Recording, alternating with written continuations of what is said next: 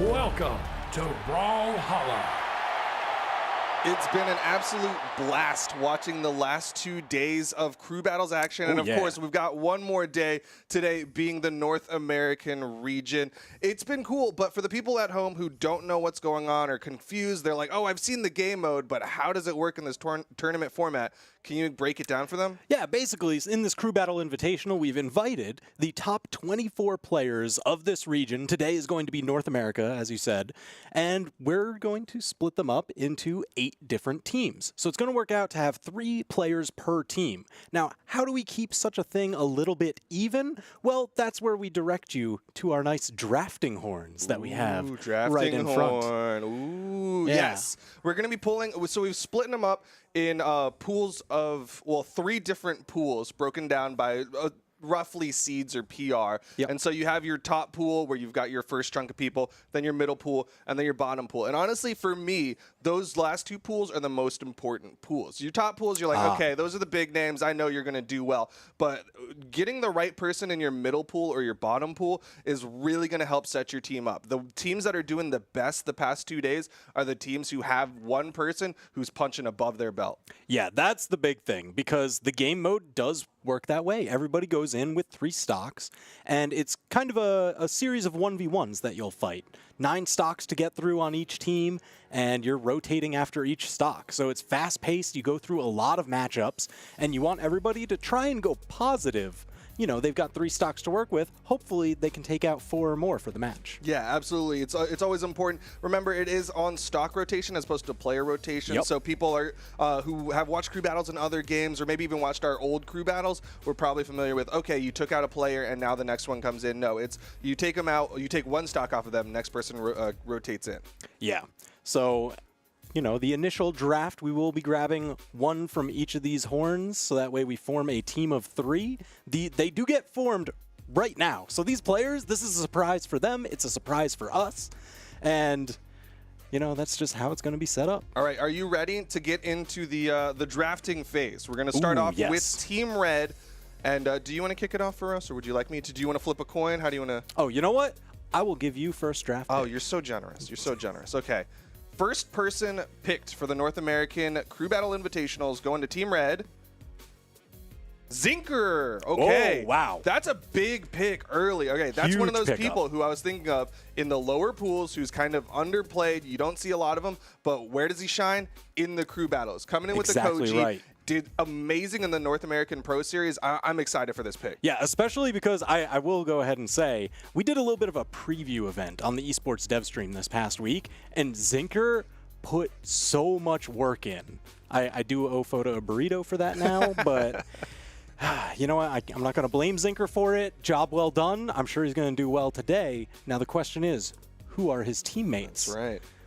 For the center pool, we've got Experience, pick number 2 for the red team. Okay, Experience, a volatile pick is what I would say. He has those moments where he can look really good. In particular, I love the Zol, right? When he's coming in with the Amethyst, he takes some big stocks. But at the same time, he's one who, you know, he can slow down the pace of the game. And that's a good thing to have, right? Changing up the pacing when you're rotating player after player, that can really throw people off their game. Yeah, because there is no break in between the respawns. There's no secondary match that you have to load into. It's all just one stock right after the other. So each game's a marathon. Yeah, it's going to be impressive. All right, who's going to be the final person going to Team Red? Honestly, already, no matter who they get, this is looking like a killer team. But who's going to finish it out? Cody Travis. Whoa. Okay, this is a deadly team. This is a serious threat. Yeah, Cody Travis, reigning world champion right here. I mean, he is just an absolute monster. Especially like in the 1v1 space, he has shown to be such a dominant force over the past couple of years. Just so many grand finals. So that's huge. Yeah, this is a team of 3 strong players who are all really strong in 1v1s as well. Like some people, you know them, you're like, you know what, I think of you more of as a 2v2 player. But all 3 of these guys are absolutely deadly in the 1v1s. This is a serious threat. That is crazy. Absolutely crazy. Look at that lineup. And that is the lineup that they're going to be starting with. Yes. Because as we go into these first round matches, the highest seeded player from each team is going to be the anchor. So we are picking them in this initial order, but, you know, we're playing best of 3 sets. So as soon as that first match is over, the loser of that first match will be able to rotate. So that's where you get some of the questions of like, okay, would it be better to have this player out front to run through early stocks, gain momentum? Do you want somebody in the middle to be a pivotal position? Yeah, changing it up and in that game too is very interesting. Generally, we've seen teams lean into like front loading, putting that big seed person all up front, try to get that early emotional lead for the team, and it's been working pretty well throughout the weekend. But we'll see how well it works out for Team Red. But let's get some of these other teams. All right. We're going to go for Team Blue. Okay. The natural contrast to Team Red. I feel like you might have some favoritism towards Team Blue. Listen, I'm just saying. It's a Van Thurl kind of day. Oh, Van Thurl. I like that pick. Okay. That's fun. One of the underdogs, I think famously there's a term called the Van Thurl moment, which I don't have to explain to you. You just got to know that when it happens, it's a Van Thurl moment. Oh, sure is. We'll be calling those out. Absolutely. He's a great player. Of course, he's earned his spot here. He is coming in, I believe, as the bottom seed for the Invitational. But still, we've seen some very low-seeded people do very well. Yeah. Definitely looking for those flashes of brilliance, the breakout moments. For sure. All right. Who is Van Thurl going to be going with on Team Blue? I'm Llama. Yo, let's go. Play Thatch. Yes, absolutely. And, of course, the most recent crossover's got the Thatch carryover. So this is a really good pick. Llama's on the come up. Llama's one of those people who's like been blowing up of late. Oh yeah. Some great plays during that little preview event that we held on Monday. So I'm hoping for just even more of that today. Yeah, for sure. All right, who's finishing out for Team Blue? All right, closing it out, we're going to have Snowy. Snowy, wow. Yeah. Oh my gosh, I love how these, like, it's complete RNG. Y'all are seeing us pick it right here and now, but the way these are always shaken out, just the balancing of the team is always interesting. We've got number 1 and number 24 on the same team. Wow. How convenient is that? Pretty good. Yeah. That's some of that inside out. Yeah, bracket exactly. feeding.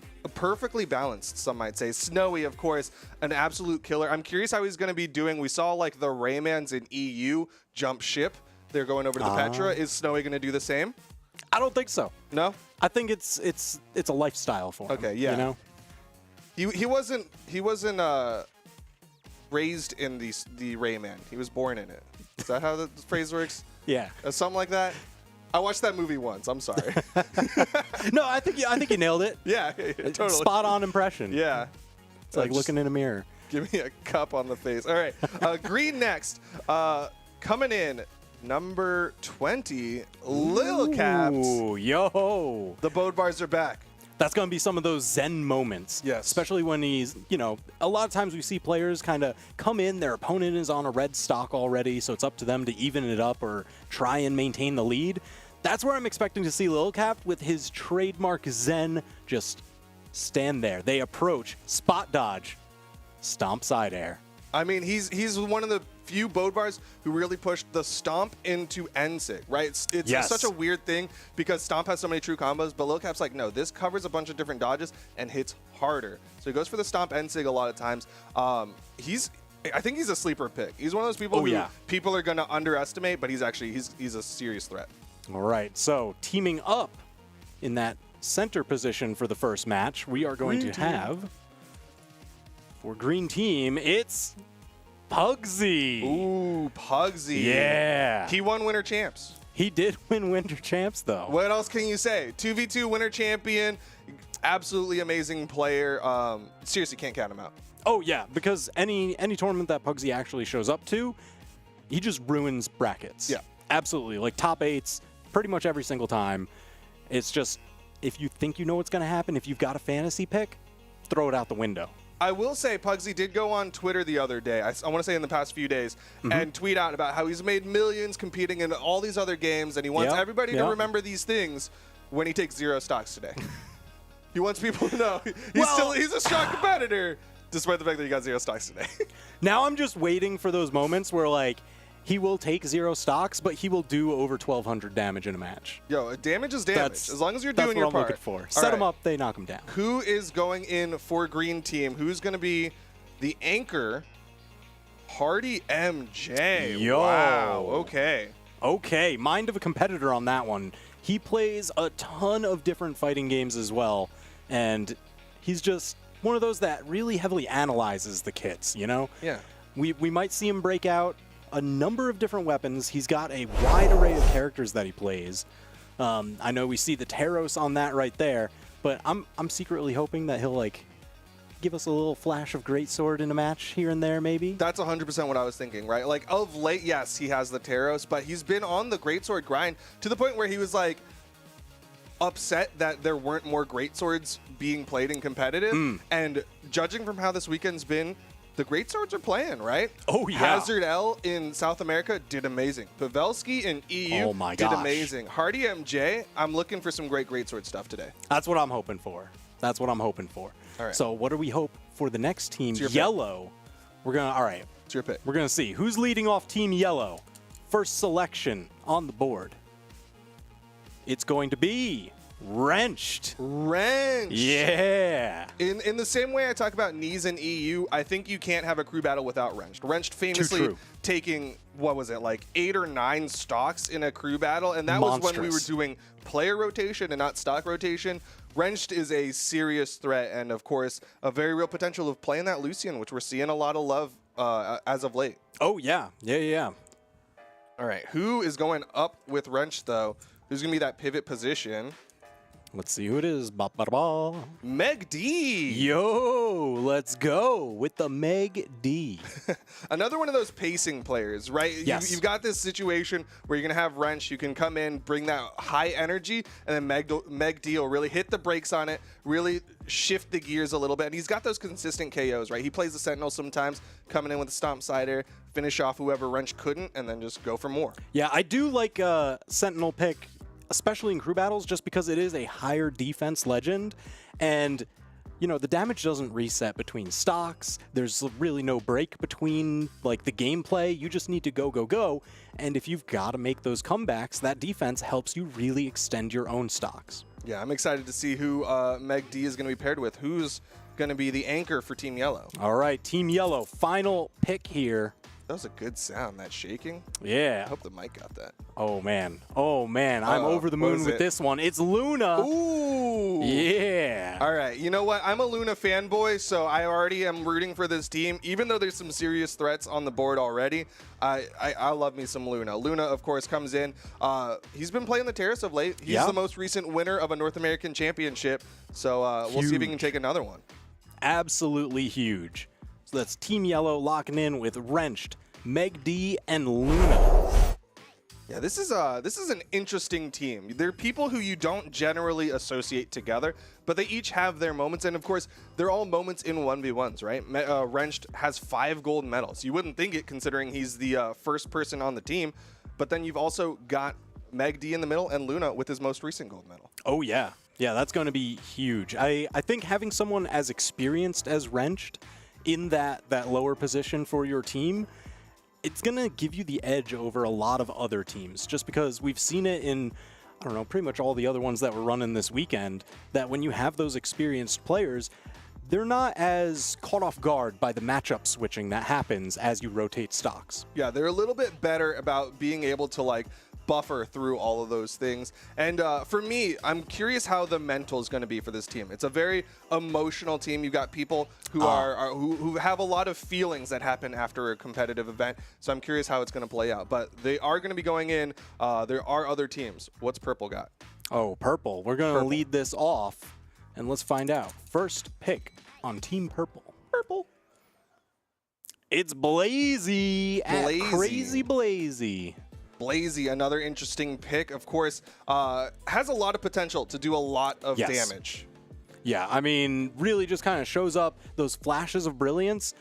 I'm expecting and hoping for those to happen a lot today, just because it is such a condensed format that if all those chips fall in the right places, that's a Blazy moment. Yeah, it just takes one good moment to put your team up big, and then you just got to keep trading, and suddenly your team's walking away with the victory. How about that? Who's going out to Purple team, right? Purple. Yeah. Purple. Santi. Yo, all right. Okay. I'm a big Santi fan. Yeah? I really am. When we did that little preview show, Santi I grabbed as the anchor for my team and did a lot of work. Always went positive on stocks. I'm expecting that today at the least. It's so interesting for me to see Santi here in the middle pool, because, like, if you asked me where Santi would be, like, half a year ago, yeah, first pool, guaranteed. Oh, yeah. Santi, an absolute competitor in the 1v1 space. I think you can't go wrong with having him in that middle spot. Now the question is, what is the missing ingredient? Who brings this all home together for the purple team? Who's going to be the glue? Oh, it's Java. Ooh, Java. Let's go, Java. Okay, so a lot of sword potential on this team, a lot of consistency on this team as well. This is going to be an interesting one. I don't know how it compares to any other ones. That's tough. This is one of those that's like tougher to judge. Yeah. Just because you kind of hit like the higher end of two of the pools and then I guess middle of the other one, so it averages out pretty well. Java, of course, got second place at the World Championship. Yep. So definitely not someone to be sleeping on. Huge. Seriously, like a super strong competitor coming in again. Bodvar main. He's kind of stolen the mantle of Bodvar of North America from Lil Cap. That's true. So it'll be interesting to see how he plays. And the fact that he got second place at the World Championship, I think it's going to help him on his team a lot. Yeah, that's a lot of momentum, a lot of high morale. So with that kind of setting up the purple team there, what do we have now for the next one? Let's go Team Orange. Orange, okay. Pick the first one for us, dude. Team Orange, also a hybrid of red and yellow for you color theories. Oh, yes. Yeah. Excellent. Pierre. Hey, Pierre. Formerly Pirate, now it's Pierre. Pierre. I mean, it's a great pick. Do you think he's... I always remember him as the Sidra, but I think he's shifted since then. Yeah. I mean, there's a couple that I could see coming out.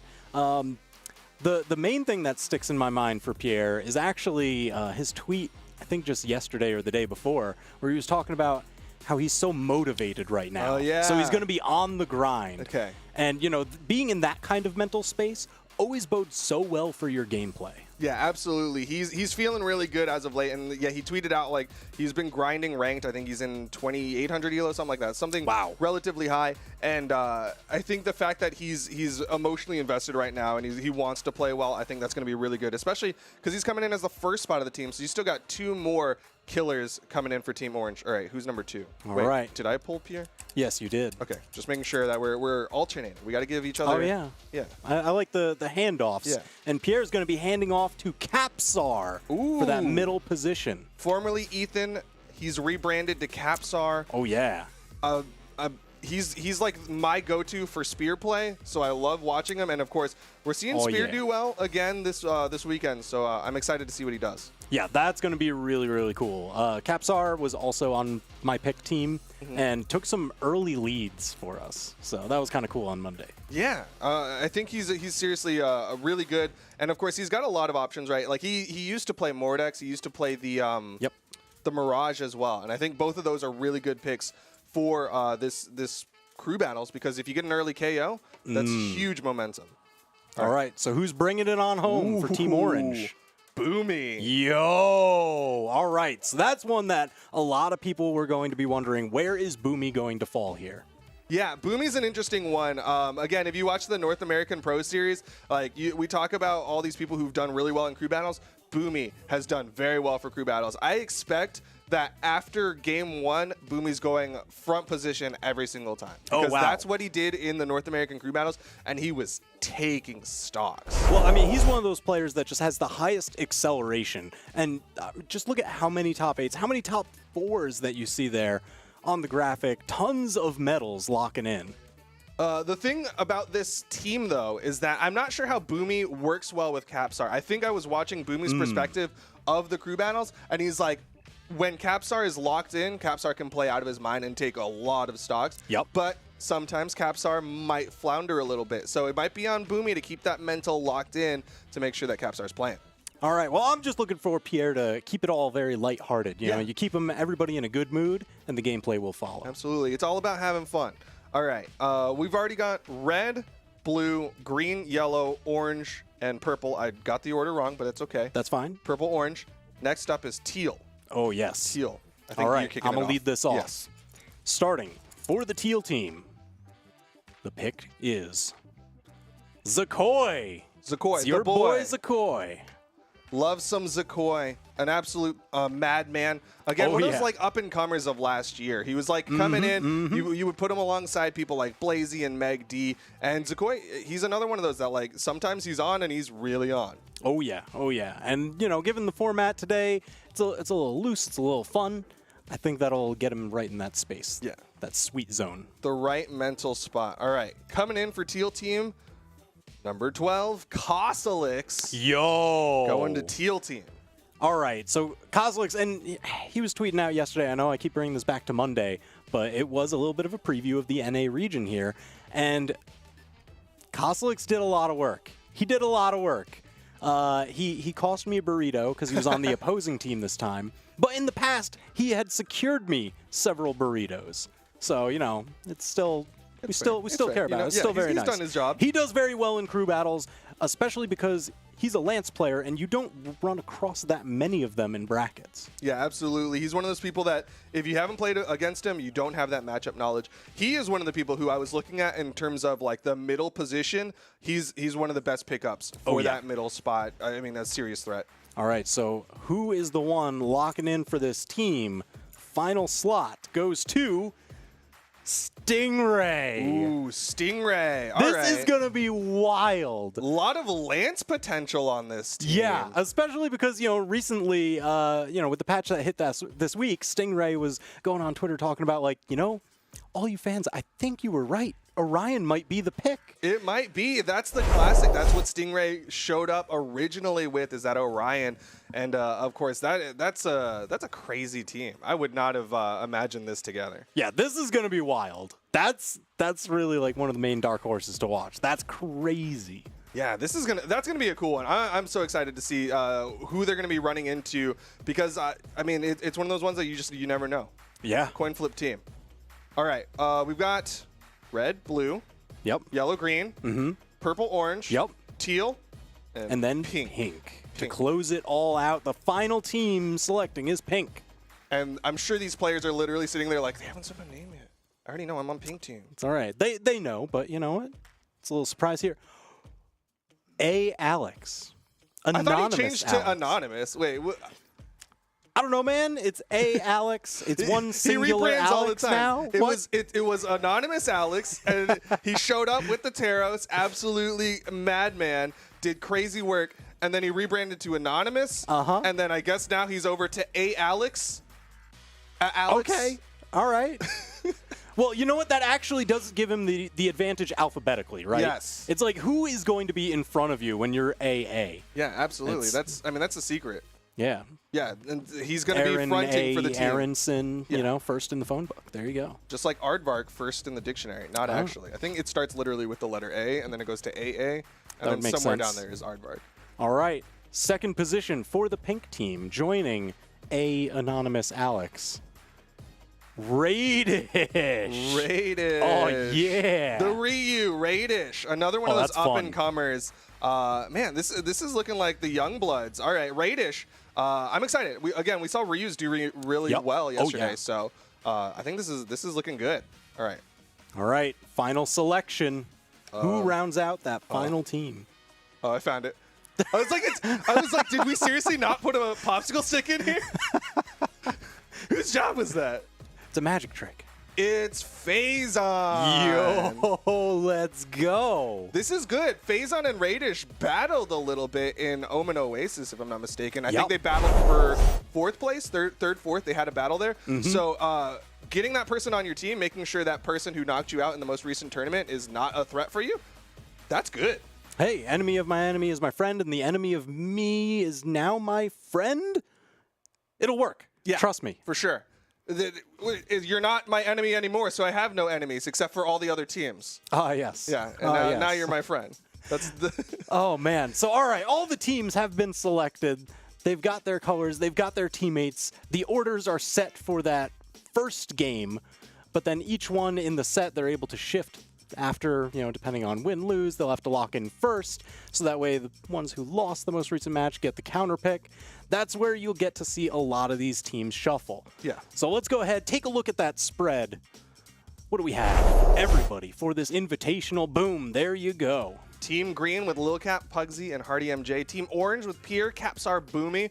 Team Purple, Blazy, Santee, Java. Team Red, Zinker, Experience, Cody Travis. Team Blue, Van Thurl, I'm Llama, Snowy. Team Teal, Zakoi, Koslik, Stingray. Team Yellow, Wrenched, Meg D, Luna. And Team Pink, Anonymous, Alex, Radish, Phazon. I'm going to put you on the spot. What's your pick? Oh, man. I really want to see that Koslik, Stingray, Zakoi team do really well, just because it's such a weird out-of-left-field pick. Okay. You know what? I already said it earlier. I'm a Luna fanboy, so I'm going to go with that team. Okay. Team Luna, Meg D, Wrenched. I'm curious to see how they're going to do. Yeah, this is, man, I don't know. If I was trying to, like, crunch the numbers on this one, quick math. I don't know if I could actually do it. I think if I did actual numbers, I'd take Team Red.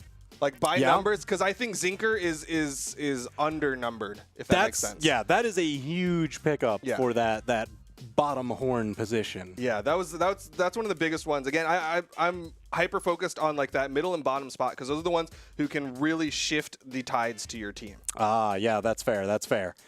Man, this is going to be absolutely crazy. I don't know. I'm just so excited for these matches. These teams, they seem like such a gift. And you know what?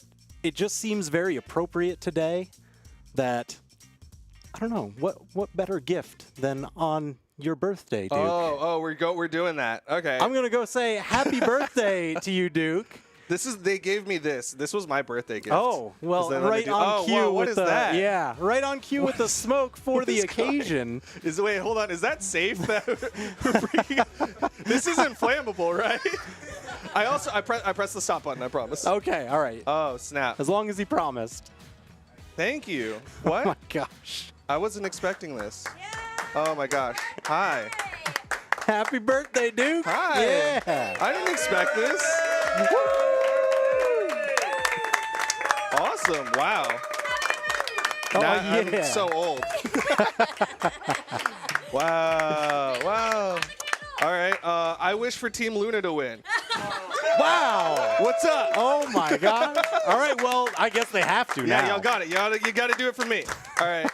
Thank you so much. Oh, my gosh. There's marshmallows and Oreos. And I'm going to eat this whole thing. I'm sorry, everyone who's here. I think that's everything we got to do for the pre-show, though. We've got our teams. Y'all have seen the graphics. We're going to take a short little break. And when we come back, I'll be eating cake. And we'll be bringing y'all the Crew Battle Invitational for North America.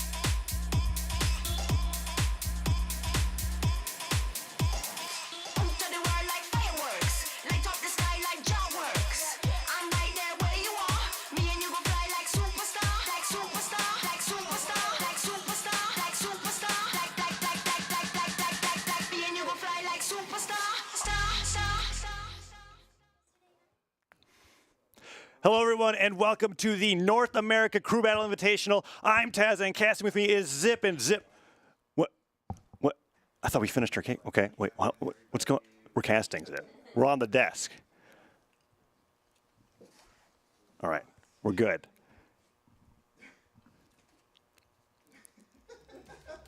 I got you. Okay, all right. You good? It's your boy Zipmaster Flex. There we go. Taza, I'm glad to have you here, Zip. I was worried for a second. I was looking at you, I was like, oh, okay, wait a second. We had like a whole 10 minutes. And, you know, it is a really great birthday cake for an incredibly great person, right? Like, look at that. Getting ready for Duke to be on the desk later. But you know what? They're going to have to deal with having us here for the beginning of the day, right? That's it. Man, Duke always has the sauce. Yeah. The cake had the sauce. Yeah. Perfect combination. Anyway.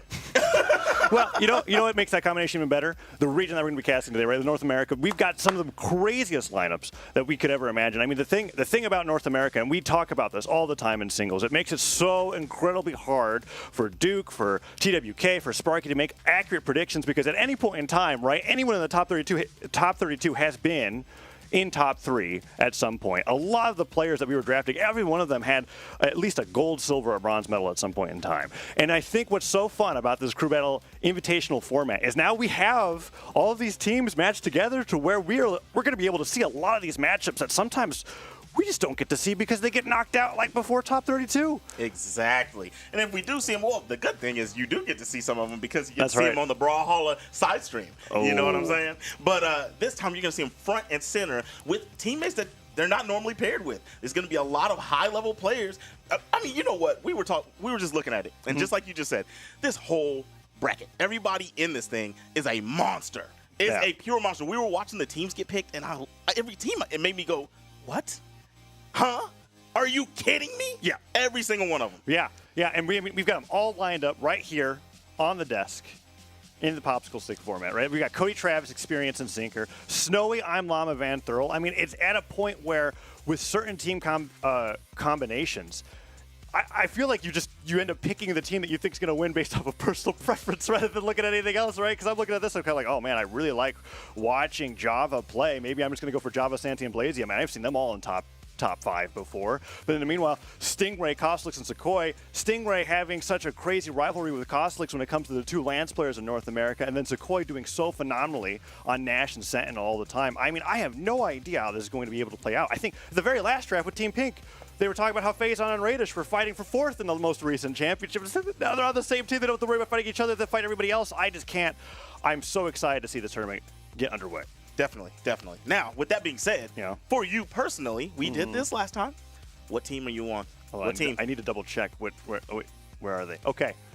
Team Yellow and Team Teal are the 2 teams that I'm looking at to get into top 2. I don't know if they're actually on the same trajectory, but that's what it is. And Team Yellow is Luna, Megdi, and Wrenched. And Teal, oh no, I can't. The colors aren't actually on the sticks this time. We didn't write them in. It's all good. We'll be able to look at them a little bit. But those are the 2 teams that I looked at. And if I had to put one above the other, I'd say it'd be Yellow.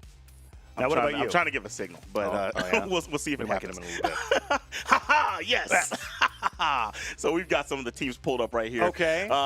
But my team, yes, there they are. These are the guys. Stingray, Kostlix, and Sequoia? That is the team Teal. that I'm looking for. Yeah, exactly. So I looked at that as well, and I was like, oh, man. And only because, not only, but a very big factor is that Lance got some love in some recent balance patches, and then immediately afterwards, Kostlix breaks through and just destroys everybody for the first time in like almost a year. That's what I'm saying. And Stingray has always been on top of the competition. And when it comes to Sequoia, I mean, Sequoia has proven, at least to me, that he shines the most in these team-style events, whether it be in 2v2s or the Pro Series or now in the Crew Battle Invitational. I have a lot of faith in that team. So it's cool that you see you also have that faith in Teal as well. Definitely have that faith in that team. Now, here's a big piece for me. Okay. You see that there's a Nash right there on that character roster. Yeah, that's right. Right? In this type of format, you don't get to just go in and see what character the guy's playing and adjust as the match goes on with that one guy. You're going to have to fight potentially a Taros, then potentially a Ogrim, and then here comes Nash. Yeah. Here comes Nash, and you better not be damaged. That's definitely true. You know, that's what I'm looking for. And Sequoia brings those factors that we were talking about in South America and Europe, where he is a player that will play legends that are just not super commonly seen competitively, which is Nash or Sentinel. So it'll be really exciting to see him play. We've got, however, as we were looking at the matchups on that board, the first team that's going to be going head-to-head is Team Red going against Team Pink. We've got Cody, Travis, Experience, and Zinker going up against Faison, Radish, and Alex. So this is going to be exciting. I mean, when it comes to the combinations of team here, I'm super excited to see Faison and Radish together. I'm a little doubtful as to how it's going to perform, so I really, like, this is the best test to go against, right? When you're going against Cody, Travis, and Experience and Zinker on the same team. So the only factor is something that we don't even get to experience when it comes to this team format, because like we keep talking about, this is all 1v1. So the factor that we won't get to see, but it's going to play a big part, is them in that Discord or wherever they're using to chat. That's right. How are you coaching each other? How are you guys meshing in there? And how's your conversation? That's how it's going to work. But we're getting into this bad boy. Red versus Pink. Let's get it popping. Ooh, Demon Island, game number 1. Anonymous Alex on the Taro, Zinker on the Koji. First weapon goes over to Zinker, and he puts it on a neutral light to try to catch the landing, and Alex goes over, hits it with the Nair, hammer picked up, and the Nair start flying. Nice recovery afterwards. That down air was the right idea. Even though it didn't hit, Alex has had a good grasp on the game at the start here, and Zinker just takes it right back. Exactly. See, now this is how this plays out, right? The Taros is only going to get a few limited hits, but, you know, where Zinker's going to flourish is if he can keep his strings alive and try to body him before he gets hit too hard by Terrence. But look at him, he's already on hefty damage, and it looked like he was dominating the start. Yeah, Alex also priming a hammer here, showing that he really wants to focus on this weapon in this particular matchup. Sair goes wide, but he still, there he goes, gets a fresh hammer, has it ready to go, while weapon starving Zinker. But Zinker with the unarmed, nice punish damage on the ground pound, picks up the sword, gets the sider right afterwards, and we have a really close opening to this game 1, as that side stick whiffs, and he gets the dare Sair punish. Yeah, it's been a few big-time punches coming out from Zinker. That's been the shining. Oh, but that's a punish right there. Stomp Sair coming out from Alex, and that's going to be the first stock. Pink team taking the lead early on. That's right, and due to being the crew battle format, it's not Zinker coming in on his second stock. Experience comes in on a fresh stock to fight against Alex, trying to take his stock out and even up the game. That was so bold to get the sidelight on the backswing of the downswing. That's something you don't attempt when you're at higher damage, but I like the challenge from Experience to go and stop him in mid. I like that Alex tried it, right? Yeah. But I love that Experience challenge. Oh, Radish comes right in. Experience is ready to hit him right out the get-go. I mean, he even tried to hit him with the neutral stick as he was coming in on the side kick. It's not even possible, but look at this. Radish finally gets some damage in on the orb. Side air, nice job with the bicycle kick. Hits him with the down air, sidelight cider. Now Radish is getting a really good groove as Experience is taking some damage. So now let me ask you, Scythe versus Orb. Myself, I have problems, but how do top players rate that matchup? Oh, I honestly think it's incredibly close in the sense that your matchup against Scythe, I think, fares pretty similarly no matter what weapon you're on. It's more up to how well you're able to dodge and avoid a lot of those strings. Whereas Orb, similar story. I think Orb has a little bit more consistency with its knockout power. But agreed. That is a definitely tough question to ask. Something to look into. I think it's going to be more of a player matchup thing than anything else. Now Radish switching over to the gauntlets, side airing back to the stage to try to recover. Gets the recovery through, and look at that Shoryuken, very end of the move. Catches Experience while he's in the air, and Radish ends up taking the lead for the pink team once again. Shoryuken, no EX on the end of that, but it still KOs. That was looking good. Now, that's a baby Shoryuken, you know what I mean? The unarmed recovery hitting from Cody Travis. Ooh, that's a dangerous move. Cody could have came out there and really terrorized him, but doesn't opt to do so. Side air is going to be perfection from Cody Travis with the blasters. And now, that's the best thing about Cody Travis, right? He is the most pinpoint player with the Sair of the blasters. Yes. Nobody competes Sair with and that. sidelight, both. I love being able to watch how Cody Travis is able to control center stage with his dash forward sidelights, oftentimes hitting people twice with the same move. Even though it doesn't combo, he's just reading the fact that they're going to try to dodge down or the direction that they're dodging into. Definitely. Down air, look at that, trying to get that side air. Neutral light comes through. Cody Travis versus Faison is a very storied matchup here. Look, what, that down air afterwards, dribbling with the same move twice. Faison trying to get some damage and nice side light. Uses the active input to get the light hit up, but he gets the recovery off of the gravity cancel side stick. Faison kicks him away. Okay, so the action is non-stop. This matchup so far, they have not stopped. These guys are just going back and forth, tit for tat. Look at it. That's Okay, it. and I think that's going to be it. Nice pickup from Cody Travis to get that stock out of there and keep the red team in the lead. Now, we started off with pink team taking a lead because of the player that is up now. Alex, let's see if he can get this stock out of here and keep the trend going. Cody, however, so far looking like a menace on the blasters. His downers are so great, and he has been able to get so many follow-ups off of that. Going in for the downer out the right side of the stage. Okay, Alex went for the recovery to try to spike him with that reversal. Now Cody trying to get back to the stage. Spot dodges the stop. That was close. Man, that was such a read of a dodge to know that that stomp was about to come. That was so smart, but still gonna lose the stock. I mean, you were at hot red. You are Barozzi. Maybe you could have survived a little bit, but you're going against the Taros, the bull with the most. All right, let's see if Zinker can stop Alex from getting started. Last time Alex came out on top on this matchup, but ever so... Oh! And he's out of there. That neutral sig was beautiful. And that's a complete 180 of how that matchup went last time between Alex and Zinker. And now red team is solidly in the lead. Radish is back on screen. Let's see how he plays here. I wanted to comment last time. I'm just going to get it in before he goes down at this rate because Zinker is just popping off. That Radish, similar to Frydazol in EU, when he's got the orb, he likes to use the gravity cancel neutral sig to cover his head before he gets back to the stage. We saw it once on the left side of the stage. And if he can even pick up an orb again, we might see it again. He pummels him away, wants to stay on the gauntlets. No, there's the orb, gets it picked up. Neutral air has come out, and he's trying to get some damage on the Zinker because Zinker's on the verge of bringing red team into a 2-stock lead. Definitely. Zinker's playing really, really well. And we didn't get to see Zinker on that first stock fight against Raiders because they lost to Alex. But this is looking good. Doing a very good job for the team. Able to adjust to the different matchup. No weapon in hand, and the same combination from Zinker to take out 2 separate stocks. All right, it's on Phazon now. Anchor for the pink team to take down Zinker and start working his way through experience. Zinker is just going crazy this game. Nice job of the recovery, though, and Phazon's like, all right, you got 2 stocks, that's it. It's time to equalize this, and experience comes out for the Mordex Mirror matchup.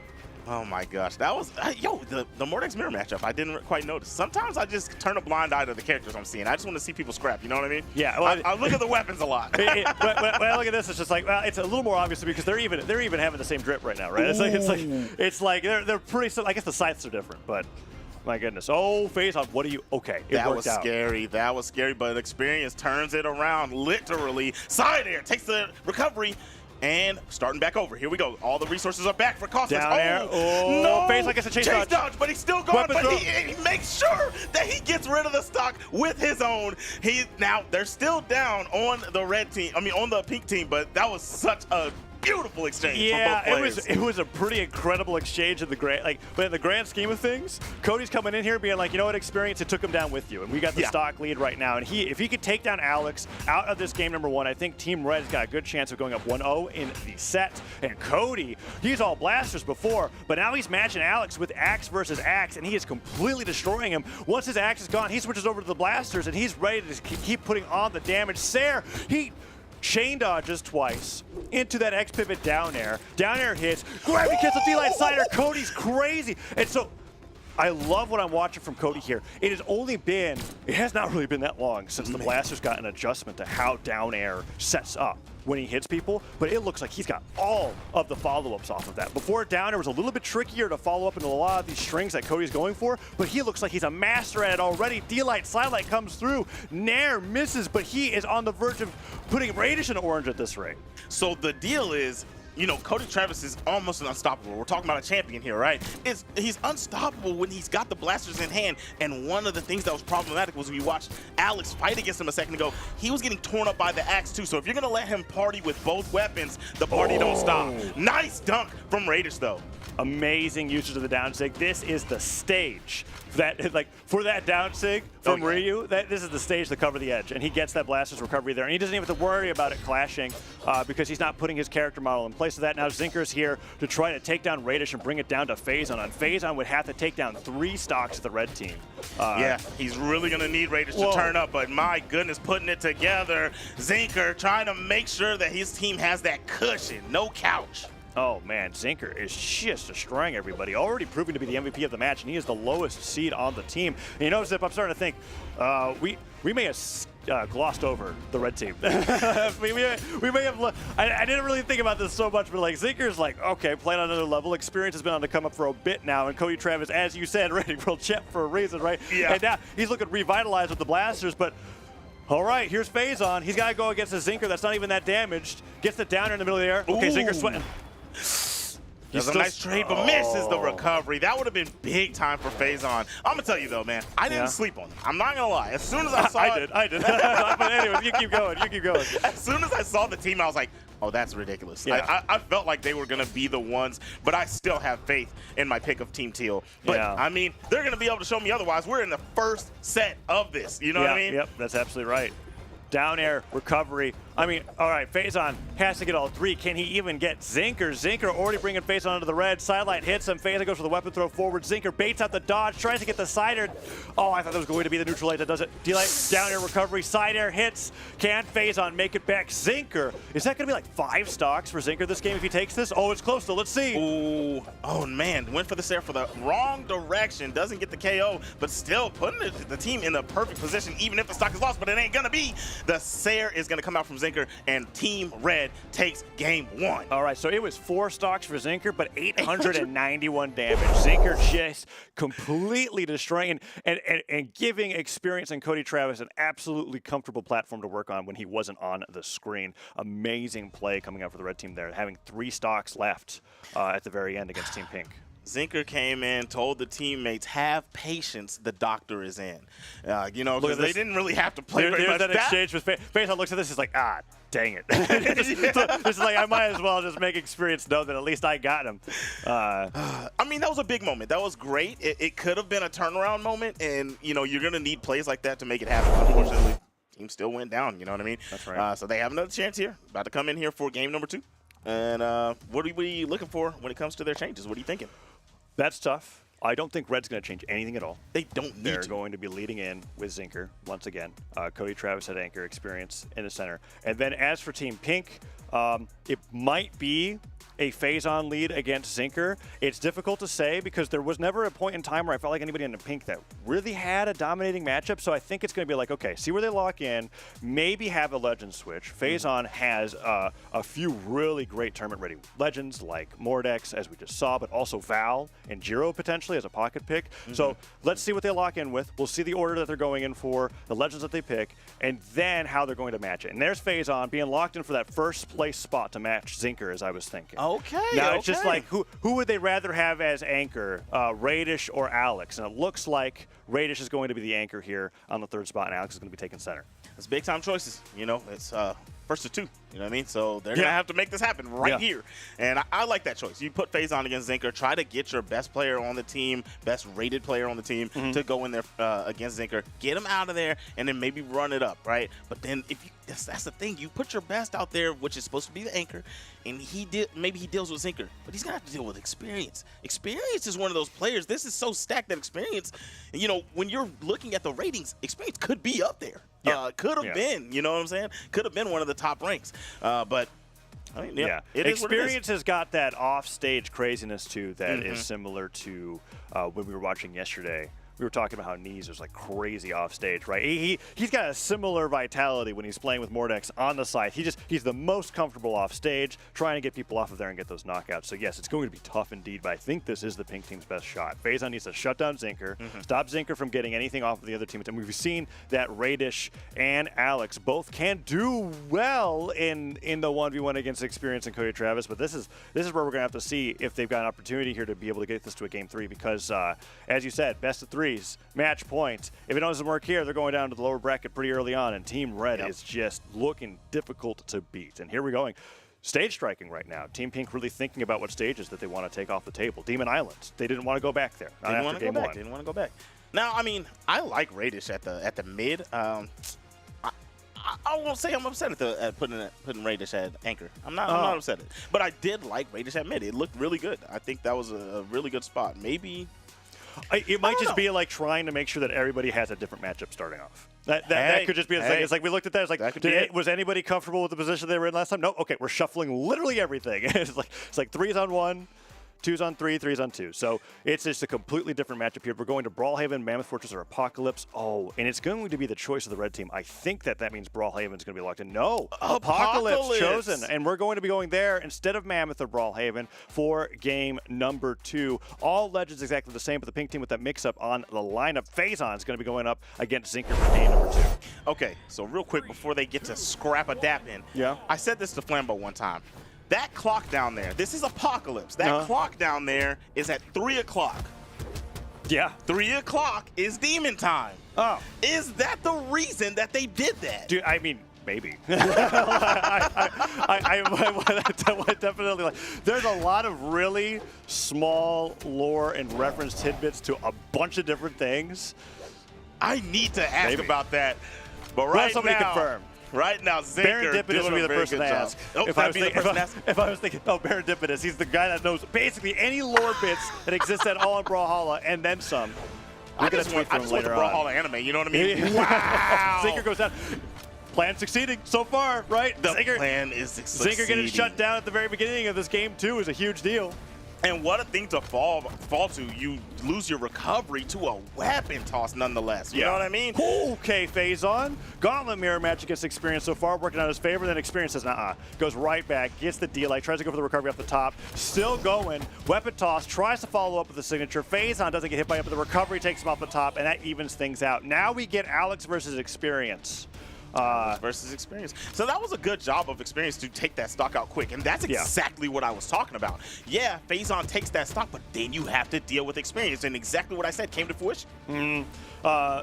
I guess in that sense, like Phazon maybe was hoping to get some more damage in before. Okay, Experience. Dude, Experience, it makes me nervous every time. He always lives, but he uses every single option, every single jump, every recovery possible to chase a string, and he sweats back to the stage while just drifting to the left. I'm like, are you gonna make it? And it's like, but he does. And look at all that damage that he's gotten on Alex because of that. It looks fantastic. Weapon throws both ways, missing, and by the grace of Odin, Alex gets a weapon first, and the side stick comes through. He takes Experience out, and the pink team still has a lead after leading with Phazon. That was such a well-placed side sig, right? Because that thing just is so bland. It just goes straight, and it smacks, and it sends them out. But it has no, the coverage isn't too big, and it doesn't do anything tricky. So that was so perfectly paced. Here we go. Cody Travis got the guns in hand, the blasters. Ooh. But Alex says, I don't care about none of that. The hammer is looking great. Downlight's coming out from Cody.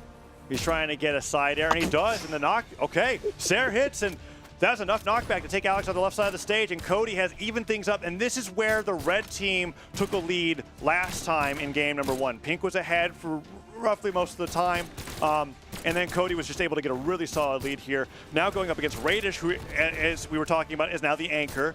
Let's see how this plays out. So far, even. Gauntlets, I really like, I really favor Gauntlets in the matchup against Blasters just because they're so good at getting in that dead zone as Blasters. And you see Cody thinking about that, really only using down air to avoid that weakness.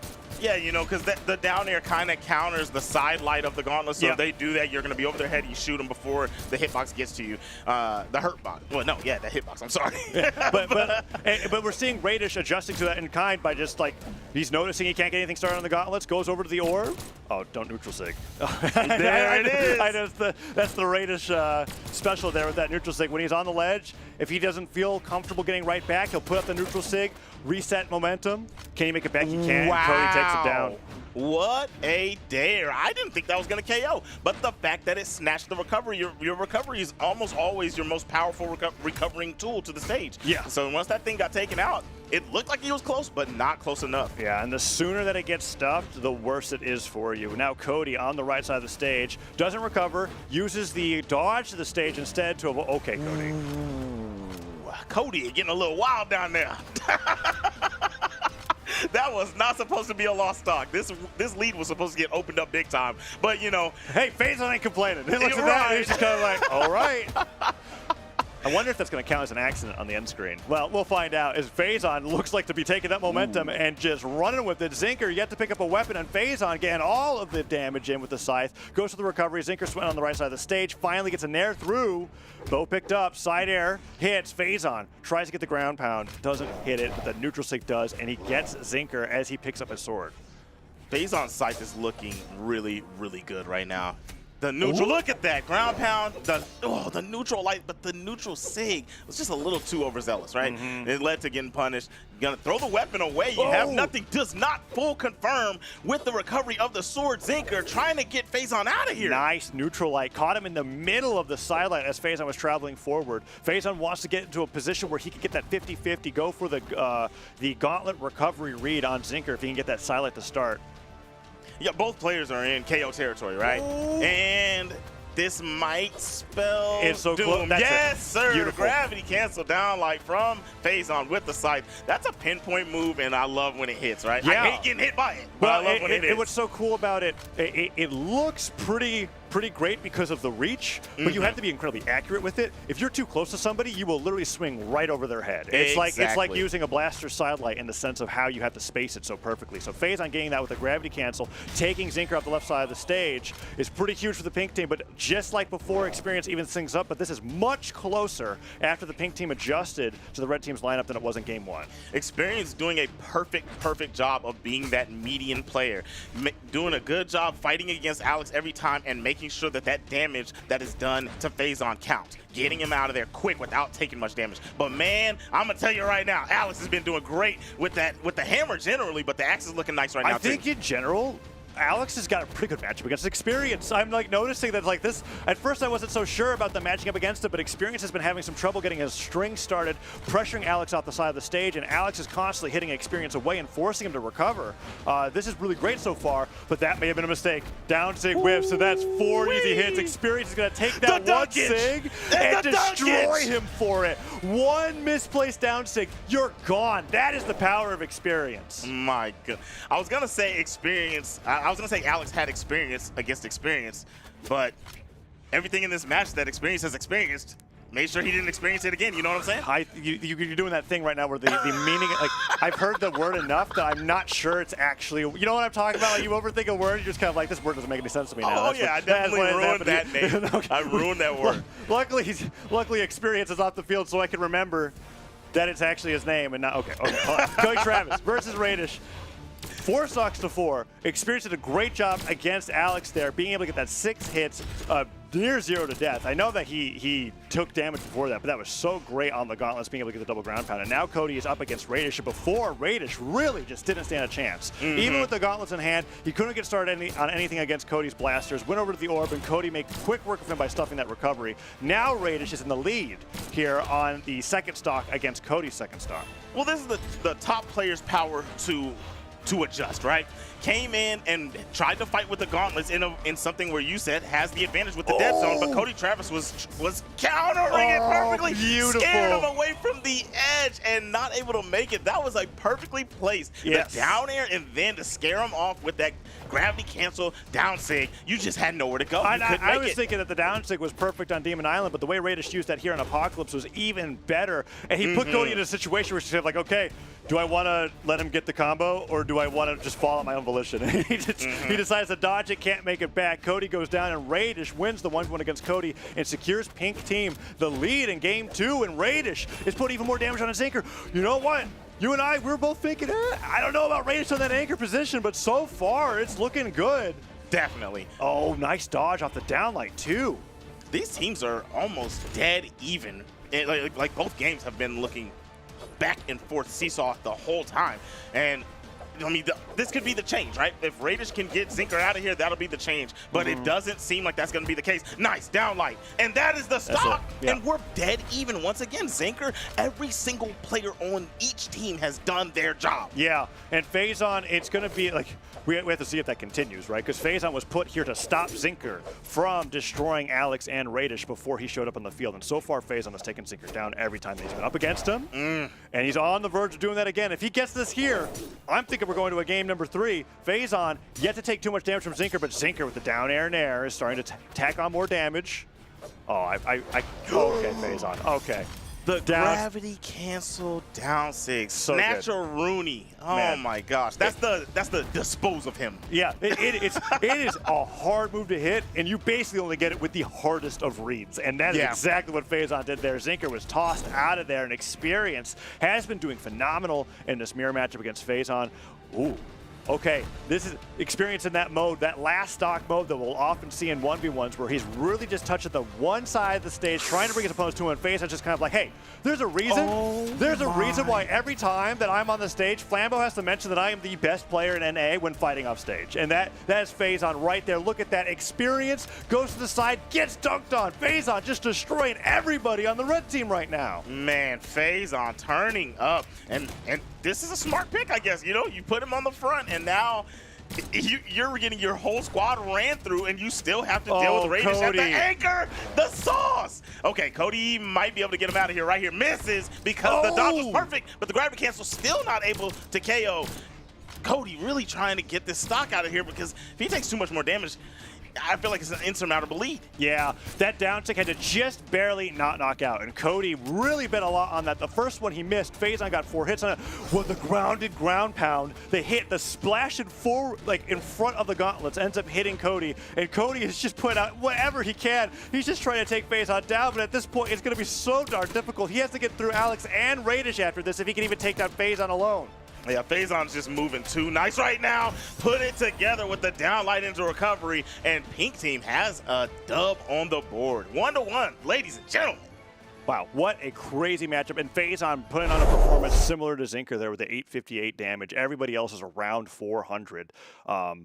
Phazon just completely decimating them. And it went from being 3-stocked by the red team to the pink team getting a 3-stock there in game number 2. So absolutely the counter pick mattered there, which makes me go, ooh, that's a pretty big deal that that the red team won game 1, because now in game 3, match point, there's no more matches after this. Red team's going to get that final counter pick against the pink team here to be able to decide it all. So they talk about it in basketball. I'm a basketball fan. You guys know this. They talk about it in basketball all the time that you can't stop a prolific scorer, right? Like, you can't stop a Kevin Durant. Okay. He's going to score 40, but if you play good defense, you might hold him to 23. I feel like that's what they did with Phazon. They put him on the front line. He didn't quite stop Zinker, but he nullified. Like, just held him down a little bit. Dropped 403 damage down from that 800 damage, and that was exactly what that team needed. We were guessing, we were wondering what the reason for him being on the front was. They showed us. Yeah, and then on top of that, Alex being matched up against Experience worked out way better than we ever thought. And what do you know? Radish as the anchor was one of the best decisions that they have made in this tournament so far. And so now we have to see. I didn't get to see what the lock-in order was, but we'll find out in just a little bit as we have either Demon Island or Mammoth Fortress for this final pick. I don't think the pink team wants to go back to Demon Island. So Mammoth Fortress might be the final game of the day, but we'll have to see. If they want to give Radish that opportunity for those down 6, Demon Island might be nice. Oh, Zip, it's going to be close. I want to see who gets matched up against who, because if they lead with Phazon in at the beginning again, will the red team risk having Zinker not leading in? They haven't really changed things. Okay, it is completely... Look at that. I love this. It's not quite on the screen yet, but we've got Experience to match Phazon, we've got Cody to match Alex, and we've got Zinker to match Radish. They literally so when Pink Team switched everything around, they're like, we're going to go back to exactly what worked at game number 1, and we're going to see how this plays out, because I do think Experience has been destroying Phazon every time they've gone against each other. We've been seeing him go against a damaged Phazon, but you are correct. He's been the answer. Phazon tearing it up to start it off, though. Experience with the return ground pound. Goes for the weapon throw, doesn't quite hit it. Phazon has him. Okay, this is a great position for Phazon. He just has to go off stage with a falling nair, silent, anything, no Experience. Gets back onto the stage, picks up the scythe, and now it could be risky for both players to go off stage. That first exchange worked out slightly in favor of Phazon. Know when to hold him, know when to fold him. I like that Phazon gave that up over a second ago, but this time knew it was time to get him down into the deep depths, chucked him down with the side signature. And the weapon throw to secure it. It was so beautiful. And now Phazon against Cody. Hits him with the sidelight, knocks him away, down air hits. Cody gets the nair as well. If Cody can equalize that first stock won't matter too much. With the neutral light from Phazon means that Cody's already got a bit of damage tacked on him as well. Falling side airs, let's see. Cody's just sticking with the axe. Will he switch off here? Oh no, down sig. Side air, Cody decimated Phazon. He got hit, side light, neutral light, that's all he got hit by. The rest was all Cody. Cody's blasters are so good, it always makes me sleep on his axe. The dude's axe is ridiculous, man. And you know what? Alex had such a great matchup against Experience, but Cody did kind of destroy Alex in game number 1, and it's happening again. Like, Alex is looking at us like, what is this weapon right now? It's just look at tough. that. What, Cody? Oh, if he got that, oh my goodness. What was that movement? I didn't even know that was okay, all right. Cody, you are crazy. I could have switched it over to the axe. Okay, it was like deal. It was down air, side light, chase dodge with the diagonal, and then jumped all the way up there with the recovery and just barely dropped it. But Alex almost got deleted from that. Sider comes through, and Cody makes sure that Alex doesn't even get a chance to play. Cody's taken one more light attack since the last light attack from Faison. He is still super early in the yellow right now. Ultra Instinct Cody Travis or what? I mean, this counter pick advantage for red team is something else. And Radish is now like, okay, I have to stop the bleeding here. Cody is still just going crazy. Neutralite hits, tries to get the downer to start. All of these jumping downers covering the weapon. Sidelight downer forward, but Radish manages to avoid it, gets a side air. What else can he do here? All right, downsing opportunity. Dude, look at this. Just getting picked up hard. Goes for a third nair. Gravity cancel down light doesn't catch Radish dash jumping. Cody dashes forward with the side light, and Radish almost gets him with the recovery. Shoryuken doesn't hit. We're going to see another one. No, a ground pound. That was very nice from Radish. I actually thought that Cody was going to come up to the stage a little sooner, but seeing it better than I did, Radish making a great ground pound read. Yeah, I really thought Radish was going to stay on the stage longer. And I think Cody was thinking the same thing. And then the ground pound comes out of nowhere. Cody goes down. Radish took a ton of damage, though, and Zinker did quite well against Radish in game 1. Didn't really get to shine in game 2 because of Faison, but now that they have that counter pick advantage, the sides that comes through, Radish is sent flying, and the red team has a full stock lead going into game 3. You know something I love that Zinker does? Whenever you're recovering, Zinker goes out there on the side with you and fast falls as if they're coming for a down air and then lets you dodge through them and recovers. That is a very, very smooth move that I don't see very many sword players do. Yeah, and it's so intuitive when you think about it to how the sword kit is designed in the sense that you're using the recovery as a jump as well as a move to punish the dodge up. Exactly. And Zinker gets so much success with it. And he doesn't worry about the fact that, yeah, because they're beneath the stage, it probably isn't going to knock out. The damage is good damage. Faison getting the down air, ground pound, really weapon throw afterwards. Oh, he was going for, was that gravity cancel down take? I'm not really sure. It was gravity cancel something, and Zinker was able to stop it. And now Faison is actually super damaged here. I mean, he was used to stop Zinker before, but Zinker looks like he's going to get a 2-stock lead. Oh, I thought Faison was gone. Okay. Here we go. Let's see. Can Zinker get Faison out of there? If Zinker's popping off right now. I thought that, you know, from the story that's been told, I thought Faison was going to come out here, clean this up, and we're going to carry on with business. And Faison doesn't even make it back to the stage. Thought the Sair touched the wall, but it did not. That's like what? That was like 1 pixel away.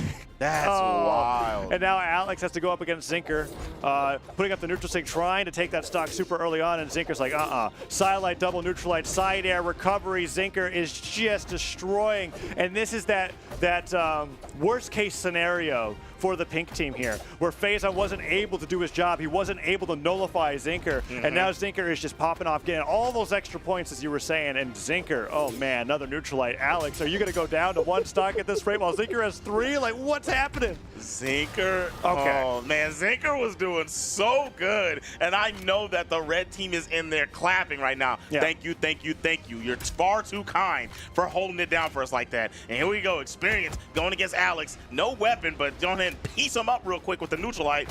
Finally got the gauntlets. Opportunity for pink team here to equalize. Alex has been having some pretty good run-ins with it. Oh my.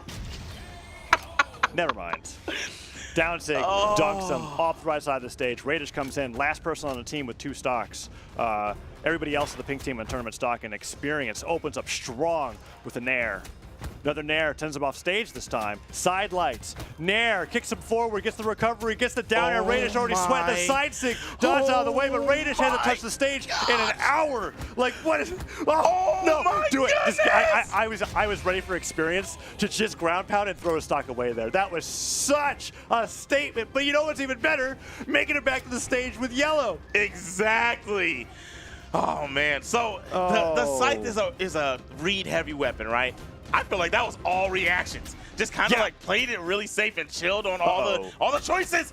Oh my goodness! I thought that Faison was gonna get snatched with a dare on the way back with his recovery. He was already sweating that below, like that much below the stage. Sidesick comes through, trying to do the same maneuver that Experience tried against Radish. Doesn't work out, and the downer hits, and Experience puts the downlight through, neutralite. Oh, that was you're right on the money with the reactions, and that's something that's been talked about with experience before. Nice job with the recovery from FaZe on there, but he hit him with the neutral light, jumped, fast-falled, and he matched the dodge movement of FaZe on there. Didn't get the punish for it, but you could tell he was looking for the right reaction. If they were grounded, he would have got that. FaZe only didn't get hit because he was on the side of the stage. And he just fell beneath the stage there. Yeah, exactly. FaZe now going against Cody. Cody really started off strong in Game 3 here. Let's see if FaZe can get some of this lead out of the way. Oh, is it slide charge, pivot, neutral sig time? No, Cody not wanting to risk it. Goes for the down air there. FaZe needs a little bit more damage before that's a confirmed knockout. Cider comes through, has the axe. Down sig has been a favorable position for him as he's been expecting FaZe to touch the stage on Demon Island, but that ground pound just falls with it, doesn't fast fall, it catches FaZe off guard, sends him out, and only 2 stocks are left for the pink team. So much coverage on that axe ground pound, man. It's so hard to get away from. What a dodge from Cody. Tries to go up and convert. Wouldn't have KO'd anyway, but just feels brave. Cody's feeling himself. Yeah, and now against Alex, I've yet to see Alex really be able to figure out the blaster's pressure from Cody. Cody, oh, how did you get that down there? He went for the ground pound, they end the stock right there. Recovery comes through, and Alex has no weapon to punish that recovery. D-Light put out. Cody hit by the Nair. This would be huge for the pink team. They have to take down Cody right now, and Cody, oh, he dodges all the way from the stop. D-Light neutral air off the pivot, and the scoop gets him off the top. Alex only in orange. Finally got him out of there. That lead was huge for the red team. It's still pretty big. They got 2 stocks left on Zinker and 1 each on Experience and Cody. Nice down sig from Alex. Throws another one out. Nah, don't get desperate, my boy. Ooh, weapon picked up. Nice side air. Oh, he can get another sider here. Oh, he tried, but the drift did not have enough momentum behind it, and Zinker gets the neutral air. That sider hits. That was a real fast dash jump sider. Neutral to get them. Oh, the Taro special. Yes, we got to see one this whole weekend. I've been waiting for it. All right, pressure's on, and Alex is performing. 3 stocks left for the red team, 2 for pink, and Alex has already gone through 2 of them. Experience comes in. Sidelight gets him with that. Oh, with the Sidelight, you can get the strong hit, or you can kick him upwards for the combo afterwards. And Experience goes for that weak hit to get the Sair follow-up to get the confirmed knockout. Now Experience is against Radish. Anchor for the pink team. It's all on Radish. If he loses here, red team advances on the winner side of the bracket. So this is one of those situations. It's been looking good for them. I like the change of order. It got them a game, but this is where I was saying, man, Radish in the middle, keep FaZe on anchor, because you need your anchor to be able to be in a position to give your team a game like this. Not to say that Radish can't do it, but I feel more comfortable with this in the hands of FaZe. Yeah. Radish losing some neutral exchanges with Experience here. Weapon throw comes forward. Experience really taking his time here, just making sure that he doesn't have to let anybody else on his team play. Oh. And it's tough, right? You come in to try to make a comeback, and the first order that you have to fill is Experience. Yeah. You know what I'm saying? Well, that's tough. Because he's going to put damage on you. I feel like we're going to be saying that a lot today with all the players in North America, though. It's just kind of like, oh, man, every single player that you have to fight against, that's not easy. For sure. Nice grab to cancel neutral light, though. Downer hits. Nair comes through. Radish trying to get Experience off the side of the stage. He's really jabbing him with the Nairs, but getting no follow-ups afterwards. Oh. Radish recovers, steers it a little too hard to the left, and Experience doesn't even have to put on the final blow as Radish falls down at the bottom of the stage, and the red team wins game number 3 with the 3 stock. All 3 games were 3 stocks in one way or another, and it showed at the end that the order that the players matched their opponents really mattered this game, right? How the seeds lined up worked out really well for the red team in terms of personal player matchups. Mm-hmm. The pink team was able to match it, showed that because they were able to switch that up, it changed things dramatically. But when the red team went back to basics, what they had that one with game number 1, it went exactly the way that we expected it to. Definitely did. I mean, I love it. I love that they chose for FaZe to go in front. I did just say that maybe you do need him to be on the bench, Mm-hmm. be the anchor, right? Yeah. But it was so necessary for them to have him on front, because whenever Zinker came out, Zinker was gonna get busy if you don't have FaZe out there to stop him. So it was just really tough. It just looked like at the end the better team won, because it didn't matter how they switched it up. They couldn't quite hold up, because you give the other team it's not like you just get to switch the order. The other team gets to also. Yeah, that is the benefit of having won game one in any of those situations, right? We don't want we like the strategy involved in counterpicking, but we don't really like when it gets to a point where it's like that dramatic. It gets a little tough. So yeah, awesome to see how Red Team was able to play there and being mindful of the matchups and having all the maps really matter, right? Having Demon Island be something that the Pink Team wanted to take off of the field, and then end up going back there for game number 3, just because of how the map bans played out. It was really fun to see. Team Pink is down, but not out. They're going to be in the lower bracket, and there's a chance we're going to be able to see them on the side stream, twitch.tv/ProBrawlHalla. We're having other matchups there as well. But the next matchup that we got coming up is going to be exciting. It is Team Blue versus Team Teal. Team Teal, a team that both of us had our eyes on because of that combination of Stingray, Costlix, and Zakoi. What a unique combination there is. Basically one of the only two players I got of 3 that are even willing to play the Lance and succeed with it competitively are on the same team. And then Team Blue with Van Thurl, I'm Llama, and Snowy. That is a dominating team too. Snowy, right, reigning winter championship, and also I'm Llama, who had such a phenomenal performance on Thatch, where I'm Llama has been competing for years. But the way that he was able to play with Thatch in that most recent event was so fantastic. And then Van Thurl as well, just constantly doing well in top 32s. I'm excited to see how I'm Llama, if he sticks with the Thatch going into this game, is going to perform on the Blasters. Now that Blasters got a little bit more oomph for the side air and have more setup variety for the down air. As we saw, Cody was just having a blast playing around with the Blasters down air. I mean, that was like 50% of the moves that he hit. So this is going to be fun to see. I'm looking at these teams again. Yeah? I feel like we just slept on another one, man. What's that? These guys. Yeah, it's Snowy. These guys. Snowy is on the team. Just, you know what I'm saying? Snowy Come is on. power ranked number 1. How do we not even mention that? What? Well, that's how stacked this is. Yes, it's very tough. It's kind of tough calling what's going to be happening in North America. And I guess if we were going to just limit ourselves to this one matchup in particular when looking at the head-to-head, what are you thinking about the outcome of this matchup? Because I look at Team Teal and I think that they got a very well-rounded team, and they have a little bit of an advantage that the weapons that they're featuring and the characters that they're featuring, right? Because I see Zakoi, he had the Nash on the preview, but he is opening up with the Sentinel.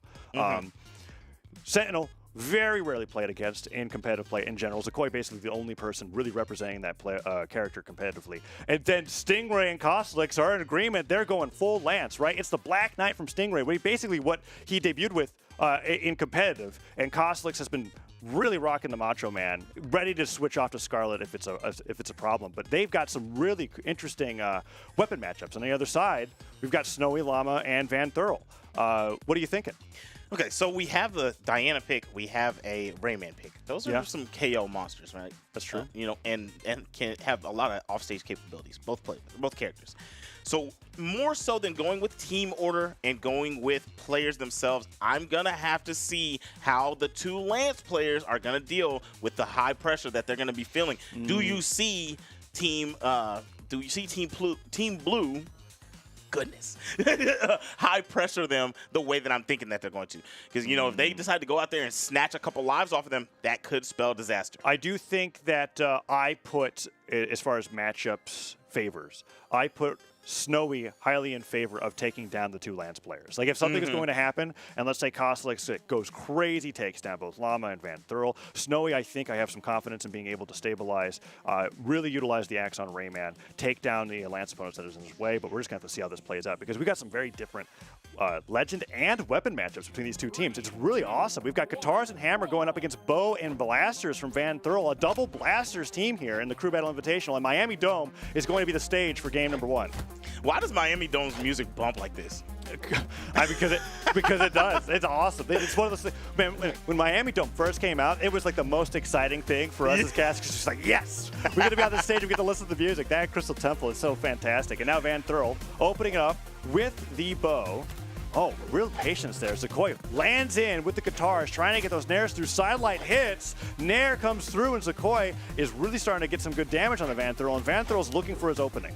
These are some neutral heavy guitars. I like this. He's not really he's not going for the mix really early on. Just kind of playing some nice neutral. Like, okay, come on, Van, throw something out, and I'm coming over there afterwards. I'm going to try to punish, and there it is, going to get. So what's terrifying about Zakoi playing against Sequoia, at least in my opinion, is when he's doing that neutral heavy, like hit you with a nair, hit you with a side light here, go around. Suddenly, he just runs off stage with a down sig, and he is so good at getting the spiking property of the down sig, which is to say that if he hits you with it off stage, off of a slide charge or a gravity cancel, he'll send you rocketing straight down, and he has gotten this on every player that I've ever seen him fight against. So it's going to be a matter of whether Van Thrill can avoid that. And speaking of a spike, that down sig on Diana, I mean, everybody's gotten bopped by that at least once in ranked, right? That down sig on Blasters or Bo, sit on the other side of the stage, they got you. He is just gone, and now Kostelix is up to fight against Van Thrill here. What? Gravity canceled neutral sig from Van Thrill puts Kostelix to the right side of the stage, and Kostelix does get a weapon. This is the kind of stuff I'm talking about. The KO potential. Van Thurl playing really, really good, and that bow is crispy. That gravity cancel down sig a minute ago was so nice, but the recovery from Kostelix is going to tie up the game. Here we go. All right. Don't be fooled. It's a shark, but it ain't Mako. This is Thatch here coming out from Llama. So he's got a sword and Blasters going up against Kostelix. First weapon picked up is the sword. Recovery comes through, and Kostelix did a really great job reading the dodge up on Van Thurl to get the recovery knockout, and now he's in a dead even matchup with Llama. This Thatch skin looks exactly like those old that old cartoon, the Street Sharks. I don't actually. You don't know the Street Sharks? I know the Street Sharks. Dog, I'm old. I'm going to look up the Street Sharks after this, but I want to agree with you. Oh, it doesn't really matter. But here we go. Down air hits. Llama with the sword throws it down. Sidelight comes to the right, and now Kostelix with the lance gets the side air. I don't know what that side sig was thinking. Maybe he was thinking he was going to try to fast roll the down air and catch him with it, but Kostelix is the more damage of the two on the field here, but nice shot with the neutral sig. And you got to remember, Llama, I actually didn't check the stats, but Llama plays a 2 defense Thatch. Really? Yeah. So like when I saw that neutral sig hit, I was like, oh my goodness, why did you almost die from that? It's because he plays a 2 defense Thatch. Oh my gosh. Hit it into left field. That was a double for the blue team. Yeah, and Kostelix does get those 2 stocks in a way. So I want to see, okay, this is what I'm thinking about, right? If there's ever a position where the Teal team gets really far ahead because of whatever Kostelix does, I feel like Snowy has a chance to equalize this just because as a player, I favor Snowy against Lance players in general. Granted, I only ever see him against 2. He has a pretty good matchup with the axe. And Kostelix, nice job, that quick recovery. Gets away from the weapon throw, but Snowy still has complete control over this match so far. Let's see if Kostelix can get some extra damage in.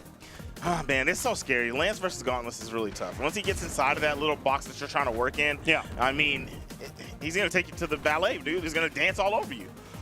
Ooh, but so far, Kostelix has managed to barely survive enough that the damage that he's gotten on is respectable. Snowy takes down Kostelix, and now Stingray is here as the anchor to fight up against Snowy, waiting for that weapon spawn to come in. And then we're going to have that Lance once again, but I'm going to see if we're going to favor the Spear in this matchup. And Spear is in hand. Stingray, nice read.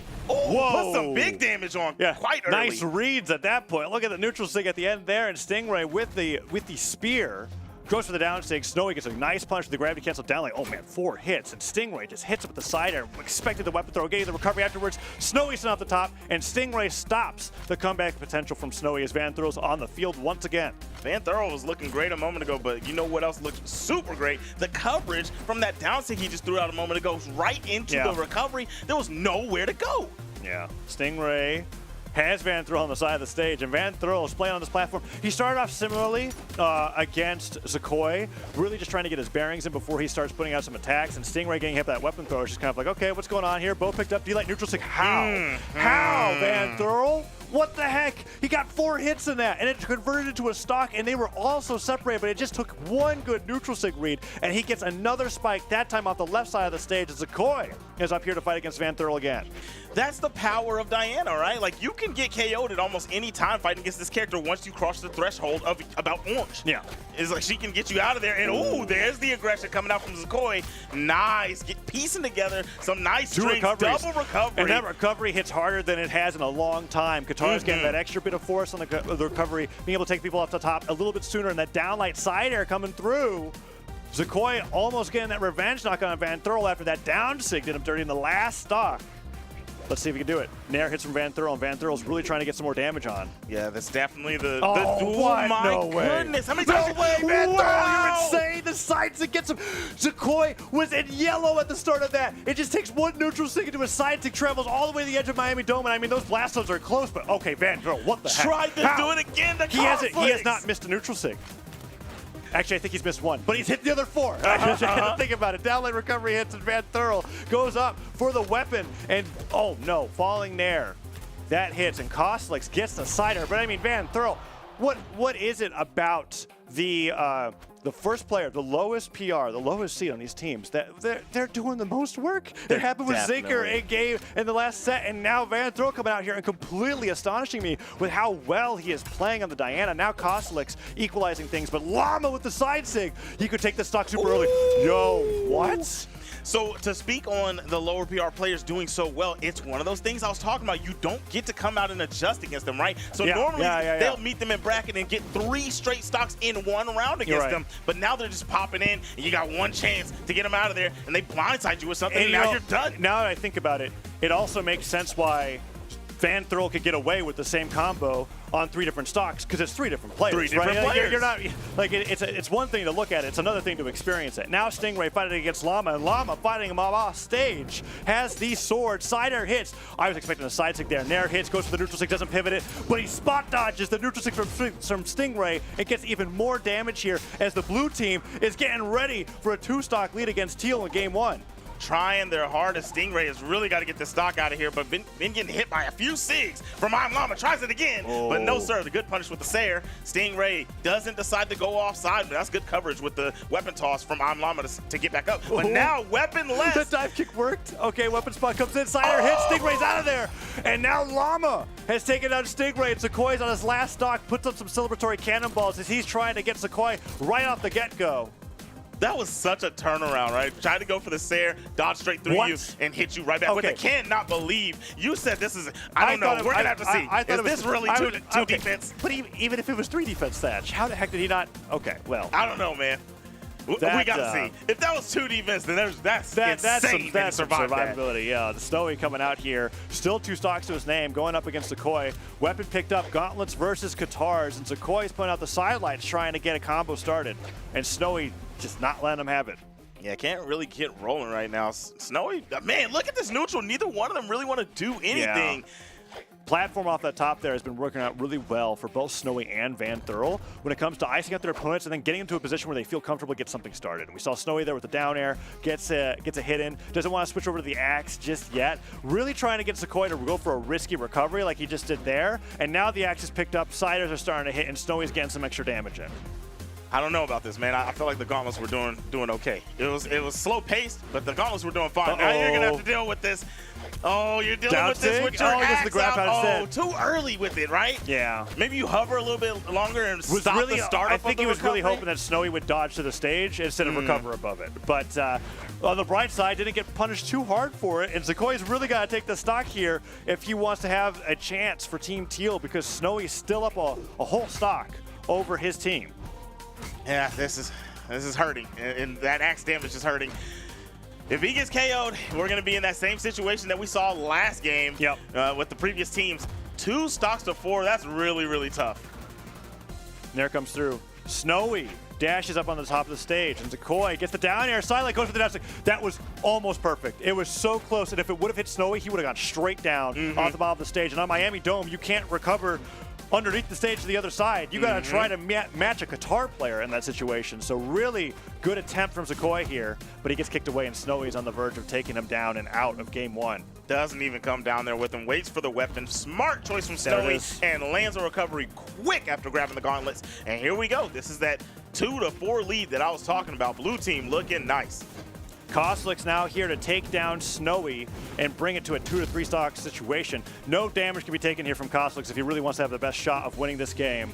Side air comes through. Recovery goes wide. Side air hits again. Snowy sidering himself back to the stage, and Kostlix just not putting off any. Well, even though Kosliks is behind here, I would not be surprised to see a dash jump ground pound once from the Lance, just to try to catch Snowy off guard. Kosliks is really good at getting the edge of that move to connect. It's so fast too, right? Ooh, oh my gosh. I like that. You have a big lead. You're already damaged. Why not go for something like that? That's Snowy, right. you know, smart play. Oh my big goodness. lead. It's about to get bigger, Zip. Snowy has gotten about 7 hits in, 8, 9 on the axe. Kosliks now ready to get hit by a side air and get sent flying. He tries to go for the double unarmed recovery here on Kosliks, and Kosliks throwing his axe down for just safety at this point. He's just like, oh no, what do I do? What do I do? There's no weapon. The down six coming out. Weapon toss goes straight up, and Snowy gets the recovery, takes down Sequoia and Kosliks. It's 4 stocks to 1. Stingray's got to pull out a miracle here for game number 1. Snowy went over to Kosliks and said, "Put your controller down, buddy. You're not even gonna play." I mean, Kosliks got really close. He got 3 Lance side airs. They just didn't have enough knockback. And now Snowy, and this is what I was talking about, right? If there was a player on the blue team that was going to shut down both of the Lance players on the team, it's going to be Snowy. That's exactly what I was talking about. And Snowy just is coming out here. And he's bringing Stingray into orange here, and he has been at a point where any hit would take him down. Finally, a sider takes him down, and Snowy goes down to his last stock. It wasn't even his last stock, and he was doing that much damage. And so exactly what I was talking about, Snowy was kind of like the main factor, but Van Thurl was the other one. And you see Stingray is doing what I'm saying, sticking with the spear instead of going with the lance. And we saw what just happened to Kosliks trying to run that lance against the gauntlets of Snowy. It was brutal. Couldn't really get away. I mean, now, could we see something different in the next game? Who knows, right? But I feel like that was the real deal. Ooh, down air, side air coming out from Van Thurl. Dodge out, dodge back, side light, sider gets hit, and Stingray tries to go for a side light off the side of the Miami Dome platform.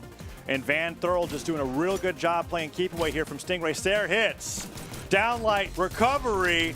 Van Thurl really playing well. I mean, I'm having difficulty calling a particular MVP out on anywhere on the blue team there. Van Thurl had the highest amount of knockouts, Snowy the highest amount of damage, but Llama was able to get 2 knockouts quickly in really fast succession. It was such a well-balanced team performance coming out for the blue team there as Teal goes down 0-1. And look at that, downer comes through. I mean, we could just get all the highlights of Van Thurl getting every single neutral sig right here. D-Light neutral sig. Yep, look at that.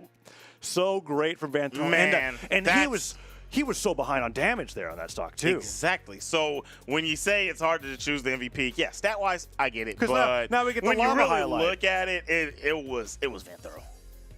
It was Van Thurl. Yeah. You're right. It was. Look at that D-Light recovery at the end there, too. Getting that 4th knockout. Van Thurl playing fantastic that entire set. So when it comes to Team Teal, Stingray, Kosliks, and Sequoia, they have a lot of different legends that they pick regularly competitively. I think Stingray, as far as a competitive player goes in North America, I'd say would have the widest legend pool in terms of the things that he can pick out depending on the situation.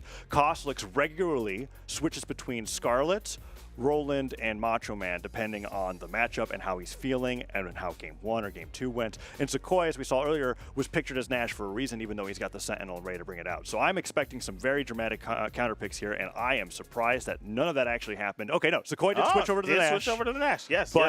But it's going to be Stingray on the Black Knight and Kosliks on Macho Man. A pretty big matchup order now. They're leading with Kosliks. Okay. Sequoia second. And Stingray still on that anchor position. So I actually liked the Sentinel pick. It was a pace controller, right? Whenever that Sentinel came out, the game slowed back down and it stopped some momentum. Yeah. I don't know if the Nash is going to do the same, but the Nash is going to be able to KO. You know what I'm saying? So it could be a good change of pace. I was looking for a swap to maybe Scarlet for Kosliks, but we'll see the Macho Man once again.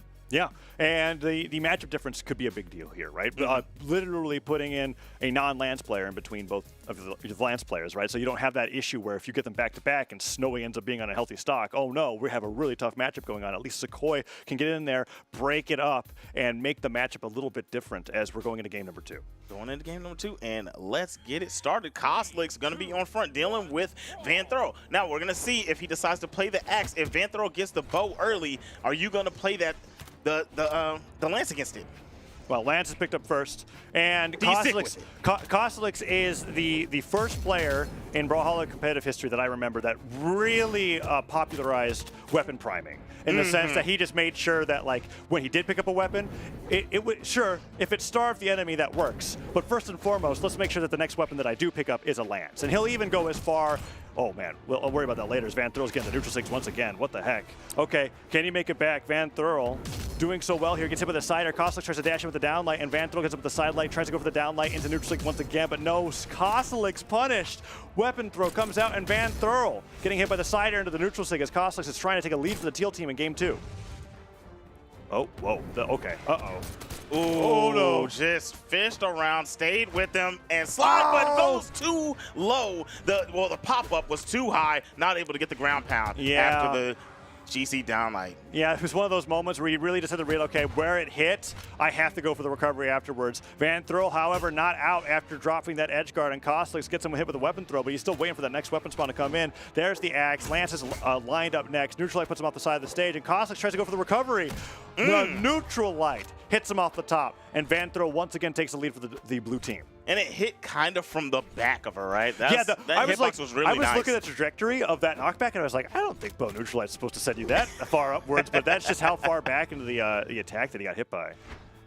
But yeah, as you saw in that matchup, yeah, Koslik's played really well because he is Koslik, right? His lance is better than any other lance. But I mean, no! And bonks his head on the bottom of the stage, Van Throel. But Zakoi still got credit for that, so he hit him at one point, right? yeah. But as I was saying, Van Throel had Koslik in 2 KO situations 2 times, right? So it could have been a bad story, but I see what Koslik is doing. He said, "I am me, and I'm going to do what I do." Llama been really focusing on the sword here in these matchups. We're going to be seeing Llama against Zakoi and fresh stocks at the moment, and he dodges out of the way of that neutral light, but so far Zakoi on the Nash looking pretty confident. Will he switch over to the hammer here? No, he's just playing on that platform and having some fantastic movement. Llama tries to get him with the D-Light Sider, and he succeeds. Another D-Light Sider, he got him on the recovery too. Side sig, or, okay, just a down air. That was so, in those moments, I definitely get a little overzealous. I want to see some of those crazy signature edge guards. That was so smart from Llama, just being like, wait, this is a huge opportunity. I stuffed the recovery right out of the way. That means that he's gone, he's down a jump. Just wait for the down air. He has to drift to the stage, and Llama takes the lead. So I was worried about that down air attempt because if we saw a neutral light with that spear, he could have just chased, dodged up, and survived. You know what I mean? Llama just getting knocked around by side airs from Stingray. Nice side light and the neutral light comes through. Llama could put out a down sig here, and that might catch If Stingray favors, okay, side sig's not what I was expecting, but it's same result. Catches him going back onto the stage to reset his jumps, and Llama with the blasters could get, all right, D-Light recovery couldn't do it, but it would do a lot of damage. Wait, this has been some really good coverage from Llama. What? Ooh, what a dash jump dodge? Llama, I don't know if that was the hardest read in history, but like that was so sick, being able to avoid that attack from Stingray, which would have been certain doom for this stock, and continue tacking on the damages. Llama gonna need another stock here. A side stick would do it. All right, weapon toss good. Oh, use the recovery, but doesn't decide to attempt the punish. Llama just trying to play it safe, has the guns back in hand, and no recovery. I thought it was going to come after that dodge, but still, there's a Sayer. Here we go. Cannonball forces the dodge. Llama gets the side air. Stingray sweating. He has to make it back here, and Llama gets the neutral light as he kicks his way back to the stage, and Stingray cleverly tried to gravity cancel side light to get like that extra bit of distance to touch the platform.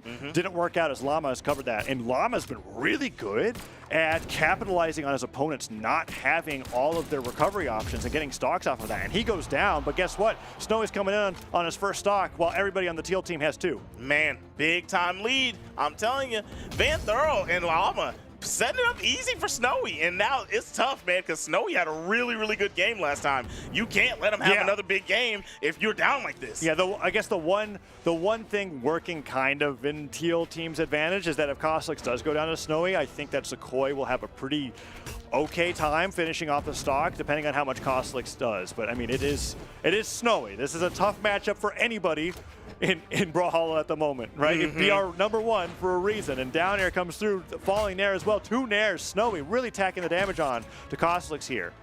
All right, now I just want to see what Koslik is going to do, because they're kind of dancing around each other, and Koslik isn't throwing out anything, and Snowy's kind of the one picking around and throwing out these buttons. Here we go. Koslik's finally started.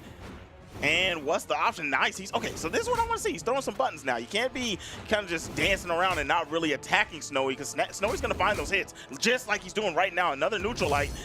Sayer from Koslik. Weapon dodge.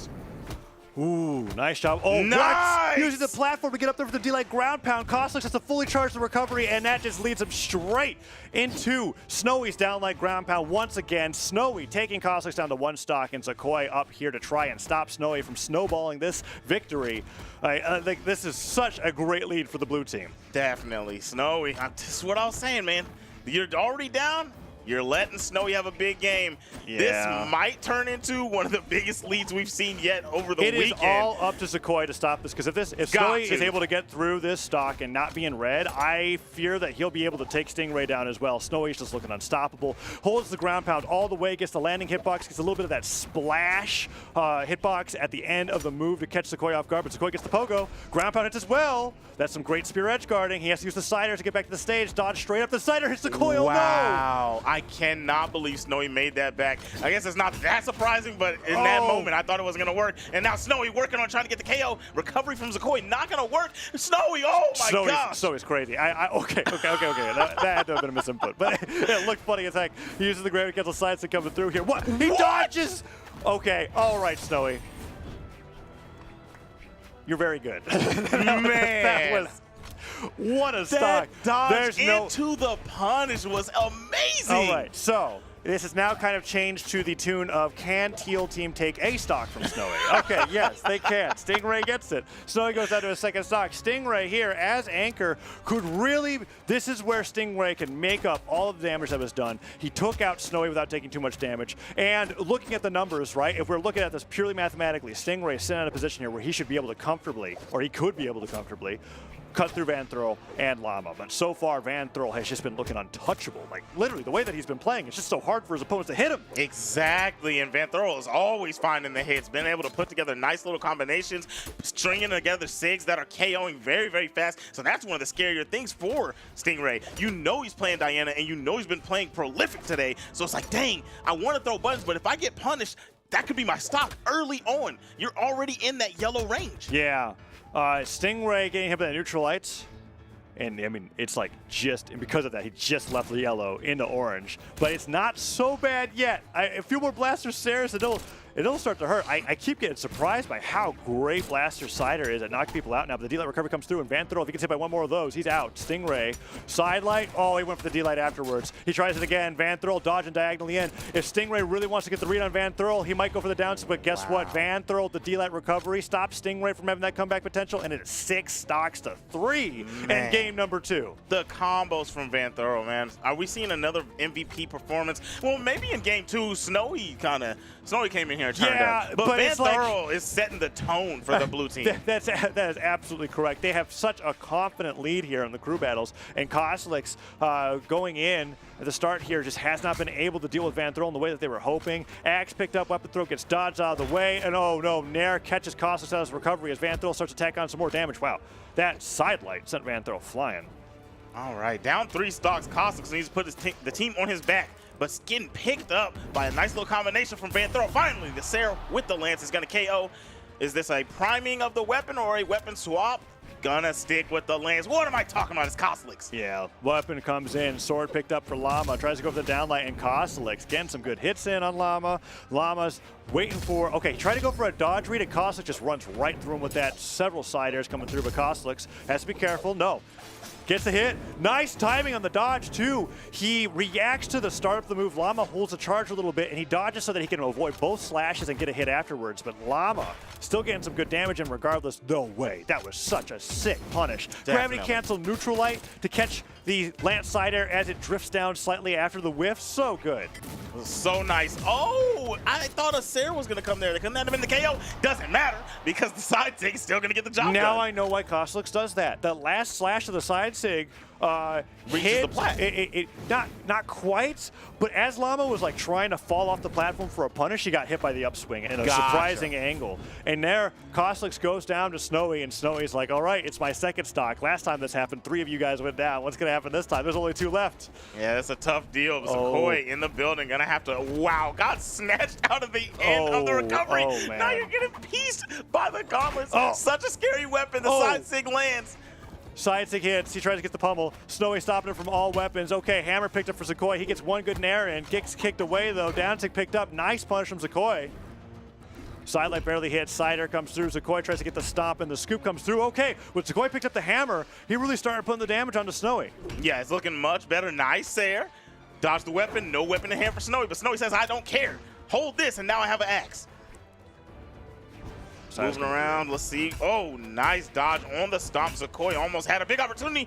Oh my gosh. And Snowy says all opportunities are mine. The neutral light into the weapon toss. Snipage. Got him out of there. It's all on Stingray now for Team Teal to hold on to that winner's side run. If they go down here, Team Blue gets that 2-0 lead, and Snowy popping off unarmed right now against Stingray. Lance picked up, gets them there, picks up. No, okay.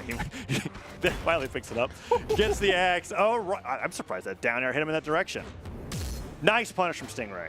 And that's going to be the stock, yeah. Ooh, wait, that side tick goes far. What the heck? Far. I was like, because you could kind of charge a signature off of a gravity cancel, like midway. Yeah. I'm still surprised he traveled that far, but no, Snowy goes down.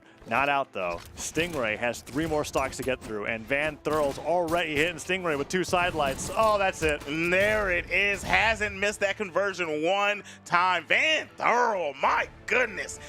Wasn't sleep on Van Thurl, but man, Van Thurl is putting it down and surprising me.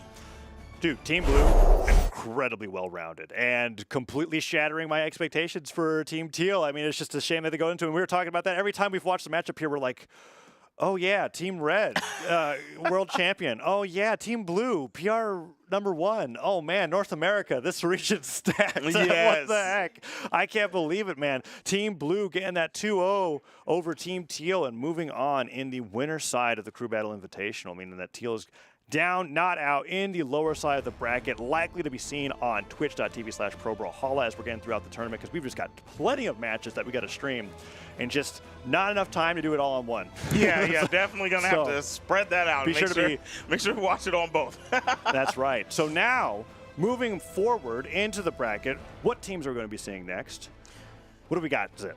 Next up, we have Team Red versus Team Yellow. All right, so we got Cody Travis Experience and Zinker back in the building. Okay, so Team Yellow did win to get into, because we're going to winter semifinals now. And that means that we've got Team Red, who we saw a little bit earlier on in this stream, Zinker, Experience, and Cody Travis, going up against Team Yellow. And Team Yellow was the other one that at least I mentioned that I was looking at, right? We've got Luna, we've got Megdi, and we've got Wrenched. Wrenched has got basically, like, when it comes to looking at the people that have the most gold medals in North America, there's literally, I can count them on 5 fingers, right? And Wrench is one of them, right? Up there with Sandstorm, with Cody Travis. He's won so many events. There was a whole period of Brawlhalla history where he was just going head-to-head with Sandstorm, and they were just exchanging wins. And now here he is on a team with 2 players who have been really dominating recently, and I mean recently, right? Luna in the most recent championship, winning that out. And then Meg D having a similar story of being super relevant in top 8s as of last year, and they're all on the same team. Yes,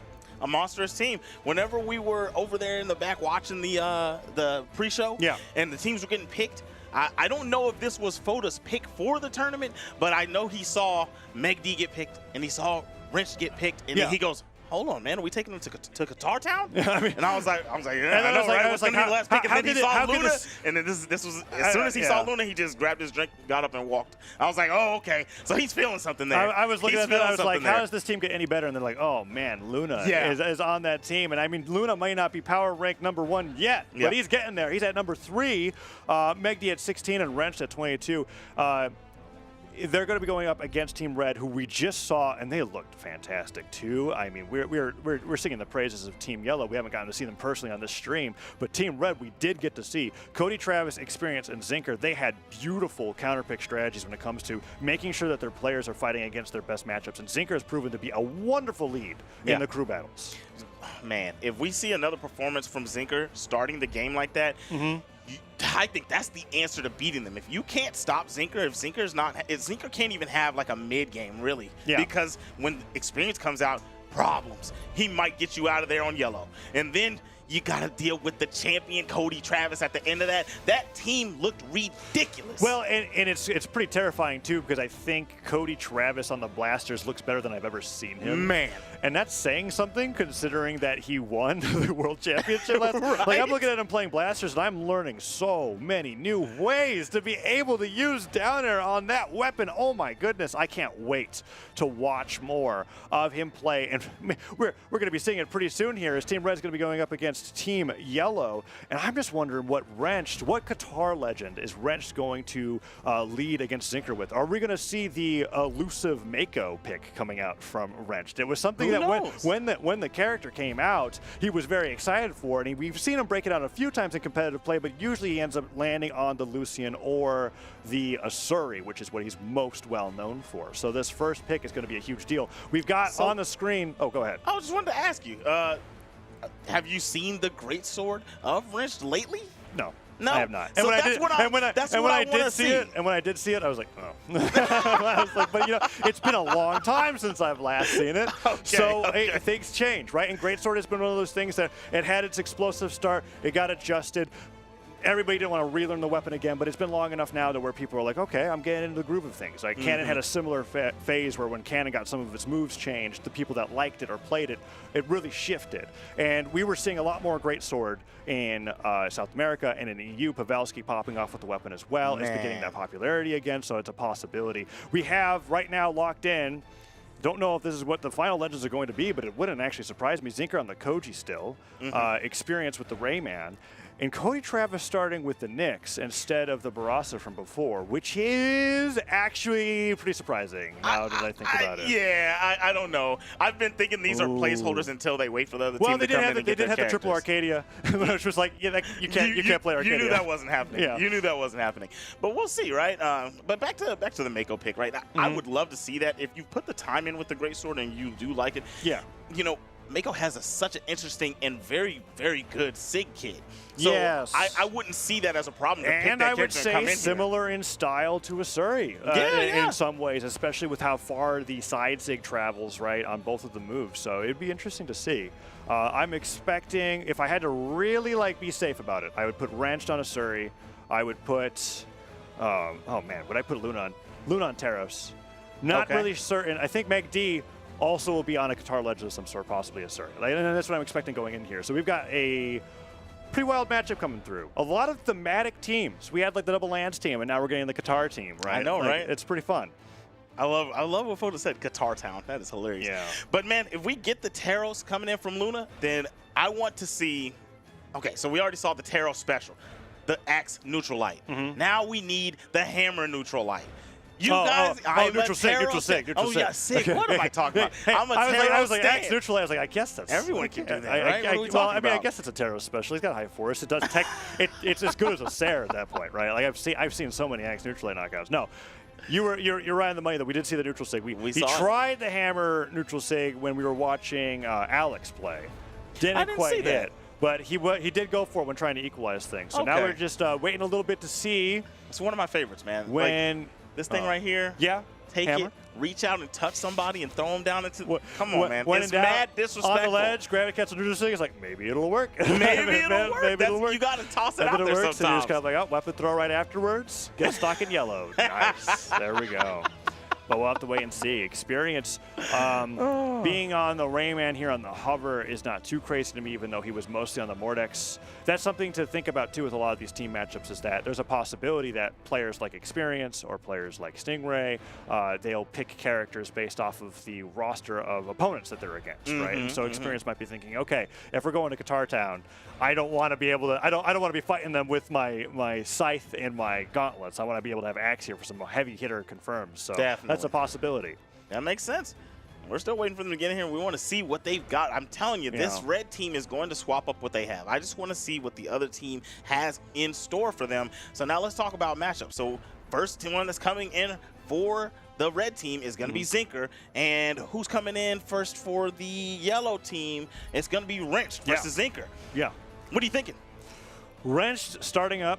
I mean, it's going to be determined on how well Zinker is playing. Because when it comes to this matchup between these two, I do have a little bit of a history bias with Wrenched, where I just kind of like, all right, if Wrenched isn't against a PR top 8 player, then or he's probably going to win. But the way that Zinker was playing in the matchup that we saw earlier on, it may just be completely Zinker favored. There was some like rumors, some chatters when I was looking at other Brawlhalla streams about how like some people were saying the team that gets Zinker as the first pick is going to be the one that wins the tournament, because people are looking at Zinker as a player who is incredibly undervalued in terms of his power ranking based off how good he's gotten recently. Okay. Similar to how Luna went back in the North America Pro Series, Luna was a huge priority pick, even though he was a really low seed, because they also knew that Luna was improving that rapidly. And then look at that, a year later, wins a championship. Yeah, right? yeah. And I think that players are starting to think of Zinker as the next Luna in that sense, in terms of a player that's going to just keep getting better and better and harder to beat. Got it, got it. I'm loving to see it. We're front and center, and we've been seeing some amazing Zinker play so far.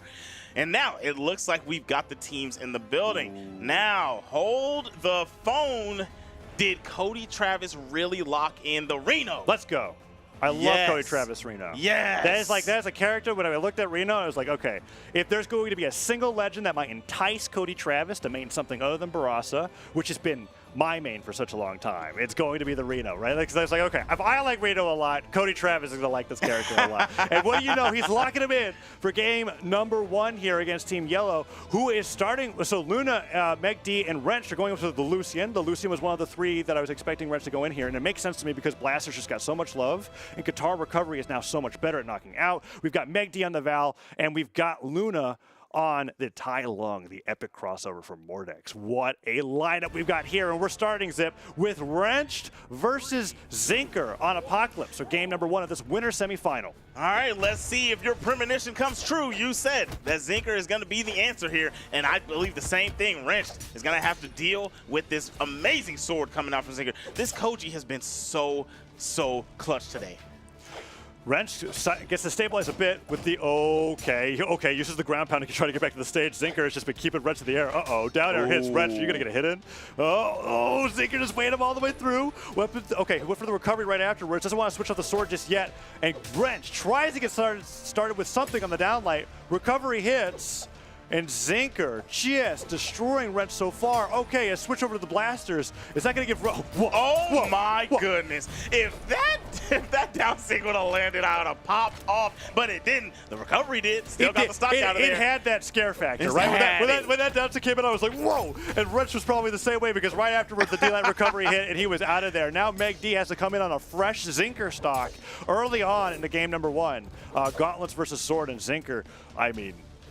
I'm starting to see it, Zip. I'm starting to see why so many players are holding Zinker in high regard here. He is just, it went from game, the first set, right? It was the first set of the day, but now we're in winter semis, and Zinker is doing a similar thing that he did in game number 1 of their last matchup. Oh, man, is he going to take Meg D down too? What is going on?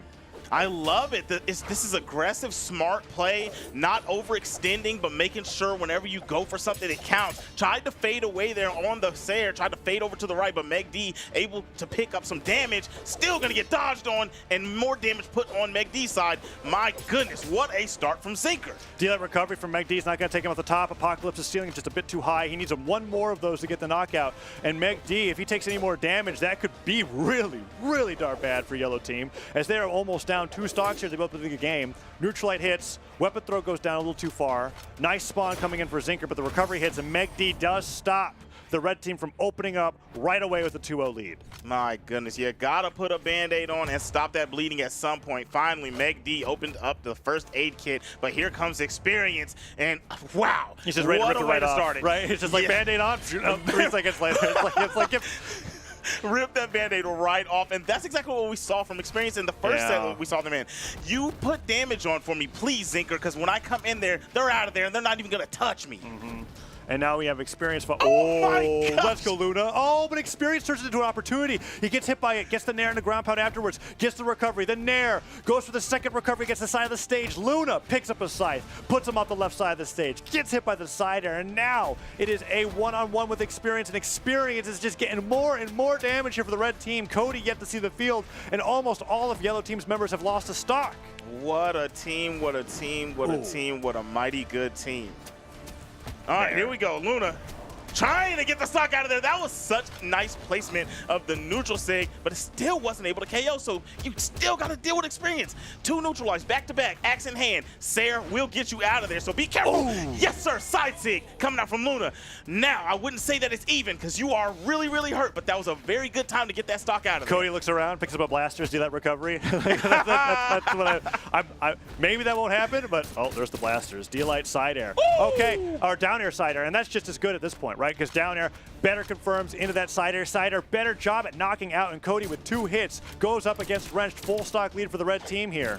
Tell me if I'm wrong. Before, when you did that down air from that height, you had to chase dodge it, right? Yeah. Now he can do the. Now he can just jump and pop that shot. That's so I'm nice. not like I haven't really done all of the math on how it follows up, but the way that Cody has been following up of down air, I do think that conversions are just a bit easier now. And Cody Yes, with sir, that yes, side sir. air comes through, gets the neutral on the landing. Wrench hasn't really touched the stage yet, and Cody just waits, wants to see what Wrench is doing.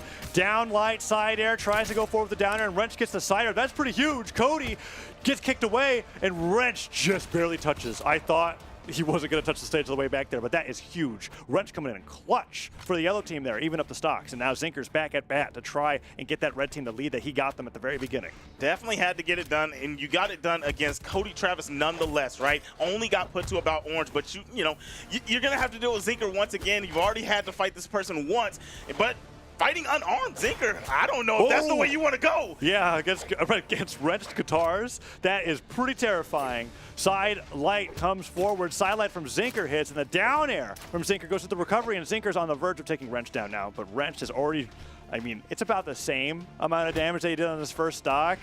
Let's see if he can make it back. Oh, man. Nice. Was that, you think the D-Light was supposed to come out right there? Well, I think Zinker thought twice about it when Wrenched put out the Qatar Nair. And it was like, maybe I don't want to give Wrenched a chase dodge into reversal here. And he's That just does going make back sense. for the rising recovery that you highlighted a little bit earlier. He dodges in place, waits for the opponent to dodge straight up, gets the recovery afterwards for the extra damage, and then gets the knockout on the stage. Wrenched goes down to 1 stock, and Meg D's up again. Oh, man. Zinker looking amazing. Barely took any damage, giving the red team back that lead. All right, here we go. Meg D has the sword in hand and is doing a lot better job on incoming this time, right? Meg D got Zinker out of there, but it wasn't as quick as you would have liked. Ooh, sidelight, siders coming through. Last time Zinker came against Meg D, sure, he was damaged, but he brought Meg D into deep red before losing that stock, and Meg D was just barely able to get through. Oh, that side Sneak was it right off fantastic. the side, yeah, huh? Yeah, that's fantastic. Meg D needed that, and the yellow team is really holding on for dear life here. I really thought the red team was going to run away with it. Much to my surprise, Wrench kind of destroyed Cody Travis. Yeah, that was a very, very big moment. Cody getting put out of there really quickly, and now we're just seeing a lot of even gameplay. Look at the patience out of both of these two. Meg D and Experience, finally Experience has landed some hits, trying to chase, but the defensive buttons thrown right back at him from Meg D. Sidelight's coming through. Meg D goes for the side air after he drifts off the side of the stage. Really nice mix-up. Weapon picked up from Experience. I think he wants to get onto gauntlets once again. That weapon throw up into... Oh, he was going to go for the regrab down air. That would have been so slick. Meg D gets the neutral sig, though. Catches him out of the air. And that move has only gotten harder over time to land, as the area where it catches people is a lot smaller than it used to be. But Meg D is still so precise. Yeah, it's a really good sig KO-wise, but it's definitely not easy to land. And I feel like that's a good bit of Val's kit. Yeah. It's not like they're the easiest SIGs to land, but they're all good and all have a purpose, all so different. Except, I guess in my opinion, except for the down sig on Sword, where you were just like, all right, here's hoping you start doing a dance and they might fall into it. But Meg D voids the side sig coming out from him. Weapon throw forward comes out, and Meg D is really doing a good job against Experience. I mean, if Meg D takes this lead, that's the first lead that yellow team has all Definitely. game. This is scary, though. You're offside. Wow, nice recovery. That was scary. Experience out there trying to find that right moment with the sword. Ooh, but that's the right moment for Meg D. D-Light Sayer gonna take out the stock, and here comes Cody Travis. Now, you already lost to Wrench whenever Wrench was up against you, and now you're already gonna eat damage from Meg D. This could spell trouble. Oh, man, and now Meg D going in for that recovery. Weapon toss goes away. He's secured a lead for the yellow team in combination with Wrench's efforts against Cody Travis, and now he's trying to fight against Cody. Last time, Cody made quick work of the stock, but this time Meg D's got a lot more health to play with, and he is just destroying Cody. Getting in on the deads of the blasters. D-Light recovery finally comes through, but Cody went to orange before being able to get that knockout, and Luna is up to bat. Yeah, it took a little bit. Wow, I said gonna have to deal with Wrench, but my goodness, you're at Luna. Because didn't Wrench is the one that got Cody Travis out of there, right? On the first stock? Yeah. So Wrench, was the one that was able to take down Cody Travis and even up the stocks and make the game. But now we're in a position where the yellow team has the lead, right? So if Luna's able to take down Cody, it gets really disjointed from the rhythm that the red team had been in previously and may even give yellow team the win at this rate, as Cody is not really getting the hits in on the Luna, and Luna gets that D-Light recovery so close to taking Cody Travis's Reno off the top of the stage, but Cody now fighting back. That recovery will do it, and the lead held on for yellow team as Zinker has to go up against Luna for the first time. What a way to turn this around. This started off in the red team's favor. And Zinker might never get to play. That's it. Zinker's gone. Oh, Zinker spawned in and got set off left side of the stage. He never picked up a weapon. He didn't even get, what the heck, Luna? That is what you call not playing the game at all. I cannot believe that. Oh, man, and now we've got Experience fighting up against Luna. And Luna takes Experience out the bottom of the stage. Is Luna gonna take this out? Oh man, if that down light would have landed, if that dare landed, that could have spelled trouble for Experience.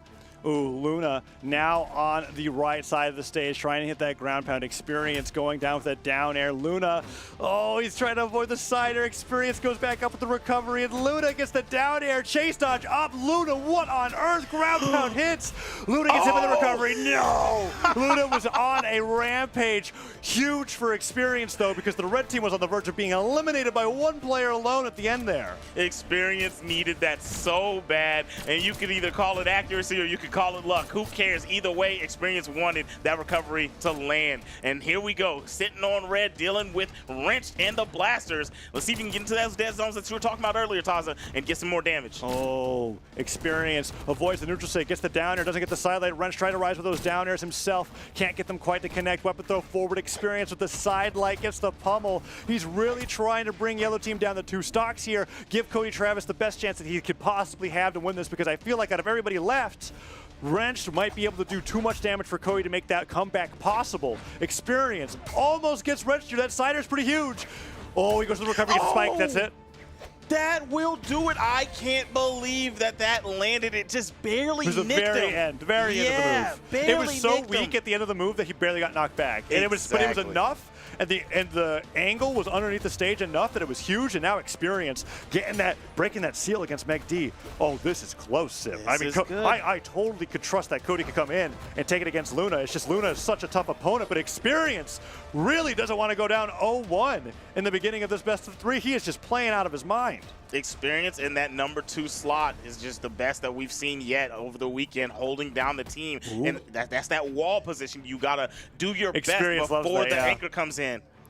Gets hit by a side air. Side airs himself back to the stage, dodges through, waits for the dodge to come back up before touching the stage, and a recovery to reposition. He touches, and now he's really trying to ice Meg D out. Meg D, will he make a risky maneuver? Give Experience that nair. He dashes up to the platform, weapon throw down, nair comes through. Wow. He tries to go in for a nair.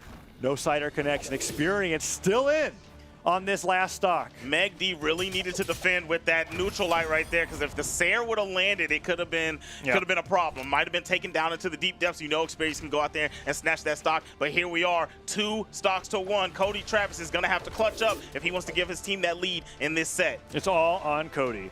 He has yet to get hit by too much. Meg D really following with the weapons. Cody decides, all right, I'll get hit. I just need to pick up something to be able to fight back, and Meg D really punishes him for it. Nair down air, recovery. Cody gets a Sair or 2. The down to comes through, hoping that Meg D would dash onto the stage. Doesn't get the punish, but doesn't get punished either. Blasters picked up, side airs as he's drifting back, trying to catch Meg D, dash jumping forward, and this could be a huge punish, but the dodge through means that Cody still can't get anything really started on Meg D here on his final stock. It's just tough. These lingering attacks from Cody's Blasters are so easy to punish with the sword, and he's just eating a lot of damage trying to deal with Meg D. And even if he gets this stock, he's already down air on could orange. Be huge here. Down air could definitely be huge. Weapon toss was looking good. That was a good angle, just a little shy. Meg D gets around him, sneaks over the side, over the top, and boom. No, he doesn't go for the recovery. The recovery there after the chase dodge I don't think would have been true, but if he gets it on the ground, no, it doesn't even need to. D-Light Cider is actually so good now. Powerful. Blaster's Cider really hitting hard, and now Cody in that 1v1 against Luna. Oh, man. Let's see how this works out here. Luna had such a great comeback, but Cody is the world champion, right? Reigning world champion here for North America. So there's Luna. Luna, you got the gauntlets. I put this in the favor when it comes to the weapon matchup here, but so far Cody hasn't gotten hit by anything. Cider down in there. Cody D-Light recovery. What? Cody is the Cider. Luna yet to touch the stage. Is Cody going to just demolish Luna here? He goes for the pivot down light. The side light hits Cody. Oh, he doesn't get the Cider, but it's just been all Cody's blasters so far. Here's that Cider hit, sends Luna flying, and Cody gets the comeback in game number 1. What on earth was that? Luna just couldn't get anything started there against Cody Travis as the arena looked amazing. Cody Travis and Experience, that is the Heat, LeBron James and D Wade. Those dudes came together at the end and created a clutch that we may not be able to see again throughout this tournament, right? That was big time. Experience at the end of this was putting the good damage on that he needed to, and even didn't get enough damage on Meg D that I didn't feel, right? Well, I didn't feel like it was enough. He got more than nothing. More than nothing, for sure. I remember looking at that. Meg D definitely had some difficulty with Experience. We're going to see, I think, the axe recover. Okay, we didn't get to see it there, but Cody Travis with this whole entire stock against Luna was so gorgeous with the blasters, and he's really showcasing how great of a knockout move Blaster Cider can be, even when it's getting hit by itself. A lot of the times people might get locked in as a Blasters player to always try to follow up off of a down air or a down light first. But if you can just win with that in neutral, it works out great. And now the red team wins a game that really I thought was the yellow team's game to lose. And it puts the red team into a 1-0 lead because Experience and Cody, they just clutched. I mean, Zinker had a really great start. Oh, yeah. But towards the end, the Anchors really did their job. And that was such an awesome match. And I just want to see, what is the yellow team going to do to match that? And I see Wrenched over on the Tigress, which is that epic crossover for Asuri. That is the other character that I was really hoping to see from Wrenched here, and it looks like it's going to be coming out here now that their backs are against the wall. And that character swap is going to happen, and also that's a swap to the anchor position. Mm-hmm. Oh, yes. Good point. Yes. Yeah, they're leading with Luna this time around, which I like to see. Luna had a really great second stock that unfortunately was undermined by the fact that Cody Travis just went completely crazy. I was like, all right, this will be close. I didn't expect Cody Travis just to not let Luna have a chance to hit him, but that is just what had to happen for the red team to win. Yeah. But now we've got Luna leading. So Luna, maybe not as comfortable in the anchor position as he'd like to be, is going to be trying and stopping Zinker from getting anything started this time around. So Zinker's been looking really, really good against every opponent that has been put out to start against Zinker, right? But you know, you get Luna, and Luna, if I'm not mistaken, the one time they matched up last time, I think they only matched up with each other one time in the last round, and I'm pretty sure Luna got Zinker up out of it. That was when that's when the yellow team was starting to get a lead, and then Luna really capitalized it. Oh. Okay, talking about getting them out of there. Yeah. Goodness, Zinker, what a dunk. We talk about how Bo Ground Pound does not care about how much damage you have, right? It does not care at all, and that is exactly why. And on Demon Island, you get hit by that with all your jumps already gone, and we just have to watch Zinker pitifully fall down to the bottom of the stage, or not Zinker, Luna fall down to the bottom of the stage, and that means that, I mean, Meg D, he can even things up pretty quickly. That's awesome, and that is super necessary because we were both expecting Luna to run through Zinker there at the beginning, but instead he was out in 10 seconds. Out in 10 seconds, and that's big time from Meg D to nullify that lead that was being created from Zinker. So I love it, but now, here we go. We saw this a moment ago. Meg D was able to play nice and chill, especially sword versus gauntlets, and kept from eating too much damage and got Experience out of there before Cody Travis came in. Unfortunately, fell to Cody Travis, but we'll see what happens this time around. It looks like Experience is doing a little bit better. Yeah, side light missing from Meg D, punished by a down air. Experience keeping Meg D on the side of the stage. Nair's coming up, down light coming through. Meg D gets the Nair down air recovery. I've seen Meg D hit that so well against multiple opponents now, getting a ton of damage on with the sword before switching over to the gauntlets. And now Experience swinging wide with the axe is going up against Meg D's sword, and Meg D's staying right on top of him. Whoa, that's like the only place on the stage he could have gotten hit by that axe side air and live. Yeah, exactly. I don't know. You don't live from that dare. Nice job to jump up. Almost got his toes touched by that Nair from the sword, and that would have allowed Meg D back on the stage. That's twice now the red team where the right play for both Zinker and Experience was, oh, don't get too close. We don't want to get to the chase dodge.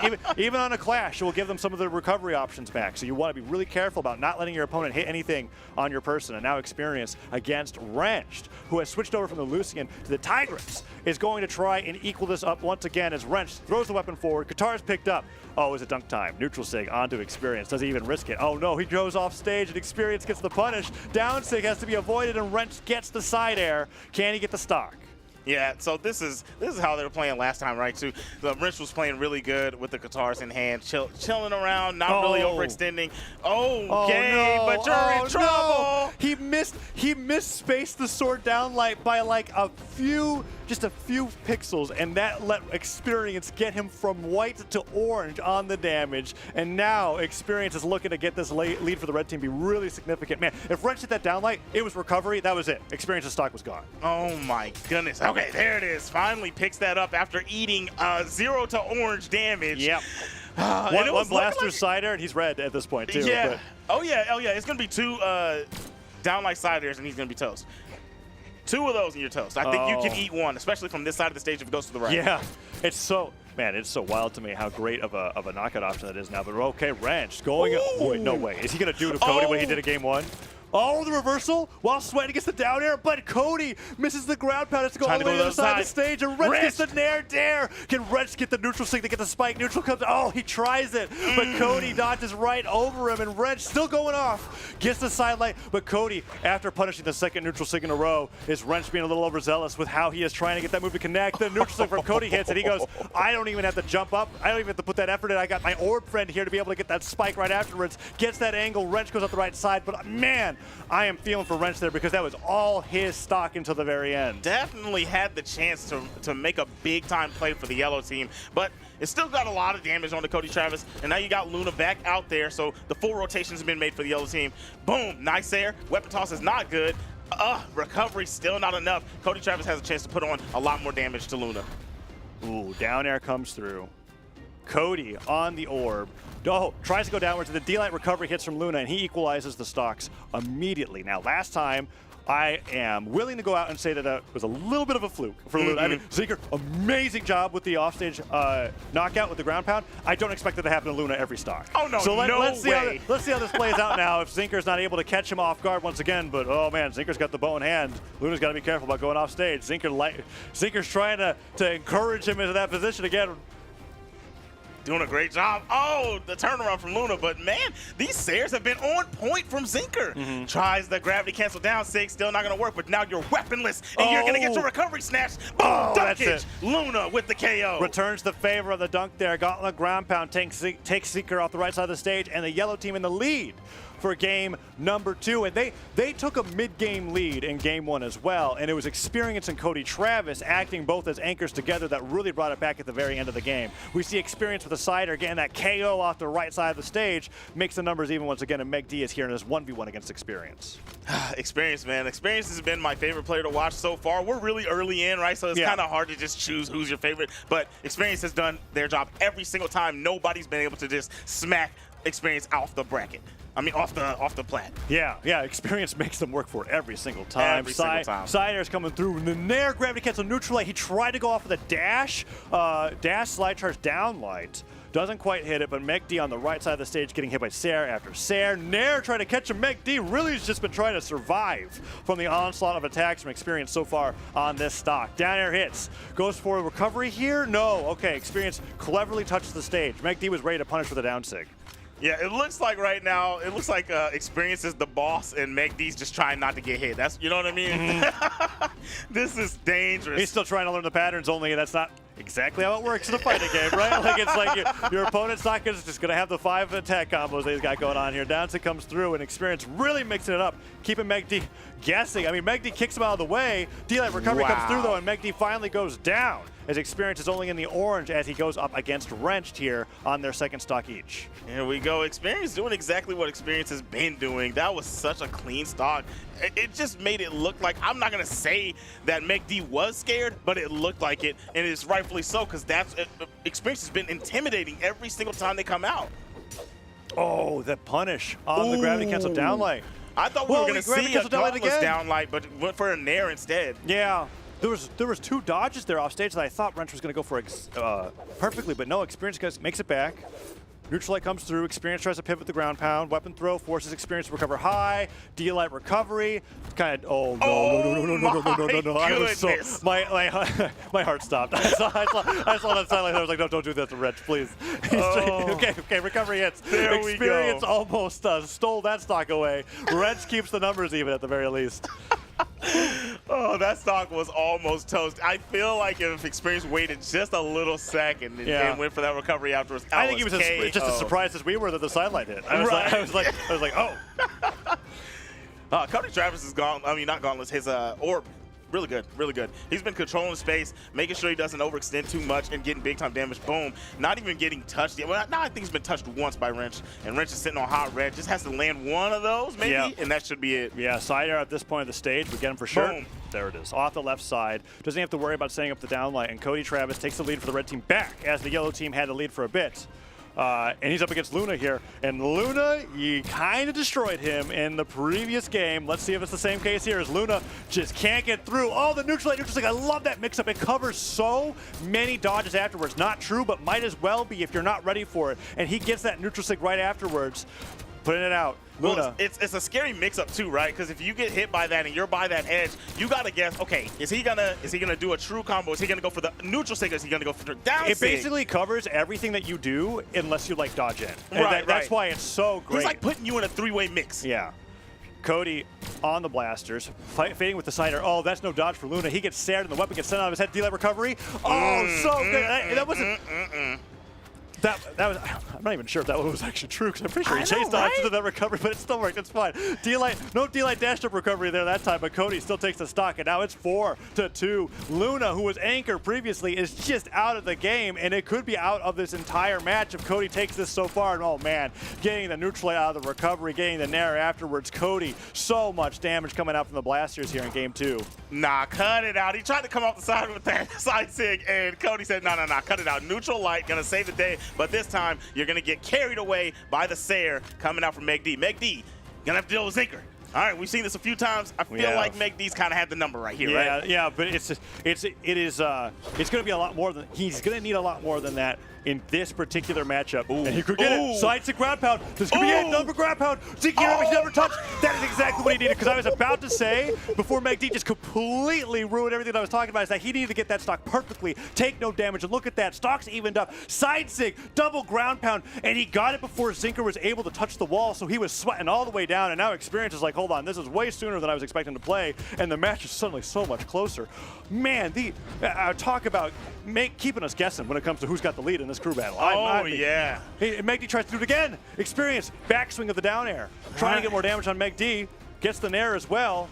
Oh, can Meg D bring Experience in the orange? Back out here having to deal with the problem child Experience. But, you know, this is what I'm liking right here. This is an adjustment. That could have been bad. That right there could have been a punish. Oh, Meg D gets around the weapon throw, neutral light, but Experience just dodges up and down. Sidelight comes through, gets kicked away. The recovery catches him from being able to pick up the weapon, and he just primes his sword. He knows that this has been working well against Experience, and Experience, this is the opposite Experience that we saw in game number 1. Experience was the one holding the line, and now it's Meg D for the yellow team, avoiding everything and possibly taking Experience down before he can even take a stock. So this is what I was saying a minute ago. Meg D throughout this set has been playing really chill and relaxed with the sword and kind of covering space. This is an aggressive Meg D. Look at that, the recovery's good.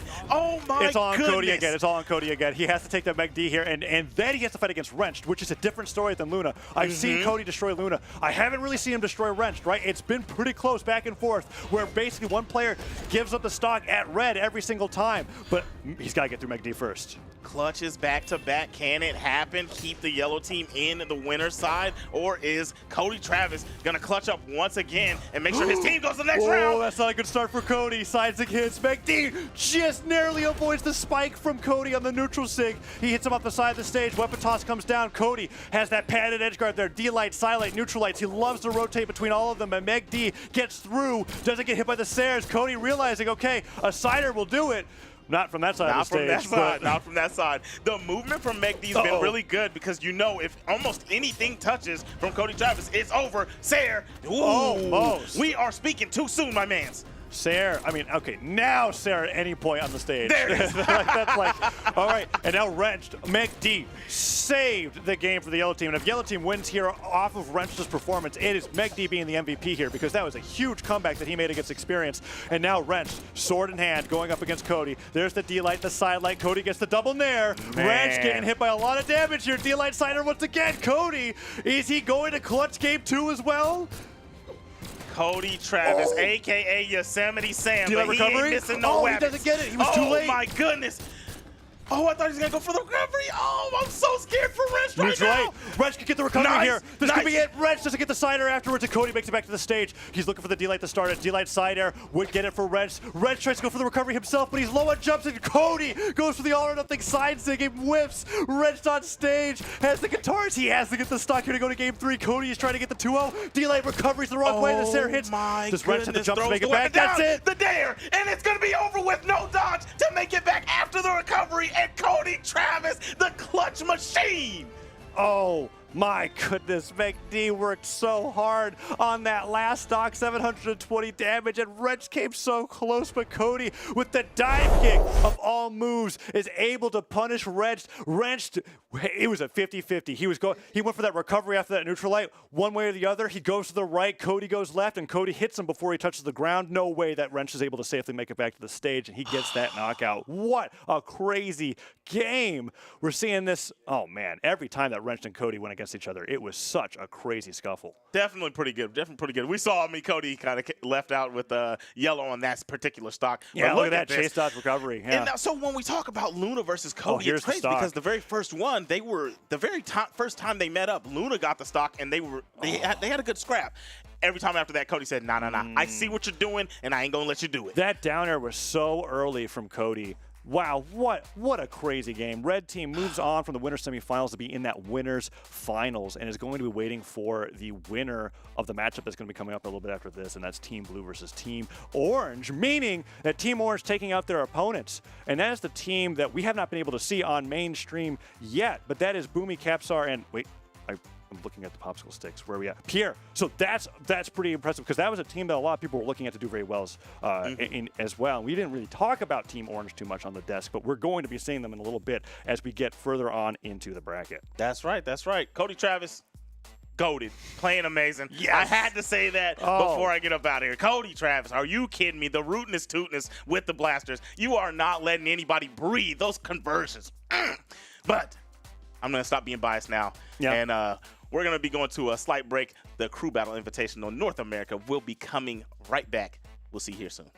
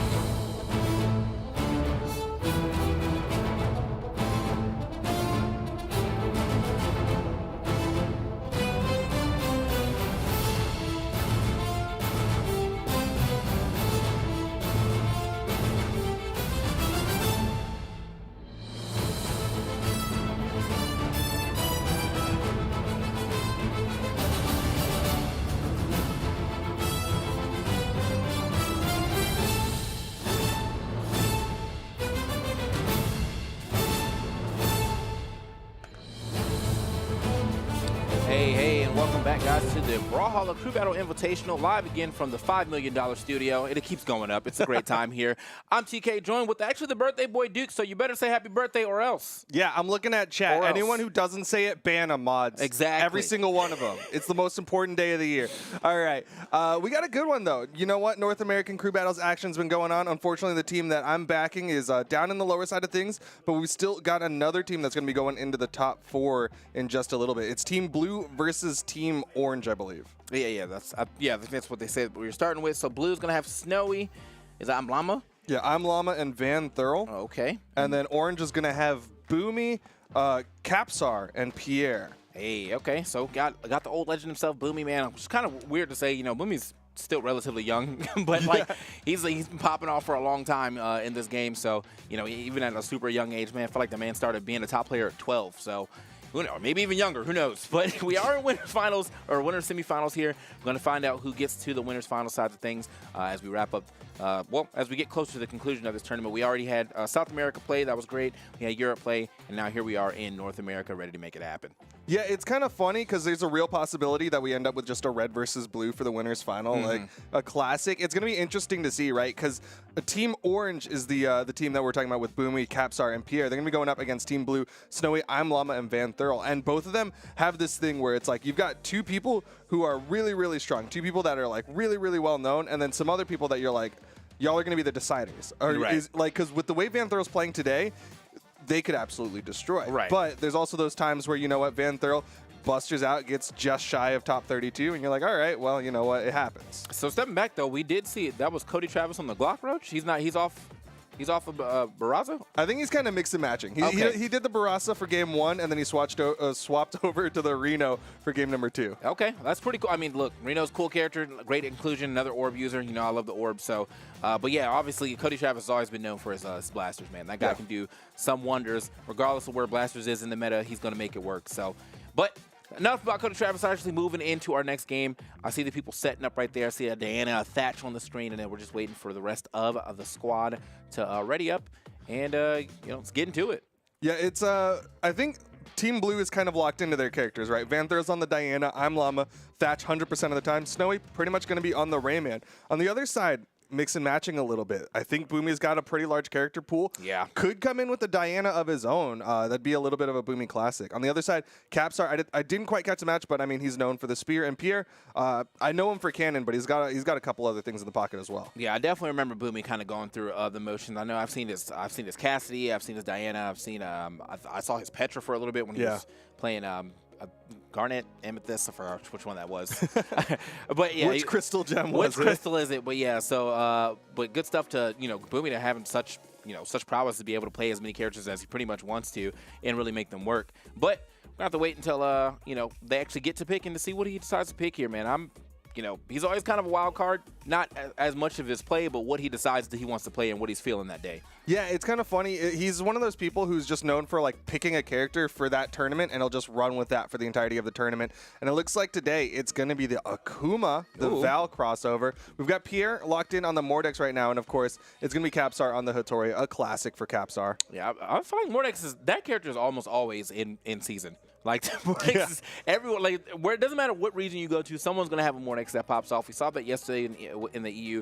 Had like I think 2 different Mordexes popped off with knees, and then can I remember who he's playing with against?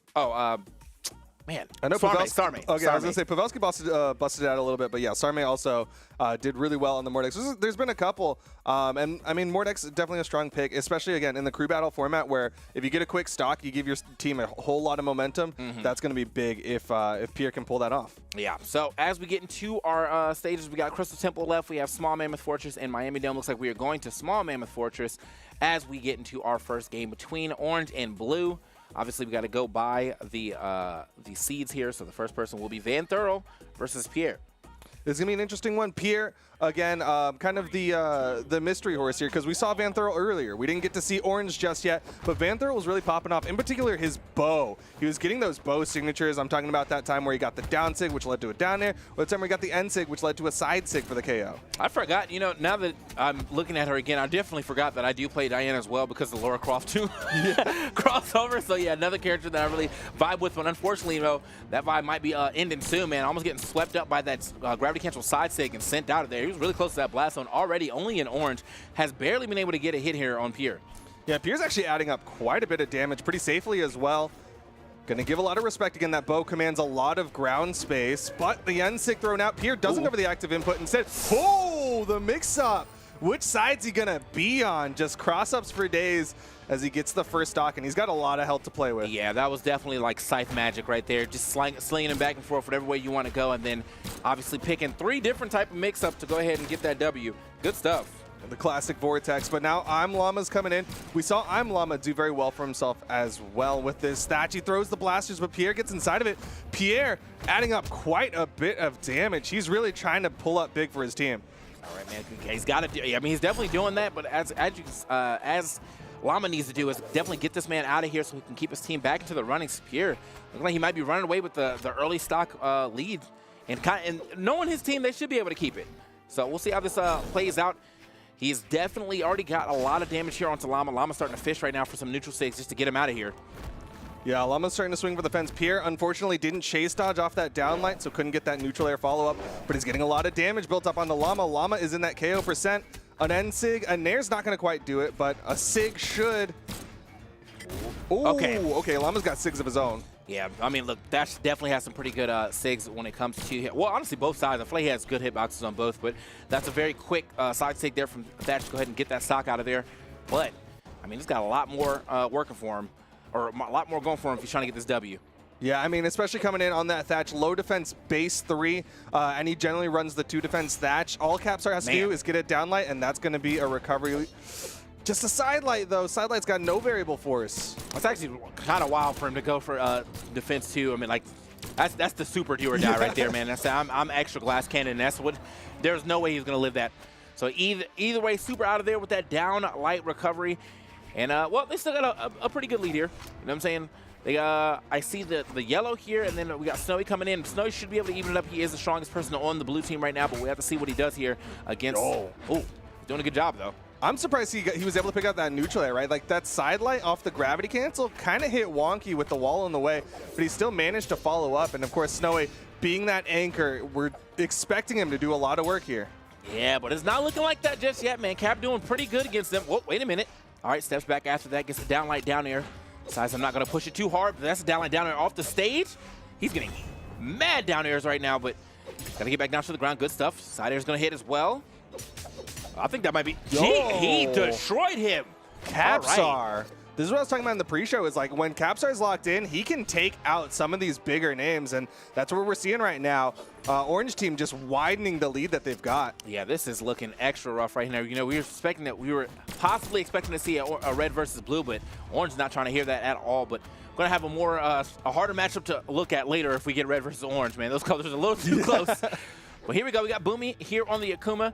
Gonna try to make something happen for him, man. He's got to make something. Well, he's gonna try to extend this lead. He's finally on. Well, they finally got to their anchor here on the orange side. We'll see what Boomy can do if he can extend this super hard, or will the blue team finally be able to get themselves back in here? Good nair coming out from Boomy. Had to protect himself. A second bow ground pound could have been fatal in the off stage, and he's going to get the down air. Orange team just widening the gap even more. Cannot sleep on Boomy, man. Like, whenever he sees the sig, he will do it. Like, I definitely see, like, I'm thinking about back when he was playing Petrol, where he would immediately do, like, down light into a Hadouken. He's like, you know what? If I think it's going to hit, I'm going to do it. And normally it hits. So, that man Boomy is definitely pretty good at guessing right there. Gets the drag down. Unfortunate he couldn't connect with the ground pound. Could have led to a lot of damage onto Llama, but Llama trying to play it safe, trying to play this grounded game, but you see him go off stage for the side light, and that is going to get a little bit of damage put on him. I think that now the more I look at this crossover, it definitely makes mad sense for it to be Val, because that Shoryuken that he does is basically his EX Shoryuken in Street Fighter V. That's like super dope. Ooh. A nice two-piece from Boomy. He got that down light, dash jump, down air. He's just getting more damage built up. Keep this lead and a downlight recovery. Boomy widening the gap. That is a massive lead. 7 stocks left on the orange team versus the 4 on the blue team. And what a, like, that's just the patience that you get to see, man. You know, obviously, you saw my man, the Thatch go for the recovery, expecting Boomy to jump. Boomy just waited it out, saw he was in the air, just kind of a sit and duck, got the perfect punish for it. Good stuff to Boomy. Oh, what a spot dodge. Yeah, might not be able to make that back, though. Oh, hold on. Oh, he's got jumps. Okay. He's good. Uses the exhausted recovery to make sure that he can be it safe, but Snowy finds the hit. Will start to even this one up, but man, the lead is massive for the orange team. Yeah, this is definitely going to be something hard to surmount right here. Let's go ahead and see if they're able to at least get back into the game. But yeah, orange team, like, sitting pretty. They got Pierre back out here. Pierre started off this this here crew battle quite well. Got 2 stocks. Now, Snowy's over here trying to get this one out of here, but hold on, put himself in a bad position. Okay. Big circles helping him out there. The gauntlets don't have much reach, so those axe ground pounds and recoveries really helping Snowy, but Pierre's over to the scythe. Okay, a little intense neutral right here. No one wanted to just run. Okay, double toss. I mean, this is that Snowy neutral. He's known for kind of giving some space, using those weapon tosses, try to open up people. Okay, gotta get back in there. He's definitely waiting to see what. Oh, that's the weapon toss. Unfortunately, he threw that one off the stage. Pierre able to get away from that. Now, okay, he's gonna be able to find himself a weapon super quickly. Now, Pierre throwing away his weapon doesn't seem to matter too much, so I feel like these guys are pretty decent at playing unarmed as well. Nice here from Snowy. Not enough to take the stock yet. Yo, but Pierre is adding up this damage onto Snowy.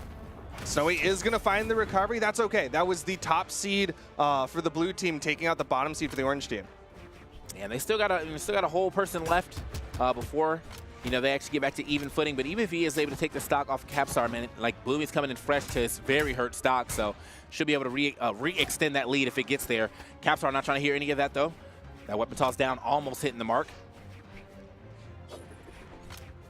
Throwing out a recovery. I'm not quite sure if Snowy's in that downlight recovery range, but Capstar, he's waiting. He's got him disarmed.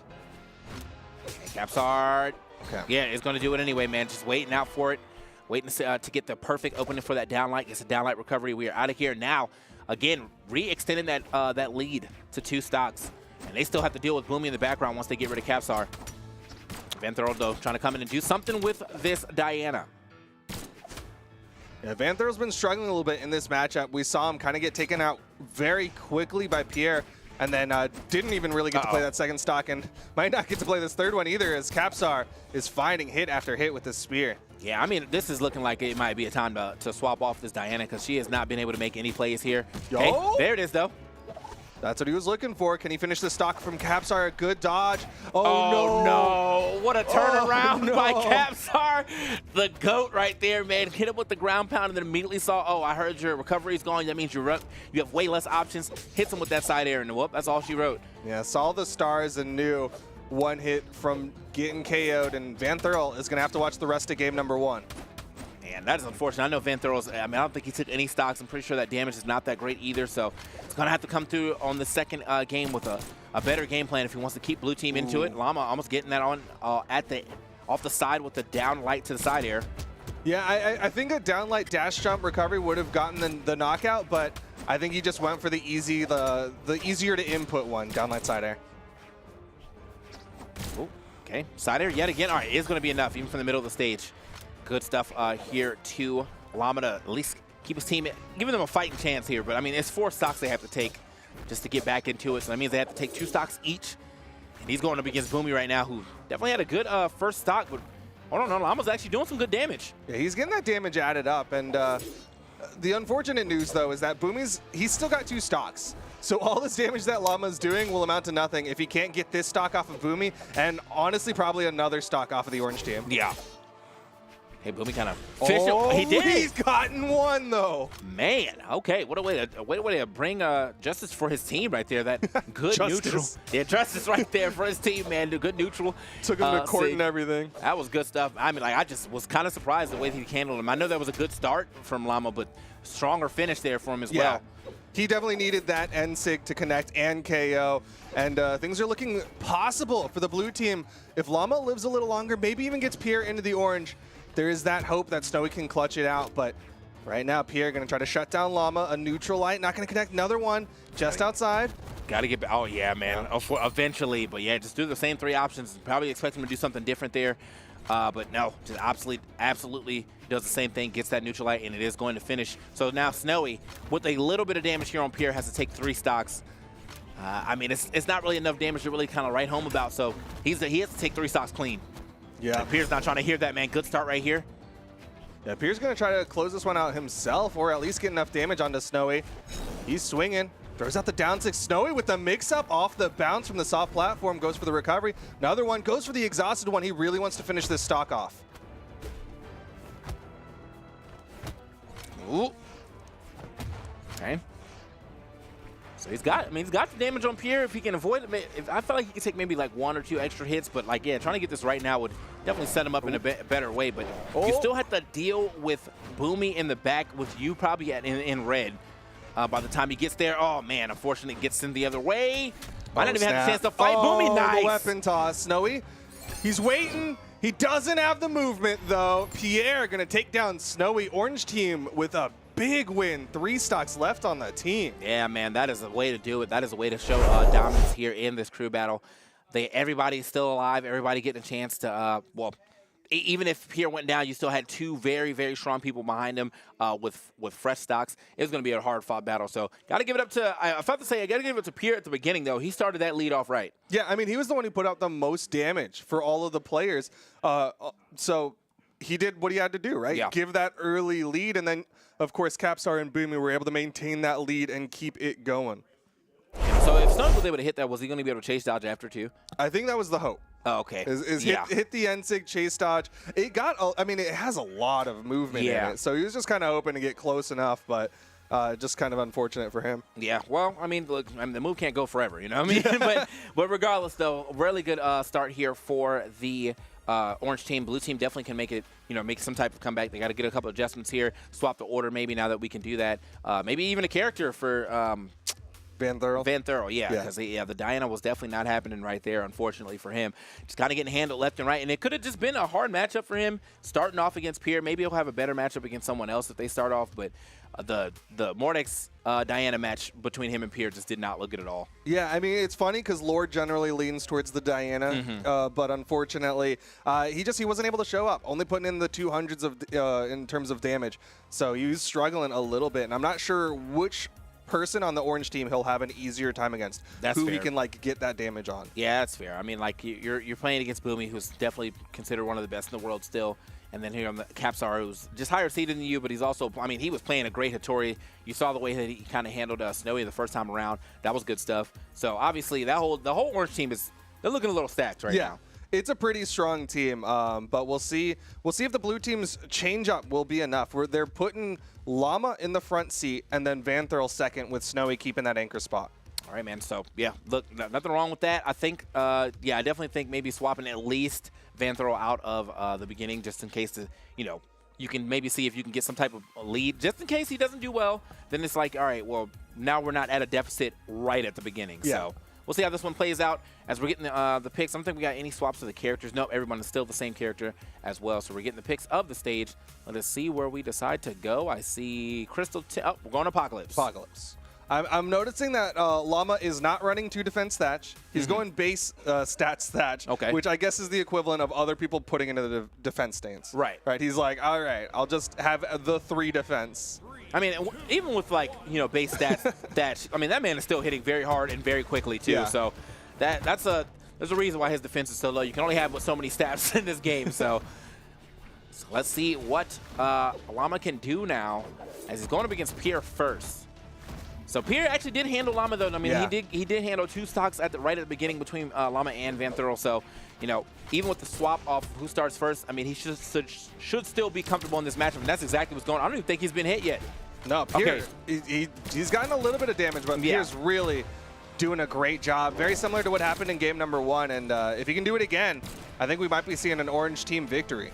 Yeah, I mean, orange team, as I said, they are definitely looking pretty stacked after that first one. But you could definitely get some good adjustments here if you're able. Oh, watch yourself.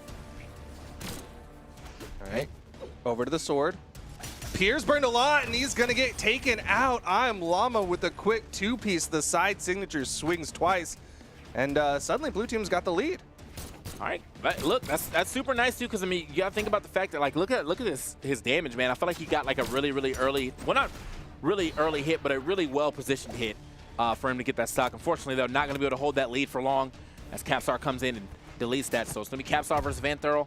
Vanthurl's gonna have to step it up here in the second game if he wants to keep his team alive, at least on the winner side. Well, this is what they were looking for, putting Vanthurl in that middle spot to go up specifically against Capstar, right? Like, generally speaking, when you're doing your lineups, you're expecting your one to go against the other person, your two to go against the other two. Ooh, okay. Almost had a good read right there. Vanthurl definitely doing a better job against Capstar than he did, in this first game. Probably just need a little time to warm up, get back into the groove of things as Bo's doing some work for him. Yo! Hits the downlight into the end. Sig Capstar not sure which way to dodge out to avoid it. He still survives, but Vanthurl's getting that damage built up. A down sig from the right spot might be enough. Yeah. I mean, honestly, well, I'd say he's actually got the blaster, so maybe he can try to go for the same thing. But the blaster should still be able to work too, do the downlight dash jump recovery if he's able to get it. Okay, just look for the side sig raw, though. Reaching for it. It's got a lot of movement in it. Oh, weapon toss not going to connect, but you got to give a lot of credit to Vanthurl. He's getting this damage built up on a Capstar. Yes, sir. All right, can he finish it off, though? He's sweating. Oh, I like that. Snap. Aggressive recovery to get back. Capstar stuck on the edge, no weapon in hand. Vanthurl lets him up, a downlight into nothing, and Vanthurl's going to punish him for it. Still can't. Okay. Well, just going to cycle that out right there. The next thing he will get is a blaster. If he's able to do it, that's going to be a third neutral air to finally get that stock. Decides he wants to keep that bow in hand. Yeah, he's going to keep the bow in hand. That's the comfort weapon. I mean, that's the thing where he gets that downlight into the end sig. That's what he's looking for. Boomy with the unarmed. There's the weapon spawn on the left side, but Boomy's just trying to finish this stock off. Ooh. Okay.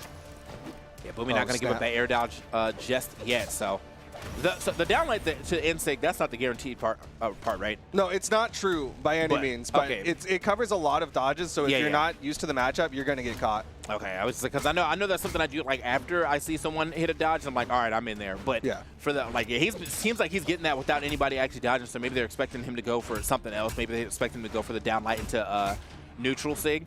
Or neutral air. Neutral light and neutral air. Yeah, there's a lot of different true combos you can do off the bow downlight.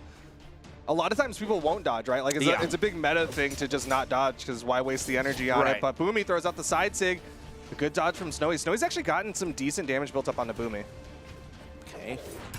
Nice.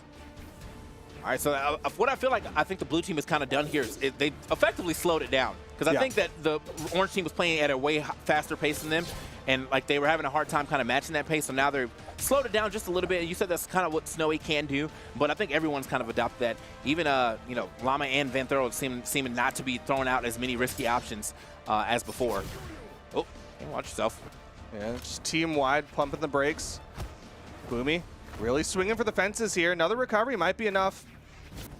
Oh, it's the side sig, and Boomy gonna get that slight advantage to the orange team. Okay, yeah, Boomy, I mean, definitely hurting here regardless, though, so Llama should be able to even that up pretty quickly. Boomy going to fight his way back to the stage, gets himself some gauntlets, beats a recovery there. Okay, good spacing on that. Actually almost got the turnaround neutral light because of the whiffed side light. Putting some space out. That down sig's a projectile.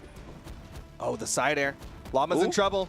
Chasing the ground pound. Boomy gets a big stock. He is dominating. That's how you do it, man. Boomy comes in here. He says, "This is why I'm the anchor. I'm gonna I come in last, but I'm gonna do the most for it." So definitely set last but not least. That's what he's going for right now. But he's going pretty crazy too. I mean, he might be able to take this stock off of Vanthurl as well. As I said, they slowed it down a little bit, and that's good for them. But Vanthurl is going to have to find a way to get this stock. Downlight recovery, side air at the right part of the stage. A good sig. Oh, tried it. Oh, wait a minute. Vanthurl. No! Another one. Boomy. Putting Vanthurl and Llama down to their final stocks. Is he going to get the 5? Is he going to get whatever is after domination? Because we never ever see it happen. Berserk? I don't know. Maybe. But like whatever he's doing right now, he's going crazy. Godlike? If that's not in the game, that needs to. Like, all right. So Boomy, man. Snap. one mistake right there from Van Thurl of reaching over with that side sig over the edge, put himself in a position under the gauntlets, which has so many good options to push you down. Just maybe not it. Okay. Oh, snap. He can't afford another one of those. Yeah. I mean, that was under the stage, and he almost died right there. Oh, okay, double toss. Yeah, okay. double weapons. All right. Finally taking down Boomy's first stock. In comes Pierre against Snowy on his second. Orange team again with a massive lead. Yeah, 6-4 right here. This is definitely not looking great for the blue team at all. And now Pierre, you know, he's been putting up a good fight against Snowy regardless. You know, in the first game, Snowy wasn't the one who had to take him out, but that's after he went through Llama and Van Thurl. They swapped it up this time, put in Llama first. He did handle Pierre off of a pretty well-positioned sig, but, oh, okay, they are scrapping Good off stage dodging. right now. Okay, can't get the grab there. Oh, it was charged up. Snowy over to the axe. It's what built up a lot of damage on Pierre earlier. Goes for the weapon toss mix-up, and it's going to leave him disarmed. Okay, back on to the stage. Nice. Okay, giving him the hands real quick. That's a burn dodge.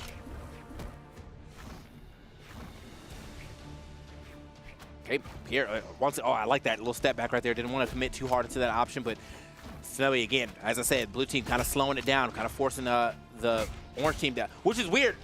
In most platform fighters, you're winning, you don't have to approach, but like sometimes you just get annoyed. Like, you're just like, this guy's not approaching me, so it's time for me to go in. Someone's got to walk forward. Yeah.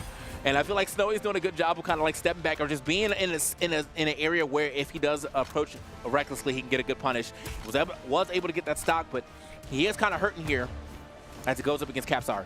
Yeah, I mean, everybody who comes in is still getting some damage built up on the Snowy. Got to give him a lot of credit for bringing this one a little bit closer, going from 6-4 to 5-4. But can Capsar finish the stock off of Snowy?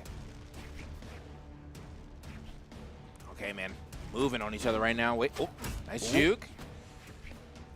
Good dodges. Downlight recovery's not enough, though. Surprised he was able to get that. I don't think I saw a dodge actually come out from Snowy, but regardless, though, he just kind of threw it out. Got the hit anyway. Capsar has to find a way to finish his stock. I know he's on his more tried and true, so that downlight recovery is probably, he's looking for it.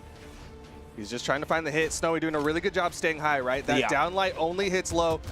We might see Capsar go for like a quick jump gravity cancel downlight, but still, Snowy's staying above it.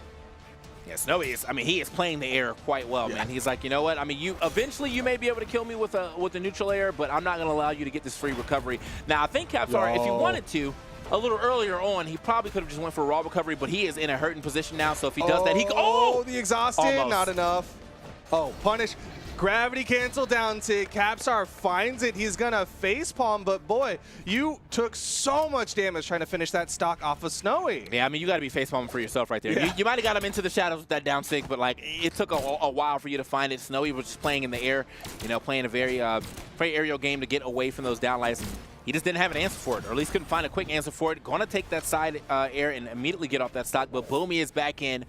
Boomy again. Almost hitting Berserk last game, or last stock, so see if he can, we'll just finish it off. Can't get Berserk here, but can definitely dominate to the end. The double domination in crew battles would still be quite the achievement. Side sig not going to connect. All right. Nice. Oh, snap. Nice. He's getting hits. Llama not finding any connections. Boomy just cutting away at this shark. Ooh. Okay. All right, Boomy. You know, he's actually doing a decent job fighting Boomy right now. Instead, the slowdown's not working. He's not getting overwhelmed yet. He's keeping him off the stage, too. Boomy having a hard time recovering. Oh, snap. Unjumpable. D-light into the side sig. Boomy. Lots of movement. Oh, man. Yeah, those side airs helping him out. Any other weapon, and he could have been in oh, that's cannonballs. You just got taken out by cannonballs. Everybody gets hit by at least once. Yeah. It's a rite of passage for all Brawlhalla players, really. Yeah, it's actually a large move. Like, that move is super large, you know what I mean? And it's cool that the cannons, you know, in comparison to the Citrus cannon, they actually do hit the ground or back to ground level. Yeah. So he's like, I got the original and better cannon. Okay. Yo, blue team has actually evened up the stock count, though. Ooh. It was 6-4, now it's evened up to 3-3, and if Llama gets enough damage on Pierre, this is very possible for the blue team. Yeah, but Pierre, okay, Throws that one just a little too far down there, and I like that idea. Going behind him for the recovery. Doesn't get the full KO yet, but you are gone off that one for sure. Can't survive everything. Again, only 3 defense, but in comes Van Thurl. He struggled against Pierre in game number 1. I feel like he's really good at always finding that, or Pierre's always good at finding that neutral light over the edge for the KO. So I think that's how he got most of his KO so far. But here he is, man. Yeah, as you said, Van Thurl has kind of struggled against Pierre here. But again, this slowdown gameplay here of the blue team definitely has kind of kept them a little closer to a W here. They still might be able to do it. It all depends on what Van Thurl and Snowy can do as a unit together. Yeah, they've got to work together, get this damage built up. Pierre in the red. Van Thurl, I mean, very real possibility of getting this pretty much evened up. He hasn't taken too much damage here. Okay. Jockeying for position right here. Gets the weapon toss right back into it. Weapon toss for weapon toss. Just the tiniest amounts of damage possible. Pierre with nothing. He was on top of him, didn't go for the end light. Van Thurl, a good dare could do it. Goes the wrong way. Pierre's still able to touch. That was a sick slide neutral light, though, off of the platform. But regardless, yeah, he's got to find this final hit.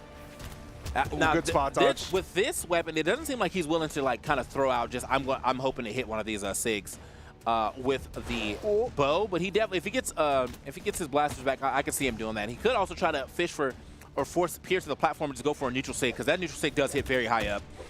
Here we go. Neutral light. All right, he's going to even up the stock count. He's got some health to play with here, and he actually did a pretty decent job in his matchup against Capstar earlier. Suddenly, I think the blue team's got a chance. I am definitely in agreement with you right now. Van Thurl, you know, he has definitely cleaned it up here in this second game between the orange and blue. And on this last stock, he can hold it just a little longer, get maybe just a little damage here on the Capstar to make it easier for Snowy. Uh-oh. Oh, didn't get the dodge read.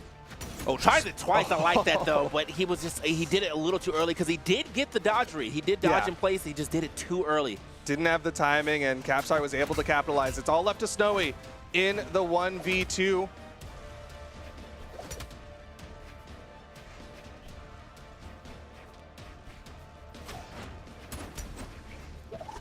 Oh, man. The chase up. Snowy swapping over to the gauntlets. Nice, nice. Okay, trying to get back down to the ground. He's having a hard time doing it.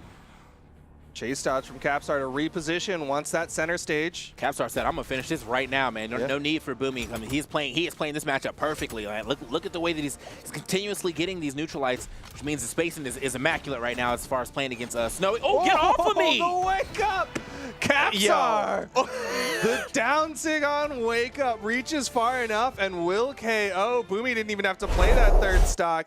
And Orange Team with a quick 2-0 to go into winners final. That was the most I'm not shook, you're shook situation. That was like, oh no, you think I won't just hit out of this? Nah, I'm not dodging. I'm not afraid. You're not. Everyone's waiting around, and honestly, at these higher levels, you will see that a lot. People kind of wait around for the air dodge. So sometimes you can get a little risky and throw out a long-lasting move like that. Just scoop somebody up. Yep.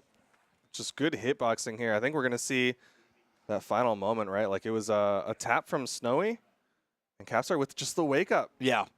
Snowy was like, he was definitely waiting for some type of air dodge, and Capstar said, well, I'll give you an air dodge, but with a move on top of it. So good stuff to Capstar. Gravity canceled D-Sig from Hattori, which is like it's a super large hitbox. I mean, if you miss, you are getting punished, but it is a super large hitbox, and I think it does a decent amount of damage too. I mean, you're in that cloud for a while. It's great for damage. So that puts Red Team and Orange Team now in the winners final. 2 out of our top 3 crew battle teams have been decided, but we're going to find out more as we go down to the loser side. And if I'm not mistaken, a team or 2 might be out by this point.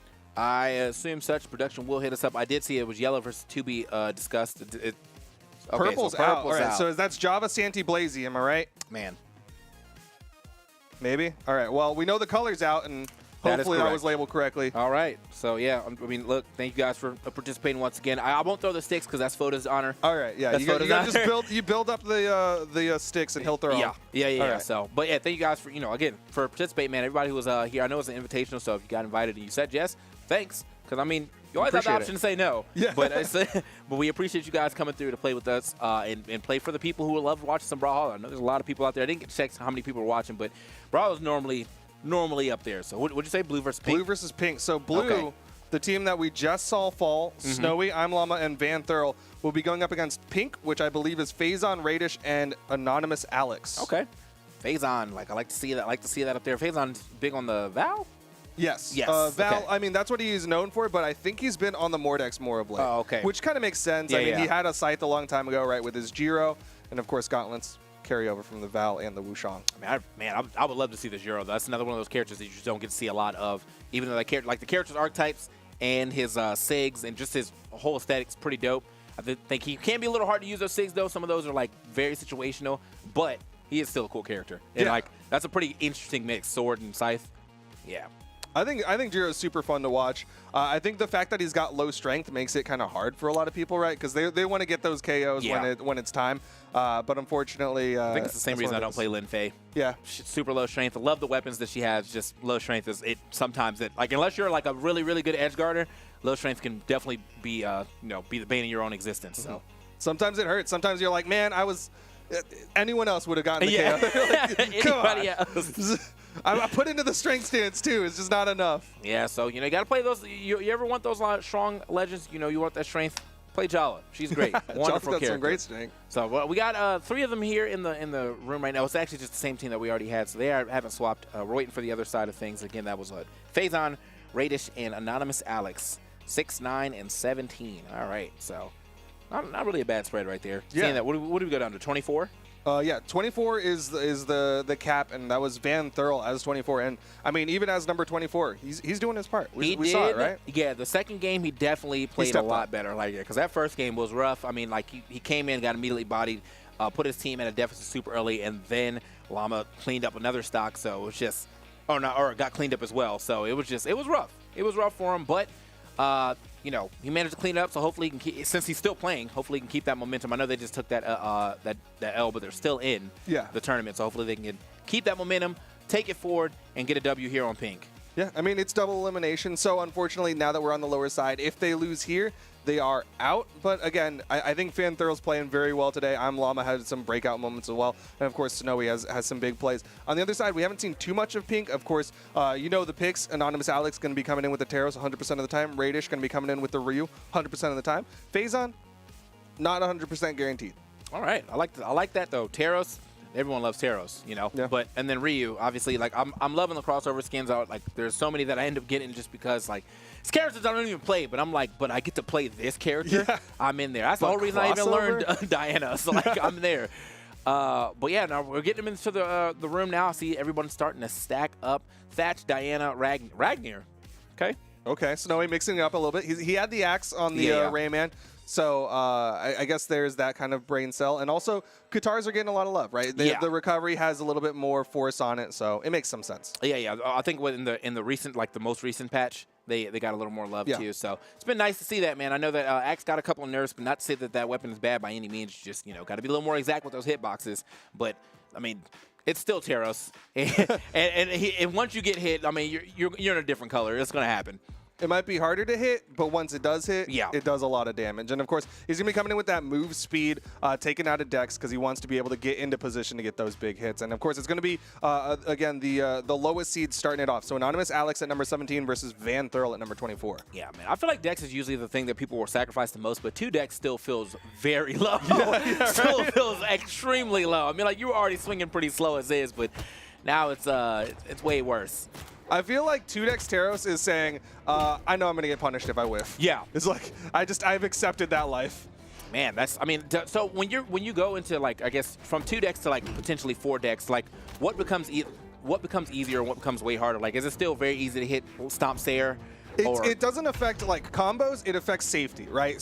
So putting into the decks makes it so it's a lot safer when you whiff Sidelight or you whiff that dash stomp. Whereas when you go into 2 decks, you're pretty much guaranteed to get punished when you whiff that thing. Okay, yeah. Well, just like that. Misses the dash stomp, immediately Sared in the face. All right, well, good to know, man. I know that people will definitely sacrifice that because, they're always worried about. Well, the thing is, you don't want to think about whiffing Yeah. You're like, I shouldn't be whiffing, but it's just part of the game. Just don't whiff, forehead. Yeah, yeah, it's definitely part of the game. You're not going to hit it. You're not going to be 100% all the time. However, though, as Teros does, when Teros gets a hit, it's going to hurt. And he's getting a decent amount of hits here. They are pretty much even right now. But, I mean, any Teros 6 should be able to take it. You know, but at the same time, it's Van Thurl with that stage control. Both of them at that KO percent. Oh, good jumping from Anonymous Alex, man. Van Thurl kind of taking the bait there, was trying to catch the landing, and Anonymous Alex was just like, I'm going to jump over it and side air you. Gets the first stock. All right, man. But here's Llama, where Llama, what he does, I feel like he does a really good job of, just cleaning it up. Yeah. Wasn't able to do it the first time against the orange team, but I feel like after that, he was really good at doing that. And if they decide to swap it up and put him first after this, you know, he did a really good job as point.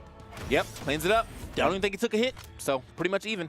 There is not a mop sword skin, but he still cleans up when he's got it. He gets so many good KOs right that recovery. He's so good at like the sword end sig, the side sig as well, just to get those quick finishers. Now that you said that's surprising, he's a pirate, like, you know, swashbuckling. You know what I mean? Like, it should be in the game. That needs to happen.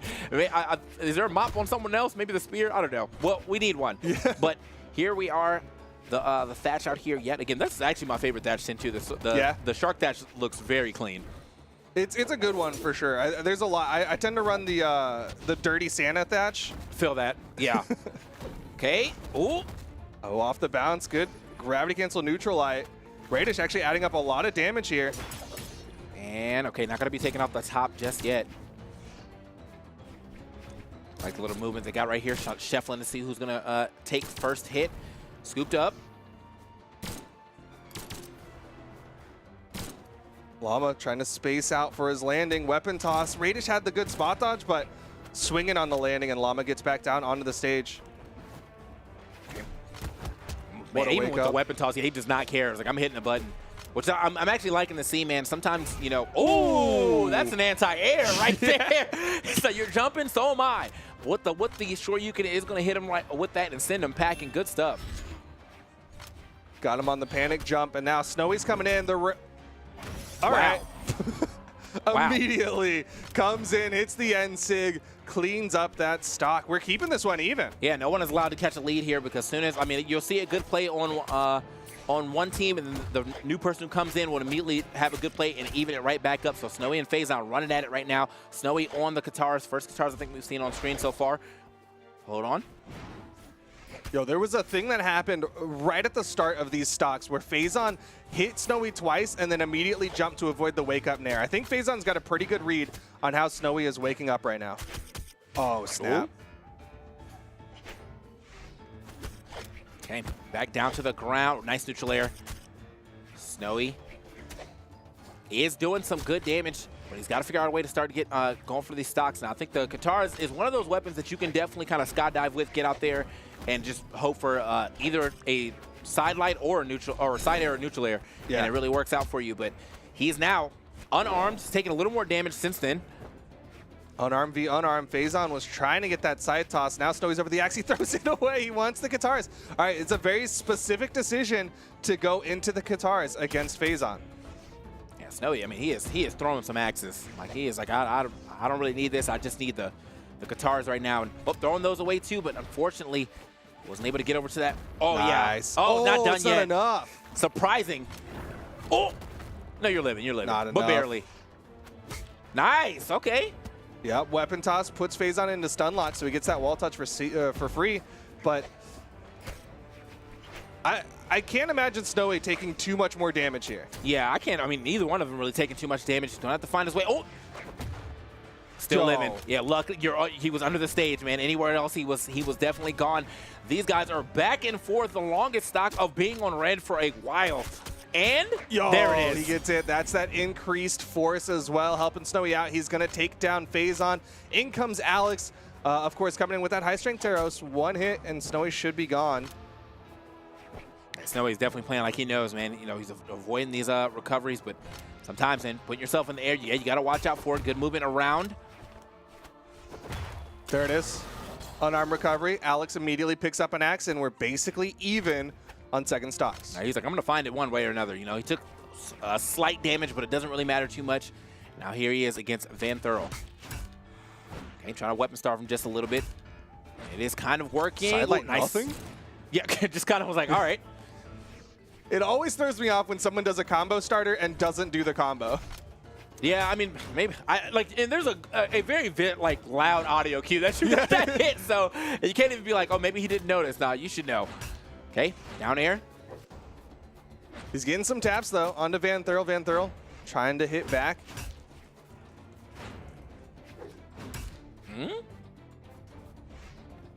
All right, man. Let's pick over to the Axe again. Down Nice. Sig doesn't put him off screen. He is definitely trying to get back in there. Another screen, but not going to make that. Not going to get that to work at all. Looking for another down sig potentially. I mean, it does cover a lot of space around him. So. Yo. Ooh. Someone was watching the tapes though. You saw Van Thurl hit so many of those D-Light end sigs, but Alex able to dodge through it. Can you just neutral dodge the insig? I think you have to dodge in. Okay. All right. So this is. I mean, look, Alex.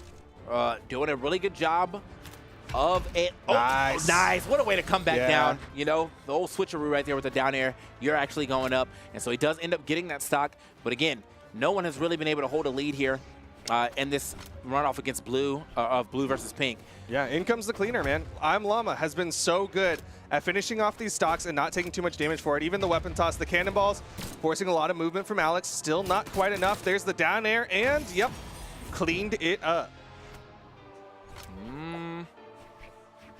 Okay. Llama gets the oh. Okay, does get that clean up, but now he's going up against Ray once again. Ray's on, or Radish, sorry. I was like, oh, we got too many names in here. Radish definitely doing a good job on the Ryu. Okay. For that Shinku Hadouken. I'm surprised that one went through the soft platform. I'm not exactly sure how that works, but sometimes it'll like land on the platform and like explode out. Mm-hmm. Does that explosion have a hitbox? Yeah. Okay, nice. I'd like to see it. All right, so yeah, kind of slowing it down right here, but I mean, that has been kind of what has been the theme of our block so far. Is like, you know, the first part, I feel like they're feeling each other out, and then once someone is like, I think we haven't figured out yet, let's slow it down a little bit. It usually works. It usually works. I like that idea of trying to use that neutral sig over the edge just in case he did something a little aggressive. Yeah, but Llama kind of returned it by throwing out some cannonballs, really just both of them putting some projectiles in each other's projectiles. Llama, oh, miss input there. Went for the dash jump recovery and instead got a side sig. Man, yeah, that definitely would have been probably the KO too with how strong Thatch is. Should have been it, but he's going to have to go for it again. Ooh, no, turn around right there with the side air. Should be able to finish this one off. No, let's him get back to stage. Only one more, though, from this position should be it. Nice. Getting back on stage with the weapon toss. Doesn't work the second time, though. Another side air. Weapon toss connects, and Radish is out of there. I'm Llama taking 2 stocks. I'm Llama now putting his team ahead for, I think, the first time. It's been mostly pink, and then them coming back. What a way to bring that back, though. Going for the stronger option of the gravity-canceled neutral heavy. Yeah. And it works out. More variable force on the neutral heavy than on just the straight recovery. So Phazon wanted to go for the optimal to guarantee the KO. Offstage opportunity could be something to swing the momentum, but Snowy gets past it. Right, man. Phazon looking for a way to get in here, man. 2 short-range weapons with the guitars and the gauntlets going at it. Who is going to get this hit? Oh, hey, back on stage.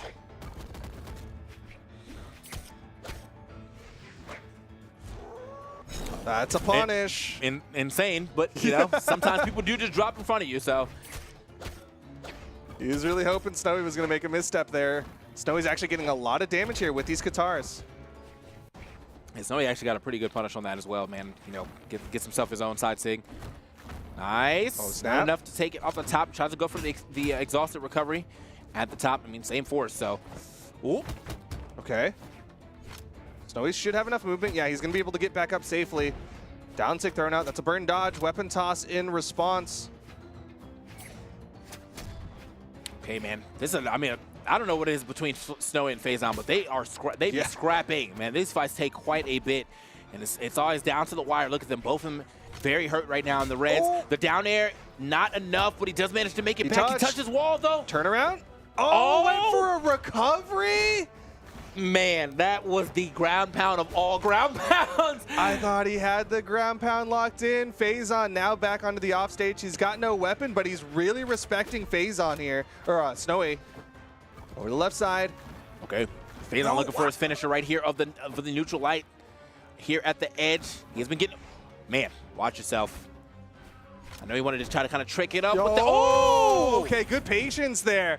He waited it out. Side light, jump, just sit alongside Snowy, but can Vanthurl clean this stock up quick? That was very smart right there from Phazon. He was like, you know what? I know you're gonna have to dodge something, so which way are you going? And he just chased him up to the top. So pretty much I mean, that stock was gone even if he got a recovery at the bottom, but he guaranteed that was gonna be out of there. So now, Vanthurl, the weapon toss. One more chance. Phazon gets the wall touch. A side air will definitely do it. Phazon's just trying to get some extra damage. Wants to give his team that edge. Okay, yeah, he has got to find. Does not find it. No. How did he miss? Oh no. Okay, Vanthurl gets out of there. Phazon with the jumps. Vanthrl's taking damage though. Over to the bow. Oh. Jumps over the downlight. Good dodge through. He's getting small bits of damage here, and it is all working. Vanthurl does dodge through, but he's way too far away for the punish. Oh, okay, good. The neutral air will slow down Phazon. Everybody into their final stocks. Vanthurl took a decent amount of damage here. Is that enough for the pink team to close this out? Smart answer though from Vanthurl. You know, not letting him get that answer or get that weapon back immediately. Oh no. The side sig put him so far off, and just an easy behind the back Sair from Teros. You're definitely gone. I respect it though. He bet big, was really hoping Anonymous Alex was gonna make that misstep, like dodge straight up and get caught out and get taken out early. But Alex, again, I think he watched the tapes. He knew exactly what to do against those tricky options from Vanthurl. Okay, so will he be able to get this W back? Man, got Anonymous Alex back in here playing against Llama. Oh, this could be big. The chase. And I mean, again, this is a Teros swinging on a thatch. Like, that hurts. Oh, yeah. I mean, he kept his defense, but 3 still ain't really much, so got to get back onto the ground. He does do it. And yeah. You are going nowhere. No amount of movement speed is going to outrun that from where you are. Run into the bulls as Anonymous Alex takes another one, and he's going into Snowy. Snowy's got to take 3 stocks. Yeah, man, what a way to do it, too, man. Just like, I'm going to cover as much space as possible. Dash side sig, I'm here. You're trying to run away. You basically have to dodge through or jump over that. So, unfortunate there for Llama, but Snowy, he could do it. Good reverse recovery to catch him trying to go over him. Now it's going to be the Ryu back in the building. All right, Radish on the Ryu, no weapon spawns. And the crazy thing is, even if Snowy gets through Radish, I think he's still got a really solid chance. With the way that Snowy versus Phazon have been going down to the wire, that last hit, like, there's a real possibility of Snowy closing this out. Oh, what a bait. Oh! Yo, Snowy! Calm down, sir. Actually, you know what? Keep it going. You're trying to make the comeback, and it is looking good. He has got back to the one-on-one that has been the longest one-on-one we've seen all through this here set. It's the Snowy Phazon one-on-one. These guys keep getting to a red each, and it's always last stock, last hit.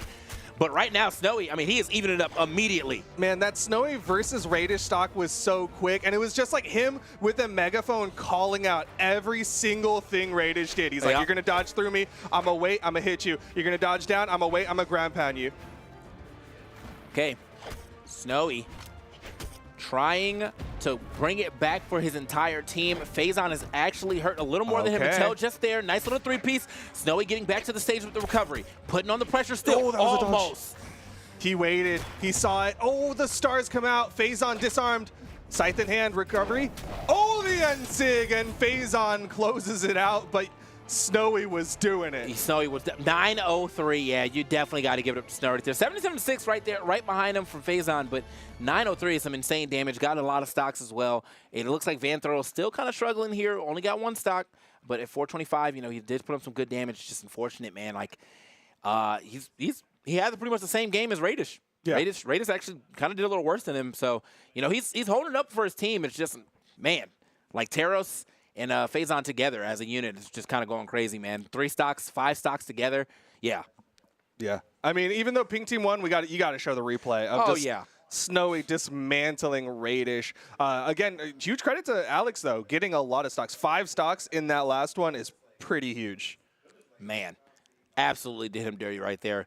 But it was necessary for him to get into this situation where he does get the one-on-one, and the one-on-one was looking good. I mean, like, until he got comboed at the left side, he had the lead. And then, the Brawl of Gods blessed Mordex again with the item drop right over his head so he can go ahead and get himself a scythe and finish it up. So, got to give it up to him, Magic. They're already ready to go back into it, man. They're jumping into it. And the biggest thing is, I'm Llama, Mr. Play Thatch is playing Plague Knight. He's off the Thatch. Okay. And no carryover, too. No blasters, no sword. Instead, it's going to be the Katars that are going to be the big thing that we're expecting from the Plague Knight. Okay, well, let's see how this is the Caspian crossover? Yeah, I think so. Yeah, okay. So it's going to be interesting to see how this one plays out. You know, Caspian, I think another character that's starting to get a little more shine because of weapon, weapon buffs. Yeah. But, always been somewhat of a cool character. Like a Sigs, they got the far reach to Sigs. He's got, just 2 short-range weapons, so sometimes he can't get out of mopped snap. up. Speaking of mopped up, though. Oh. Van Thurl might have woke up. He's a game 2 player. You know what I mean? Some people wake up in the second half. Van Thurl wakes up in game 2. Yeah, that's him. This first game for both sides have not looked too great for him, but look at him now. He's like, you know what? Keep me point. I'm going to make it work. And that's exactly what he did. Got the first stock off of Anonymous Alex immediately. The dodge read. Oh, he was almost there. One more recovery, and Van Thurl would have been out of there.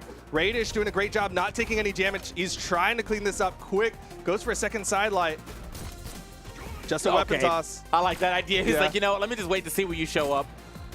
I mean, like, when you're untouched, nothing's going to really send you far, so you can do a lot more wake-up options. Okay. Radish, man, I don't know how he did that. He literally came back in with a vengeance. I understand you didn't get hit too much by Anonymous Alex, but I'm getting all the hits right now. He is trying to find this finisher here.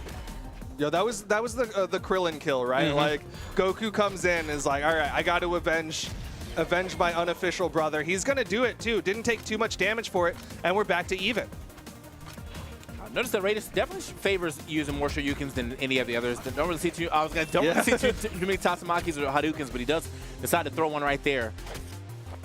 Uh-oh. Yeah, that's definitely Caspian. Yeah. All right. Plague Knight doing a little work here, throwing out some of these knives. I mean, that's the big thing with Caspian is he's got a lot of projectiles in the kit, right? The Yen Sig, the Side Sig, and then you go over to the Gauntlets, and he's got that Down Sig as well. Like, he's got a lot of options to just put some hitboxes out. Oh, wow, okay. Nice, 2-piece. Oh, can't chase with the recovery, though. Good punish on that. Just outside the range, and was still able to dash back in. Doesn't get the Shinku right there to actually hit. Little Spirit Bomb action. Hold on. Radish looking really good in this matchup against I'm Llama, though. I'm Llama. Dash dancing around. Hasn't found a hit on a Radish in a while. The Hadouken not going to connect for him, though. Yeah, it's starting to get a little more with the projectiles, though. I like the idea because you are playing against it. Nice. You're out of there. Yep. The reversal. I'm Llama was just waiting for the chance to throw out the side signature, and suddenly Blue Team's got the lead. Okay. How long they keep? Well, reversals for everybody, though. You know what? You threw them off. I'm throwing you off as well. So good stuff to Phazon. Getting back into it. Now another Phazon Snowy runoff. Is this going to be another last stock, last hit situation, or will one of them finally start catching the keys to domination? I mean, Phazon did start to find a lot of momentum against Snowy at the end of the last one. Maybe going to see it increase here as he's finding hits. Snowy, though, swinging back with the unarmed. Ooh, what a chase. Okay, Phazon. Got him waiting out real quick.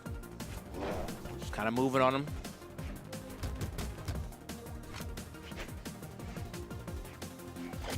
Whoop. Okay, again, I'm like, game, starts to slow down just a little bit. They get that early damage. They get about to orange, and then it slows down, and then they both get to red around the same time. But, okay. Snowy with a little bit of a lead. Phazon just jumping out of there. Try to just ejection seat, get away from that. Does not want to get caught by the recovery.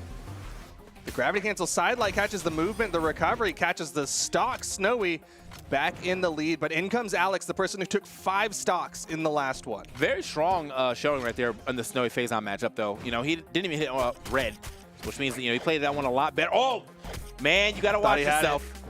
Weapon toss not going to connect.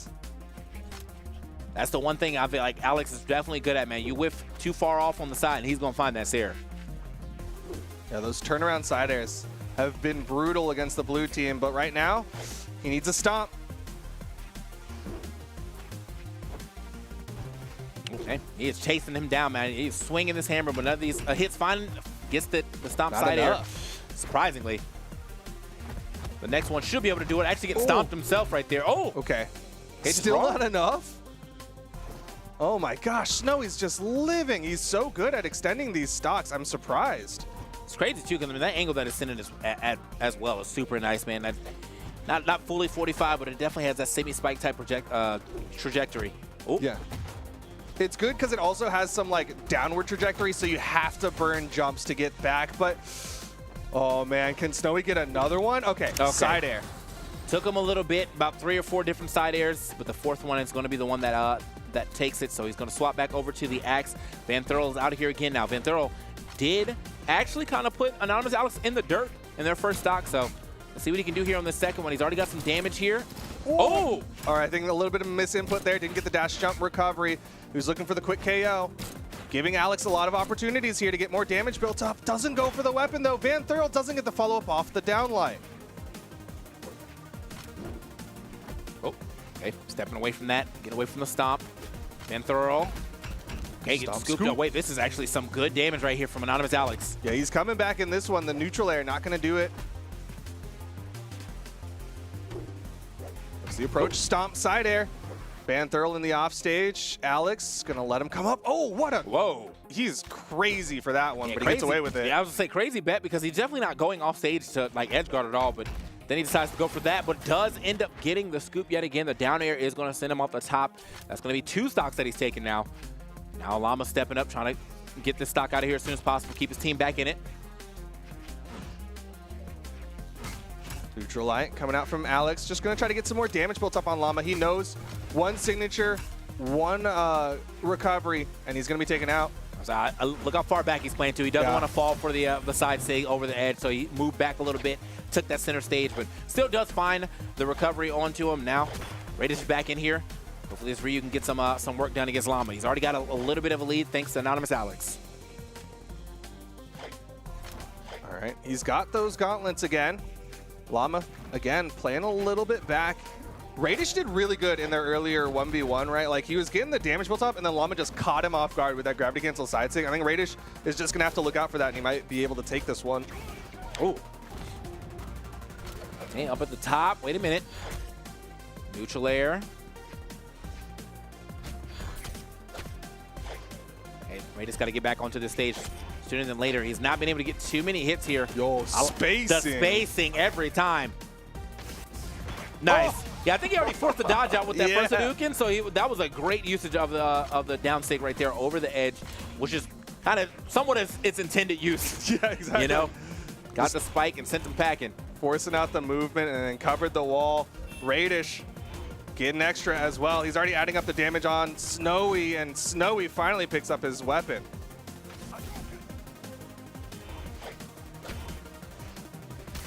Ooh. He's getting out of there yet again. Hold on. Gets the 2-piece right there. I might give us a little late on that, but still got it. Ooh. Oh, dodge through. Turn around. He's going to back away. Try to Good get patience from Snowy. Try to hit him with the orb, mix up right there. Got one to the other. He's going high. Side air, Snowy. He's going to get back up the neutral air, actually catching Radish from behind. Okay, Radish trying to get back to the stage. Managed to do such again. Snowy throwing away. Yo. Oh, just barely gets out the range of that neutral sig, but Snowy, he's got the good damage onto him, but he's got to get this stock. There it is, all the way across the stage, finally find himself a Sarah. I mean, that was a long time flying, but phase-on, coming in super fresh. I know these guys have been having pretty good bouts, but with him coming in so fresh, as long as he can get him, I think a scythe is probably what he's going to look for. should be fine. Good weapon star right here from Snowy. Yeah, he's wanting to extend this stock. You can see the patience. There's that scythe pickup. Down air, not going to do it. Weapon toss does not connect. Phazon is waiting for the opportunity. You saw the exclamation points come out too. So that means Snowy is going to have a harder time every time he goes to those walls. He's going to get wall slip sooner. It doesn't matter as the recovery connects. Okay, so Phazon now putting his team a full stock ahead. Hasn't taken too much damage. Van Thurl, though, is going to have to do something here. Make a little bit of a comeback here for his squad, or at least do some good damage so that Llama can do it. But right now, the start for him is not going too well. Okay.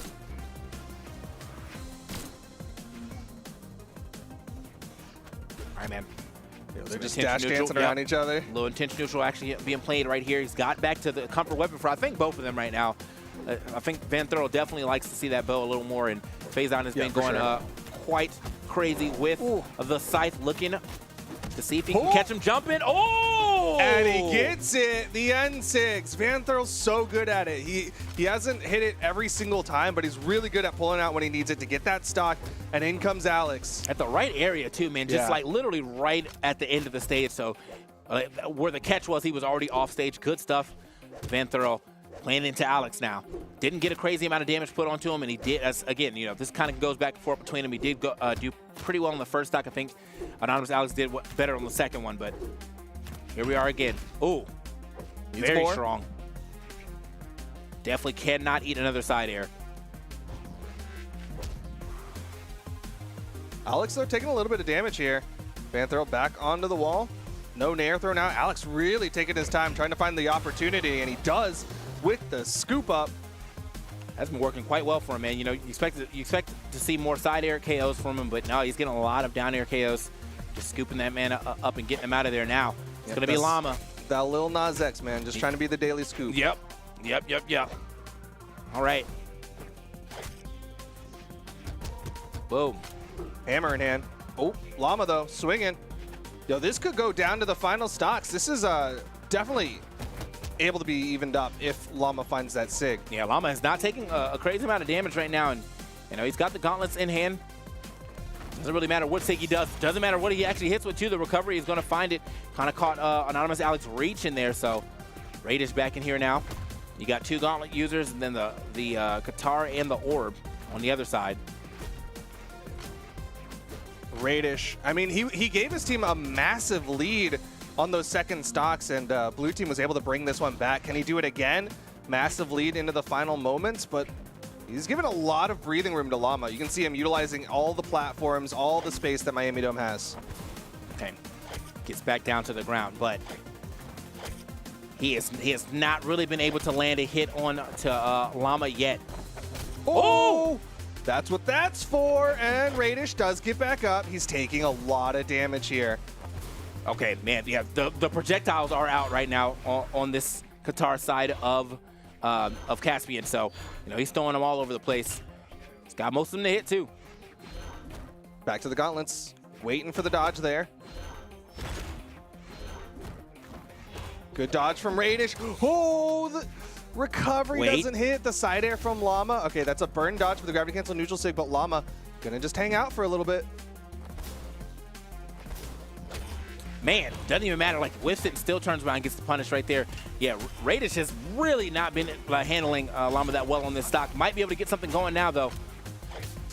Ooh, but he disarms himself on the whiffed weapon toss. Llama gonna control the weapons. A down air, just getting some damage built up. Making sure this one will stay close. Gauntlets in hand. Llama gets it with the unarmed neutral light. Unarmed neutral light. Throws his weapon, but he's like, you know what? I think I still got enough damage. Now, Phazon coming in, the last person on his team for the pink. But can he do it? Now, he has to do it, actually. I think Snowy was very close to making that comeback, though. So, man, they are not dealing with this Caspian that well. He is getting the hits. The projectiles, just too much. The recoveries from Phazon will do it. We're in the final stocks now. Snowy versus Phazon. Last time they were here, Phazon won out. Okay, Snowy, coming in fresh. Could be a different story this time around, but see what Phazon can do. He's off of what I thought was his comfort weapon. Maybe he likes to use both, but I feel like he's doing a lot better here on the scythe than the gauntlets. May work out a little better here against Snowy, though. who was chilling out. Yeah. He's like, I am good. There is no time limit. I am good. I mean, there is a time limit, but we're probably nowhere near it. Yeah. I think it's like 15 minutes. 20? We're getting confirmation 20 minutes. But I don't think we're going to hit all 20 of them. I mean, I hope not. we were close yesterday. We could go to game 3. Yeah. All right. He gets Good in. catch. Oh, Nice. Okay. Keeps it going. Man, so close to getting that second neutral air to hit and bring him back down. That's a lot of damage he was able to add up, but still does not have the damage lead yet. Ooh, the side air. Phazon's in trouble. Oh! Weapon toss. Phazon's in trouble. He's got horizontal movement. Turnaround opportunity. Wait, not the he got the turnaround wall like this. touch. Okay. He backs away. Ground pound doesn't connect. Both of them in the red. I think that was Phazon. I feel like that was his most do-or-die moment. Yeah. He got that touch. I think it was time for him to get out there and try to make something else happen with the turnaround. But regardless, plays it safe, gets back on stage. Might still. Ooh, okay. Everyone. Everyone throwing those weapons, and unfortunately, he did not get back to his in time. Snowy gets the turnaround, gets the recovery, gets the second game.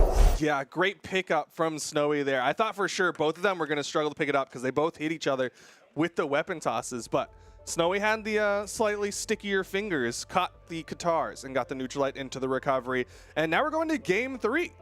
All right. Yeah, game 3, man, that one was going a little down to the wire, man. I feel like there was times where I think the pink team kind of pulled away, but then the blue team always managed to bring it back. And then got to give it up to Van Thurl, though. Yeah. He played exceptional this time around. For some reason, game 2 is the Van Thurl game. That's the one where he starts to step up. You start to see him hit those downlights into the end sigs a little bit more frequently, and he hits them when he needs them, right? He's able to get those stocks for the team. So you got to give a lot of credit to Van Thurl. All right, so he's going to be thinking it out now. Where are we going to go? I see the blue team has not decided to change. We have Ragnar, we have Plague Knight, we have Diana. Literally no reason for them to change right now, especially Llama. That Plague Knight pick was key. That was key. Yeah, that was good. I mean, those side signatures, right? And then even he had the down signature for the edge guard. Like, he's definitely bringing out the Plague Knight signature kit, showing that, you know what, he has put some time on this character and knows how to utilize it. Yeah, so got to wait to see what happens on the other side of things. I think everybody on the blue side definitely held their own, so we love to see that. But we're going to have to see what the pink team brings back to the table. I really don't think they have to swap too much. Maybe just the order. Yeah, maybe the order. I think the only person who I would expect to swap is Phazon. Okay. Radish, I mean, again, he's a Ryu through and through. Alex as well, Taros through and through. And, I mean, Alex was getting stocks, so I can't blame either of them. Radish was the reason why they were coming back in that one or even built a lead. So I think both of them staying on their same characters makes a lot of sense. And Phazon's the only one who I'm like, I could see you swap and I would be fine with it. Yeah. Well, what other characters does he have to play? I mean, we talked about the Jiro. Right. I love the Wushang from Phazon in particular. Wushang. He's also, I'm pretty sure, got a Val, so he could come in with the Akuma if he wants some thematic thing going on with the team a little bit. Or also could bring out the Mordex, which is what it looks like it's going to be for game number 3. Well, that's pretty much keeping with the Yeah. Same. A lot of time times they spent. just change the order. A lot of time spent into we're right back into it. So No, just kidding. they're not even gonna change the order. Man. All right, they were having a powwow. Yeah. That's what. Yeah. They were having a powwow for sure. You know what they put on the Remember the Titans speech, and they had to play the whole thing to really motivate themselves. And they're like, yeah, we got it. They start they go to their bedroom door and tap the top of it as they leave, and then come back in. He's like, you got to do all these these rituals. Well, they have actually stepped back out again, so I'm not sure what's going on here. These guys are. Oh, okay. Wait, we what's might the have order? a swap. Wait, okay, it's on your side. That it's behind you, but okay, we've got Phazon, Alex, and Radish. Okay, that's gonna be the order. Potentially, maybe we haven't even gotten to map bans. Yeah. We're taking a little time.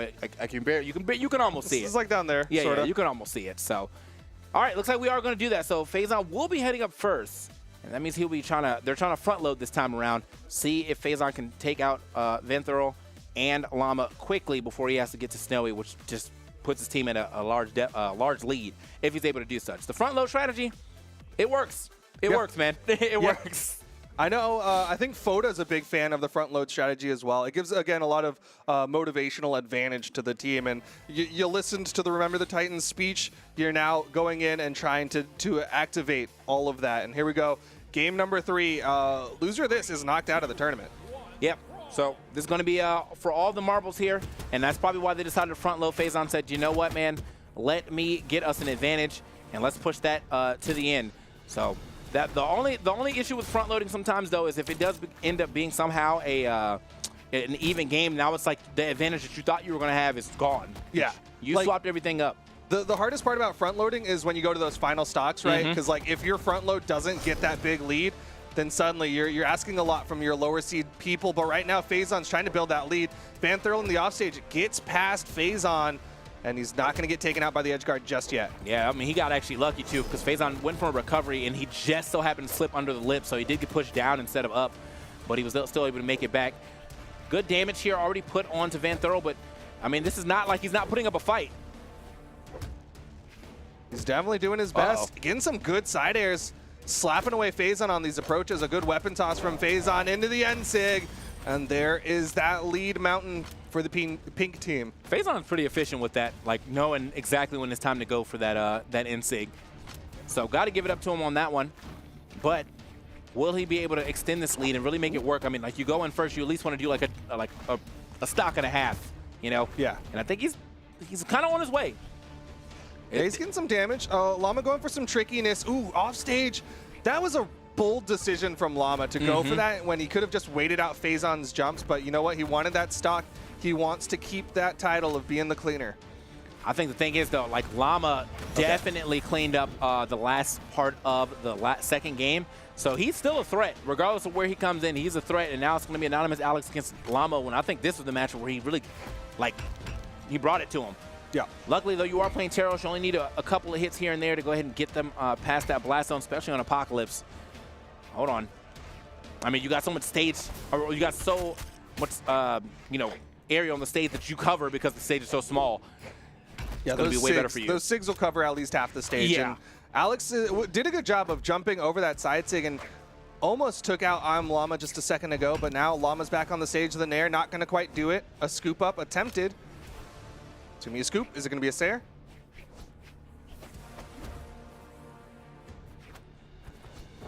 Whoop. He really wanted the scoop there. I think he could have just gone for the stomp because Llama was in active frames on that neutral light, but Anonymous has scoops on the mind, and he's going to find it, gets the down air, and you know, it didn't take too much damage. Really did it. So, gotta give it up to him right there. You know, as I said, Llama really had his number last game, but it seems like that's not the case right now. Snowy's the real demon, though, man. Snowy, he has made some crazy comebacks. He's had some crazy stocks, and it looks like he's going right back into it. Doesn't go for the stomp immediately, but does get the turnaround. Wait a minute. Jukes. Got past. Oh, he went back in, and he didn't work out immediately. We're back to even. Radish versus Snowy. All of the lead that Faison was supposed to build amounted to nothing. Yeah, now. at least on this first stock, but that's so unfortunate because like Anonymous Alex made it back to stage and said, wait, this is my turnaround. Did not expect to get under Snowy doing a recovery and get sent down. Now Snowy kind of giving it to Radish right now. Radish trying to find some space so he can get something started, but Snowy, look at him, just chasing him down. This is actually kind of unusual for Snowy, seeing that he's usually slowing it down. I think it's throwing off Radish. Yeah, the pacing change. Radish charged forward, did nothing with it, though. Radish yet to throw out an attack for a while now. He's really trying to get something from Snowy. There's the down air, misses the side air. He's not finding any hits onto Snowy. This is why Snowy's the anchor. Yeah, this is looking super rough for Radish. I mean, look, he swapped over weapons, said, you know, the orb's not doing it for me. See if he can do something with the gauntlets. Oh, all right. Big bet right there. Radish brought boxing gloves to a battle with the Glacier, and unfortunately, it's not working out so far. Snowy just too icy, does hit the down air. No down sig on the corner, though, and Radish gets up Tatsumaki. Okay. Some good damage on that for sure, but still, oh, wow. Yeah, way out of there. Man, sent all the way across the stage, doesn't matter. Now Faison coming in, you know, this is, he was supposed to actually not even meet Snowy because he was supposed to be in the lead, but this, the front load seemed to not work for him. Maybe he can get rid of this stock soon enough and then just kind of run through Van Thurl, hopefully. Van Thurl, though, as the sets have gone on and on, he seems to have been getting better and better, though, so This is not first game Van Thurl. No, this is game 3 Van Thurl, and right now game 3 Phazon struggling a little bit against Snowy, who's still on that first stock. And this is what we're talking about. That front load strategy can be really, really good, but when the anchor is someone as good as Snowy, you start to see it fall apart.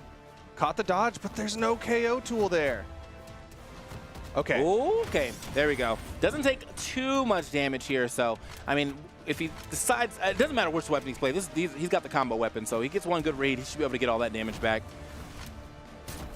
Oh, okay, there we go. Oh, almost. You wanted it. Yeah, tried the X pivot on that one. Didn't actually get far enough over to get that down air. Nice. Nice. Going Oh, for tried more. it again. Side I air. like that. He didn't touch. That time he does. Phazon chasing Wow, those side at air, that. and he's gone. He said, don't let me get beside you. And that's exactly what a way to clean up that stock. Now this is where the front low might actually potentially be the wave. It's just Llama is so good at like stopping the front load. Yeah. He's just that brick wall between the front and the back, and that's what you need to do as that pivot position is stop Phazon from building too much of a lead for the pink team. Ooh. Okay, Phazon. Back on stage.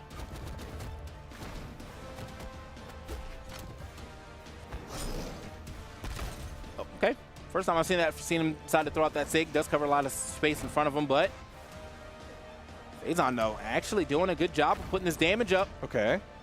Will he be able to dominate? This will be the third stock he takes. If he gets it, if he gets the full cycle into Snowy, that could be really nice for the pink team. But Llama with the projectiles, the side sig connects, and now in comes Alex. Alex was able to clean up the stock from Llama, but then Snowy came in and really shut down Alex and Radish.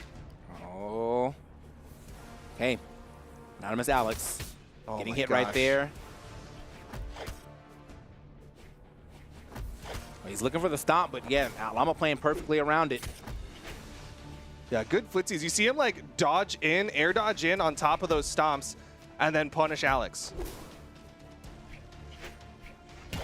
Nice. Oh, got him. I Not think enough. Alex actually waited for that one this time around. You know he's going to be trying to air dodge in. He's there again. Got him. Good stuff to Alex. Okay, got his team back into the lead. But here comes Snowy. Can he take down Snowy? Get enough damage built up onto Snowy, because Radish really struggled in the last stock against Snowy. All right. Okay. Oh man, juggles. All right, so Anonymous Alex. It's a burn dodge. Got him over here on the side. Doesn't decide to do anything about that burn dodge. Just kind of waits it out again. Snowy now back onto the guitars. He's been getting a lot of mileage off of these. Alex. Alex is the one trying to slow it down a little bit this time. You see Snowy start to walk forward. Alex gives him some breathing room. Falling there. Goes for an odd dare there. I'm not sure what he was looking for. Oop. Uh-oh. No weapon for Alex. Another one. Okay, he's got to get back down to the ground. Does do such. Okay, weapon toss again. Caught the jump. A little bit of an air. Side air. Uh-oh. Alex suddenly has a chance here. Oh, the spot dodge for spot dodge, but Alex wants the weapon, but it might not be enough. That's so crazy, man. Alex is hurting. Look at, and then he still gets to stop. That man is in barbecue red. He is so lucky. I don't know how he lived that recovery, but look, you won't be able to live much here. Got I think literally anything. You got him with the mirror force, right? Like all the damage coming at me, I'm gonna throw it back at you. Oh, yeah. And took down Snowy, and that's real nice for the pink team, because I didn't have the confidence in Radish against Snowy, but now it might not be a factor. Okay, well, immediately throws that weapon, so puts himself back into another weapon starve situation. Van Thurl has to get a solid hit. There it is. And I was still kind of like, I don't know. I don't know. That is a bone there. All right, in comes Radish now. The final stocks of the blue team, pink team with one extra. All right. Where's the weapon spawn? Boom. Okay, I like that. See him still. Okay, trying to get a little Hadouken action just in case he pokes his head over the edge a little bit. Oh, wait. This could be. Oh, my. Man. He We was wanted to right see there. it. He was so close. But it's okay. He still has the pressure. Radish keeping the corner. Van Thurl picks up a bow. Vanthero actually coming down pretty aggressive, I think. Wow. Oh, man. Okay. Yeah, Vanthero coming down pretty aggressive on the way back. I think that's something Radish can look into and potentially land just a dash back Hadouken. If he catches him coming in aggressive like that again. Side light, side air, not enough. One more opportunity here for Vanthero, the weapon toss, the down air. Vanthero is out of there. He is now hoping that Snowy and Llama can keep the blue team alive. Llama's coming in. He's likely looking for the guitars for the side sig. That's been his big tool. Oh, what a way to do this, man. If he is able to go ahead and get this W right here. That's clean gameplay here for Radish. I mean, he's got his team pretty far ahead now. They got the 4-stock lead. He's not even really that hurt, so he can try to find some good damage here. Llama, technically to me, has been handling Radish, but this might be, this could be a different Radish on this second stock. Yeah, Radish is looking very good. Even if he gets taken out here, his team has the lead. They still have that stock advantage on the ground pound connects. Radish goes to the outside, and he doesn't have the movement. Can't make it, yeah. And these walls not that large here. Not the smallest walls, but definitely don't go all the way down. So isn't going to be able to touch that wall on the other side of things. That is going to leave it up to Faison. Try to do some work here against Llama. Again, though, that means that's Snowy in the background against the two lower-ranked people on their team. So it could be a problem. God, every time he hits it. Oh! Every time he hits it. That hurt. Mm-hmm. Yeah, that really crushed a lot of people's souls there. But here comes Faison. Sorry, against Snowy. Snowy now has to go through 3. He almost did it earlier. I feel like with the way that he... Oh. I feel like with the way that he did that, man, that is just... That feels like that's kind of the one that makes you say GG. Yeah. But we're not sure yet, though, because right now Snowy is doing a good job fighting back. He is not taking that much damage here against Faison, who has usually been last stock, last hit with him. Yeah, if Faison does not get Snowy into at least the orange, I think Snowy might have it. Oh. Okay. He's not in orange. There's one. He is in, just the yellow. And now he has to go against Anonymous and Radish, who I think he has been doing a really, really good job against Anonymous. Not too sure about Radish, but we'll see. Radish is the anchor. He might have to actually anchor. Just an air. Alex knows, you know what? I'm on Teros. I just got to get some hits in. I got to get some damage and just let Radish come in, get the orb side light side air, and get the KO. He's got to respect these guitars, though. A bad dodge, and Snowy is going to take this stock quick and not have too much damage on him. Oh. Okay, moving through yet again. Trying to find his way down. Does manage to find his way down. Now he's fighting his way back in here. He is definitely hasn't taken too much damage, but he also hasn't delivered. Punish. Okay, that was, hard punish right there. Hasn't delivered too much damage right there. Kind of a wild swing to do at this percentage from Anonymous Alex, but. Yeah. He's just trying. Yeah. Just trying to see what'll happen. Maybe just bait an action out of Snowy. Snowy finding some hits onto Alex, but you know what? Alex knows he might have Snowy close to KO percent. Man, he is lucky he did not get hit by that recovery. Yeah, I don't, man. The bait and 2 decks just don't belong in the same sentence. So this is looking rough. He has finally found all this damage, though. Not enough yet, but the net. Oh! The dodge through, the recovery. He touches another one. It's exhausted, but Alex doesn't punish. Alex, you didn't believe, bro. That's it. He believed on that one, though. I was like, that was easily ground pound bait, but he still gets it later with the down sig. Good stuff right there. The pink team will move on. That means blue team is out of there. Blue team taken out, getting knocked out back to back, and a lot of credit to Faison. They front loaded, and it looked rough at the beginning. Yeah. But on that second stock, Faison really came out, was swinging, got 4 stocks, put up 734 damage. On the other side, Snowy put up 864, but it only amounted to 3 KOs. Man, I mean, look, that's great damage. I mean, I feel like that sets up your team to do the rest. But yeah, we thought Vanthero was actually doing well, but look, 274 is not really much you could talk about, man. Like 274, the next person is 318, but he actually, he got a stock. They both got a stock, but when you're looking at the way that it was divvied up between just the Anonymous Alex and Faison Carey, it worked again. Yep, they're looking good. Pink team going to continue on in the lower bracket. I believe that puts them into the top 4. And going to check with production. I think another team is knocked out, if I'm not mistaken. Yeah, we gotta. Yeah, because I only have 2 in the bundle right now. Green team. Okay, is that Koslik, Zakoi, Stingray? No, that's Hardy. Wait, no, I could have Hardy labeled MJ that wrong. Look. Yeah, okay. Who's the top of Why'd they team's ask the production? colorblind guy to label things? All right. All right. Hardy. Okay, Hardy team. Good job. Team Hardy. Good job. All right. 50-50 worked. All right. So we have. So that means we have one more team to get knocked out? Yeah. So Okay. we got one more match to find out who's going into the top 4. Again, red and orange are sitting in the top 4. I believe pink just earned their spot, which leaves yellow and what I can only assume is teal as the final team to fight. Yes. Okay. All right. So yellow and teal, we have Luna, Megdi, and Wrenched, Koslitz, Zakoi, and Stingray. All right. Koslitz, the Lance God, man, back at it again. Big shout out to Koslitz, that's my guy. But, you know, gonna have to go against some pretty hard hitters right here, man. Megdi and Wrenched. And Luna, man, just everybody over on this side about to go crazy. Yeah, it's a pretty wild team. Like you were saying, there's a lot of Lance potential on Team Teal, right? Stingray, of course, also going to be likely coming in with the Orion. On the other side, there's a lot of potential for some Katars. We've got Megdi, who was playing Sentinel. I think he switched it up a little bit while later. And Wrench started off with the Lucian, switched it over to the Asuri in one of his matches as well. Megdi, I would definitely like to see some Sentinel. Sentinel's, another one of those characters, very simple. This thing goes this way, but he has, he has good sigs, good distance on him, and I mean, he's actually pretty decently strong as well. So, see how this one works out for him if he does decide to go Sentinel. But we don't know yet. You guys can see. Well, you guys can't see the thing, but you'll be able to see it soon. You can see the score though. So, a lot of 2-0, 0-2, 1-2. Yep. I mean, that was a really good 1-2 as well, man. What a comeback that the blue team had to make to get it to a game 3, but unfortunately, the front load strategy definitely worked out.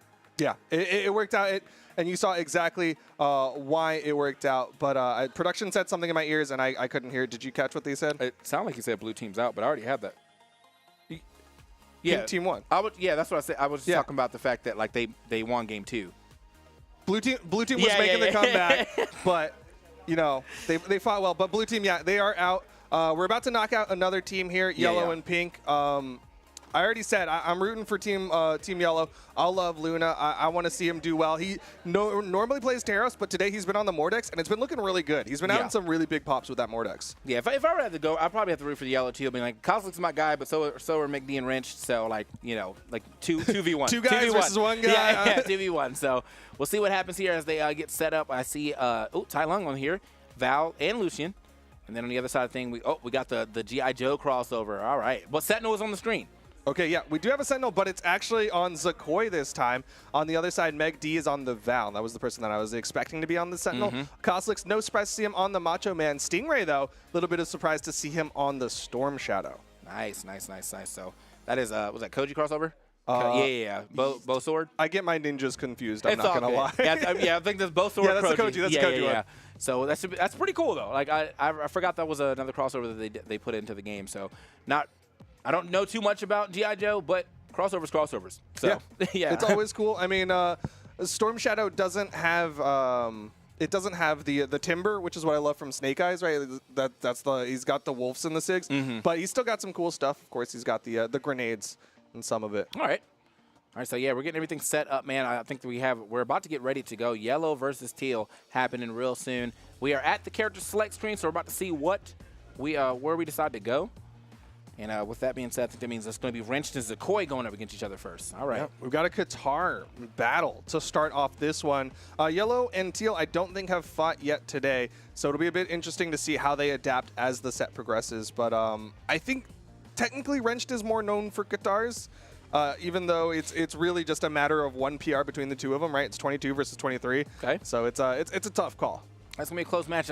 Unfortunately, though, we were just talking about this team on the left side doesn't really have a crazy amount of kill power, I think he had to go in the strength stance just to get Lucian at 4. So that's one of those things, where I like the character, has really cool sigs, but that power being mad low definitely kind of thwarts me sometimes. It is cool that he can get to 4 though, which is kind of respectable. So we'll see how this one plays out as we get into our first game. Wrench Zakoi going at it. Yeah, all of the yellow team actually went into the strength stance. They want to have that KO potential because they don't have something like the Teros that Alex was bringing where he was able to put up some big damage quickly, but in comes Wrenched with the blasters. Yeah, I mean, I feel like in a crew battle type situation, not being able to take a stock could be the difference between y'all going ahead a lot or y'all being behind a lot just because you couldn't find a way to clean it up. And then you have other people, playing Zols, Teros is out here. No Zols yet, but would be funny. Would be funny. All right. But here comes Zakoi. He's so good at that down signature on Sentinel, the guitar down signature. He's hit so many of those spiking. That's something Taza was talking about earlier on today. But on the other side, Wrenched was getting some big reads with his guitar. It's just at the end of his losing set, didn't get the KO. Nice pickup. Ooh. Okay, I mean, Wrench has done mad damage here to Zakoi, though. Zakoi really hasn't been able to get much started for him. Okay, Wrench with some good movement as well, too, trying to bait out an air dodge. Wait a minute. Nice. Should be it, yeah. Dash jump into it, easy stuff right there.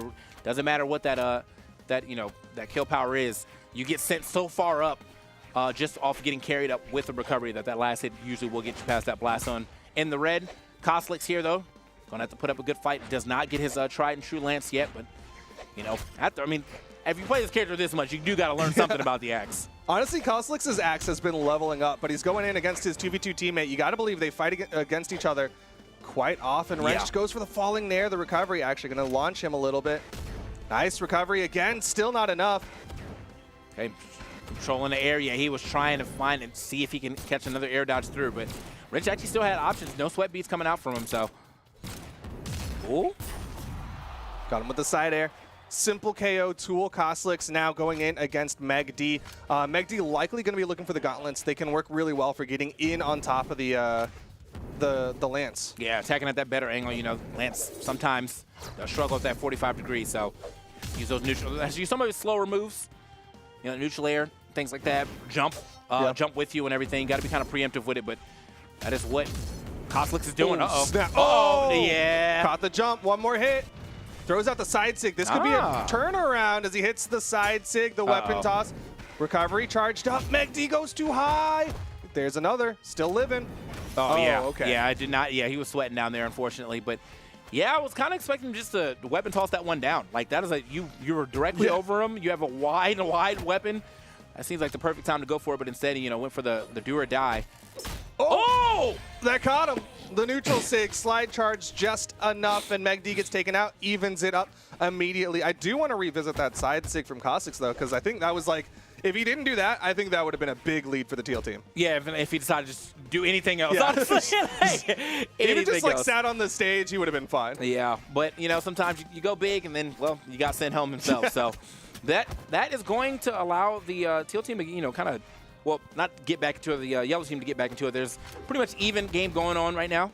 I did like that slide charge neutral sig coming in from Stingray, but now here he is. Side sig thrown out. Ooh. Okay. Big boxing right there. Nice. Looking for another one. Oh, caught the dodge. Stingray just swinging with these arrows. I don't know. Like, I know it's a crossover scene, but it looks faster when he does it. It just looks faster when it's because he's a ninja. Like, that's it just looks a little faster. All right.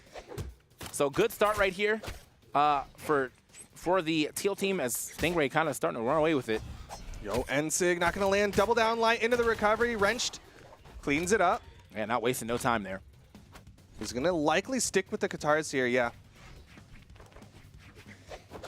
It's crazy how much shake-up there is just in, like, the rankings in themselves. Like, because these, like, all the players that I know, like, a lot about are, like, lower ranked than I would expect. So I'm like, oh, word. Like, y'all are really, the meta's changing. That is nice. Snap. Wait a minute. Oh, doesn't try to go out there and do anything I else. thought he was going to go for a ground pound, go for a weapon toss. Anything, yeah. But he plays it safe. Zakoi back on stage.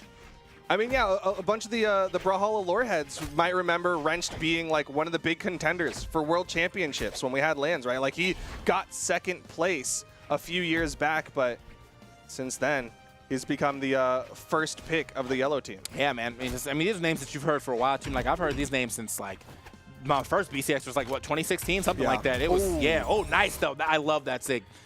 That's a good one. Just sends him out of there, man. Dude, I wish people used the down sig more. That back step. Yeah. Oh, I love that one. But Zakoi getting a nice KO onto Wrench. Didn't take too much damage for it, and suddenly Teal team again with that lead, despite the fact that Wrench was able to clean up the last stock. And Zakoi having to do just some work here against Meg D so he can keep his team back into the lead. But hold on. Meg D trying to finish this off quickly. Oh, misses the... Okay. Man, he is getting a lot of uses out these down sigs, though. I know, right? Just kind of blending it into his strings, right, with those guitars.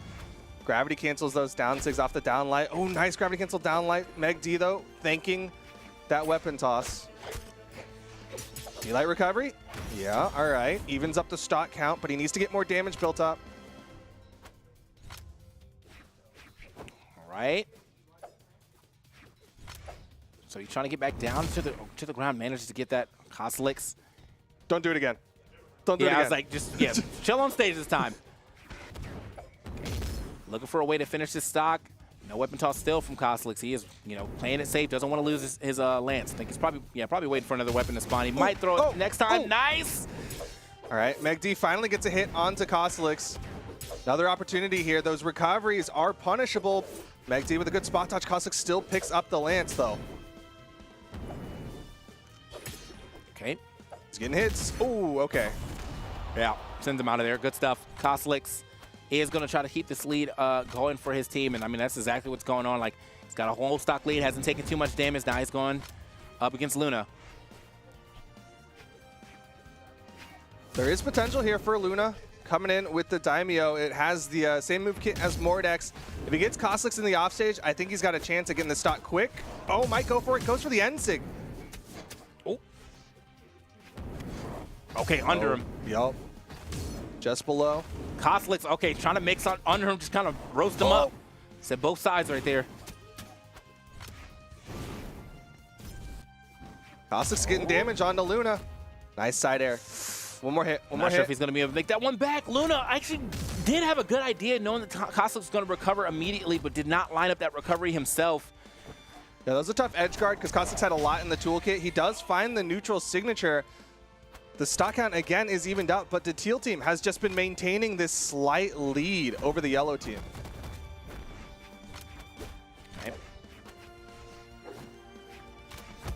Okay, there we go. It's like that. Gets a couple of hits right there, but nice.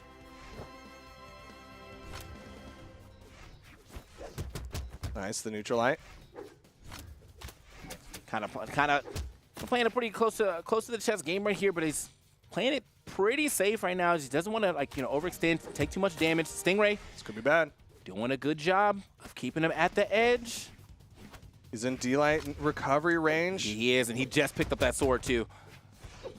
Okay, he's looking for it. He's like, I know exactly what time it is. Decides, okay, he's gonna keep the sword actually. Yeah, just throwing out some hitboxes. The weapon spawns on the left side. Luna goes straight for it.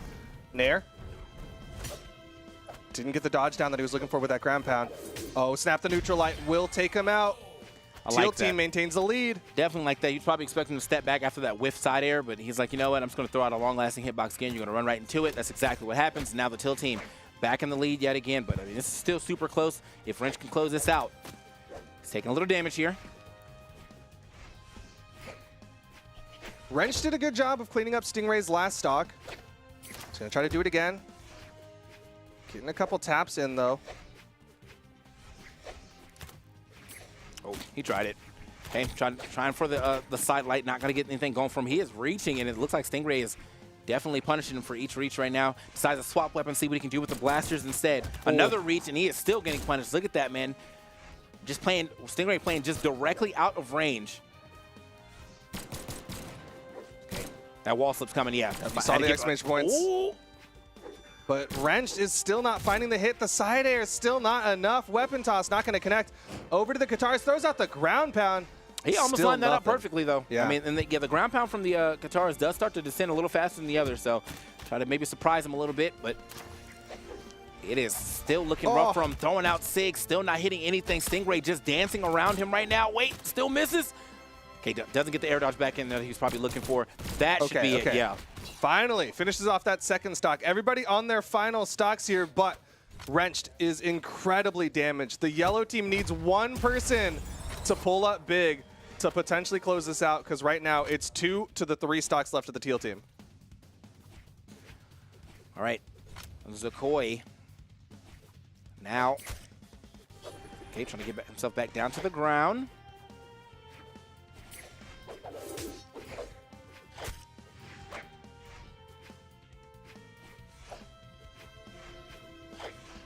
He is definitely, like, they're jockeying for position right now. No one wants to overcommit just yet. I mean, it's getting real close. I mean, it is really up to the to, I guess, the yellow team to, you know, survive for a little longer, especially Meg D. He doesn't want to leave too much on Luna's plate. Yeah. He wants to get this stock off Zakoi and get some damage built up on the Kosliks, but will he get that opportunity? I don't know, because right now, Zakoi doing a great job controlling weapons, controlling the stage. Meg D with the gauntlets. Doesn't find a hit just yet. Okay, Zakoi stomping right now. He is looking for that stomp there. Or, okay, just neutral sig right there. Find some good damage there. Looks for another one. He is swinging, though. Will not decide to dodge. He's like, wherever you think. It's pretty much baiting right now. You know, stomp into whatever I need to do after that. Oh, but he throws it away. Katars. It's going to be the down sig, end sig, recovery. Down sig. Wow, off the top, too. Man, yeah, he's finding perfect times to just throw these down sigs in. You know, he's throwing them at the end of combos, throwing them at the at edge guards.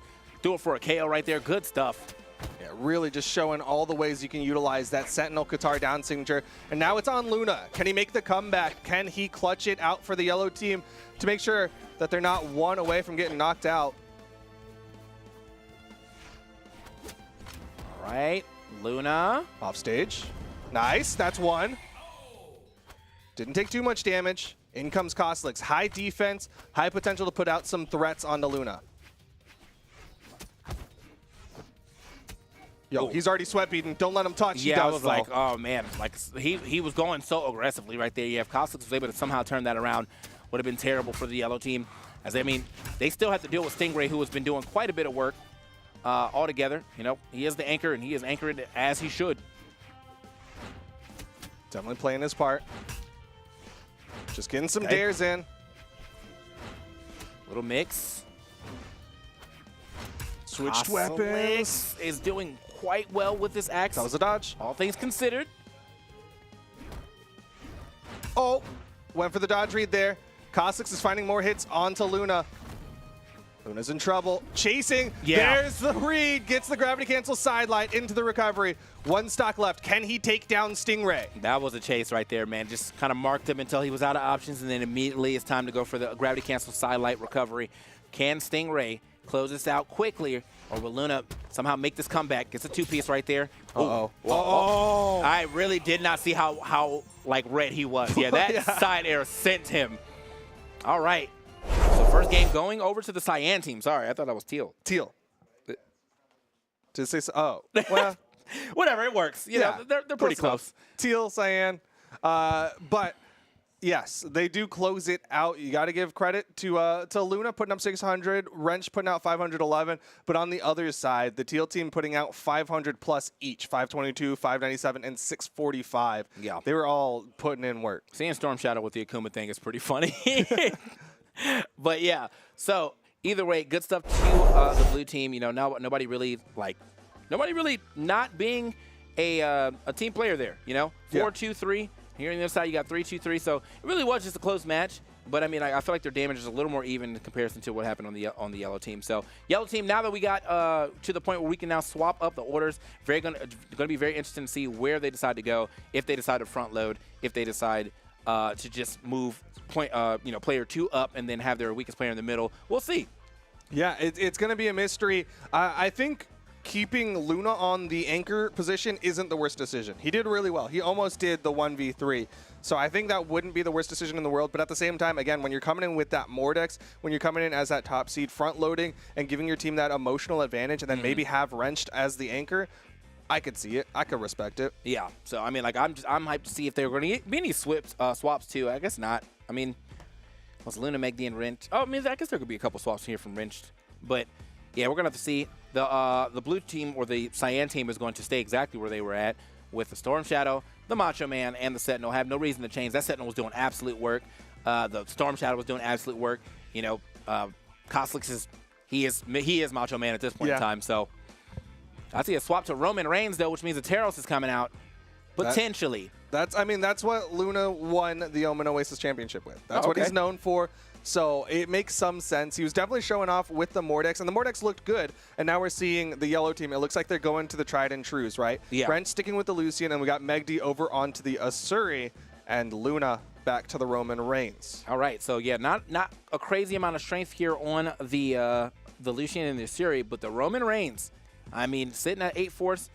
Well, actually, Yeah, no, A-Force. He took a little bit off of his deck, so to go into speed. So he is going to go first too, which I think I can get down with that. You know, you try to body someone off their first stock, do a lot of damage on the second one to set it up for the next two, your weaker Force characters that have an easier time. We'll see. We'll see how this one works out.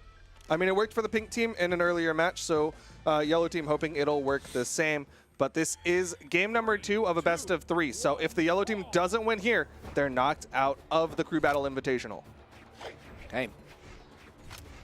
Luna and Zakoi going up first. See how this one was. Zakoi still finding those down sigs, man. Love to see it, but Luna and Zakoi going to be the first 2 to scrap right now. And again, you know, a lot of force here on.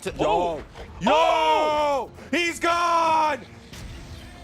I don't have a clock, but that's got to be less than 20 seconds. That was so fast. Man, what is just a perfect string of events. Right, that is how you do it. That is how you start a lead. So Luna said, I'm going to front load and we're going to make it work. Koslik's now having to go up against this Roman Reigns himself after his teammate got like 2 hits and then immediately dumpstered. Snap. Koslik's trying to bring it back. So Koslik's, what is this? Don't make the same mistake twice. Don't make the same mistake. Oh, okay, he got away with it. It's fine. Snap. Oh, Luna no. with the double tap, with the down airs. Koslik's still swinging. He knows Luna's pretty damaged. There's potential. Okay, nice. There we go. Now weapon toss straight down. Good stuff. Yeah, force them way out there. You're either going to get hit by the weapon toss or go through it and burn your dodge, and thus meaning it's going to be an easier time for me to get the finisher. So Koslik's not letting that lead get too far away from him because Luna definitely dumpsters Zakoi right there. Yeah, good job from Koslik's making sure that it wasn't too bad. And he didn't even take too much damage. He's already swinging in on Wrenched. Oh, snap. Wrench struggling a little bit. Koslik's as that pivot point. Looking good for the Teal team. Oh, Wrench barely gets out of that. Okay, trying again. Koslik's is really betting on the side stick right now. But, oh, wait. Okay, got the wall splat right there, but couldn't get anything following up off that. Nice. Weapon toss. He's still got a recovery. Yep, not in position for it. The recoveries are looking good for Koslik still, man. Using all the tools that he has, you know, a little booster for it with the side air, and then perfectly positioning, not charging too much with the recovery just to get back to stage. Smart stuff. Koslik's throwing out a bunch of these side airs. Wrench not finding those hits though. Recovery, but he drops it. Throws out the end sig. Ooh. Okay, yeah, that's going to be good stuff to Koslik's now, man. Putting his team ahead, but may not be too far ahead. He is already hurting. His Asuri's coming out. Meg D only needs looking for a weapon here. Actually drops away from him, but does manage to find it anyway. The Meg D anchor. We'll see how well that works out for them. He needs to get the stock off of Koslik's because Koslik's has already done more than enough, right? Like, again, Zakoi's first stock was basically non-existent, and Koslik's already took 2 off the yellow team. Koslik's trying to jock for position right here. Doesn't want to get too close or to whiff anything, but unfortunately, yeah, just one whiff off of the down air is going to get him punished. Meg D not allowing this lead to get too far away, but they kept their order pretty much. Stingray is still the anchor here on this side, so they got a lot to work through if Stingray keeps playing like he played first game. Wait a minute, though. Caught him with a dodge read. Got the extra 2-piece afterwards. Meg D, trying to scrap against this Sora, and now he is finding the hits here and there, though. He's getting those down airs to find their mark and get the follow-up. Trading back and forth. Stingray over to the bow. This is, I think, why he was leaning into this character, right? He was liking the bow, throwing out those end sigs, those side sigs. Yeah, his bow usage was going crazy in that first game, so see if he decides to keep this going. He does have the bow in hand. He's still playing pretty well against Meg D. Oh, yep. Again, the immediate side sig. It comes out so fast. Oh, hold on now.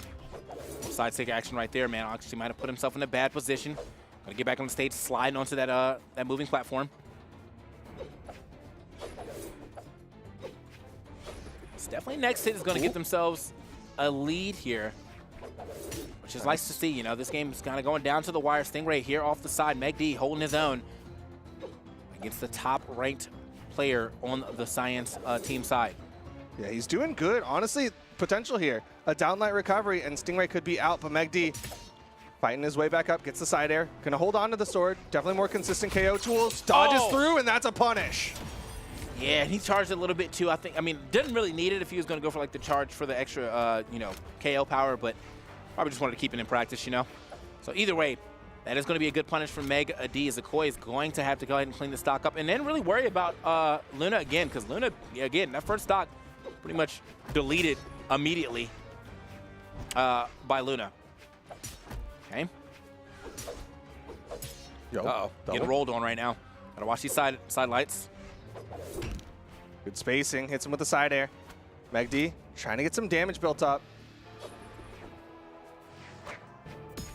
Ooh. Got past it. Gotta be careful though. Side light into a down sig could take out Meg D. Okay, man. Zakoi definitely moving right now. Nice. Yep. Yeah, managed to sneak that stomp in there. Kind of whittled him over there to the edge and then immediately dash in stomp. Now, he doesn't have a weapon in hand yet, Luna does, but finally finds one super quickly. Yeah, this could be an issue. Despite the fact that Luna front load or yellow team front loaded with Luna, it's pretty much even. Yeah. But that just means everyone's holding their own, man. I mean, like, Meg D second ranked going up against the Stingray first rank, and he still got the stock first, so. Nice. Ooh, not quite enough. Sentinel does have quite a bit of defense. Yeah, but that means still, he kind of went flying there. You're not going to be able to defense your way through that. I'm telling you, man, Roman Reigns versus the Sentinel was definitely not working out for Sentinel at all. Yeah, no way. But in comes Kostlix. Again, Kostlix was really good at shutting down that first stock of Luna. So fortunate weapon spawn for Kostlix. Yeah. Probably doesn't get the weapon that he wants, but as you said, that axe has been leveling up. I don't know how much leveling up there needs to be done with the way that Luna's playing right now. He is finding some hits and some good follow-ups. Okay, tries to go for the reverse down air.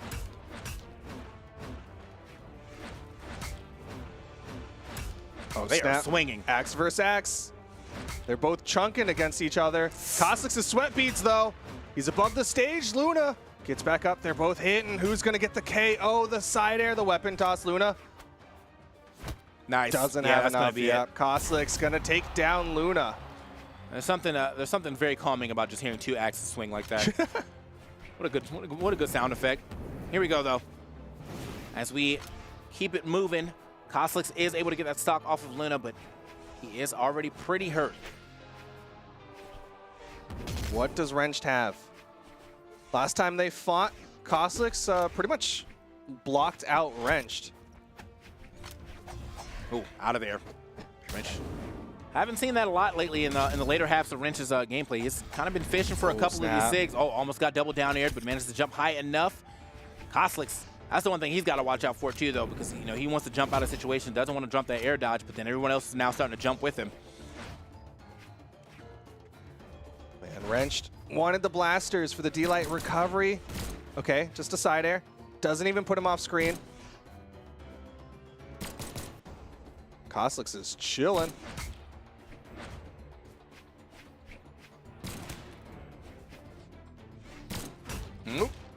Okay. Oh man, Kostlix. Is he gonna get another one? Good dodge through. Oh, he beat out the recovery. He's still living though. Ground pound. Okay, yeah. I mean, right. even with him touching the wall, it was just too much pressure there. Ground pound is going to find the mark there with the blasters, but he still did a decent job of getting that damage up on the Kostlix. It should be an easy take here for Stingray. He's got his bow in hand too. Yeah, I mean, a D-Light recovery on either weapon from Stingray will do it. Wrench gonna just try to get some damage built up. There's the D-Light recovery, and there's the stock. Easy stuff. Easy stuff right there for Stingray. Now, will he be able to capture a lead here against Meg D? Meg D did pretty well to him in that one stock runoff. It was a pretty even start too, and we got another even start for him this time around. He did get a read. He's got a couple of reads with his side sigs, but he's got to find the read for the KO instead of the damage. Right now, he just needs to start finding some damage, period. Yeah. Meg D gets a two-piece side light into the neutral light. All right, getting some more taps. A lot more neutral being played from Meg D. Okay, Stingray Firing off one, but Oh, the dodge down, helping him out there. oh man, he is. Yeah, he's firing some shots though. Yo.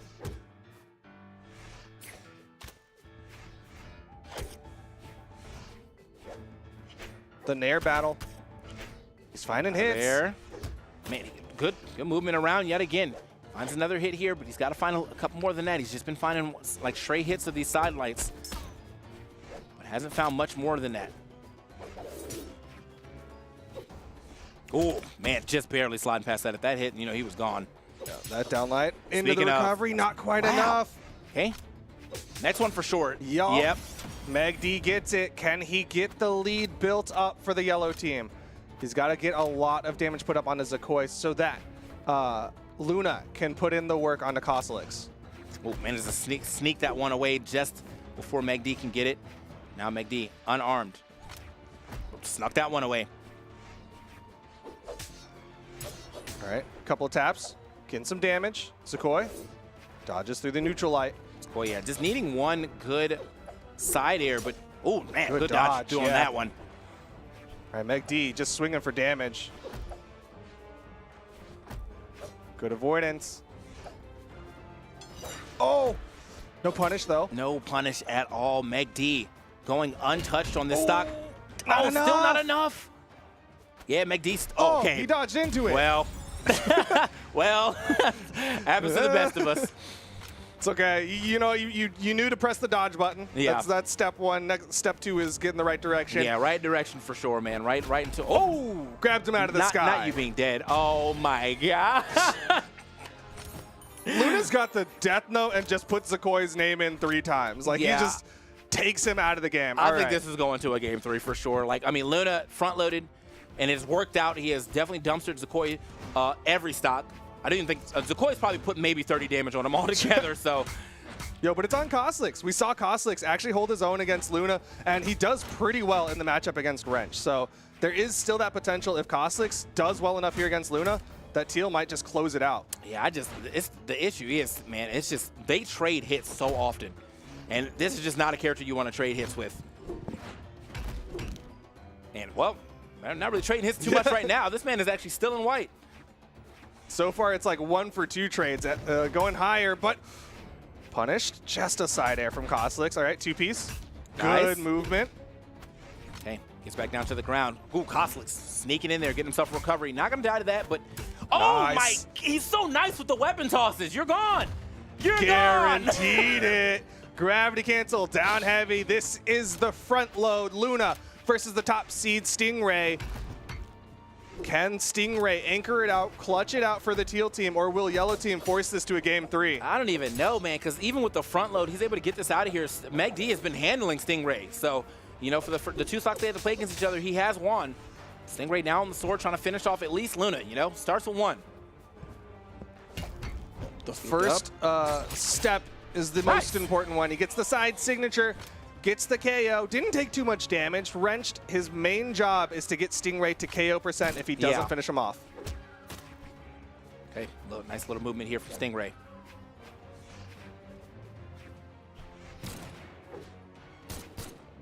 Giving a lot of breathing room to Stingray. Oh, man. All right. Oh. Okay, makes it back down. And he is kicking. Can't find a hit yet. Manages to find a couple right here. Not a lot of damage here put on to Stingray just yet. Stingray, or Wrench, put himself kind of in a bad position here, but no capitalization. Okay, turn around. That turnaround Sayer wrenched over to the Katars. Okay.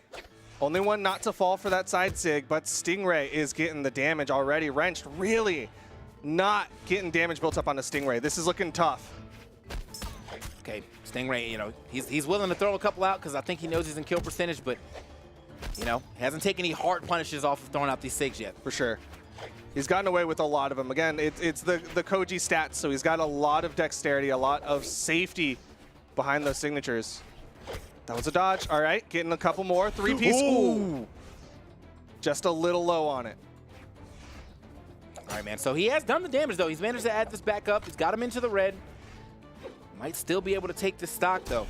Okay, just does snap. A D-light recovery. Might be enough. Stingray's got to get the Oh! stock. Oh! Okay, that was a smart answer right there. Yeah. I mean, Wrench kind of bet on that one. Yeah. He went for not a true follow-up. Not that there is one off the sidelight, but in comes Meg D. He's been doing well against Stingray, like you were saying earlier. Oh, wait a minute. Okay, I was like, Stingray almost getting the good weapon starve. Yeah, Game 3. Literally one hit. That was all he needed. He could not starve him off that weapon long enough. Stingray, though, got it down to 1 stock left. Got the damage. Man, look at the Coslicks, though. 823. Put up a bunch of damage. I feel like that's because he had to fight Luna for so long. Yeah. Luna on the other side of things, 731, but it's the kills that matter because they're efficient. The damage is low because he's getting efficient kills right there, or lower because he got 4 efficient KOs. kills. The big thing is, right, like, I think Teal Team doesn't want Zakoi to run into Luna. No. I think Yellow Team doesn't want Wrench to run into Coslicks. So they're going to have to try to shift it around in a way that works out favorable for them. Unfortunately for the Yellow Team, they have to lock in first as the team that won that one. So I think they're just going to run the same order, and Teal Team gets to counterpick. Maybe put Coslicks against Luna, and then Zakoi into Wrenched. Yeah, I'm thinking there needs to be some level of swap like that because, man, the way that Meg D played it, first of all, Meg D played quite well against Stingray. Yeah. And then the only person I feel like who had a successful matchup from the blue side was Coslicks versus like the end of Luna stock and then into Wrench. But outside of that, like, blue team's kind of struggling. Yeah, they definitely had a rougher time in that last one. Stingray had some pops, right? Again, he was able to bring it down to final stocks when there were technically 3 on the Yellow Team. But it looks like Yellow Team's locked in. We've got the double Asuri this time. So we've got Luna on the Roman Reigns, and he's brought his cats to the party, Wrenched on the Tigress, and Meg D on the Asuri. All right. Let us get into it. Love to see it, though. We got some Wushang play, another character I like to see a lot. But yeah, double Asuri in the building, plus the Roman Reigns. It's going to be pretty interesting. Yeah. On the other side, they're starting off with Stingray. They want the Stingray versus Luna matchup, and then Zakoi is going to be the one going up against Wrenched. Not too surprised to see. And Coslicks going to be anchoring for the Teal Team against Meg D. That's pretty smart. It's pretty smart. I feel like Coslicks probably has a better time against Meg D because, yeah. But even with all that being said, I am interested to see how the Wushang will shake up, just the matchups in general. Yeah. Obviously, his Koji was doing well. Wushang, another character that has a decent amount of dex. He does decide to swap a little bit of that dex out for some strength. But yeah, other than that, just got middle of the road stats for Wushang. He's a good all-rounder. The big thing is he doesn't have a bow. So he's not going to be able to do some of the stuff that he was doing earlier. And his bow was looking good, right? He had some good movement, was getting a lot of fadeaway Sares. He was getting those side sigs. He hit those neutral sigs with great accuracy. He's not going to have any of that toolkit. As we get into game number 3, again, winner of this goes into the top 4. Loser of this, knocked out of the tournament. Yeah, so I'm interested in what he's going to do. Like, if he's going to try to play that same bow style, but with a different weapon. A little harder to do with, I guess, the spear since Sidelight lasts for quite some time. But you might be able to do it with the gauntlets. Just swap out both of his weapons right into it. Stingray and Luna going to front load this one and see what happens. It's probably the better matchup, because Zakoi had a hard time. But however, Zakoi is still coming in second, though. So if Stingray does not do this, Luna still could, ShamWow a stock. Hold on. Yeah. Stingray's definitely got to put a lot of damage onto Luna, bare minimum. Otherwise, Luna, like you said, might be able to clean up a stock very quickly off of Zakoi, but swinging. Stingray was looking good. Usually there's a little bit of warm-up time when somebody swaps over to something like Gauntlets, but Stingray, he's just ready. Yeah, I mean, he started off, got a nice little read with the down sig. Okay, for the neutral sig action. Wait a minute. Oh. Scooped up. Oh. Yeah, that side sig, man, it's nice. And it's nice, and it has the semi-spike, and even if it hits the stage, it sends at a pretty good angle off the stage bounce, but good stuff. 2 Stingrays starting super strong here for the blue team, or for the Cyan team, and off of a swap too. I think that's, again, we're seeing like the pitfall of the front load is when the other front load beats out your front load. Now you've got Wrench coming in against their top seed, and Wrench just struggled a little bit against Coslicks. I'm not too sure how he's done against Stingray. Yeah, I don't think we got to see too much Stingray Wrench interaction, so. Oh, it hit low, so he jumped into the down air. Should have just gone for the no jump side air, I think. Okay.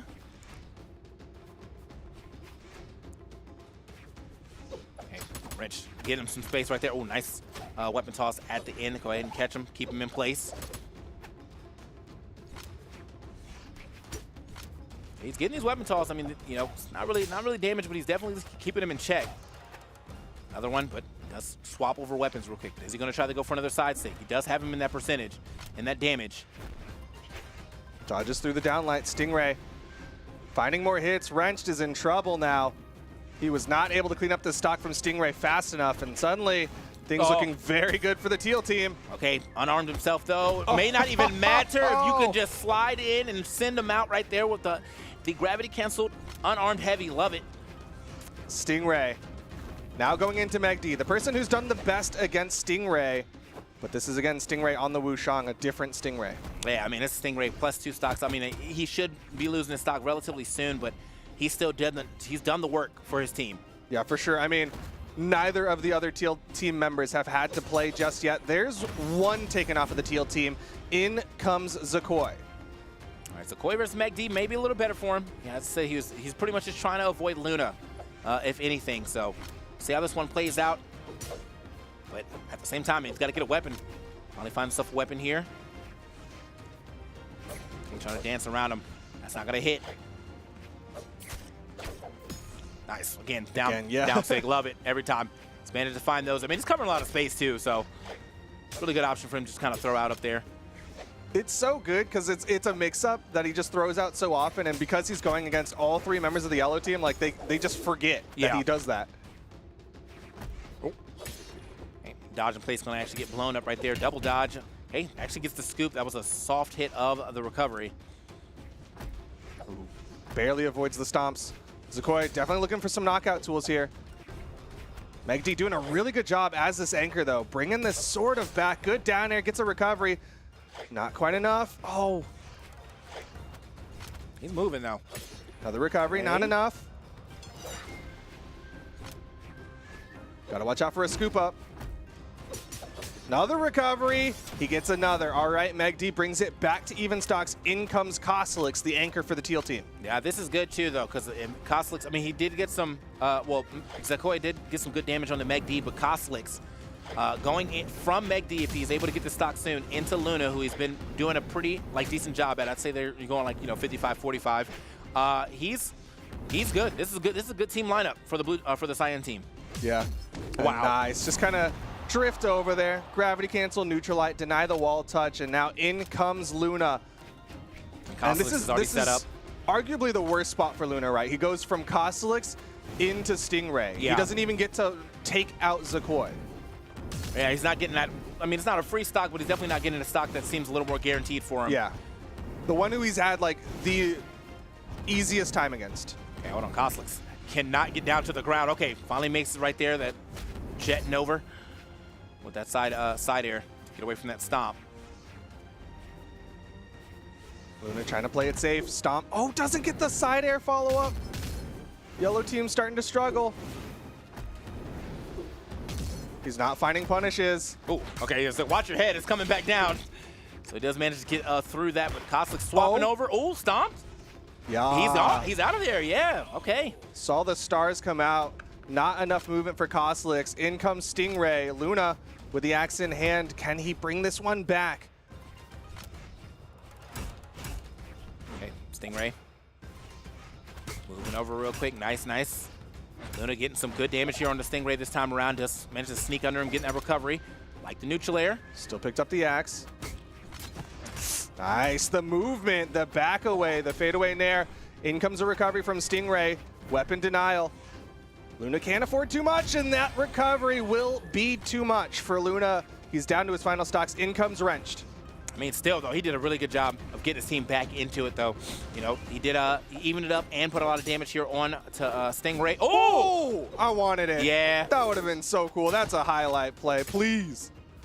Okay, either way, man, I think Wrench has it. Yeah, yeah, easy. all right. Can't go too high for that one. So even up, the front low from both sides has actually kept them relatively even here. Zakoi versus Wrenched again. Yeah, yellow team really bringing this one back. They were behind quite significantly. Wrenched with the weapon denial, juggling for a little while. Not getting any damage onto Zakoi just yet, though. Oh, can he finish it? Nope, Zakoi. Good patience, didn't burn anything on his way back up, and then finally used the recovery to get up safely. This man, oh, nice. Again.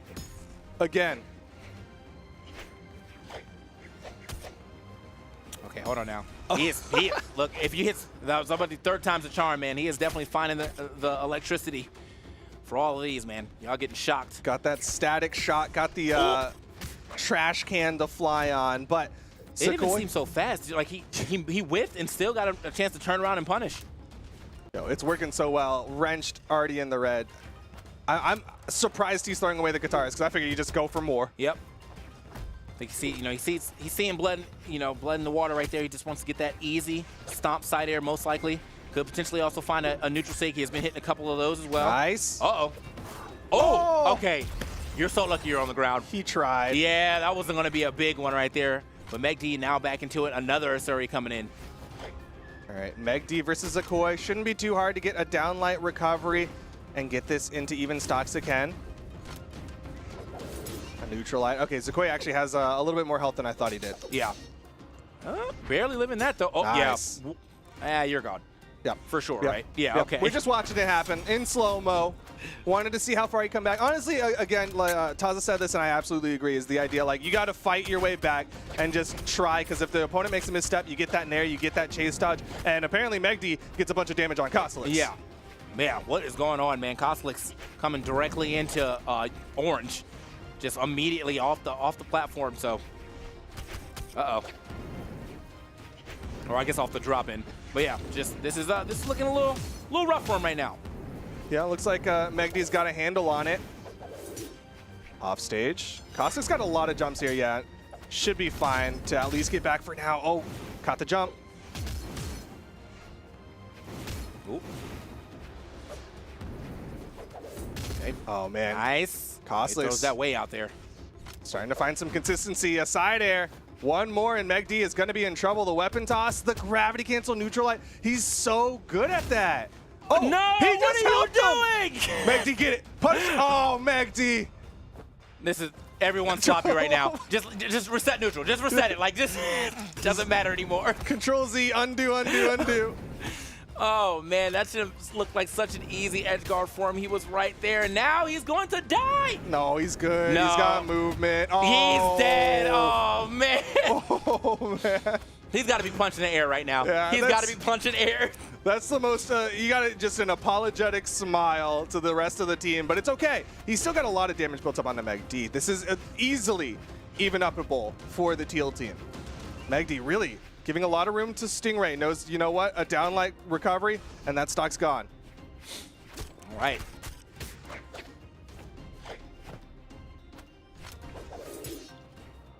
Okay, so Meg D back in it once again against Stingray. Yep. Yeah, but not for long. So now Stingray, all right, we're 1-1-1. The front load worked for both sides. It really depends on who is going to take it. Stingray had a strong start, but unfortunately, that strong start did not lead to his team, continuing that strong start. They're actually behind a little bit now, but Stingray, hold on.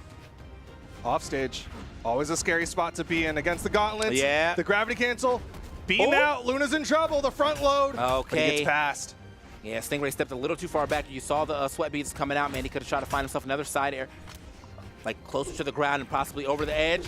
Man, you are definitely about to be gone. Watch the weapon toss, though. He's been good at it. Nice. Oh, get out of here. Yeah, not enough movement. Not even close. Luna waiting patiently. Gonna juggle. Axe in hand. Yep, that's gonna be the weapon. Zakoi coming in. And Luna has been dismantling Zakoi. Can he do it again? Oh, the mix-up. He's been going for the gravity cancel down 6. Oh! Speaking of, yes, actually dumpsters him that time. And I know that's got to feel good for Zakoi. Yeah. I know that's because he vengeance. has not had a good time against Luna, but he does manage to do it this time. So now one or two stock runoff here between the pivot and the anchor. Oh, this is tough. Yellow team. They've definitely been scrapping, but Teal team's looked a little bit stronger at various moments. Zakoi gonna try to take out Wrenched here. Goes for the ground pound that time. Didn't have the dodge. I think that was supposed to be a gravity cancel down sig, but he just didn't have the dodge for it. Wrenched is, he's really reaching for the stars. He wants that real bad. Like, that's got to be his favorite sig or something. Yeah. He's like, I like hitting this as many times as I can. Okay, another down sig. Okay. He has been on it. Tries to go for another one. I think if he slid off a little bit, he actually. Oh, no! Oh, that's a stock. That's a stock. Wrenched takes him out. All right, opportunity here for the yellow team, but in comes Koslix. Koslix has been a killer today. He could do it. Oh man, he put what an opportune weapon toss there for Wrench to go ahead and get his team way into the lead now. The Cosmos could definitely do it. He's playing against the same character, so as long as he keeps the matchup knowledge in hand, should be good. Just got to make sure he remembers the play styles. He's waiting for the dodge. He's getting some taps. Good avoidance. Cosmos in the offstage. Wrenched. Oh man, you doesn't get it, but he's getting damage. They're playing so dangerous on Demon Island. There is not that much wall here, sir. Okay. Can he get over to? Yes. There we go. Just over the edge. Doesn't even go for the reversal. He's like, you know what? I got the spacing. Let's go. Yep. It's the ground pound. It's all down to these two to see who's going into the top 4, who's staying alive in the tournament.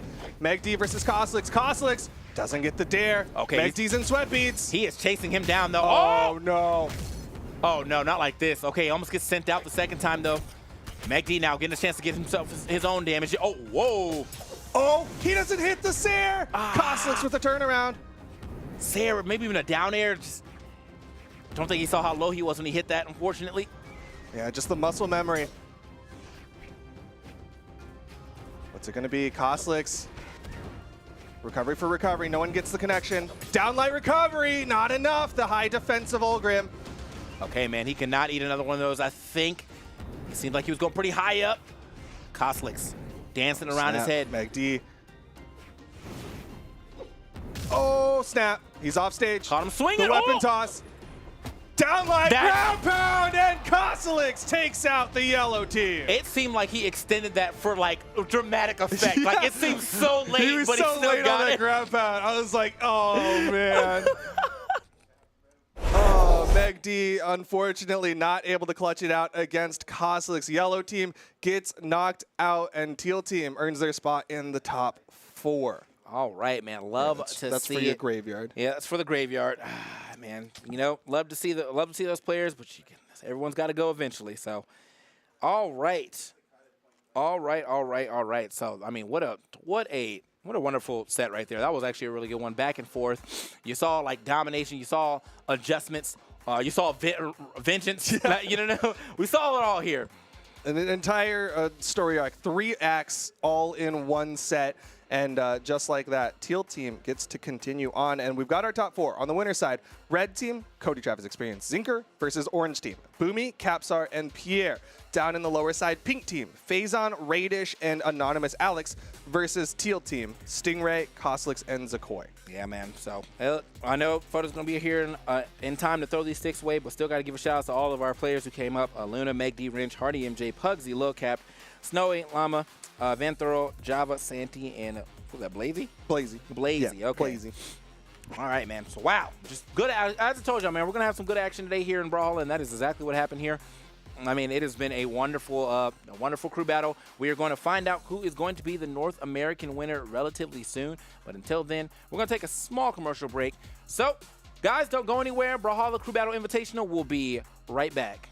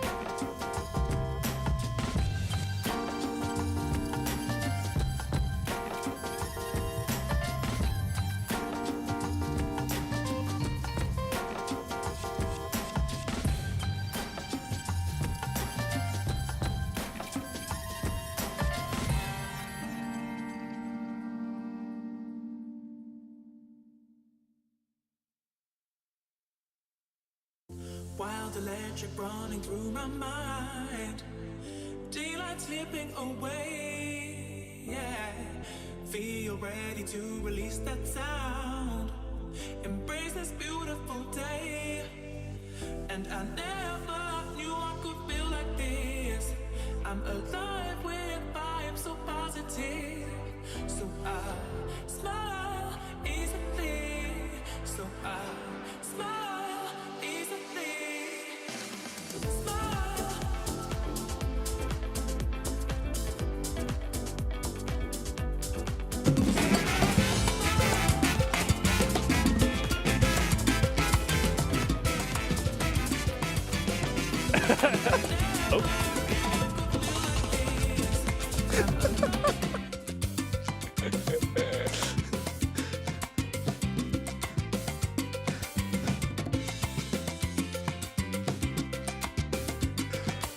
Welcome back, ladies and gentlemen, to the... Is anybody else hear this? Welcome back, ladies and gentlemen, to the... What are we? Welcome to back the North to what? American Crew Battle Invitational. That was an amazing selection of music by our production team. I hope if we're the only ones who heard that, then we must seem pretty crazy right now. I love that song, dude. That was awesome. The North American Crew Battle Invitational. Welcome back, everybody. The action is about to continue. We are now in top 4 of our randomly selected, really masterfully, but still randomly selected teams. And this is pretty crazy. We got Team Red and Team Orange in the winners final. Of course, Team Red, Cody Travis, Experience, and Zinker. And Team Orange is Boomy, Capsar, and Pierre, who are killing it right now, haven't lost a single match in this entire tournament. What? And then the only 2 people left, they've each lost 1 match, so they're on the chopping block there in the elimination bracket. Ooh, yes. It's Team Pink with Phazon, Radish, and Anonymous Alex versus Teal. Team Teal with Stingray, Kosalix, and Zakoi. Ooh, man. Okay, yeah. Steven, yeah. who do you think's going to win? Okay, hold on. I'm going to flip a little. It's gone. It's gone. Oh, no. You're going to have to decide. Okay. I think Team Red. Can I say that? I'll say that. You're Team allowed Red. to say that. Dude, honestly, Cody Travis. You're just all about the Reno. You saw him play some Reno. Okay, that did win me and over. You're so stoked on it, and I get it. Yeah, no, that did win me over, but Cody Travis is possibly of any title in Brawlhalla, he's the best anchor ever. Yeah. Right? In 2v2, it's always classically Cody Travis in a 2v1 still wins those out like a lot of the time. I think he has the record for like the most damage done in an official tournament 2v2 match. There is something about him having teammates who are cheering for him in comms that like powers him up beyond belief. So I think you're right. And having 2 teammates, it's even double the power. It's exactly, that's the math. This is his format. It all checks out. This is his format. That's what I think. So I think Team Red has a strong cosign from me. I'll say that at least. Okay. Okay. What do you think now? And you can't pick Red because then you're. I can't pick Red. Yeah. I think Pink. Okay. I think Pink. And it's not just because Radish was like directly involved with earning me a burrito in the last burrito bet on the Monday esports dev stream. There's collusion. There's a little bit. That's collusion. Okay, but that's fine. It wasn't him alone, but it was like it wouldn't have happened without him. Right. That 60, burrito, 70% him. TWK would have won yet another burrito bet. And he's won way too many burrito bets. So I think we're ready to get right into this. So there actually. we go. Yeah, it's time for winners finals, ladies and gentlemen. Team Red versus Team Orange. How's this gonna go? So for round 1, the team orders are locked in. It's always the lowest seed, and then the middle seed, and then the highest seed, the best seed going last for round 1. Right. Afterward, the losing team gets to counterpick. Winning team still gets to swap their order around, but they need to lock it all in first, and then the losing team gets to counterpick everything. And that's when the counterplay gets a little bit crazy. We've seen a lot of 1-1 battle. We've seen a lot of game 3s in this tournament.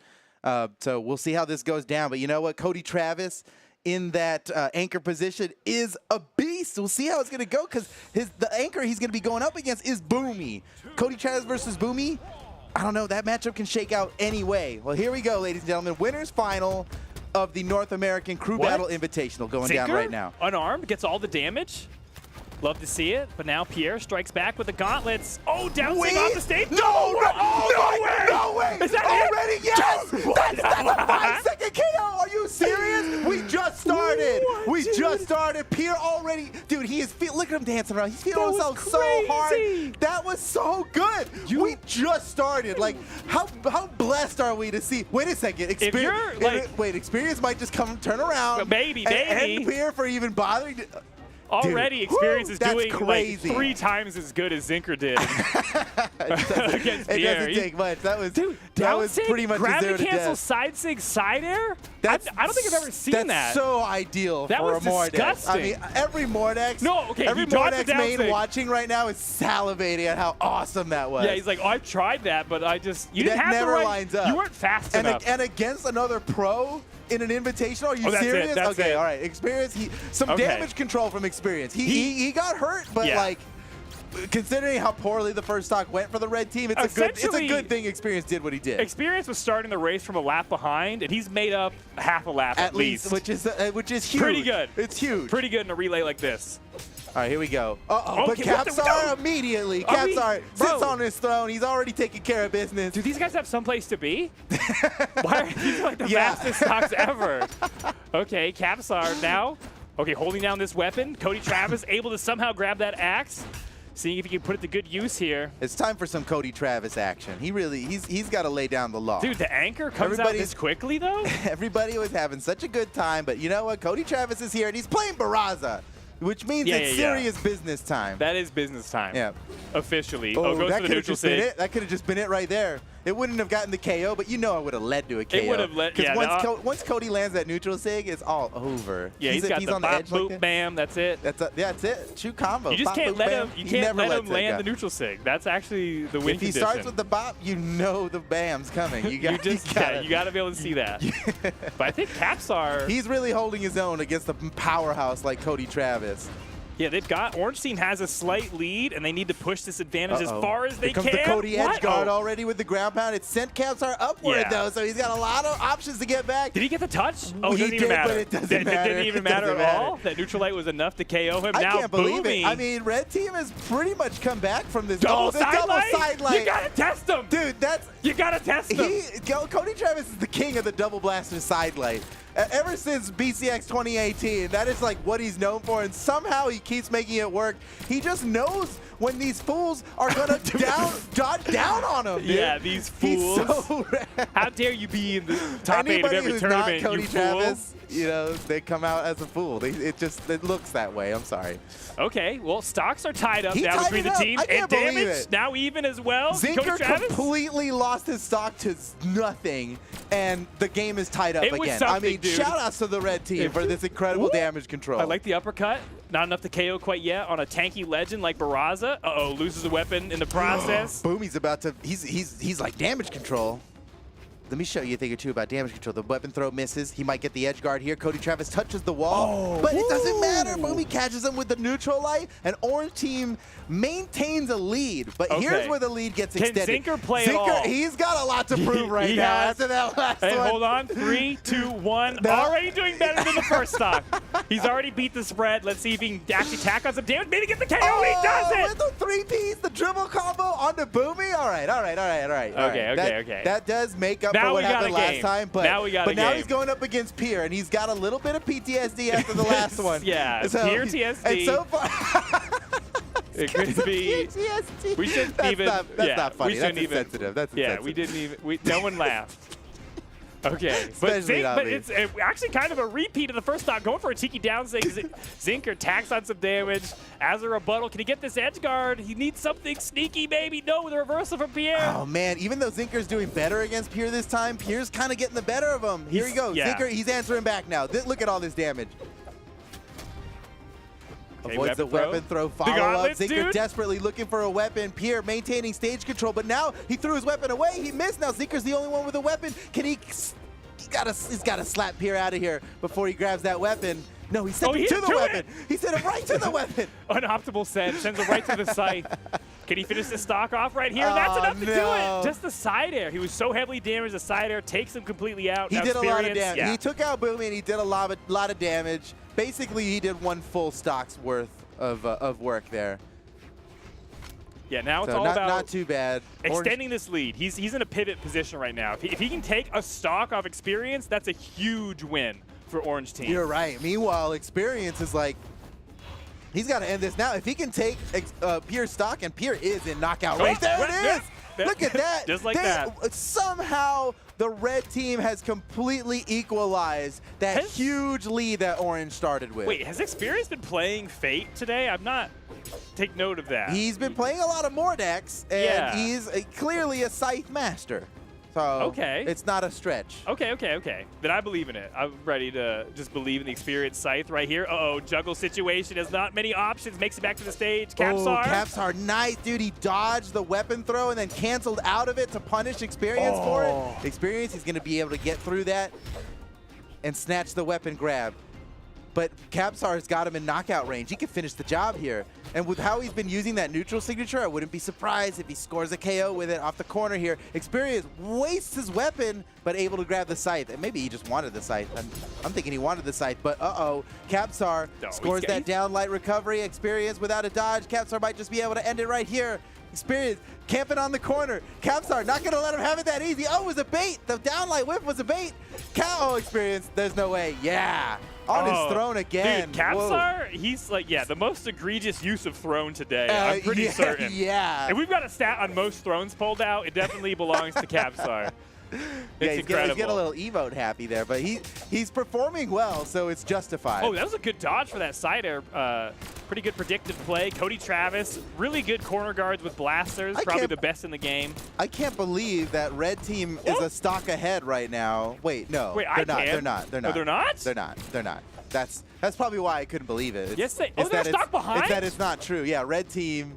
Orange team is it's still ahead. That lead. It's just that orange and red look a little similar. Right. Sure.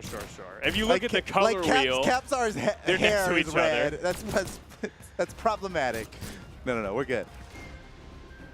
Okay, and they have been playing from a deficit the whole time with Pierre just absolutely smoking that first stock from man, Zinker. that first stock gave him so much. Cody Travis starting to bring it back, though. There's still a damage deficit to deal with, and he's got Boomy, the orange anchor, stepping up right now. Though, Cody Travis doesn't even really start playing the game until his stock is red. You know what I mean? He got a point, yeah. That's when he's fired up. This is easy mode right now. Best. Yeah, he's just doing whatever. If Boomy's having trouble on Cody Travis easy mode, we'll just wait till he gets to red. Yeah, he's trying to find an opening. And he kicks on expert. The thing is, Cody Travis, there's so much air denial. Oh, the gravity cancel, down light connects, not able to pick a follow-up.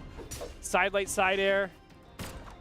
Steadily gaining ground on this stock of Boomy, and this could be a big play. This is where he can turn this around. Wait, juggles in the air, 3 in a row. Can he close it out? He's actually pounding the down ground. Light, the recovery, does it! That's a red team just took the lead. That juggle? I can't believe it. The juggle was enough damage to then set up for, he had all of his options expended, the downlight, into the recovery, true combo, closes out the stock. Now Cody Travis takes the lead back for red team. Too. He opened up that whole thing with a ground pound. Yeah. On the ground. I mean, I know we call it ground pound, but it's very unusual to see it actually pound the ground. Cody Travis has got to be the best blasters in the world. Almost inarguably. Dude, I think, easy. Nobody has been a ride or die on blasters for this many years. Yeah, you're not going to get a lot of, controversy from saying that, I think. Okay, Pierre, we'll see. Some good damage control, but red team still has a significant lead. And a good taunt rebuttal. Zinker. And Zinker, I mean, he's got to still be feeling the effects of that first stock. Especially these gauntlets have to be trifling for Zinker because the down signature he's looking at that down sig like the sound alone probably triggers him right now. If I can avoid that down sig, maybe I'll make it through this match okay. He's definitely holding his own here against Pierre now this time. Off stage. Oh, careful. Nice dodge away. He is avoiding the big damage from Pierre, but you know what? Pierre's still landing hit after hit. Oh, no! He dodged the weapon throw, but it didn't matter because he ran out of options. Yeah. Oh, my goodness. Pierre is the ultimate counter against Zinker. That's what I was about to say. Just like that, orange team took the lead once again. It's been going back and forth. Red team, they keep getting the damage control in, but they still end up losing it to orange. What? Okay, Pierre. Oh, be careful. Wait. Yeah, he just barely touched the wall. Luckily, it didn't cost him anything. He makes it back. Unbelievable. Somehow, Experience could not close out the edge guard. Pierre makes it back, survives the recovery off the top, but he's getting tacked on a lot of damage. That's going to be something. Pierre started this recovery with a dodge. It doesn't even matter. He just slams Experience. I know. Now he's Jeez, that's a Dude, good he goes dodge for from every Experience. follow-up off stage. I've noticed that Yeah, with Pierre. yeah, I you love can, that you from can him. count on it. And even though most of the time these pros, they wiggle their way out of the combos, sometimes they don't. And we already saw it in the first stock of this game, what happens. Okay, Pierre manages to avoid the weapon throw. Knocked away. He didn't touch the wall yet, but he's got the Gauntlet Siders to help him back to the stage. Ooh, Experience! Dude, that's like, that gave me deja vu. That was the second time Experience has closed out a stock in that exact same way. With a pivot bicycle kick? Yeah, you're exactly. right. Okay, both teams with 2 stocks. Red team's got a little bit of a damage deficit to overcome here, but Experience seems to have no trouble with it. Yeah, I think if Experience takes... Well, if he takes the stock off Capsar, I might be surprised at this point. Now I think Capsar's about to end it here. Oh, that he was went so, for that it. was so close. The weapon throw. He's got the sword now. Watch out for the neutral sig. Oh, he's so looking for that neutral sig. Experience is in knockout range. Off the side, this could be it. Capsar looking for it. Nice. What a Dude. dodge. How did they do that? Ethan has the reaction speed Capsar has some of the best reaction time in all Brawlhalla. There, Yeah. I'll say it. As like a reactive player, You're right, dude. His ability is second to none, almost. Up there, top 3. He's looking for the opportunity here. Experience is being real careful. He's on his last stock. He knows he's one good hit from being knocked out. And Capsar, there it is, the Cider, that's all it's going to take.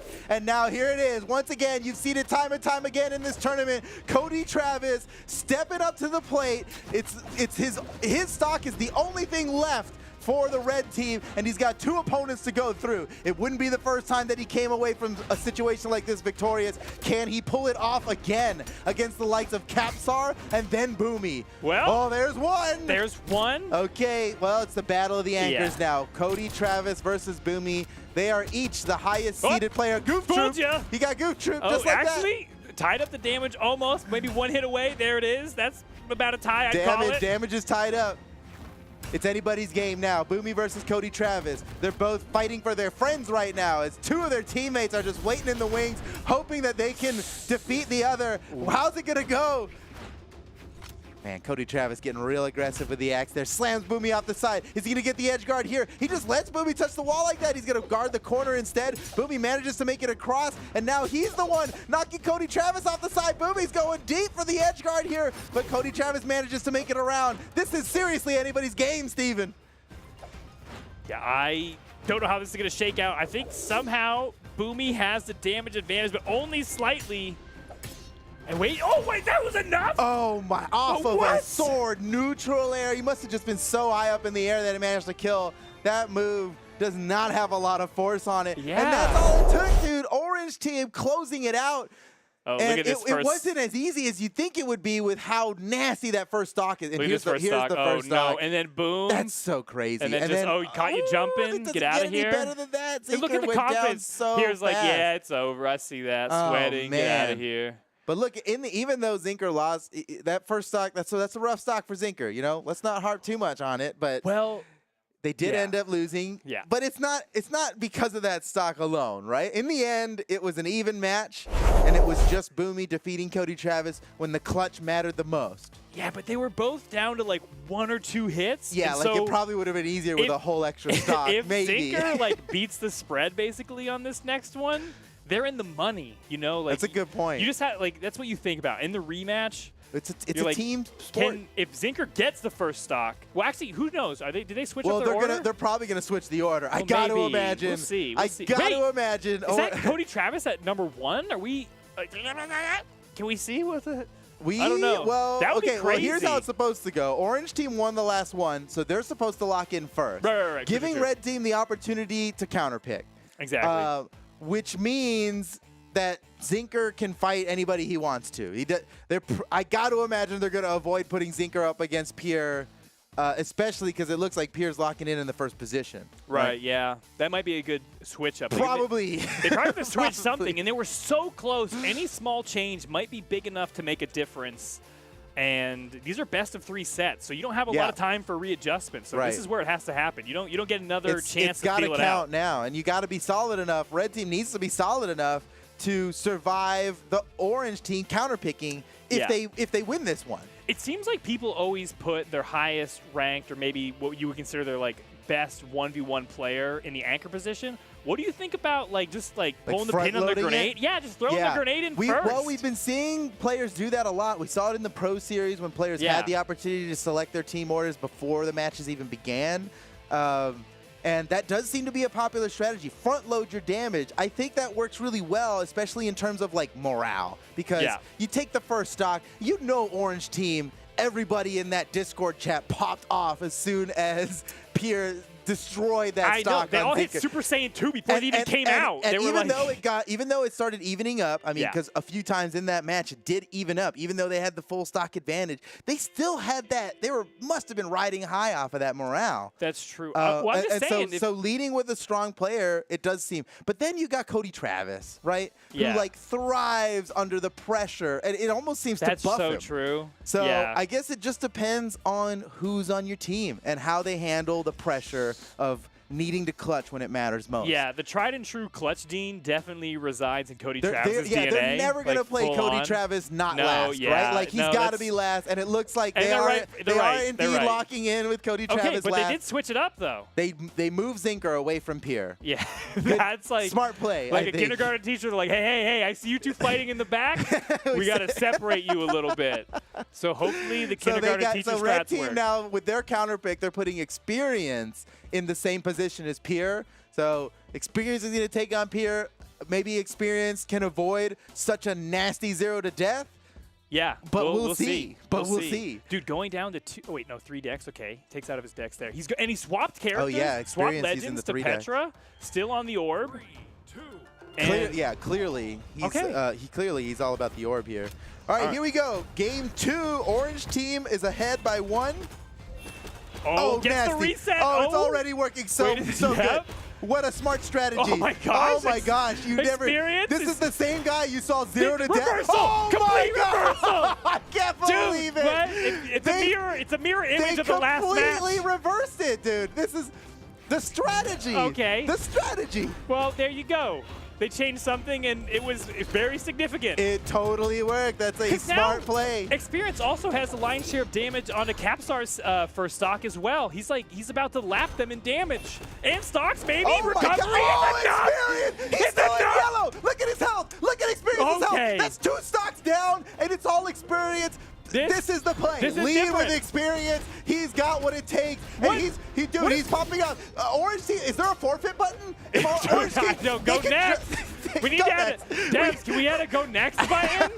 No. It isn't over yet. Boomy is going to do everything he can to muscle back some of this lead. He's already. No, he's not ahead on Boomy in damage. No. But if he gets his stock off Boomy, he ran through Capsar and Pierce so powerfully. Double uppercut is enough to close it out. Boomy stopped the bleeding, but the wound is still there, and it hurts. It's gnarly, and it needs stitches immediately. Dude, you need to see a hospital. You need to go to the hospital. This isn't something you wait and see on. This could be critical. Okay, but Boomy is determined. He could take out Zinker right here and put his team in a great position. But it is going to take exactly that. Boomy does need to dispatch Zinker immediately. And here comes Zinker. No, he can't make it back from that. What? No reversal? He can. Not only can he, but he almost got the counter. Zinker, a beautiful downlight side air. He knew not to jump because of how low he caught Boomy on the wall with the downlight. That's an incredible presence of mind from a sword player. And Boomy still intent on destroying Zinker here. Even though he's in knockout range, he's fighting like he's at full health right now. Whoa! Oh okay, man, yeah, hard read. He was banking on that. Yeah, I feel like there's time to react with the gravity cancel sidelight doing that gauntlet combo. But Boomy was intent on. He knows what Zinker is gonna do. Oh, Zinker gets disarmed. Boomy snatches away the weapon before Zinker can get it. Zinker, without a weapon, doesn't care. He's chasing after Boomy. Got the bow in his hands. Can he finish off Boomy now? No, Boomy still getting the better of Zinker here. And Boomy might actually go up 2 stocks, which is exactly what the orange team needs right now. Ooh. Oh, but they're not going to get it. Yeah. Zinker takes the stock. He did his job. Dude, he's like, look, team, I know I messed up on the last game, but hey. Oh, no, hey, not again. Check me out. That's what okay. Wait, he's going up against his kryptonite right now. No. He figured it out. He figured it out. Mental reset. It's all good. Actually, you're right, dude. Look He's killing it. He's killing it. He's overcome his demons. Oh, behind the back? Love it. You love to see it. The big tech.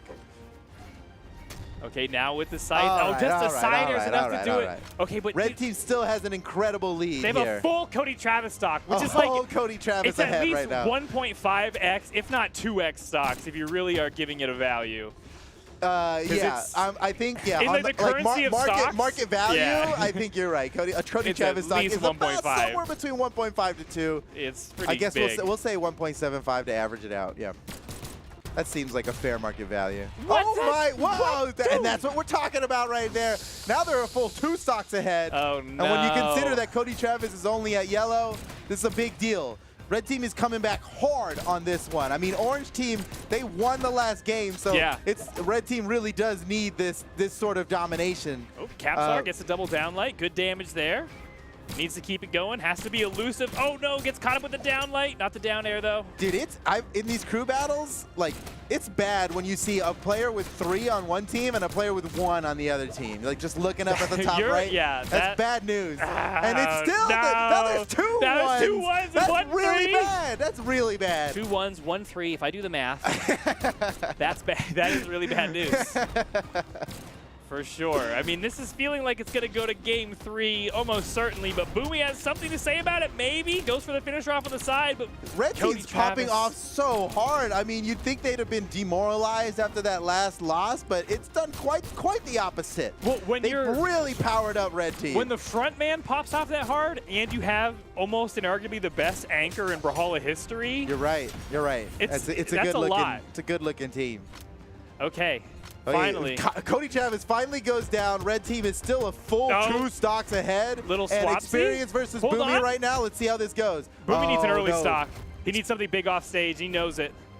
Ooh, he almost caught him there. Experience has to hold him at this desperately corner. looking for a weapon, but Boomy is guarding this corner so well. He sneaks away. He finally grabs an orb, and here we go. Orb versus Dude, his orb was looking so good. Oh, what the confidence knowing the range of that move. Boomy's like, yeah, whatever. Throw it out. I don't care. He just stared at it. Oh, but the down, no! Again, the pivot bicycle kick. Off the wall Experience, that time. That's his best move. That's his signature move. The pivot bicycle kick. He's gotten like almost every stock in this tournament, or in this match of this tournament, with the pivot bicycle kick. Yeah. That's his skyhook. Like he's got a signature move. It seems unstoppable the way he's doing it, the time he picks. Just like the skyhook. You're right. What do they do? But he doesn't. Experience is like, Pierre's not going to let him get into that situation. Now Pierre versus Zinker. We've seen still this could be full stocks ahead. Red Team is dominating. Maybe though Pierre takes like the 3-second stock off Zinker again. Turns the game around completely. We've seen the math. You know, we know for sure that this sort of thing is possible. Pierre could just delete Zinker. That would do a lot. In helping Orange Team bring it back, but they're actually so far behind that it would only be half of what they needed. And you know what? I think Zinker has overcome his demons here, man. He is just destroying Pierre right now. Oh, that was looking like the finisher. He had Pierre sweating. How did he get I thought he was going to end it with a side sig. Yeah. Oh, slapped out the side. This has got to be it. Pierre used his dodge already. Here comes Zinker. Beautiful. Yep. Yeah, what a great play on a map like Demon Island. Short wall, covers almost like 70% of it. Yeah, you're right. The shorter the wall, the more effective a pivot gravity cancel neutral light on sword is at edge guarding. Well, here we go. Do you believe in miracles? Because I think that's the only way a 5-stock to 2-stock match is going to be turned around here. It's going to take Capsar and Boomy having stocks of their lifetime, and still it might not be enough. I do believe in miracles, but not all of them. Yeah, well, maybe not this one. We have seen Boomy take 5 stocks off of teams in the past. True. Okay, hey, that's a good start. Capsar's doing. He's got to do everything he can to 3 more stocks and they're tied. You're right. He's got to set the stage for Boomy to have the comeback of a lifetime. 2 more stocks. I believe in it. Oh, that's already a good start here. Capsar, he's committed. Oh no, Cody Travis. In trouble. He's just stopping him. That might be it. Wait, he can still, okay, a little bit. More damage. What, dude? He set him up just to knock him down. It's just, All right, here we go. Can Boomy take 4 stocks, and 2 of those are Cody Travis. Like, this is it. He has to knock out Cody Travis, then the rest of his team, and then Cody Travis again to come away with this victory. It looks totally hopeless. This but feels bad. Imagine if Boomy can bring it back, dude. Just take a second to imagine. Good thing he dodged that ground pound. Yeah, That could have been deadly it early. right there. Oh, gets away. That's huge! That's huge! But he touched the wall. More? He touched the wall. He Cody goes Travis for it? going to the other side. Oh, is that enough? Yeah, Boomy knew. Boomy absolutely knew that Cody wasn't going to be able to make it with that much distance. Oh, man. Okay, that's a good start, Boomy. He's in light orange, dark yellow, going up against the entire red team. Can he do it? That was a really quick stock for Cody Travis, so that must be oh, great. Man, that's a great out. The ground pound off of sword down line, it's a hard thing to go for, but it can be true if you do it just right, and it's the biggest damage option you've got. Unarmed, experience. Wait, he's got to make a play here. Oh, no, he doesn't opt into going for the weapon spawn. Now he does. Oh, gets knocked away from it. What, the taunt? Oh, my taunt God. to get body? No way, Is it no true? way. He's really taunting in threat range. Oh, Yeah, he'll just take that. All He'll right, take now that to the bank. Now I believe in Orange. Let's go. Yeah. Go get him. Yeah, you're toying with karma when you do something like that. Oh, wait a second. Oh, no way! yes. What an answer from Boomy. I thought he was done. Okay, can Boomy take this stock of experience? And then he still has 2 full And then stocks to 2 get more through. after that. Oh, he has to do so much work to make this a possibility. Dude, experience really taunting right now? That's very inappropriate. Oh my God. Experience. Do you Very inappropriate. think? Oh no. Okay, he deserved to get knocked out Yeah, there. he deserved that so Dude, bad. if Orange Team loses now, or if Orange Team wins now, everybody in chat's laughing. Do you think they're gassing? Do you think Zinker and Cody Travis are gassing him up? He's like, yeah, man, break his mental. They got him. Okay. Wow. What a response from the red team after losing game 1, getting to counter pick on the team order.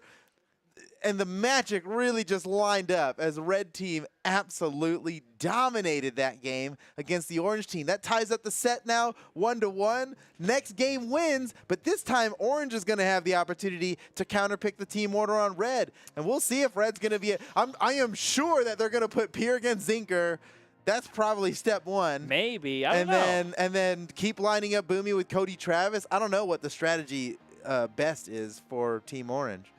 Experience was definitely the X factor for the whole change in pace and tone of game 2 because he came out with that quick stock. Yeah, and they're leading with experience again. Like, they don't care what Orange team's going to do. Lead with experience, that is clearly good strategy. Experience, he might be the best opener in all of Brawlhalla crew battles. Yeah, and he, we're joking on him for throwing out those taunts, but well, sometimes. Hey, listen, they were winning enough. Have I ever taunted on somebody in the game online? Hey, we are all innocent here. We're looking at the pros. When I did it, it was an emote, okay? I was just sharing emotions. When experience did it was a taunt. That was kind of like a taunt.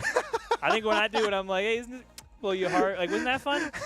But that was definitely taunting, so we'll see. Yeah, and that has a tendency to power people up, so maybe the clapback from Orange is going to be Okay, here comes severe. the team order counterpick from Orange.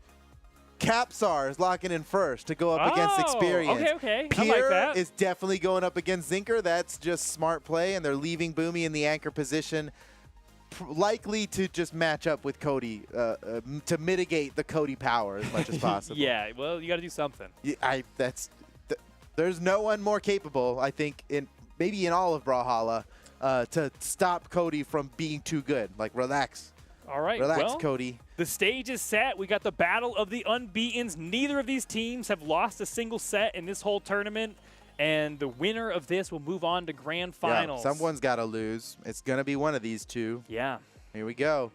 Stage striking begins now. Boomy's getting rid of Crystal Temple. Oh, getting rid of all the small stages. Well, never mind. Also getting rid of Great Hall.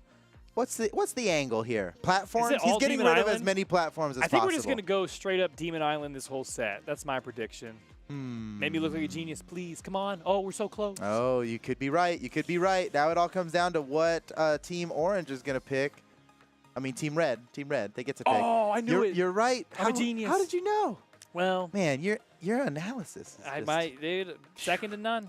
What can I say? All right, here we go. Game 3. Only one of these teams can come away victorious. This is a ticket to grand finals at stake here. Whoever wins this, guaranteed top 2, guaranteed in the grand final. Oh. That's huge. Kicks only. A gentleman's duel. Love to see it. Okay, Capsar with the spear, which I think is the weapon he's most known for. So that's good. Experience. I feel like he's been closing out most of his stocks with the orb, so maybe. Yeah, with the pivot bicycle kick. Oh, never mind. He's got but gauntlets. he can do it with Yeah, gauntlets. No, he's all right. I didn't doubt He's got them. some good gauntlets. I would never doubt those gauntlets. He's doing a lot of I would damage never. here. Oh I my would gosh. never. Pivot. The I think Shoryuken Team Red almost. really is relying on experience to do a little bit of Oh, domination. what a dodge from Ethan somehow. Now slide kick for recovery. Oh, Capsar, he is handling this.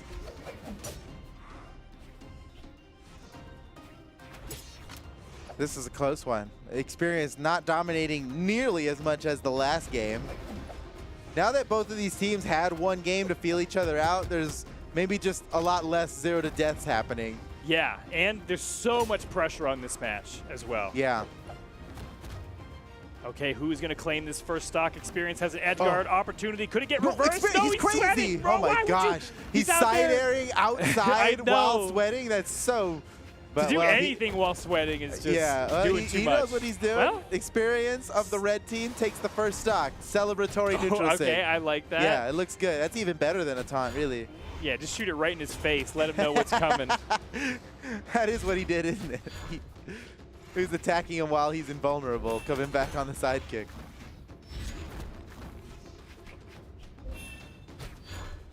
All right, how much of this stock from Pierre can Experience get? That's the big question Yeah, here. Pierre, it's looking like Pierre's going to be able to just end this before it's too late. Experience without a dodge now, 3 seconds. Pierre's got the opportunity, Pierre but he gave is him so not much taking room. advantage of it. Experience reset his dodge, now on the offensive once again. Pierre feeling why? the pressure. Fully Okay, charged, yeah, that'll dude. work. That was, I mean, yeah. that was. You see, he had the telescope so he could see it coming a mile away. Yeah, I mean, you needed, like, what's the opposite of it?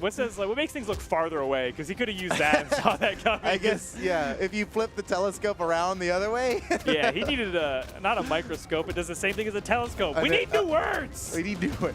An enlargoscope. Yeah, a tiny scope. How come nobody thought of this, that we need a scope to make things look smaller? You just turn the scope Has that around. never been useful? Surely. Nah, maybe not. Maybe not. Okay. Stocks are tied up. Oh, Slight Experience. damage lead for red team, and they take another stock. Okay. Again with a lead. Yep. Man, red team, what we know about red team and a lead is that they don't seem to ever lose it. Yeah, they hold that lead. It's so precious to them. What? That's enough. Never mind. Okay, well, This they changes lost everything. the lead. Yeah, contrary to I will what you flip-flop may my have been opinion told. in a second. Okay? Boomy's got this. Wait a second. Cody Travis landed the first hit. It's over. Oh, no. Boomy strikes back. It's now orange teams to lose. Steven, the ultimate Fairweather fan. Hey, you know Oh, me. look at Cody. He's so good. And, He's definitely you going to know, win this. I did predict that red On this, team. but no, Boomy, though. Actually, he's the best, I think. I predicted red team would win this whole thing. And I may change that at any moment, but still at this point, maybe I believe it. Okay, but Cody Travis actually, misses the down light. Oh, nice response for Boomy. Oh, what? I feel like you never see Val's doing the breakdance sig, but you definitely see Akima's doing the... I don't remember the name of that word. TWK, can you yell it? Yeah, I don't remember it either. Akuma? Akuna Matata? Tatsumaki. Tatsumaki, I was way off. Thanks, TWK. You didn't say Akuna Matata? I was wrong. I think you the whole animated time. that signature, didn't you? Yeah, but I didn't do the VO, so there's a big difference. Yep. That's a big you didn't difference. need to know the name of it. Okay, now somehow Orange Team has wrestled back a very slight lead. Can Boomy push the advantage here and get some damage on Experience's second stock? No. Well, they tied it up.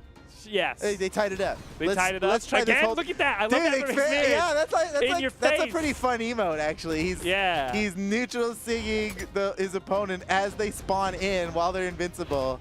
And I think everybody got the message, you know? But did it strike fear in their hearts, or did it just tick them off? We shall see. Capsar. I feel like that's something Petra would do in the world of Brawlhalla. Yeah. Petra Maybe would be that's it. Petra would be the one. He's just role playing. Yeah, he's role playing. He's this is an RPing RP right now. server we're logged into right now. That's exactly right. Oh, goes for the bicycle kick off stage, doesn't land. Capstar holding down this corner, looks for the side signature, punished by that experience. That would have been good. That probably would have gotten the KO. It was probably just enough, but Capstar's gone for that a couple times and hasn't landed it quite yet.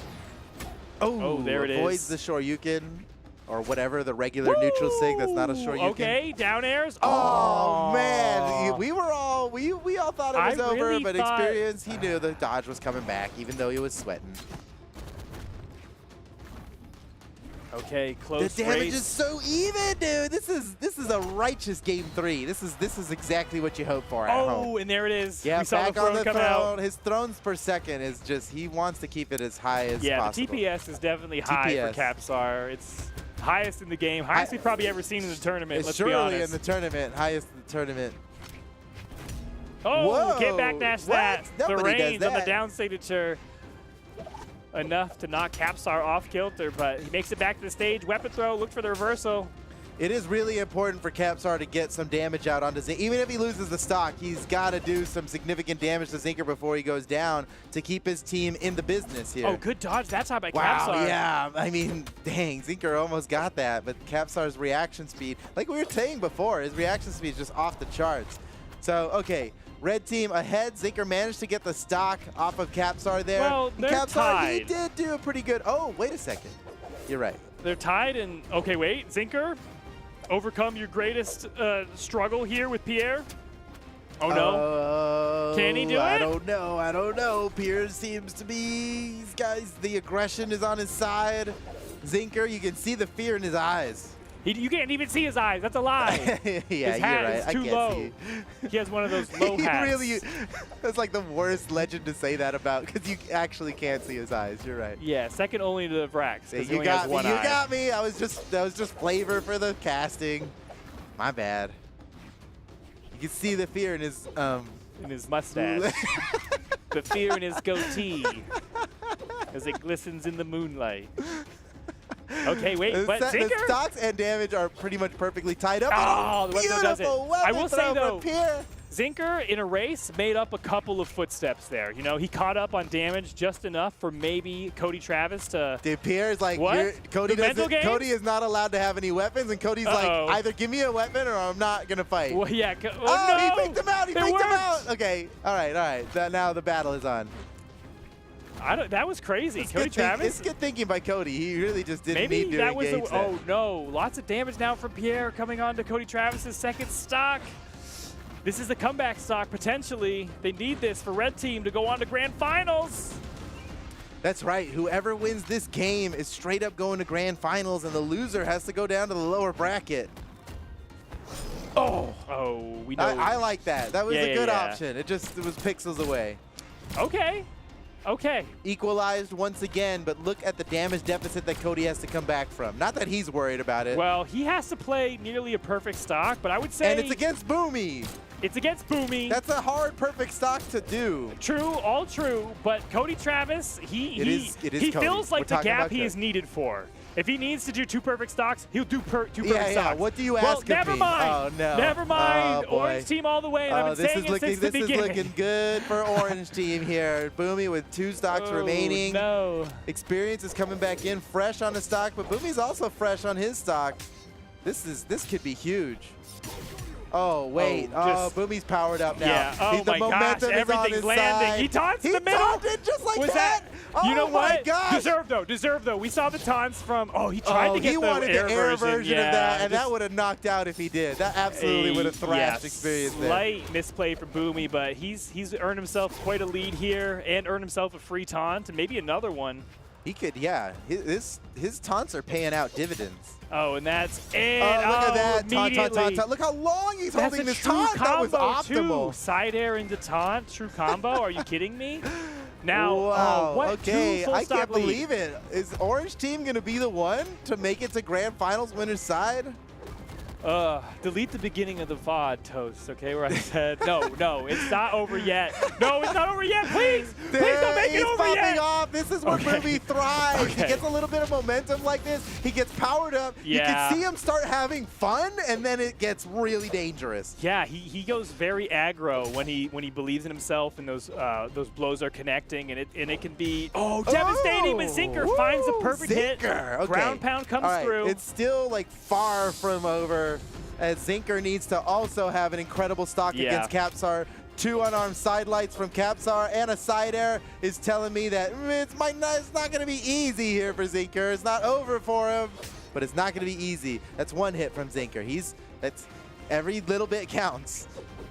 Oh, Capsar used his dodge. Zinker does not get to take advantage of it. Yeah, Capsar so close to closing out this stock and solidifying their lead, leaving only. Oh my God! The taunt meta in this match. There's some bad blood. I love it. There's some bad blood in the throne. Yeah, got to keep the TPS up. Yeah. 1 stock to 3. Now, okay, Cody. Look, if there's one person in this entire tournament who's capable of this, it's Cody Travis. So let's just watch. Grab your popcorn. It's all up to Cody Travis now. This is game 3. There's no more second chances for the red team. It's all on Cody's back.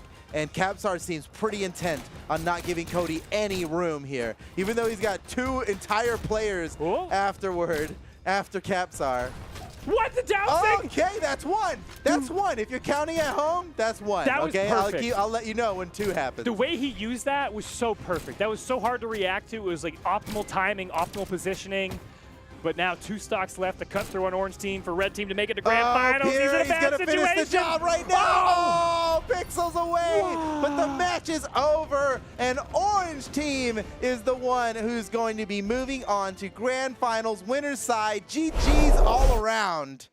Holy moly, that was wild. That was definitely the most taunts I've ever seen in a professional game. That was insane. Yeah, there's some passion look coming at this. out. Pierre's like, yeah, that was all that was day. the easiest You punish can't of get his away with life. that for free. Fully charging. Fully charging. I think he knew. I mean, he missed it, and he was like, well, I missed. Yeah, sometimes it's like you either now. fully charge it or you admit you're wrong, and you can't do the former. The thing is, with the fully charged, he's banking on the punish just messing up, and then like they'll get knocked out because he fully charged it. Yeah, exactly. And you know all about that, Mr. Charging a Raphael downsig with axe on the corner. Well, but you know all about fully charging a sig and hoping for the best. Well, it works though quite a bit. Well, it works and quite a bit. that's why he went for it, right? Yeah, that's why Experience went for it. I'm not a professional. I will admit I am a scrub, okay? I'm not very good at this game. Fair enough. They're on a different level. I am a lowly plat player. Ooh, I'm not very good. As people would say. Get him, guys. Online. Get him. Is Platt good? Not according to the internet. Sorry. It is top like 5%. Doesn't matter. Of the community. Yeah. Doesn't even matter. All right, ladies and gentlemen, we're going to try something a little new on this stream here. We're going to kick it over to TWK for some live analysis of the last match. TWK, take it away. All right. Here, we're going to take a look at just some key moments that actually propelled them to this victory. That Orange team, absolutely unbelievable. So we're going to start off, how could you not? That first clip, Pier's opening on game number 1.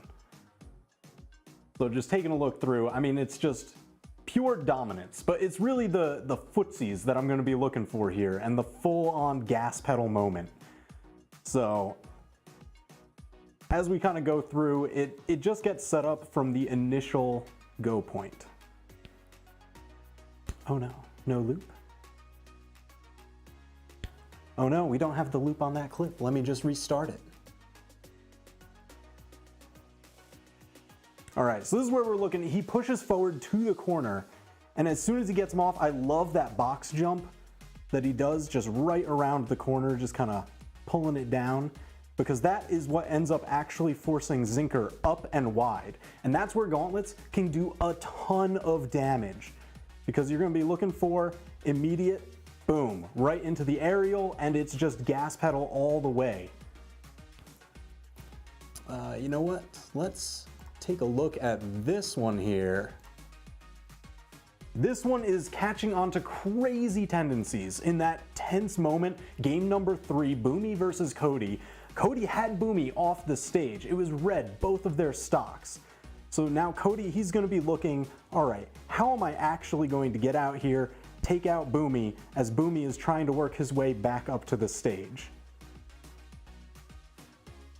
And if you notice there, Cody actually hopped out and was watching this inside corner.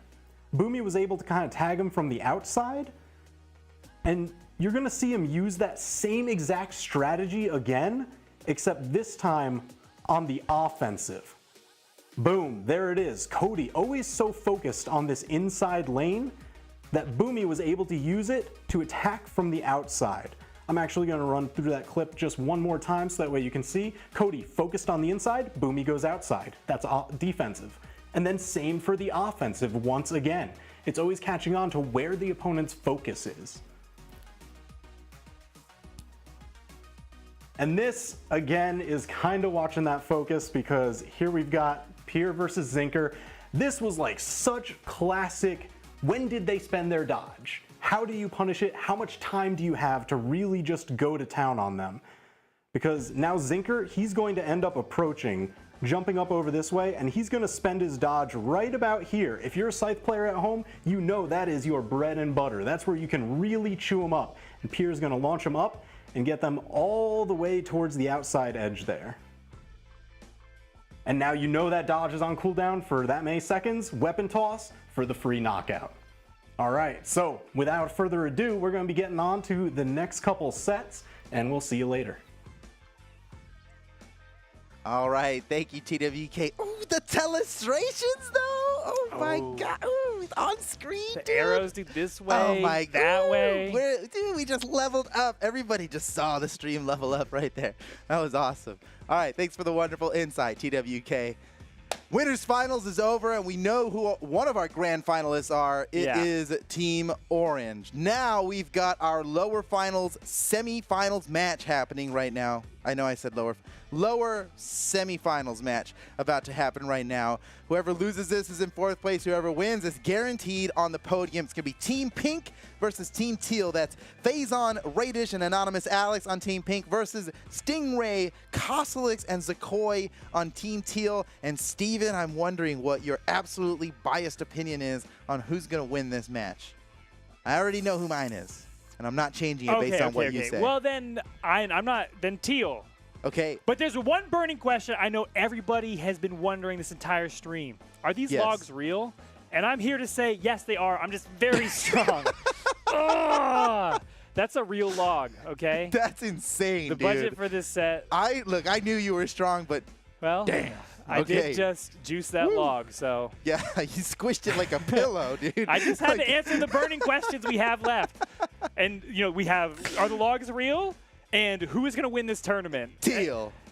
Teal? Well, I think it'll win this set. I just rhymed with real, and I thought that was cool. It was really cool.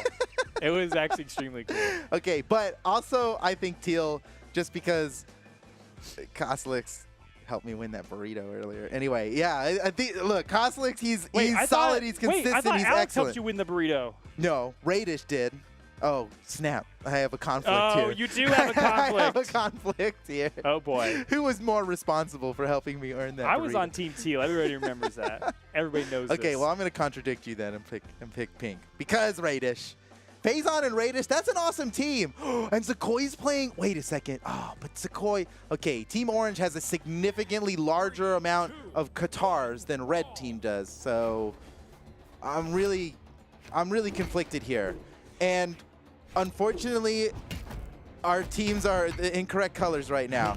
Yeah, okay. Surely we'll be able to fix that without a problem. But just know that Anonymous Alex right now, he should be pink. And you know what? Red is it's just dark pink. Pinkish. Yeah, Let's be honest. It's dark pink. Dark pink. It's dark pink. Look at his nose. That's pink. All right, don't even worry about it. Here we go. Anonymous Alex versus Zakoi here. Zakoi playing for Team Teal, despite what you might think. And we've got a hammer battle. Oh, stomp, stomp, stomp. Which one's going to land first? None of them? Stomp is stompier.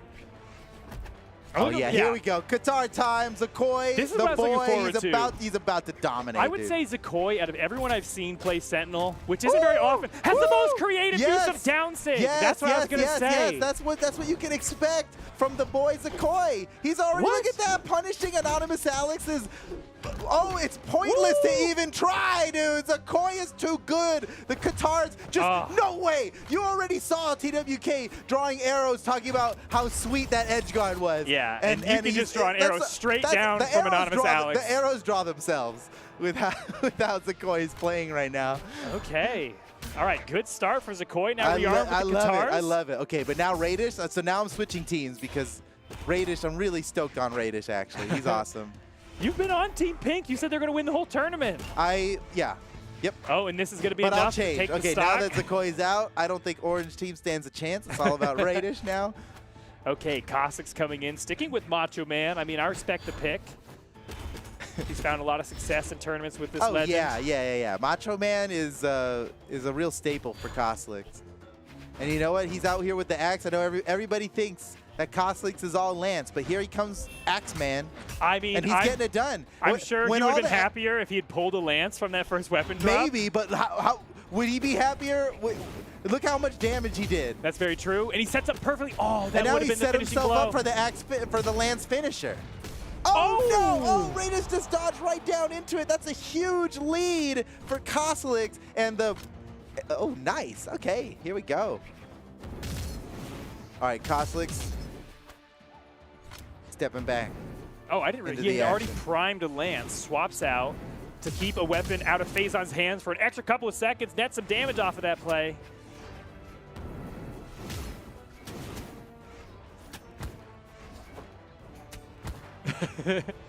Okay, yeah. You know what? Red and blue is better. This is closer. It's pink and teal. I mean, it's dark pink versus. You put the red team in a wash a couple of times, it'll be Team Pink. Don't worry about it. This works. This works perfectly, actually. All right, here we go.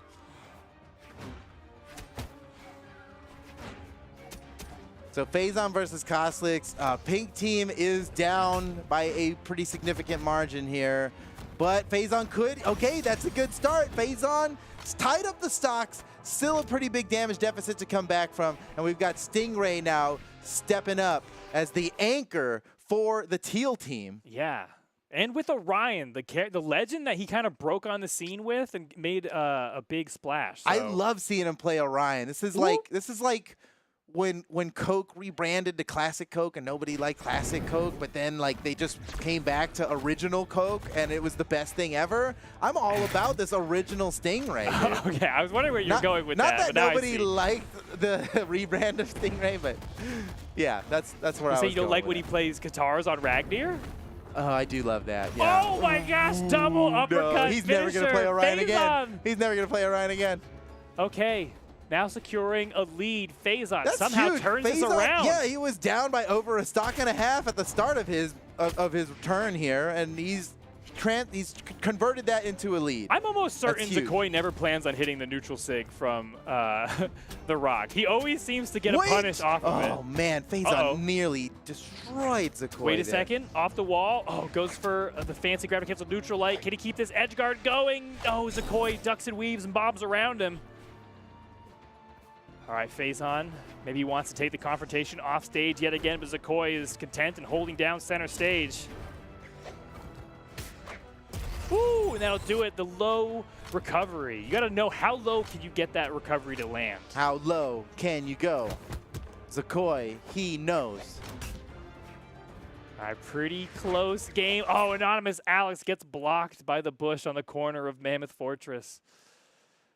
Okay, Zakoi very damaged right now, and ooh, man, he barely survives that one. Anonymous Alex looking to finish him off, and no, Zakoi, he just got the Qatars he was about to unleash, but Anonymous Alex put a stop to it. Look at the optimal weapon throw upwards. That was a very far weapon throw. Yeah. Keep it in the air as long as possible to stall out the next weapon drop. And he got at least 2 hits on Koslix while he was unarmed, so, you know, that may not have happened without the optimal weapon throw that you described. Oh no, 0 death? Okay, not quite. Everybody when you get hit, yeah. You know when you get hit by that first down air on Lance, you're like, do I jump or do I do nothing? What do I do? And somehow, everybody felt that, I think. I did. I know what that's like. Anonymous everybody Alex knows what that's like. weaseled his way out. Looking to take yet another stock off of Koslicks here. Can he do it? Oh, no. Koslicks might just turn this around, and he's got to. His team's behind almost a full stock right now. He needs to end this stock of Anonymous Alex to help his team come back. And okay, that'll do it. The stocks are tied up. Koslicks, he's in orange. He's pretty damaged, but he's going up against Radish right now, and he might just be able to equalize, unless Radish has something big to say about that. Oh no, he starts it again. I like the down signature to cover the corner. Radish makes it through. There, finally lands a hit. The side light, side air. Does some damage. Goes for another one, but stopped by the nair from Koslicks' lance. Okay, can he close out this edge guard? What? Okay, whoa, crazy angle on the Hadouken. I like it. Uh-oh. Oh, this might be it. Ooh, man, that weapon throw Pretty sure. almost Oh, no. got him. I thought Koslicks had primed another lance. There he goes. Well, He's like, yeah, back to the lance as back to quickly the as lance. possible, please. Back to the lance again. Ooh, Radish narrowly avoids getting knocked out there. Koslicks in the same vein. They're in like a circle. Radish has got the opportunity here. Whoa, nice! Oh, what a play from Radish of the pink team. Puts his team ahead once again, but not by much. To see if he can push a lead against Stingray. No. It's all tied up perfectly. What were you going to say? I couldn't even say it. That was a good lead, but now it's nothing. It's nothing! It is perfectly tied up. It's a great match, Steven. That's what we've got in front of us right now. Yeah. An even, awesome match. Oh, And whoa, never mind. It's not even. Raul whoa. Faison's on this team here. It's not even. Dude. Never even. That was crazy. Okay. Man, Faison, his scythe is epic. He doesn't get enough credit for it. It maybe gets outshined a little bit by his gauntlet play. He's been such a gauntlet guy for so long. Ever since Val came out, he was like mastering the gauntlets. But you know, no one's ever gonna forget his Giro performance. Dude, I won't. I still am like, why? Come on, use the Giro. You can do it. Okay. Ooh. Oh, weapon throw, dips below it, just barely. Wait, he got the touch? Man, he dive kicked. That was like just pixel barely perfect. caught the corner. Yeah. I can't believe he touched paint there. That was insane. Okay. Tied up. Whoever gets the stock. Oh, and it's Faison. Okay. Well, all right, pink team now with the lead. they have Slight. a stock advantage, but it is very slight. Zakoi could come in and end Faison's stock in an instant. Oh, I like that. He went from the weapon starve into the weapon throw setup onto the side light. Gets a touch of damage. But Zakoi could just as easily do that. Not enough. Wait. Oh, man. One more hit from I this can't hammer. believe that did knock out. Could be devastating. Nice punish from Faison. Wait, oh my whoa, gosh. whoa, keep it going. Get the sock platform involved. Gang's all here. Oh no. He whiffed the side air off Stomp side air. That's unfortunate. He was too close when he landed. That was still some pretty snazzy unarmed damage, okay? That was pretty I clean. mean, Faison he's awesome. Oh, Okay. that's it. He stopped the bleeding. Even though Zakoi, he got comboed with that unarmed stuff and it looked really cool, he didn't take too much damage. It was unarmed after all. In the very first stock of this game, it was very close, but Zakoi was able to edge it out, and maybe by enough of a margin for him to bring this back here. Once again, facing off against Anonymous Alex on Teros from Pink Team. Woo! Okay. Oh. Whoa! Creative. It didn't work. Gets a punish. It worked for. Oh, no! No one could that's- possibly come back from something like that. And oh man. Yeah. Man, a Teros hammer ground pound is just. That's it's maybe a lot. like the most powerful thing in the game. That's a lot to come back from. It is. It's pretty much done after that. Okay, Koslicks starting off with the axe here. And you just know he wants the lance instead, but look at him getting it done with the axe against Anonymous Alex, who really specializes in the axe play. Here we go. Pink team is ahead by nearly a full stock. It's up to Koslicks to bring it back for Team Teal. Oh no. Oh no! Whoa, What? That's enough to do it. Okay, Dude. Teal's in trouble. The T in Teal stands for trouble. And not Teal, because contrary to popular belief. Let's see if Stingray can play the greatest comeback of a lifetime right now. Almost three full stocks he's got to go through here. And I wouldn't put it past him to do it, but it's going to be tough. Oh, that's a punish. Yeah. What? Not enough. What? That's two in a row that weren't enough to KO. Okay. What does he do? Oh, he's using every move in the booklet. He's like, I need something to finish this stock for Anonymous Alex. Can I get it? Not quite yet. Surely a down. Oh yeah. Okay. 2 more stocks for Stingray if he's gonna come away with a victory here. Radish and Phazon are what's up against him next. Here we go. It's all up to Sting right now. If Stingray goes down, they lose the round.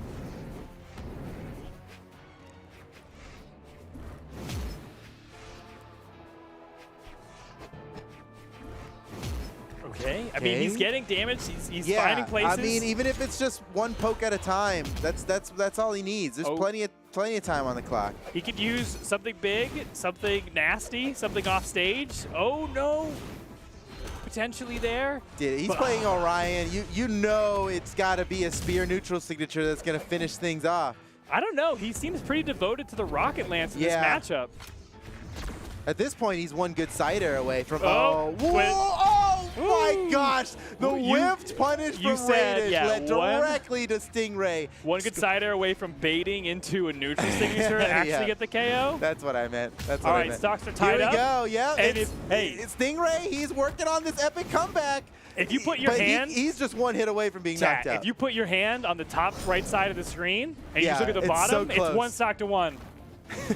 And there's nothing else to be said. Uh-oh. Unarmed. What a dodge, but he still gets hit for it. The weapon's on the ground. He burned his dodge on that gravity cancel. Neutral like KOs. What an answer! What a response! I can't. That's an amazing answer out of Hitstun there. And Stingray's actually working his way back up. He is so damaged right now. Oh my gosh. Okay. Still, I applaud Stingray for that performance. He didn't get the knockout. He didn't get the ultimate comeback, but he almost just brought his team back from domination. Whew. Okay. Well, game 1 in the books. Pink team comes away with the victory there, but only just barely. Only just barely. They got to be watching out for that Stingray. Yeah, I was starting to believe pretty heavily in the Stingray comeback at the end. But if they can do slightly better in the second round, what do you think they're going to do to switch up? They got to make some sort of change. Yeah, how are they going to counter this? Switch Legends, maybe, potentially? I think put Koslix up against, I don't know. I don't know what you do with this one, man. Pink team is already locking in hard with Anonymous Alex in the first position, Radish in the second, Phazon in the third. That's the same thing that they started with. Yeah. Same positions as their first round. I mean, it worked for them. So how is the Teal team going to respond? Looks like they're going to front load with Stingray, have Stingray go up against Anonymous Alex, and Anonymous Alex just unreadied, which totally screws up the team order. Hold on. Please hold, everybody. That's what they'll figure. They'll fix it out. They'll fix it out. So as for what can they do best to counter this, I'm not sure, man. I am not sure. Well, Legend Swap looks like we're already getting a tease of the Legend Swap from Stingray. I don't know if that's going to be cold true to when we get into the match, but you said you were happy to see his Orion come back, but now we're seeing potentially a Zol, which he's played before in tournament to great success. So, dude, Stingray Zol is mighty, and it gets the job done. I'd love to see it. Okay, we do have a legend order change, a player order change on Pink team. It looks like they're going to start with Radish, and then Phazon, and now they're having Anonymous Alex be the anchor. Interesting. And, dude, I think front load. Maybe that's the play for the Teal team. Front load, start with Stingray, Koslix second, Zakoi third. Let Zakoi get empowered by having the team on his back. Have him require the clutch, you know? Okay. And maybe that would bring the best out of his game. I mean, I could only hope. That's possible. I don't have any evidence. I know. It's got to be so nerve-wracking to be. And it looks like that's what they're doing. They're putting Zakoi in the anchor spot. Actually, they're doing exactly what I said. They did. Surely they're not listening. I mean, surely not. No. Why would There's too much stream delay. They couldn't have possibly reacted that quick out of my suggestions there. And also, I don't know what I'm talking about. I'm just saying stuff. Yeah, seriously. That could be a really dumb idea for all we know. We're just over here I squeezed a sponge log earlier. Don't listen to us, dude. Dude, that was a real log, though. Oh, wow. It was a sponge when I juiced it all the way. Because when I got all the maple syrup out of it. I harvested it. All right, so it's going to be Radish matched up against Stingray. Phazon matched up against Koslix, which is a matchup that they are very familiar with. I mean, how many times have they fought in tournament sets before? And then it'll be Anonymous Alex versus Zakoi. I like it. I think this is a good pick. The main difference is Stingray and Koslix having different matchups than before. Zakoi's still matched up with Anonymous Alex, but I think Koslix is probably more suited to defeat Phazon than Stingray is, and Stingray probably going to have a better performance against Radish. So I think this is a good swap for Teal Team. This should put them at an advantage, at least in a better spot than the last game.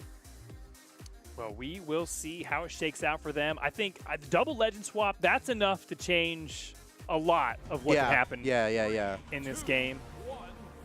But here we go, getting into game 2. Here we go. Oh, Radish, dude, look at these hot hands coming off so quickly. He's ready to get it started. He does. Got the dodge, still laying on the pressure. Stingray is yet to grab a weapon from coast to coast. Stingray taking all over the map. Finally grabs the cannon. Yeah, but not before being put into orange health. That was a good start. Yeah, that is and you rough, know what? man. That is Radish, that's a lot. Radish is like one of those players you do pull the pin on and you just throw him into a situation. He's like, yeah, I got the openers. He's a good opener kind of guy.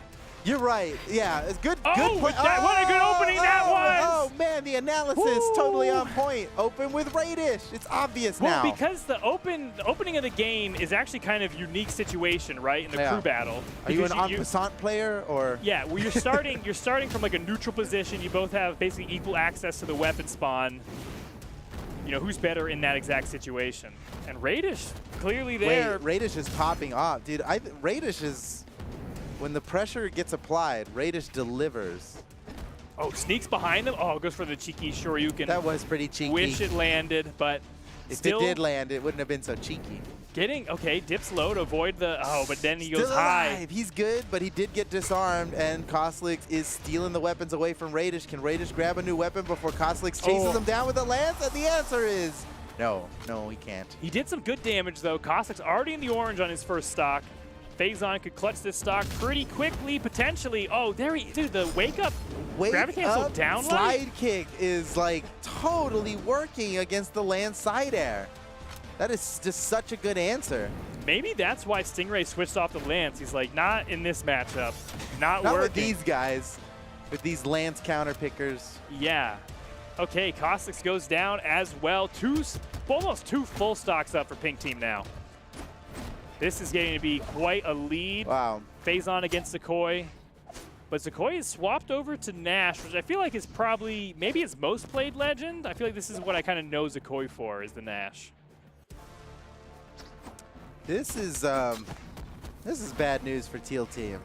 With such an early deficit like this, Pink Team, I think they are players who get powered up by the momentum. Okay, but that was a big strike there. Actually, yeah, Zakoi pretty much brought it back. It depends on how the beginning of this stock goes, but he did a great job on that one already. Uh-oh. Oh, wait, no. Anonymous Alex, he could end him right here. Oh, yeah, he learned. Get out of there. No, Hammer. Get away. He's going for the double down air, double dive kick. Oh, that's Anonymous enough to with do the big finish. Zakoi can't make it back. Okay. That was a huge play from Anonymous Alex, putting his team up one full stock. Now we're left. Teal Team 6. They have 6 stocks left. And this is maybe the magic number for them. We shall see. Stingray. That's good, because they have 6 stocks. Man, very clever. Very clever. And they're teal. All right, can Stingray somehow muscle back a lead or at least get a stock? We are basically counting on a huge performance from Stingray to keep this match close. Otherwise, if Anonymous Alex runs away with this one, and it looks like he is. Oh my, here comes the weapon throw. Oh, that was so good. Anonymous Alex just put his team up 2 stocks. Yeah, a lot of times people will throw their weapon immediately just to try to get something out there, but he waited the perfect timing to see where. It was very calculated. Yeah, Stingray went, and that was it to close out the stock. 2 stocks almost? Dude, no one expected Anonymous Alex to be like the hard carry of the team here. This has been quite a year for him. He's been popping off, and yeah. Yeah, one thing that was mentioned earlier is it's hard to adjust to a single player's play style because of the way you're rotating, playing against different matchups in the same set. So maybe he just has that style that's super effective with he's very surprising. That's surprising. That was surprising. Swinging at ghosts on that one. I'm not sure. It was spooked. kind of spooky the way he went for that. But, you know, with a lead like this, you can afford to ghost bust a little bit. Oh, no. Okay, gravity cancel neutral light, taking it out. An unusual finish from Koslix. Yeah, I like that, though. We're seeing a lot of, like, gravity cancel neutral lights in the air. Yeah, this is like a check. The play checkmate. from these top players are evolving in front of our eyes. All right, here we go. Koslix deep in the red. Radish could finish him off right now. That was so close to being the finish. Great dodge from Radish. Koslix re-grabs the weapon after throwing it. And Radish, oh no, taking a whole bunch of damage. Koslix is in knockout range. This could be it. Yeah. Okay, 2 full stocks up. I mean, what does Teal team do? My goodness, that was. Teal team like, 4? Is that a Teal team 4? Is that a team? Did they take anyone out notably? No, probably not. Probably not. But I mean, they need to take out Pink Team if they want to make a name for themselves here. That is their goal, and they are maybe falling short of it unless we get a big stock from Zakoi. But the pressure from Radish. Oh, look at the confidence going for all these combinations in the air with that orb. Laying on the damage, down light into the reverse there. Just jabs and pokes, getting the damage lead farther and farther in their favor. Oh, Zakoi disarmed off the side. Radish is intent on landing that Spirit Bomb.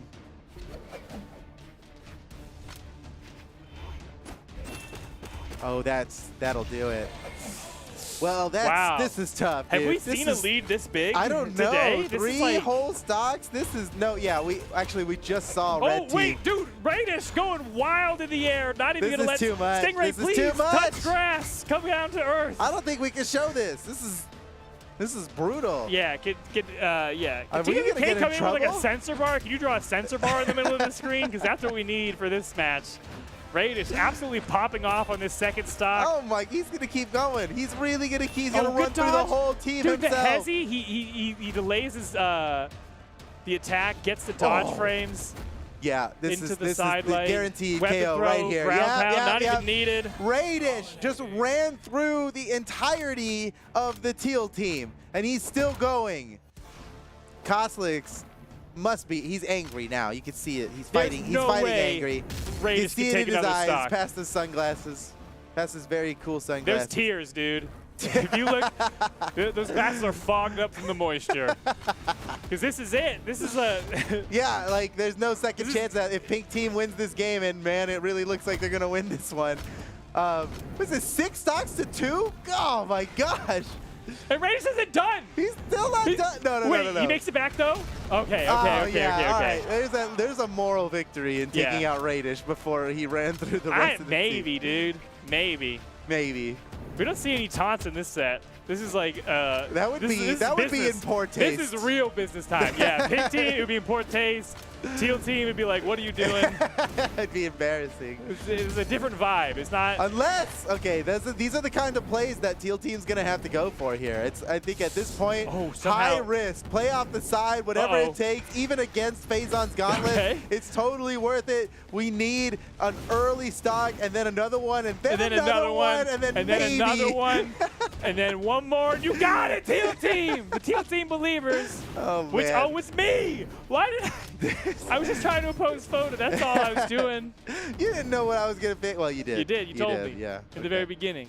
I knew, and my reasoning was Radish, and I gotta say that. You changed your reasoning like 3 times. Check the tapes. My first reason, which was obviously the truest I'll reason. have enough TWK draw an arrow of you doubling back on your initial vote of confidence. That'll be the next replay we dissect. Okay. Holy cow. Somehow Koslix Pink Team is on a tear. Big credit to Koslix. He's held onto this stock for a long time. He's done some damage. He's doing everything he can, but even that plus a few miracles might not be enough at this point with how far ahead Pink Team is. Yeah, does Costco sell miracles? Because that's what Teal Team needs. They need a value pack. A bulk, value pack of miracles, dude. They need the big pack of AA batteries and a 6-pack of miracles. A mega roll. Okay, wait a second. There it is, the first one. 5 left, potentially. Can they do it? Just a few more. Yeah. He's so damaged. Anything will KO. He's got to go to the distance, and you know when you're running long distance, you can't be thinking about the finish line. You just gotta one step after another. And okay, Koslix is out. Zakoi, is he the boy? Well, that's what they say. That's what they say. Is it true? What everybody says. Oh, he's got to swing heavy with these haymakers. I just noticed that Zakoi, both of Zakoi's weapons are hearts, and you know he's just not into the violence. He wants peace and love. The medal for cutest loadout goes to Zakoi. That's true. That's true. Cutest loadout. And that's a big. That's a whole different. Stock. That's a whole stock. That's one. Okay, 3 more. Do you believe? We need to put it out there in the universe or it's not going to happen. The energy is out there. Zakoi, he's on his way. He's got his heart spear now. Yeah, I mean, that did seem kind of violent, so it goes a little bit against what you're saying, but that's what he needs right now. At this point, violence is the only option. Violence is the only way. Backed into a corner. Zakoi is the only one left. No! Nice! That's too good! Radish leading his team to an ultimate 900 damage from that guy. What? 900. You got Phazon, the anchor of the team, not even having an opportunity to do the damage because Radish took all of it. He did over double damage of anyone else on his team. Unbelievable. Okay, except for Anonymous Alex. Absolute MVP. If you actually do the math, but almost double damage. Let's not do the real math. Don't do the math. Don't do the math. I did fuzzy Radish math. did double damage of everybody else on the field combined. On the field. Combined. Sure. Don't do the math. Do 675 damage? Whatever. What's double that? 900. MVP, Radish. He dominated, dude. He took like 4 stocks on his own, dude. He's got 5 KOs. It's insane. Radish played so well, and he just led his pink team to the lower finals. Yeah, and it was... He's done it. Bravo. Yeah, excellent My work, gosh. Radish. He's a beast, dude. Radish is quickly becoming my favorite player in the entire scene. He's popped off so hard, so recently, and he's been doing so well, and he just proved it yet again. Let's get some analysis from TWK on that last set. Maybe a play from Radish, maybe 2 plays from Radish. He had a few plays. Let's check it out. TWK, what do you got?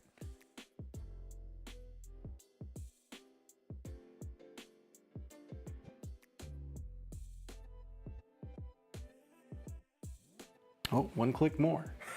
All right, I want to talk about how they were able to get to the place where they could go for a 2-0 victory. We've seen a lot of sets, not just today, but over the course of this weekend that went 2-1. They went the full 3-game distance. It's pretty rare that we've been getting these 2-0s. And we see it here, a very pivotal moment with Phazon versus Stingray in game number 1.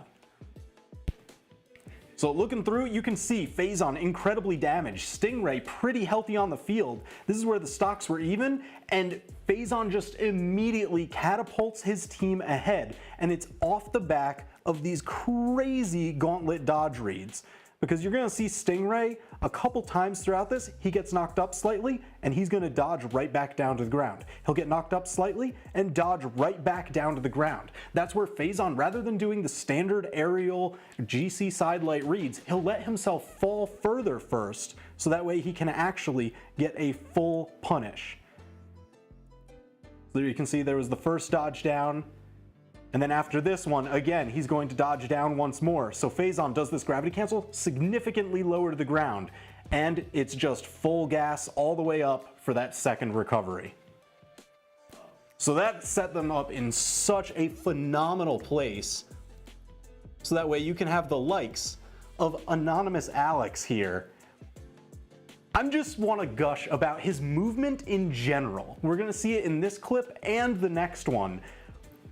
His stage control is absolutely unreal. As soon as he manages to take center stage, he never gives it up. He treats it as that half-court line that he will never retreat back from. He will follow you every single time. So here he just kind of only goes as far as that mid-line, and then he'll just hang out there. And he will fight you right in that center stage area. As soon as he takes Koslix up into the sky, it's going to be right back down into that center stage. He'll wiggle back and forth just to give a little bit of a mix-up. catches Koslix trying to go. And again, it's just full stick on that corner all the way out. All right. One more clip that I'm going to go through very quickly just because it is the same exact thing that you're going to see. Anonymous Alex, once again, never goes past that back midline. He stays center stage, and once he has you towards the edge, he always just hangs out right at that corner. It's the slow march forward. Yeah, so that's what actually was able to propel them towards that victory. And Radish with the phenomenal cleanup. There's going to be tons of clips that we're going to go over tomorrow on the esports dev stream, so I'll save it for there. And now we're going to go back to the caster's desk. Thanks, TWK, for the expert analysis there. Disappointed not to see any Raiders clips, but it was still very good analysis. I wanted to see like an arrow of like your words coming out of your mouth, and then like an arrow of them going back in, and then like coming out. Like I believed in pink team the whole time. I believed in pink team the whole time. Cut me some slack, Steven. Cut me some slack, bro. You know I was a diehard pink fan the entire time. That's okay, true. I will not accept your slander. 70% true. True enough. True, which is true enough. 70%, like that's come on, that's a lot. That's a big percent, right? Passing grade. Okay. We are now in top 3, ladies and gentlemen. Podium matches only from now on. So, check this out. We've got a big rematch now. It's going to be pink team versus red team, right? Yes. Yeah, because orange team won. Yeah, that's what's happening now. Pink team versus red team. They fought each other already in round 1 of the tournament. Red team came away victorious, sent pink team down to the lower bracket. Pink team had to tear their way through the entire lower bracket to get this far again, but now they must defeat those who defeated them in order to make it to grand finals. That's true. Pink team has had the most trying, the longest run possible. I mean, going down to lowers in round 1 means you played the most games in the tournament. You know what? They're warmed up all the way. Are they too warm though? You can overheat. Yeah, that's the thing that happens. They have all that momentum now. That first one, they were cold. They weren't warmed up yet. It basically didn't even count. Well, you know what? If they win this, it will not have mattered. So here we go, ladies and gentlemen. Losers final starting right now. It's red team versus pink team. Whoever wins this is going up to the grand finals for guaranteed top 2 position. Who's it gonna be? Zinker opening up for the red team against Anonymous Alex of the pink team. Yeah, pink team seems to have like maybe the most flexibility in their order, whereas red team is like Cody Travis last. Cody Travis last. I think always Cody Travis last. That's just smart. That's smart gameplay. That might not be a good or bad thing, but it does make pink team maybe more flexible to make a pivot. Yeah, it makes red team more predictable, but it might not matter. Like, oh, they're going to run it up the middle, but they keep scoring touchdowns. So what are you going to do about that? Sports. Esports. We put the sports in esports. All right, looks like Zinker had a slight lead for a second. Oh, Anonymous Alex. Man. Oh, no. All neutralized. Woo. Not enough to take out the stock quite yet. Oh my gosh. That was a quick flurry. 2 weapon throws, gravity cancel breakdance, and that just covers the whole area with hitboxing, and that's enough to do it. Anonymous Alex somehow steals away that first stock and grants pink team an early lead. Experience could just turn this around immediately, neutralizing the lead that pink team has just gained. Here it comes, one more hit. Oh, Anonymous Alex put a stop to that with a neutral air, but here comes experience. Once again, he's got another opportunity. Again, Anonymous Alex and his neutral air is unstoppable, but, well, I guess pretty stoppable. Yeah, well, I like that exit. Like, yeah, I'm not going to make it back. Let me just fly off into the abyss. Okay, experience, we've seen him, Mordex, we've seen him play this Legend before, but swapped from the last set. He really has a deep pocket for Legend picks, and he's not afraid to rotate around and use all of them. All right, Radish, the MVP of the entire event. And unrelated, my favorite player now. Let's see if he's got what it takes. We know he's got what it takes. Let's see if he can manage. I do like someone who has just become like a diehard Ryu main. Just like, this is the character that's cool I play. Too. That's cool too. Yeah. And his orb is so freaky good. Can he close out this stock on experience? No experience. Recovers high, has a soft platform to escape to, makes it back, but now knocked up in the air yet again. Makes it to the weapon spawn, picks up the scythe. But Raid is so close to closing out this first stock off experience. But wait, experience, big play on the side. Oh, dude, Radish with the tactical fadeaway. Is it going to be enough? Oh, my gosh, he hasn't touched the wall in so long. Okay, I can't believe Radish lived through all of that. Yeah, I mean, experience really did a lot to keep him off the wall there, but still, that's a scary Radish. situation to be in where you have to like retreat from the wall, especially when your options keep getting eaten by scythe off stage. You like barely have any options. Okay, damage is tied, stocks are tied. This is a close one. Bad blood between these two teams, and the Shoryuken takes it away. Okay. Yep. Radish bringing it back on the pink team now. They have a stock lead, but no, that's the first time that's ever hit today. I was just about to say, like, I don't think we've seen that land ever in the whole tournament. He's been using those Maybe for the all walls weekend, all honestly. tournament. It's seriously. And Radish, he's done the impossible. And on Cody Travis, nonetheless. What in a sneaky peeky cheeky around the corner? Okay, Why now would you do we that? have seen Radish do that a lot, and it never works, right? But finally it did, and that's why he does it. He is all in Cody Travis's head now. Gets in there, not able to get that side air. Ooh, home run swing from Cody still wasn't enough to take out Radish. Can he? No. He was just way too damaged. All right, here we go. Stocks tied up. Cody Travis a little bit behind in damage, but if you take into account that it's Cody Travis, it's actually just even. Yeah, especially the way he's been playing today. He's the stock take master. Wait a second. Oh, that's it. Oh my gosh. Faison, bravo. What a play, dude. That puts Pink Team a full stock in the lead. And this is what Pink Team needs, man, because they already lost to the Red Team earlier in the tournament. So a win here would just be a huge moral victory. Yeah, they've certainly proved at this point they have what it takes. They just need to close out game one. What a spot dodge from Faison. My goodness. Oh, boy. Oh, no. You don't. No, the read comes through. That was so nasty. Faison. About to. Oh, my. He was one sig away. That was. Okay, Faison looks. Dude, he's the confidence. You can see it in his movement. You can see it in the way he's clicking his attacks. It's 2 stocks ahead now. This is huge for Pink Team. Oh my gosh. What? Faison's in everybody's head right now. Okay, can he make it back to the stage experience? Oh, wait, I'm realizing it's a mirror match now. 2 Mordexes on the field. Oh, catches the dodge. How far can he extend this stock? Oh, my gosh. Faison, chill out. That is too much. Oh, my God. Oh, that's no. it? What? Faison is, okay, remember how we were talking about how it's like really bad when you see a 1 on one team and a 3 on the other team? Like, Faison started 2 1s. He started this run against Cody Travis's first stock, and now he's going to end it. Or maybe keep going on Cody Travis's second stock. He did the whole. He went could around just the keep world. going. You're right. He went around the world, which is usually, that's how you win around the world, but. You have to go around the world 3 times. Can he do it? We switched it up. Faison still holding on to his first stock, while 2 members of the red team have been relegated to their last stock. Oh my gosh! You see a ground pound like that, dude. Faison got bloodthirsty. His scythe ground pound though. Okay, yeah, put that. Get him out of here. Get him out of here. Get that tyrannical guy out of here, dude. That was too much. Okay, now with that out of the way, can Cody Travis make up some of this lead? It's going to be difficult.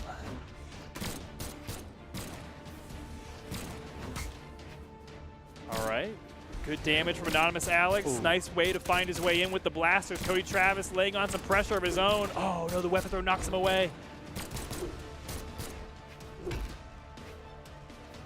No! Oh, my heart stopped. My heart stopped. The ground pound is so fast and furious. It hits so hard. What? Okay, I don't think he wanted to throw his weapon quite like that. What a great blaster's recovery to make it back to the stage somehow. Can he get a second stock?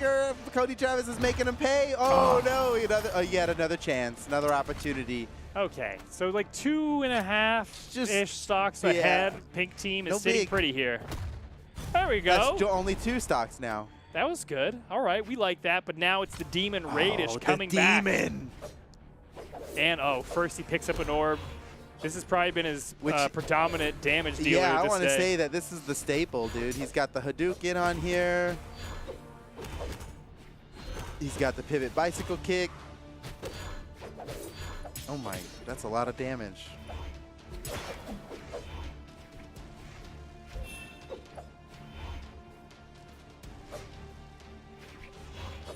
All right, Zinker has to weave his way around, find some opportune moments to take a stock, potentially here off of the side of the stage, gets the down air. So courageous with that spot dodge underneath the ground pound of Zinker.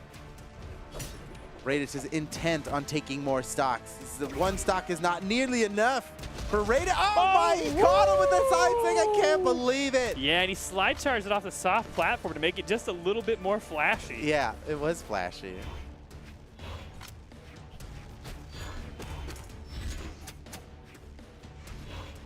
All right, now Experience up at the plate. Radish, there's no way. Could he get another stock with this much damage on this? He can. Oh, I like, see. no matter how much Experience tries to goad him into coming in here, he could. Also, he has the option to just wait. I mean, how much more time is there on the clock? It's like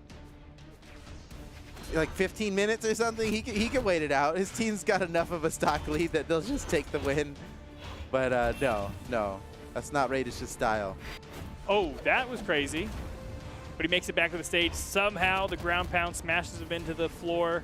Radish used his dodge so early, and he doesn't even, oh my, he's gonna keep going. Experience finally takes him out with an unarmed recovery. And here we go, Phazon coming in now. It's a mirror match. But Phazon's got such a huge, he's got so much momentum on his side. Yeah, somehow Experience has to get one over on the Elder Statesman Phazon in a mirror match. Oh, Whoa! wait a second. Oh, so, yeah, what did you want from him? Because something like this, maybe? Keep it going? he touched the wall. He touched the wall. Phazon's still going to be able to make it back. Mike, dang. Unbelievable. Good damage, though. Good damage output so far. He Mostly was one-sided. so close to getting just the nastiest gimp on the Phazon, but he's still keeping it going. Experience's play against Phazon has just been incredible. He's really handling himself against, what did you call it? That was Elder Statesman? An Elder State. That's really good. That's good. That's really good. Because it does accurately describe what Phazon is about, you know, and how long he's been here and what he's done in Brawlhalla. Whoa! Oh! Nice. Well, he can still make it back, and he does. Oh, and he switches it up real quick. Bring around the Rosie. Can he make it back? And he does. He manages to get back. What a dodge from Experience. That was incredible. He's so familiar with that movie. Perfectly. Was that like a micro jump? Like he jumped just barely and dodged over to the side? Yeah, that was like the most perfect way you could get in on that move to actually punish it. Oh no, off the wall! Can he score a KO? Almost. He tried to catch him with a slide kick. You can still get him here. Ground pound. Here it comes. Whoa. Oh, good dodge. Just barely got that back. Yeah. Experience claims another stock. Okay. Oh, this is He's good. got I mean, look, perfect stock potential maybe can happen. One stock behind. All he needs is a perfect stock here. Somehow all this action, and this is just game one of the set. Holy this is a best cow. of 3 set, Yeah. so we are locked in to something good here. Because anything is possible still, I believe, especially with a full stock of Cody Travis waiting in the wings. Alex knows that he's just one axe side air away. Or a down sig. Down sig. That's what everybody forgets about the down sig. No one forgets about it, dude. Just me, people I see guess. that when they close their eyes. That's the first thing they see. And that's why some people can't sleep at night, dude. That's why some people have a hard time sleeping at night. It's because of Teros and Anonymous For Alex sure, specifically. yeah. At least a couple people out there. That's their boogeyman. That's like, it's fair to say that that's not an exaggeration. Like, there's at least a few. Yeah, with the millions of people who play this game. Sorry to those guys. Yeah, our bad, dude. Our bad. And Anonymous Alex, he should be. Yeah, he should be sorry Why blame us? He needs to share in the guilt of this. Okay, Cody Travis doing some work here. Can he get this stock? Goes for the down signature on the corner. Oh, man, Anonymous Alex, so much courage staying inside the side air like that. And here comes Anonymous Alex with the hammer. He could catch Cody Travis off here, but Cody Travis has got Anonymous Alex in kill range. That would have done it right there. They have a recovery. Cody makes it back to the wall. And Anonymous Alex luckily manages to avoid that recover. And, I mean, that neutral signature. And here we go. Cody Travis on the final stock for the red team. This is what it's all about. This is part of the team strategy, is let Cody Travis boss up a few stocks on his own at the end. He's stronger that way. We'll get better gameplay out of him. And I was wrong. Wow. Radish and FaZe. Look, Radish, Pink team did amazing. The damage is pretty even across the board. But what happened is that they got some early momentum and they just did not let go of it. I feel like these players, they really benefit from having this kind of momentum. Yeah, that is true. And in the times we've really seen red team dominate, they get an early first stock, and that's really what they need here in game 2. Yeah. Well, now they'll have the opportunity, right? Their team orders were locked in for game 1. And since red team lost, pink team is going to have to lock in their legends and their team order first. And then red team is going to have the opportunity to counterpick the team order and the legends. And I think that's going to come in handy. I think they'll open up with experience. That seems to work really great when they do that. Open with experience. Just let him out the gate. That's just what he does. He's an angry dog that they need to put a muzzle on. That's how just let him loose. Fair point. So fair they're point. so they're I'm gonna interested do that. though if they ever were to pull out the strategy of Cody Travis sending the Kraken just like out of the gate. This would be it. This is the only time they can actually do that. Because You're right. Otherwise, You're right. it's over. This I could be a think, 2-0. but you gotta kind of rely on Cody Travis simply gets powered up in those situations where he's alone. He's got to fight more than one person by himself. The odds are stacked against him. And, he's just one of those people who thrive in that situation of the odds are stacked against me. So my only chance is to play way better than anybody could expect. And somehow that's what leads him to that, to doing that. It doesn't, he's not going to summon that himself. He needs to be put in that position. Maybe. Maybe. I don't know. It's all a theory. This is all theory. We're just theory crafting here. Who Game knows? theory. Shout out to game theory. We could, I don't know. If Cody Travis comes out, takes 2 stocks in the beginning, that might be more valuable than 2 stocks at the end, just for get some momentum on your team's side, make everyone feel good, and play with a lead for a bit. But who knows if that's even the way it would shake out, because you send out Cody Travis first, he goes even, or he loses, then it's like, oh boy. Oh, well, yeah. You've lost, we got to your expect. clutch We need master. at least 2 stocks from Cody Travis. That's just math. That's the way it's seeming against this team. And then how's the Especially- pink team gonna respond? like I said, they're like the most flexible in order of any team we've seen probably. And the first game of this set showed off like they're kind of all equally participating in the victory. Yeah. Damage was pretty even. Each player took 3 stocks, so they all showed up. They did their part, and they claimed the first win. And that was over a team that had beat them previously in this tournament. So that's got to feel really good for them. And now they got some momentum going into game 2. So maybe a switch up from red team. Well, I don't know. I wonder, because red team, they do have the opportunity to counterpick here, but they already locked in experience in the #1 spot. I they're think just goofing, they- maybe. You're right. It could be. They need to Little wait for pink goofsters. team to lock in, and it looks like Oh, no. now we do have pink team locked in, but no, red team they didn't care who knew it. Experience is going first. Get yourself ready. Yeah. And it'll be experience going up against Anonymous Alex. Pink team is sticking with the same order as game 1. Well, why mess with the success? They good pulled it off point. in game 1. But- And I do agree, experience going out there first. He's an explosive player. He makes big Yeah. plays happen, and I can imagine he's very hungry to get this first stock. Yeah.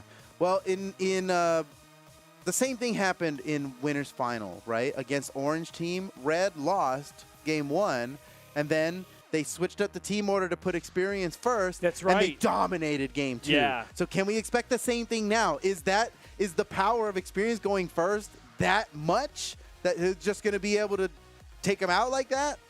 We'll have to see. Potentially. All right, game 2 Here we go. on Mammoth Fortress. Losers final, pink versus red. And pink is up by 1, which is pretty huge for them since pink team they lost the first match of the tournament against red team, and now this is double jeopardy for them. For them until- to come back now and win would not only be a moral victory, but just an epic, epic comeback for them in general.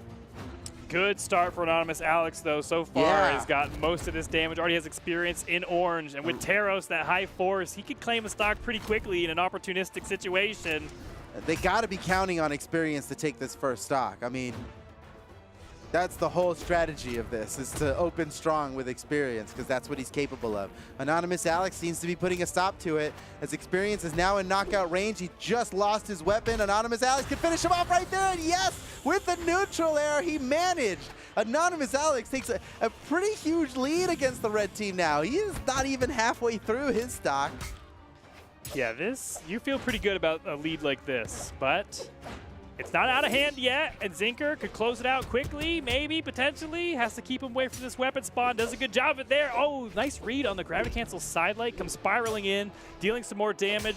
Potentially a signature high up here. No, goes for the down signature read. Hard read off of the side, but he's made up some ground. This is good work by Zinker. If he closes out the stock, there it is. Okay. Stocks are tied up. Yeah, he did. He did close it out. There was, I mean, that was good. He stopped the bleeding. But here comes Radish. And let me tell you about Radish. He's good. That's expert analysis coming in from photo. End of Radish good. End of analysis. But what about Zinker? What's your expert analysis on him? He's aight. He's aight. Oh, he's aight. That's a step down from good. Yeah, it's at least one step down from good. That's one tier at least. Oh, no. Confidence shaken by that comment. And there it is, you know. Okay. My words become true right in front of our eyes. Yeah. I wouldn't lie. Photo, the walking fortune cookie, actually Nostradamus style predicted the outcome there. Radius securing yet again the lead for Pink Team here in game 2. Woo, what a spot dodge. Oh, but Cody Travis, he just did it again, faster than the cooldown of the dodge. Okay, but here, this is the ultimate test for Radish. Like, now fight Cody Travis. Good luck.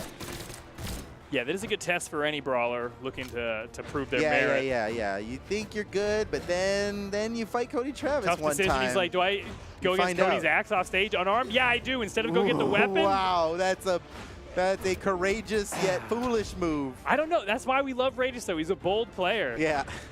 He takes these bold options. That's the word. Well, I go. was thinking, what's the word for someone who's courageous to the point of foolishness? And I think bold is bold, might be the right word. Brash.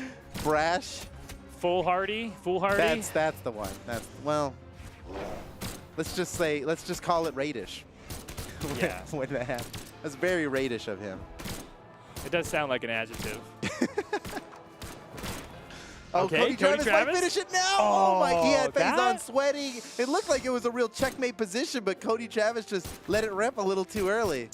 Yeah, that was almost very good. But still working his way back. No, okay. uppercut does it. Pink just staying in the lead, and you know, if it goes anything like last game, they're gonna be able to hold on to this momentum. But it's not out of hand yet. Faison's pretty damaged, even though he's a stock ahead.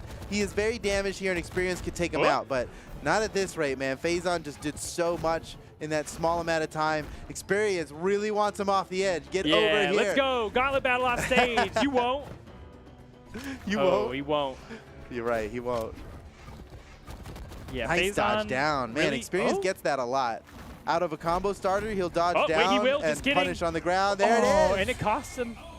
And you know what? He brought it back. Look at Experience health. He's barely damaged. He totally brought it back for the red team. I'm realizing now that I really need red team to win this one, to stay in this set and stay in this tournament, because the loser of this gets eliminated here in third place. That's right. That's right. And I may have made a prediction at the beginning of this stream that the red team was going to win the whole thing. And you would just look so foolish. Ooh, unless, can we re-edit this? You'd look can we dub me? It'd be very Radish. Can we get Kevin Conroy, the voice of Batman, to dub me over, saying something else? I'm sure we can. Yeah, I'm sure we can. All right, that would be sick, dude. I'm already sending a text. Yeah, call him up. You got his phone number. I'm sending a text message right now. What if we redub this whole stream?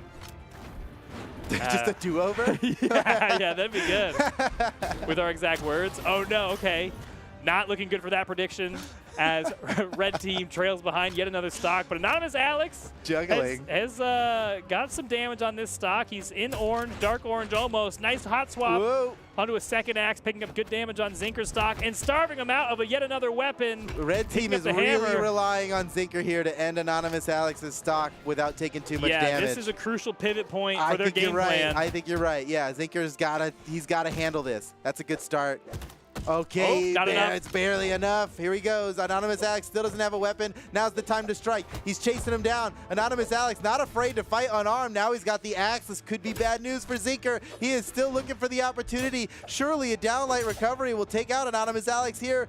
Can this be a weapon throw to rule them all? Oh, he tried to. No! Oh, my. That's so unfortunate. That's so unfortunate. He went for the pivot gravity cancel neutral light, and he just got knocked out for Red it. team fans like me, you hate to see it. You hate to see it. You hate to see it. And even though That's they a full stock. took out the stock there, that is exactly one full stock ahead. But, you know, we got the Cody Travis math coming in. And like we said before, if you look at the market value, Cody Travis stock is worth about 1.75 times the normal stock.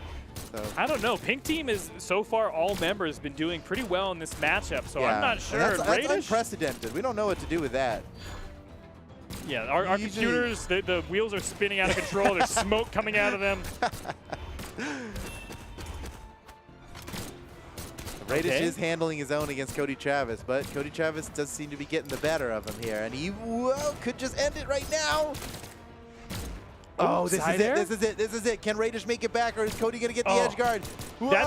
Yeah, Cody Travis, man. Little boosty from the soft platform. Did that help him or hurt him? I don't know if that made it. Optimal celebration for Cody Travis over there on the left side. Sorry, what were you going to say? Oh, well, he got boosted. He was on a upward moving soft platform when he did the jump recovery off of that. What made the difference? I don't know if that helped him or hurt him because it changed some of the logistics for him. Like, wait, what do I jump? It sent him that much higher, you know, and that could have been the difference, man. Like the distance from the floor to the platform height there is just about the same as the margin that between looks so slick. the camera when he bounds. dodged underneath that side signature, he slipped right under, and he could actually turn he's this around right here. Brought it back. Wait, that was definitely misinput, right? Or was he goofing? I got to imagine he might have been goofing, but I got to imagine he wanted a recovery out of that and not a ground pound. Okay, he's still in this though, and the stocks are tied up. The damage is even. Cody Travis needs to claim the stock to wrestle the lead back from Pink Team. Can they do it in game two? Look at oh man, the spacing that Cody Travis does is so hard to get through, but Faison still managed.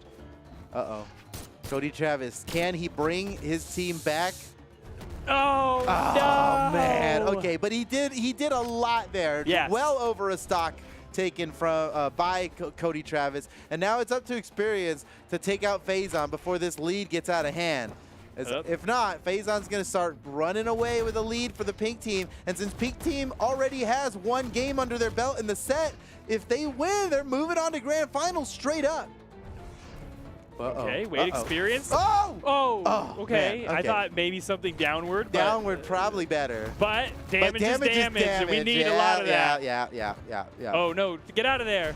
Get out of there, Experience. Yeah, he is bailing so fast. To the other side. Go other way, Back other way, to the other way. He's really making Faison sprint, dude. He must be tired. Yeah, wind him a little bit. That's the trick. That's the ticket. Uh-oh, it's not working. Faison relentless with these gauntlets. Can he finish out this stock of Experience and leave him with 2 stocks? Total for Red Team, maybe. Oh, somehow dodges that side air. That would have pinched him into the wall and been devastating. Okay, good dodge. Gets away from that nair. Faison is still working on this. This is crazy. He needs to be taken out. He's doing too much. Oh, that was really Faison, really? Wait, what's that? Whoa, he was so frustrated with the experience of that he bailed for a second. Yeah. That did not look like lag, because he dash jumped and fast fell. Yeah. He was about to just quit, and then maybe his team was in Discord like, dude. Yeah, it looked like a rage quit. I think it was a bait though. I think it was a next level bait. I think you're right. Yeah. It helped him claim the stock, but he's still so heavily damaged. He did end up getting the stock. You can't argue with success. Never mind. I was gonna say flawless. He needs to just let Zinker handle it. That's part of the strategy. Yeah, tag you in, bro. You got this. Yeah, all you, man, all you. Yeah, you take the shot. Okay. Oh no, Zinker actually. Oh, so close. Ooh, all right, Zinker, he's popping off, and he's got to pop off. If Red Team doesn't win this, it'll be the last game they play in this tournament. Oh boy. All right, needs to close this out quickly. Is that enough? No, the diagonal sends him to the farthest knockout box, and that is not enough to do it. And that, off the ground into the. Oh, he was going to do the haymaker to finish it. What a bold try. Yep, he was charging up the haymaker there. Little tester haymaker. You got to do it to him, even this late in the set. Yeah, just see how he reacts to the haymaker. Pretty well. Oh, there it is. Okay, Zinker is bringing it back. He tied up the stocks. Don't pay too much attention to the damage. He tied up the stocks. Let's see what he's got against Radish. If he can handle himself against Radish here, have a really, really good stock, he'll bring his team back from the brink of defeat and maybe take us to a game 3. But Yeah. not if Radish has anything to say about it. He could just end it right here. Recovery, still not enough. He's going to keep it going. Cider, still not enough.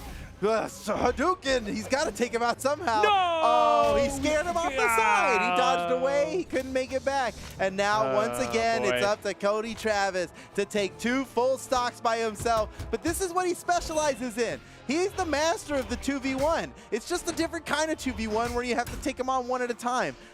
Somehow, I feel like he'd be better off if it was 2 at the same time. Yeah, I was about to say, he prefer it that way, actually. He might prefer it that way. Uh-oh. Every piece of damage that Radish gets is just icing on the cake for Phazon to have a good chance at Cody Travis's final stock. Oh, here we go. Cody with the big finish. He's got to take him out right now. What's it going to be? Slide, charge, pivot, neutral sig? No, Oh, just a regular side old air? side air. That's good, too. Weapon throw? Okay. Ooh. Conservative edge guard from Cody Travis. Somehow Whoa, perfect. dude, Radish, what a dodge. Yeah. He dashed forward and Yeah. spot dodged on the ground, but he still carried Oh, all his never momentum, mind. and it's over! Radish and the pink team will move on to grand finals, knocking red team completely out of this tournament. They were in winner's final a second ago, hadn't lost a tournament in the match yet. They lost 2 in a row, first to the orange team and then to the pink team. GG. Pink team moves on to grands. And I've been saying this since the top of our spot. Pink team has what it takes to go all the way. I've been saying this the whole time. People whole chose not time. to listen. Those of you who chose not to listen, You may have heard na differently. boo boo. You're not as good as me at predicting, okay? Pink team all the way. I've been saying since the beginning, okay? All pink team. I'll back that up. Yeah, you were definitely. Oh, man, that was close, but you know, you got to give it to them because this is the team that put them into the lower bracket, gave them such a difficult day of work. There's so much justice here. Pink team, they lost to red team straight up. They lost to them in round 1. And now they had the second opportunity to take them out, and they did. And what a nice finish from Radish, Man, too. Radish has made so many clutch plays today. He's something else, Oh, the dude. sweat taunt at the end, wiping off the brow. Yeah, well, and he's saying perfect. that wasn't easy, but I still managed. Yeah, is that a 'cause respectful? Is that an emote? That's how I see it. that respectful? I see it respectful. I mean, you doing that, you're like, whoo, man. Anytime Woo. someone does an emote, dude, I get so salty and mad. Ooh, I You get must so have meant mad. that in a mean way. I'm I like, hate this him. jerk. But No, it was respect. I think it was respect. So they're out of the tournament. Man, we got a lot of popsicle sticks here. All these players, they're out. They're out of the tournament. oh, what, dude? They're out of the tournament, dude. There's some other ones there that They're are out of the tournament. Th- Yeah, this out. Teal, they're out. They're out. Oh, They're out. this is so, red team right here. Pick- This is so sad. Get there. You I have, don't- you I have d- to do it. You have to do it. That was tough. And now that's all we got left is orange and pink. That's your grand finals. But before we go to grand finals, let's get some expert analysis from the last set. TWK, what have you got for us? All right, it is all about Radish's processing power. I mean, he is full next gen overclocked to the max. I mean, just look at this man. Launches him up into the sky, and that dash Tatsu actually had some really key noticing on it. Because the main thing that we're looking for here is as soon as he launches him up into the sky, Radish is going to go take up point on this platform here. That gives him a couple different options. We already saw the uppercut with that Shoryuken. He gets the option for the other anti-air, but what we actually end up going for here is we see Zinker start fast falling at the max angle that he can do. So he only has the option of filling in this entire possible cone of movement. This is the only area that he can be in, and he's fast falling. He's getting there as soon as possible. Radish notices this, actually goes for the dash off Tatsu because it's going to clean in this entire area with threat and hitboxing. He was going immediately for the swing, and wouldn't you know it, perfectly lined up. That function was just on point. And we're gonna see that again right at the end here. He just knew. It was full recognition. Where is Cody going? How do I intercept him? And I know his processing speed doesn't seem to be as fast as mine right now, so I'm just going to overload him absolutely. As this comes back around, I'm going to pause it right at the beginning so that way we can see this slick move. A lot of players, they don't do this that often, but it can really up your ground game. When you dash in, you can still do a grounded spot dodge, and it has barely any friction on it, so you will actually boost farther forward while invulnerable. No one can hit you there. So that's what he's going to do to rush in on Cody. You see he just dashes in with the spot dodge, and then from there, it is just continuous follow-up into the down air.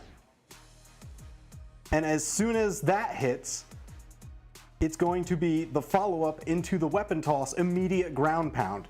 It is just no time at all for any ground taps. He stuffs the recovery.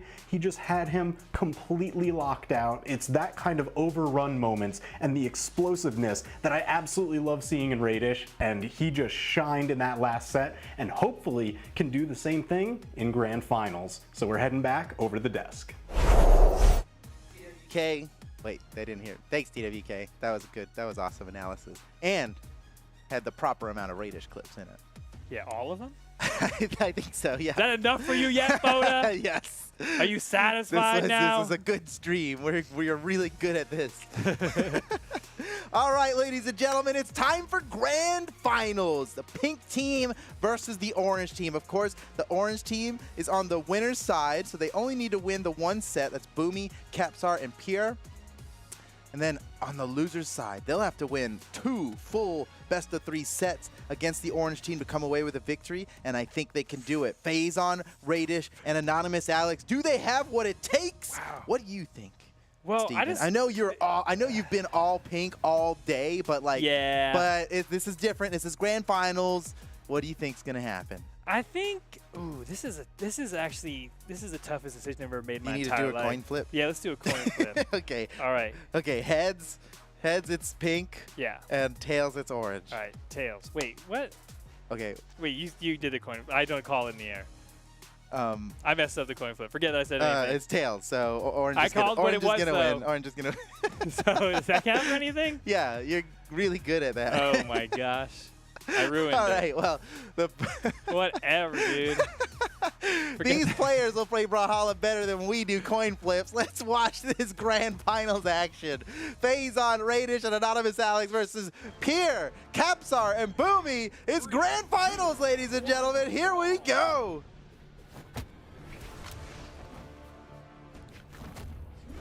Oh, okay. Good start for Pierre early on. Pierre. This is just like winner's final. He started with the hugest play ever. Oh, that's true. Pierre plays great cold. He's like he can jumpstart from any position. It's snowing outside, no problem. Just turn the key. Pierre's gonna make it happen. And like I said earlier, there is an interesting meta to the whole start of a game as opposed to dropping in where your opponent's kind of anywhere. The weapon spawns will hit anywhere. Yeah. And Pierre really seems to excel in the beginning, but Anonymous Alex is clapping back a little bit with this axe. Can he close the distance? Oh, throws that axe away and gets caught off stage now. Oh, Pierre looking to close it out quickly.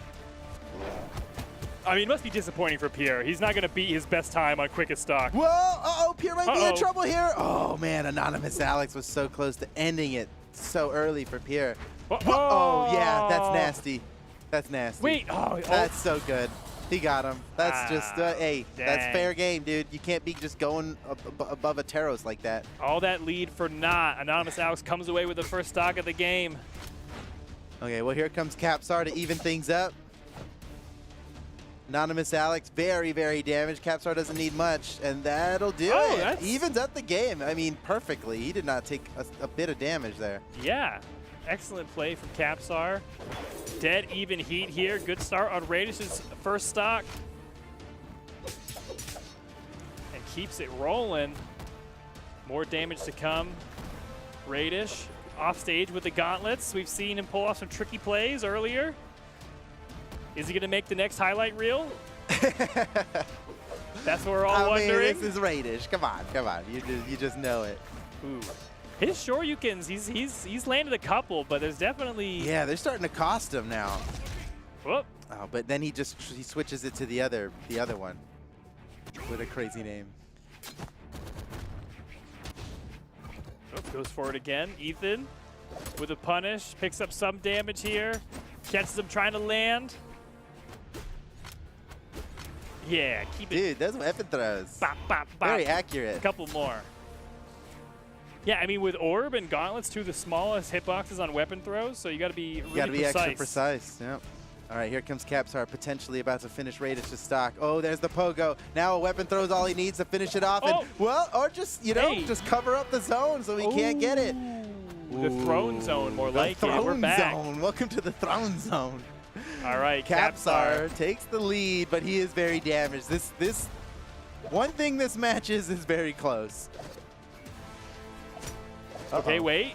Cheeky stock on the side, He maybe? might have put himself in a bad position here. Now having to come back to the stage. Faison's got so much to take him off. And, well, Capsar did manage to refresh his stocks. And, oh, he's got to avoid the ground pound. And, no, what? No, he had a recovery. Why didn't he use it earlier? Oh, man. That is unfortunate. Major unfortunate. Mage unfortunate. All right, well, stocks are tied up. Slight damage lead for Orange team, and Boomy looks to claim this stock off stage. Dude, while Boomy barely got to that corner there. That would have been so bad for the Orange team. But all right, he's fine. No big deal. Let's not wonder about the what ifs. Oh, Faison getting so much work done. Boomy steals the weapon away from Faison. Now Faison totally unarmed, unafraid to fight against Boomy here, but there's a weapon. That'd be nice. Okay, sending Boomy off stage. Can he get this edge guard here? No, Boomy just sneaks his way back up onto the stage. No problem. Faison once again pushing him off the side. He could end it right here, but Boomy quickly taps the wall, gets off, and brings it back to center stage. What? He got a little too tricky for his own good. He's trying to spring a trap on Boomy. Boomy doesn't fall for it. And now cost of the weapon and the advantage. Boomy with stage control and weapon control throws it away. No, Faison first to snag the next weapon spawn. Armed with the gauntlets. Can he get that ground pound finally onto Boomy? Doesn't even need it. Okay, Faison scoring the knockout on Boomy, keeps the pink team in the lead. Yeah, Faison's like, you think this is my first time fighting a Mordex mirror match with Fenrir Mordex? I do this all day. Yeah, this is what I Fenrir do. Mordex mirror match. It's got to be the most, like of any skin mirror matches that happen, this may be the most likely. And it's weird because it's like a we rare don't have the skin. data on that, but it's like hard to get, kind of. It's in a box. Oh. Okay, that does it. Ooh, man. Oh, he's double telescope? What? How many telescopes do you have here? You can't hit him with a double telescope. Not in grand finals. Okay. Here has an answer to that.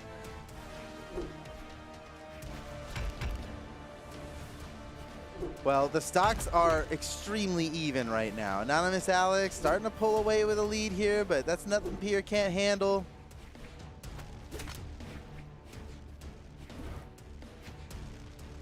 Okay. Yeah, never fear, because Pierre is now here. And I do not fear. Do I? Wait, well, okay, you might, fear. hey, I you fear. know I what? fear. I take it back. I'm so scared. Please make it back. Yes. Oh, he did it. Okay, Yes. okay. You were right. slips There was around. reason to, yeah. Oh, sometimes, double it up. Sometimes Keep there's it a going? reason to worry, you know? Oh, slips around at that time. That was probably going to be the end of his stock if another one of those big Terra punish. Caesar hits. Dude, what? You know what? Ooh, what a read of the haymaker. He doesn't even need that sight. That's why he threw it away so quickly. He's Yeah. going to go all unarmed Dude, here. He All unarmed. actually, this stock guaranteed more unarmed damage from Pierre onto Anonymous Alex. Is it going to be enough to make it back to the stage? I He's think got to he choose can. twice. Oh, Anonymous Alex again with the sneaky, tricky Ricky. Hammer recovery, the quick dip. Catch him while he's slipping. All right, here we go.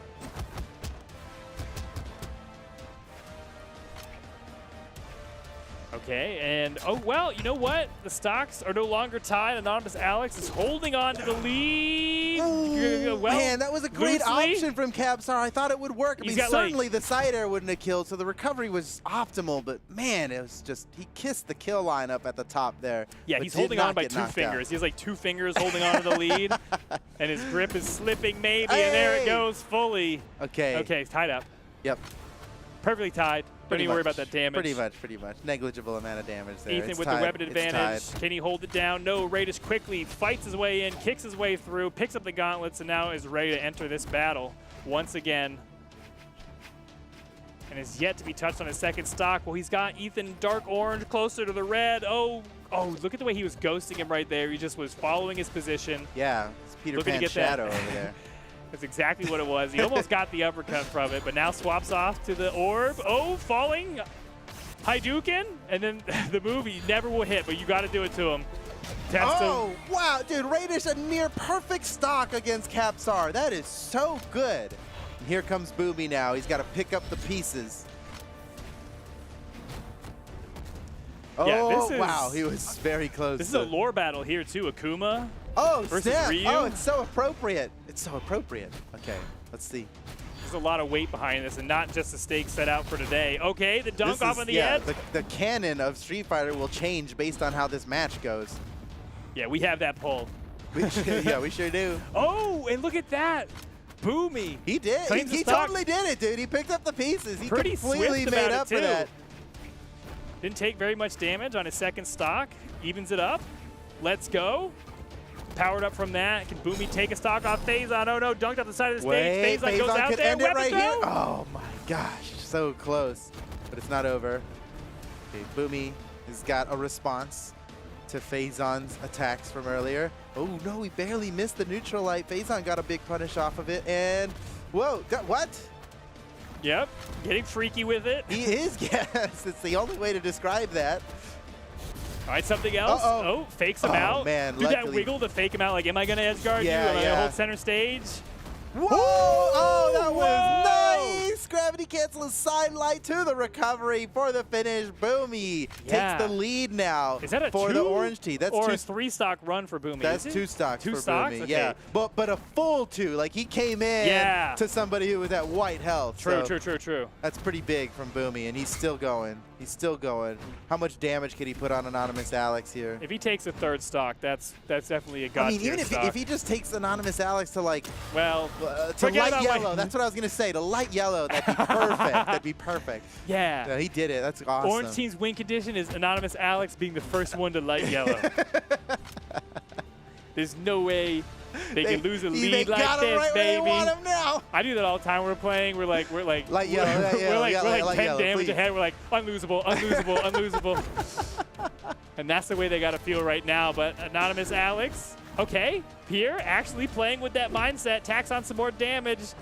This is good for the orange team, man. Yeah. And they are in the advantage right now. Being on the winner's side, having not lost a match in the tournament yet, puts them already in an advantageous position. If they can win this game, they'll just be 1 game away from total victory. That's true. Pink team has the longest possible road you could ever set out to go down in the very first round and then to have to reset the bracket to win the title. You're right. Yes. They just really wanted to play today. That's like missing every clip in a speed run. And still somehow setting the record. Well, that is to be determined. Pierre looks like he's close to claiming the stock from Anonymous Alex. He's got to respect Taros Axe off stage.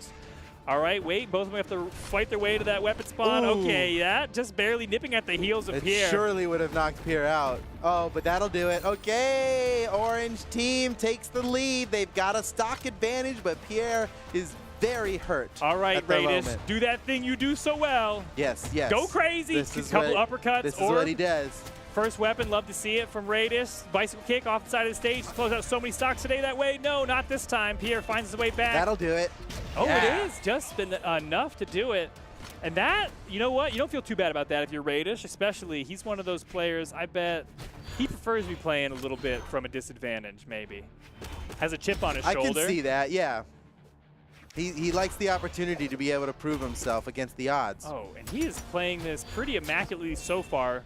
Was only hit once by Ethan's spear, or Capsar's spear.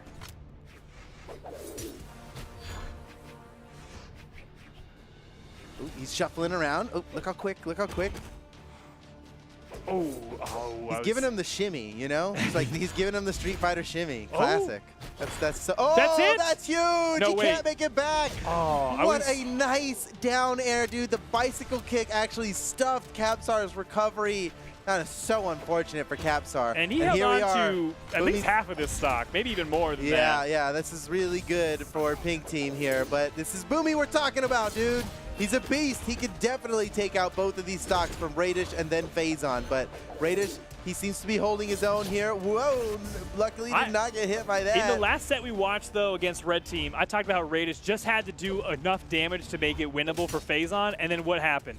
Phazon never even got to come out of the stables again. You're right. It was the Radish show. You're right. He ended it there. He could I won't get it say done. anything now, dude. I'm making no more predictions. I mean, I'm thinking Boomy's already got Radish in knockout range, and he could just seal the deal here. Uh-oh, he's got no dodge because he burned that gravity cancel. Can he finish the job? It's getting worse and worse. No. Radish, what? Okay. Whew. Yeah. That was pretty slick by Boomy. He saw that ground pound coming in. Radish was definitely committing to it.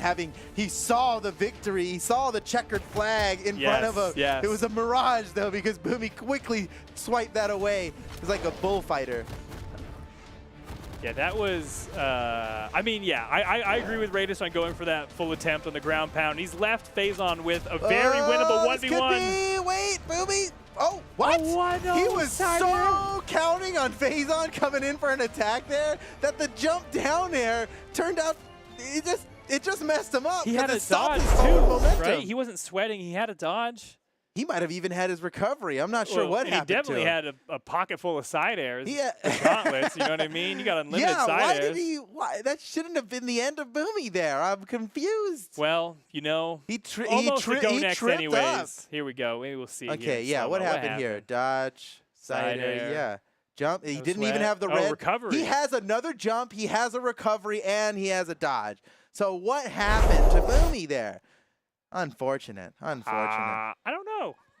Yeah. Only Boomy knows, and maybe his stream if he's streaming right now. Let us know if you know, because he should not have. That should not have been the end of Boomy's stock. Look, well, it's one of two things: lag or like system error does not compute. You know, it's like yeah, who knows? And to be fair though, that would be a lot more tragic had it not been like fresh stock versus deep red stock. I mean, the conclusion was almost already there. Yeah, he was one hit away from being knocked out, but it's definitely not like Boomy to be like, I can't possibly win this. I'll just fall, you know, because he could have brought it back. I mean, it was gonna be a tough one no matter what, but he could have brought it back. Well, either way, doesn't matter. Pink team ahead by 1. Maybe Boomy's just wants him to have a little bit of hope. He's just like, hey, let's make this spicy for the stream, and we appreciate that. Yeah, for the content. For the content. No way, do it for the content. Yep. No way. Something happened. But here, I like this. Pierre switching over to Rayman. That is a legend that he definitely burst onto the scene with. I remember being like, oh, finally somebody playing Rayman. I know, right? And then all of a sudden, it's all Rayman all day in ranked, dude. Pierre is the OG. Yeah. He was playing Rayman before it was cool. Yeah. Yeah, and dude, in ranked 2v2, man, you go in a rank, you play 5 games, you play 4 of them, and it's like 3 Rayman. There's at least 3 There's Rayman. 3. All the time. I like that Rayman is the There's so many of them, you have to make it. We had to figure out a plural. Yeah. There's so many now. It's insane. Okay. All right, so what's the big switch up here? They got Capsar now opening up against Anonymous Alex, and it looks like Pink Team's just sticking with the same order, and the Orange Team's big counter pick is to swap Capsar and Pierre, put Pierre up against Radish, and let Capsar take out Anonymous Alex. Nice start from Capsar already with the full 3-piece on Spear. That only ever works if you catch the dodge. That's the side air to downlight is super not true. Some things are not true, some things are super not true. And that's one of those super not true. Oh my gosh, the hardest read. What a read, dude. Okay. Oh my goodness. All that I'll flash, play Spear for like 5 rounds and never land side air to. Oh, he almost got it again. Wait, okay. Oh, yeah. he's got such. Wait, it doesn't. None of it matters. Dude. None of it matters. None of it matters if you get Taros neutral signed off the corner like that. Well, yeah, Anonymous Alex made a couple of switches in the way he was reacting to that side light, and it let him escape those final blows from Capsar, and now they got the stock lead yet again. And now it's up to Pierre to put a stop to Anonymous Alex's terror. And his Taros. Terrorist. Yeah, I didn't even mean that, but that's great. That's so clever. Jeez, so clever. He's a natural. All right, Pierre claims that stock pretty swiftly there. Doesn't let the lead get out of control and has a chance to clap back against Radish here on this fresh Rayman, which I believe it, dude. I'm a Rayman believer. As much as he scares me in rank, dude, I'm a believer right now. And especially if Pierre's double down air, double dared him, he'll do it again. Yeah, the double dares are big, but you gotta watch out for the slime. Yeah, That's and a 90s reference. Aggro Crag, and one more reference. What's that? What's the big head guy's name with the big head? and his head talks. That's really big, from right? his mouth. Ugh. We'll figure it out later. Olmec!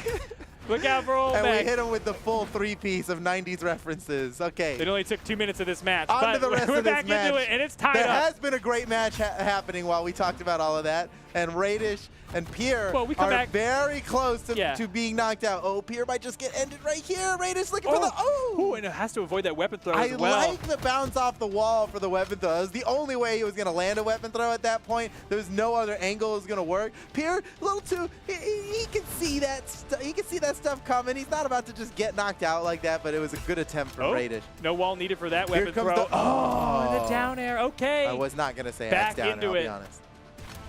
Okay, back into it. They've got a lead now. It's 2. Wait, I'm having a hard time. No, 1 stock. It's a 1 stock lead, and he's very deep in the red, and now it's even. Yeah, I mean, Which is what you can expect from the top 2 teams in this Crew Battle Invitational. Yeah, you would expect Grand Finals to be a tight race to the finish, and that's what we've seen so far. Can Faison pull the lead back for Pink Team? Oh, no, that could have been really deadly off on the edge against Boomy's Gauntlets. Man, Faison's got some great reactions out of Hitstun. He knows how Boomy wants to follow up, and he's got a response that's going to hurt him for trying.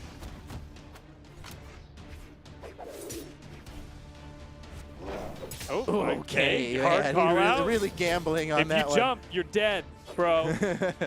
I got the read for that. All right, loses his weapon, throwing it off stage. Boomy fights his way back up on top. Oh, what a read! That was nice. Faison did not have a dodge up yet because he tried for that gravity cancel downlight earlier. And that's, that's a tough thing. That's one thing about Gauntlets is, you have that awesome true combo finisher with the gravity cancel downlight chase dodge recovery on Gauntlets. But when you miss that, you burned your dodge for 3 whole seconds, and Boomy took advantage of that. Yeah, and Orange Team is desperate for this win because they need a point on the board and they need to stop Pink Team from resetting this bracket. That's right. Pink Team could reset the bracket right now by winning this game. Okay, dancing around each other. Who's going to make a move? Capsar has to be very careful playing here in this situation. Oh, man, that could have been worse. Could have been worse. Gets away from it. Nice dodge from Capsar. Back down to the floor so he could get the grounded downlight. Yeah, you see Capsar often opt for the dribble combo off of like a gravity cancel downlight as opposed to a recovery, even though it does more damage. He's hoping for a 3-piece or a 4-piece or something to extend it. Especially, the 3-piece ends up being a lot more damage. But now, maybe he's hunting for that knockout power. Just one move to take it out or a string to finish it off. But Anonymous Alex, he's too beefy. Even though he's in red with the stage that we're on, he's too beefy to die to a simple true combo. It might be a signature required from Capsar to finish him. Okay, now he might be damaged enough for a true combo to finish him. Nicely done by Capsar, putting his team up in the lead. It's a small lead, but it's still a lead, and it could grow into much more. But here comes Radish, man. Radish has been performing very well. Remember Chia Pets, everybody? 90s. We're going to get a copyright strike for that. Yeah, that was pretty on beat. I was like, I did that one way too accurately. All right. Whoa, that was the big hezzy from Capsar. Ends up not getting a follow-up at all. Is it possible for him to extend this lead even more into Radish's stock? Because each time we've seen a lead get taken, it's been dashed away pretty quickly. Well, Capsar has done a pretty good amount of damage to Radish here, but nope, nice. never gonna Avoids hit. It. Never gonna hit. Never gonna. Shows Wait, you. No. I knew it was gonna hit the whole time. No, don't you dare ever show a replay of that. And if you do, cut the audio. Cut the audio. Okay. Never gonna hit. Promise never gonna me. Hit. I was singing another 90s song. Never gonna hit you up. Never gonna hit you down. Never gonna land this signature on you. Yeah. I remember that one. That was a good one. No encore. That's all you get from me, So folks. good. Okay, ready? Whoa! Okay, Whoa, all right. Your song whoa. was good, but it was not nearly as good as Pierre's slide charge side stick. I mean, a very small slide, but he charged it just long enough to get the maximum distance on that punch. That was so good. And then on his way back, don't think I didn't notice that slide charge telescope. That was the real highlight. Yeah, he's like, I can slide charge anything. Even this goofy telescope. Okay, well, Orange Team now with a bit more of a comfortable lead. This is something you can kind of sit back and not, you know. Yeah, just watch that. Don't watch it. You still have to tend to it like a garden, but you gotta. Yeah, but at a certain point, the garden just grows. They start, you got some tomatoes budding. You got some green tomatoes on the vine. They already fertilized. They already watered it, dude. Okay, is Pierre going to claim another stock from Pink Team? Ooh, what Weapon a throw dodge avoided from by Faison. Faison. Batted away now with the gauntlets. Can he close out one more? No, but he did. I mean, Pierre did his work. Yeah, that was big. That was big. Now Boomy's coming back on this stock, and Faison is hurting. Boomy just can take him out pretty quick here. Grabs the sword, slaps him off the side. He can finish it right here, and he does. No. Makes quick work of the mighty Faison, keeping Orange Team ahead by one full stock. Yeah, now that's feeling good. The full stock lead. Anonymous Alex trying to look for a weapon spawn to drop in. Has to do a bit of damage unarmed to get his way there. Picks up the hammer, jumps over the blast from Akuma. Ooh, man, some tricky chase dodging from Boomy.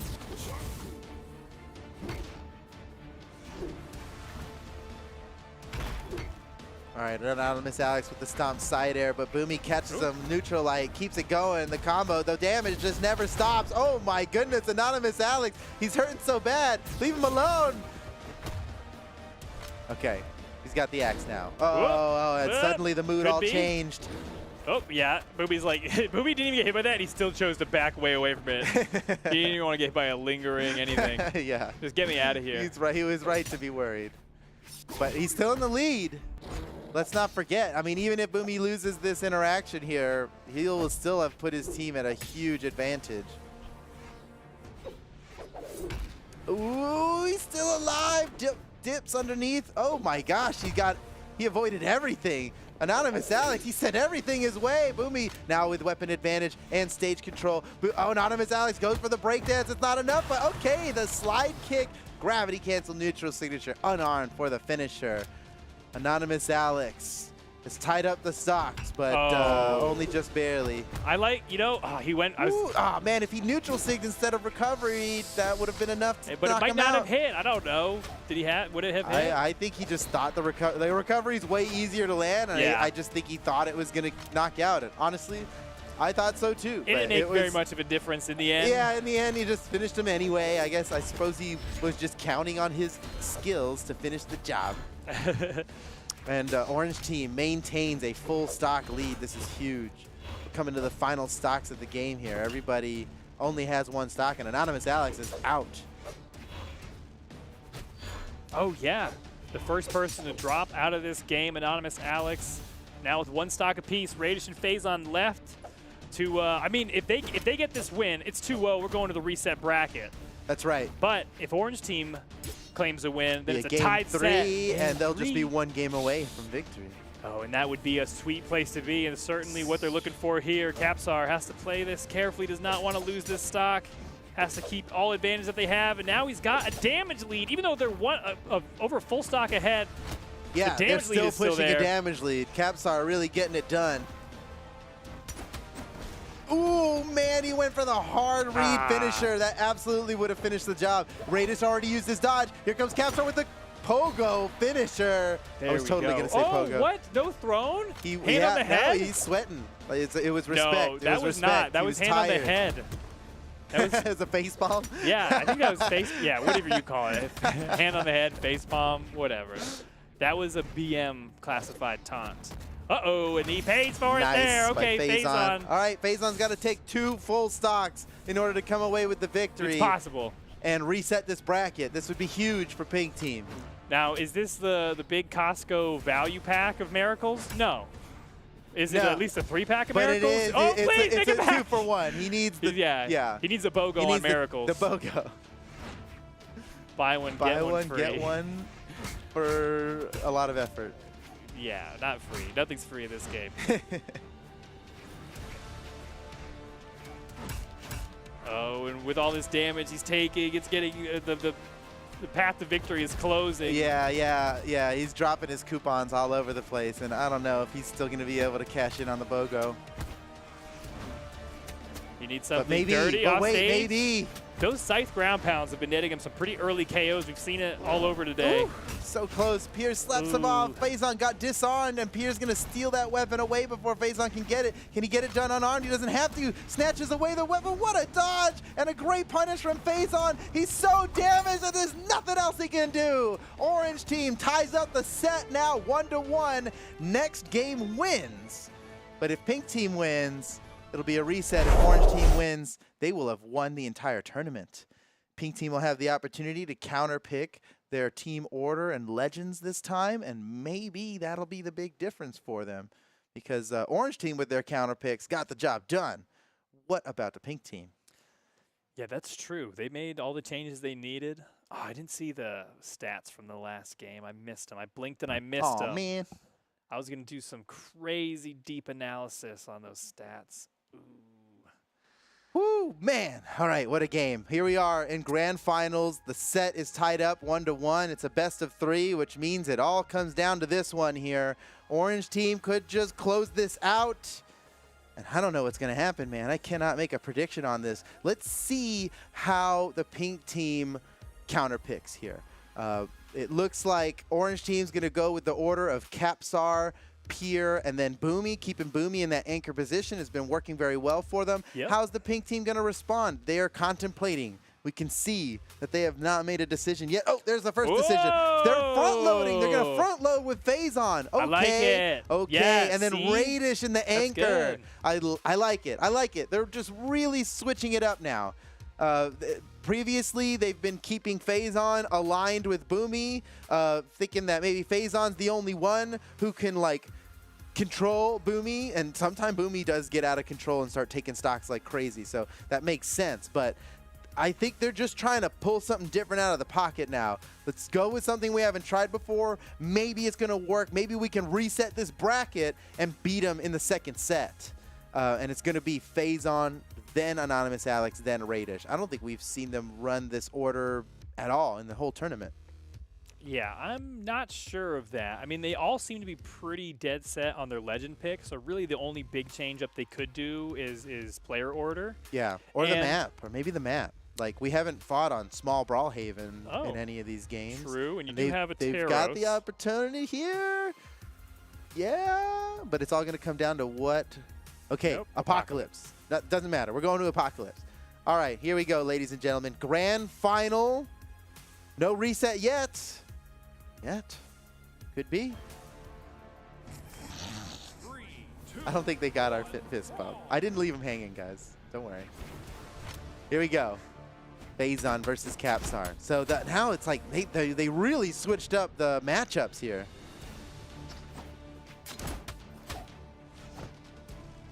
Capsar starting strong already. If Capsar can hold his own against Faison, that will have completely ruined the pink team strategy, you know, of front loading with Faison. Yeah, it'll make that strategy not as potent, and for sure. Yeah, I mean, that's gotta, even just in the sense of like what it does to their morale, it's gonna be pretty significant here. So you gotta imagine they're expecting Faison to get a stock plus some, and that's the reason to throw him out there first. He should. Yeah, the strategy is run through Capsar here. It does not seem to be working. Capsar is holding his own just fine against Faison. But wait a second. Faison, he could just finish it here. He almost catches it. Oh, what a dodge. Okay. Holy cow. I thought Faison might have been done for there, but he had the dodge in his pocket, pulled it out the right time, and gets past the helicopter. Can he claim the stock here? Ooh, he has to good. fade away to avoid the weapon throw. Gets over the corner. Nicely done by Capsar. He's looking for a weapon. There's one. Faison steals it. Like, unbelievable. He stole that. Okay, no, but he can't steal that one. Here we go. Edge guard for Capsar. Can he catch Faison? Faison, he gives him all the room he needs. He'd rather just fight him neutral. Oh, yeah, this is it. Nicely done by Capsar. And pink team's plan seems to have just failed. Well, there's more stocks than the one, but I think we're definitely hoping Faison would take more than a stock. He didn't even take the one. Okay, but at least pink team keeps it even. Now it's up to Anonymous Alex to duel against Pierre here. Pierre thought he was going to grab that weapon and it wouldn't hit him, but Anonymous Alex had different plans. Yep. Ooh. Okay, big axe duel here. Both of these players very specialized with axe. And the damage is so even. Oh, man. Oh, tricky down throw from Pierre.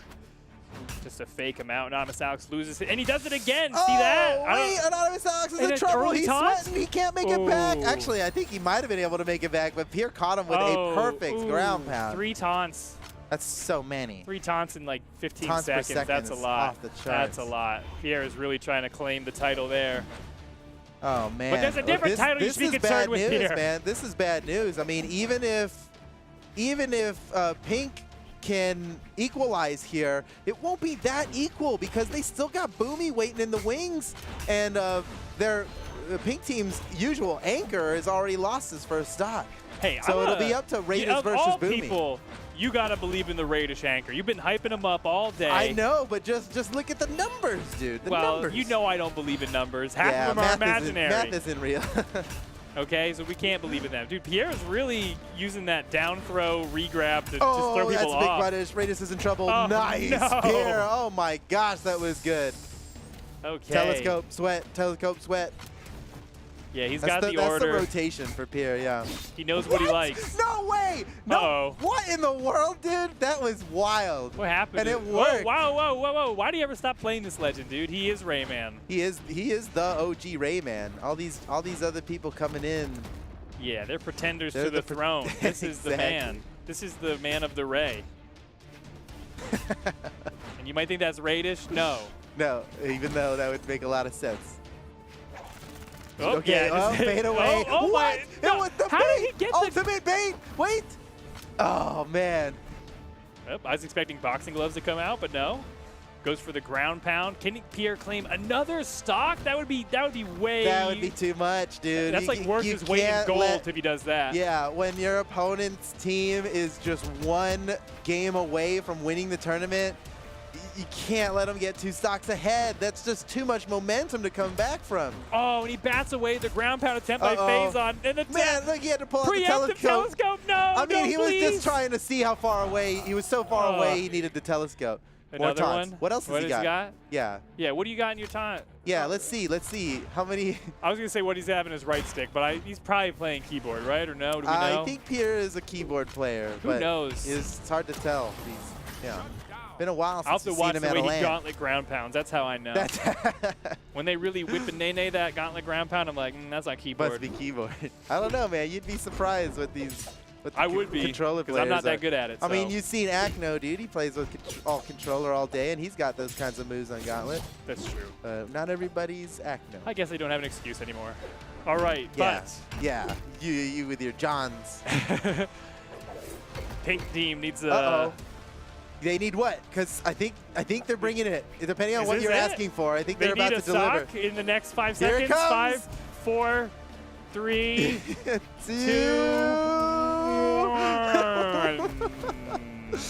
Oh boy! No, not gonna happen. But no, it's quite the opposite. It's happening. And now Boomy's bringing it back. Keep the lead going. Okay. Nice play! Wow, spot dodge to breakdance, true combo. Well, whatever. Yeah, awesome play by Anonymous Alex there.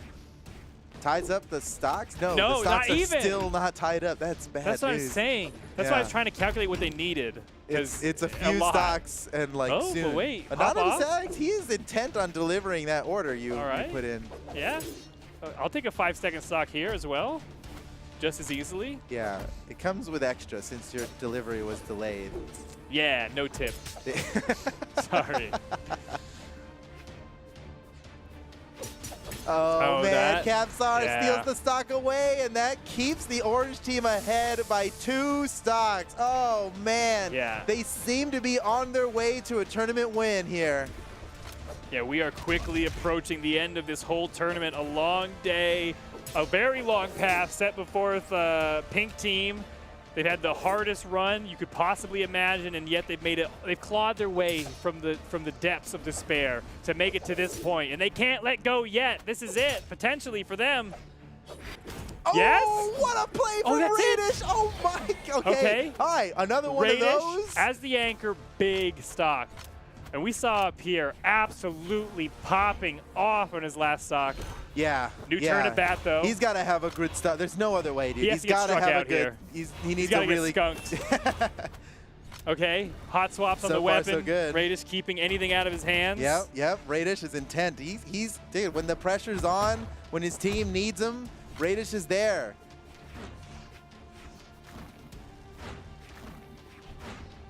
Oh man. Okay. Ooh. Uh-oh, yeah. Nice dodge by Pierre. Just tease him a little bit with it on stage.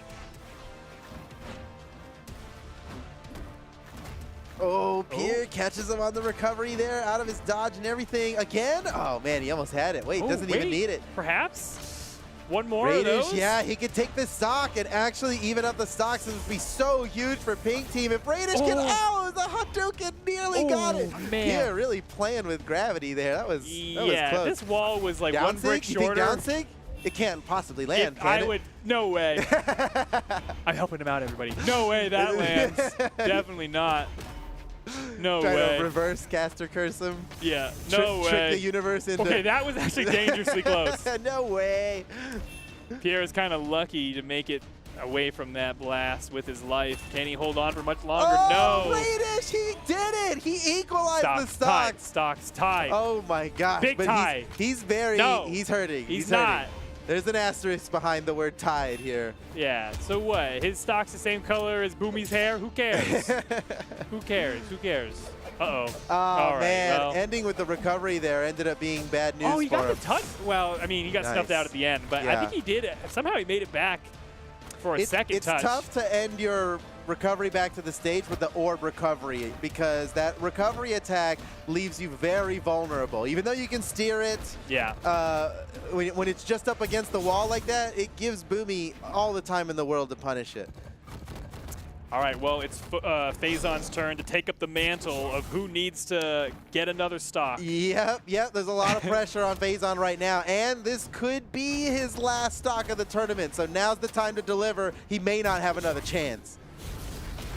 Oh, what a slip Great sidestep. punish. Gets around Oh, it. Ground this pound. is huge! Finish him! Yes. Ew, Oh, what? good. Good thing he didn't try. Yeah, I was split between like kick him in the face and go back and hide, and he had to Do go back. something in between He that. knew, yeah.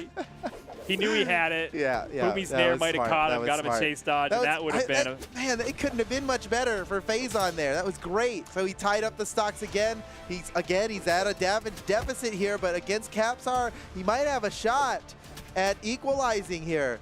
Capsar, he's got to do this for his team. Nice with the dribble combo. You were talking about that earlier. He seems to always opt for the dribble, and he's really good about landing it. He must know like the proper damage ranges. But then you even got to consider the defense of your opponent because that'll switch it up too. He lands it more than anybody.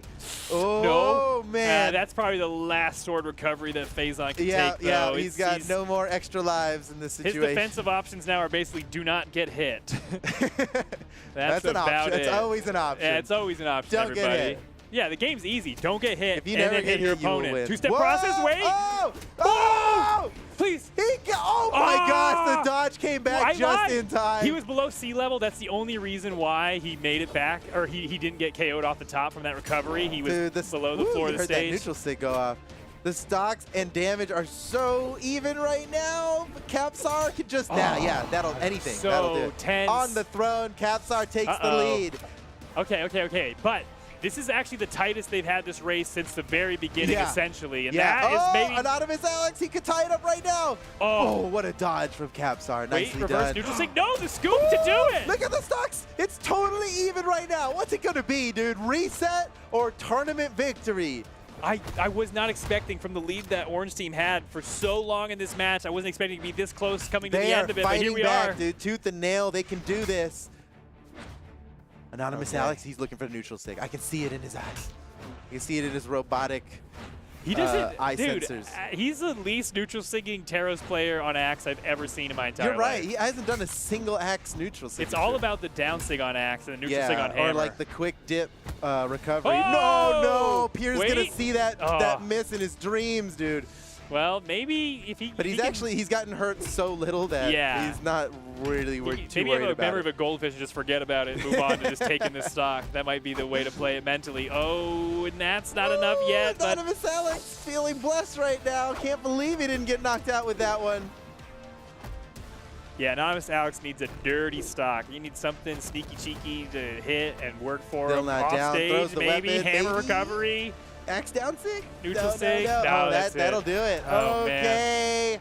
Okay. Here's your boy, though. This is it. It's all up to Now going into Radish. this. Dude, I believe. I think some people in the chat stakes. agree with me. We have to set all the stakes. Okay, so Orange team needs this to win the whole tournament. Yes. Pink team needs this just to reset the And bracket then and have another they chance. need this and another stock afterward That's true. to reset the bracket. And Foda needs this for Pink team to not be wrong about his prediction of who wins the tournament. I need this so much. There's There we go. There we go. Radish about to deliver. Oh, Whoa. he has to dip low. Oh. Gets below the recovery. What's he got? Yes. Oh, what an Is that answer, enough? dude. The weapon. Oh, it is! The weapon Seeking toss! missile. Look at this. He's done it. He has basically brought this back to an even match here. Here we go. Radish versus Boomy. It is technically a mismatch, but Radish has proven himself to be a worthy anchor for the pink team. But Boomy could just end this tournament right now, and you know he's no stranger to winning tournaments. Oh, Here we go. Whoa. Bold plays for Boomy, going for that reverse slide charge off the side, and then the that could've dunk been on the the end. edge. No way. There's no way Radish finishes this with a down signature. There's no way. not There's no possible. way. Oh, Radish, he's already working it. He's Oh. already working it. Goes on a bit of a tear, broken up by Boomy. Loses Nice the dodge, gauntlets. nice dodge. He's gonna have sword in his next weapon throw pickup. Okay. He's got the dunk on the edge, short wall. Could make use man, of it. this is so close. Is Boomy about to win this tournament for the Oh, Orange team? Radish. Oh, that was Dude, such a good that- answer, but it didn't land. Okay, but he has him up in the air. They're Oh, goes both for the in juggle. red. Any second now. Oh, this could be this. We're in the final moments of this tournament, Steven. Radish. Oh, he did it. He did it. That's the reset. That's the reset. 0-0. With the Forget down what you saw. signature. Oh, my. With the down signature. No one thought it was possible. No Oh one my has ever God. seen that before in their lives. He didn't have to do it to him. He's the only one. He could have used anything else, Radish, and I'd be on your side. He had to make me look stupid. I knew he had it all along. Holy cow, dude. That's a reset. He did it, dude. He did it. Radish. Holy cow. Oh, man. Dude. Reset the bracket, dude. No we way. are going to go again. Woo. Oh, don't show it again. That's the first Grand Finals reset in this Crew Battle Invitational. We didn't have one in South America, and we didn't have one in Europe. But here we go. Holy, look at that down sig. That's a good down Any other sig. move, Radish. You could have done it with any other move. No, And that I was wouldn't have been beautiful. wrong. It was beautiful and perfect, and I applaud Radish and the no. pink team. My predictions looking pretty good right now. Dude, honestly, the Orb down sig is one of the best moves in the game. I've been talking about it since the beginning. I've been saying it. He's been so precise with it, and I expect nothing less. Yet again, I've been proven to be That's right. what Radish can deliver. Thanks, everybody. I was right again. What a good move that is. Definitely not a prank. Okay, well, somehow Yeah. we got a reset. And Pink Team, again, they had literally this is And the they were- longest path you could ever design for a team to go through. Dude, in that last game, they came back from a 2.5 stock deficit, too. Like, Yes. it really looked like it was over for them. And that's just a testament to their pure strength of will to stay in this tournament and potentially win it in the Grand Finals reset. I am just... These guys are awesome. Great play These from guys are every single awesome. member on Pink Team there. They Yeah. each like once they had like one hand over the other. They were climbing that rope. They had so Yeah. much weight on them. Yeah. And incrementally they made the distance up, and then finally Radish with that stinking down signature It's so good. I mean, claimed it. somehow, it's funny because we've gone several tournaments seeing that down sig being used, and it never landed once. Really, Yeah, it's- honestly true, just never, ever landed. Yeah, at this And- level, you see it coming. You're far away. It's like not that Dude, fast. he's clutched it with it like 3 times now. He's insane. That's the best move in the game. There was like a heartbeat pause where he's like, Boomy doesn't think I'm actually going to do this. He wouldn't think I would do the silliest thing you could do. And he went for it. He went up in the air, and I was like, the play. no way. That's the tricky play there. Holy cow, dude. Woo, what a game. What a game. The set is now reset. We're waiting on the players to select their team orders. Yeah, Woo, and what a off way the reset. What a way to close out the Crew Battle tournament weekend. The first time ever we've done this format, and this is a spectacular finals. Yeah, this is for the really ages. turning out to be quite the spectacle. Yeah. Yeah. So, yeah, anybody's predictions, throw them out Good the for window. us. Who knows what's going to happen here? Another best of 3 set. And they're now both even Steven. Whichever team is the first to 2 wins comes away with the title. And the grand prize and all the glory and potentially a Foda?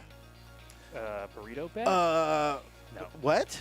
Wait. No, are no, you serious? you can't get two. No, No, you can't no, get two I already burritos have off a of. burrito like on the way, dude. You can't. I'm gonna tomorrow. TWK is contractually obligated to deliver it to me since I did. Remember, I did win a burrito bet against TWK. Everybody thought it was possible. Uh-oh. Production, are you calling me out? Are you? They don't think I'll do it. Steven, who do you think's gonna win this Dude, orange tournament? team. Okay, they have Really? to. They have to prove because Radish made me look silly, so now my feels are all caught up in this, and it's orange team all the way, Okay, baby. Let's well, go. I said pink right from the start, so my heart's in the right place. Steven, I challenge you to a burrito bet. Okay, well, let's make it official. It's on. It's on. It's on. Fist bump to seal the deal. Okay, Boom. that's how it. It's now. Okay, official. there's a lot tied up in this now.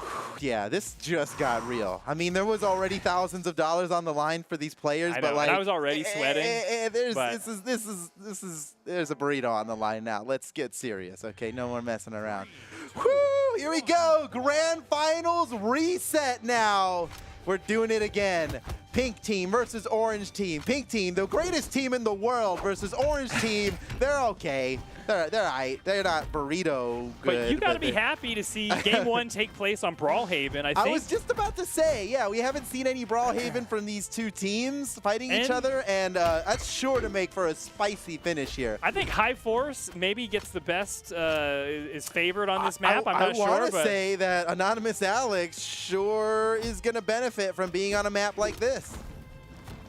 But we'll But see. then again, I it's mean, Pierre, and you know, you got to respect Pierre. He's And that Ooh, lead, that could have just been that the lead end of that it. Orange team had for the longest time at the end of the last set was initially gained by Pierre. So, we need a hot start like that. Also, you gotta Pierre in steer this one. clear of the big man Pierre.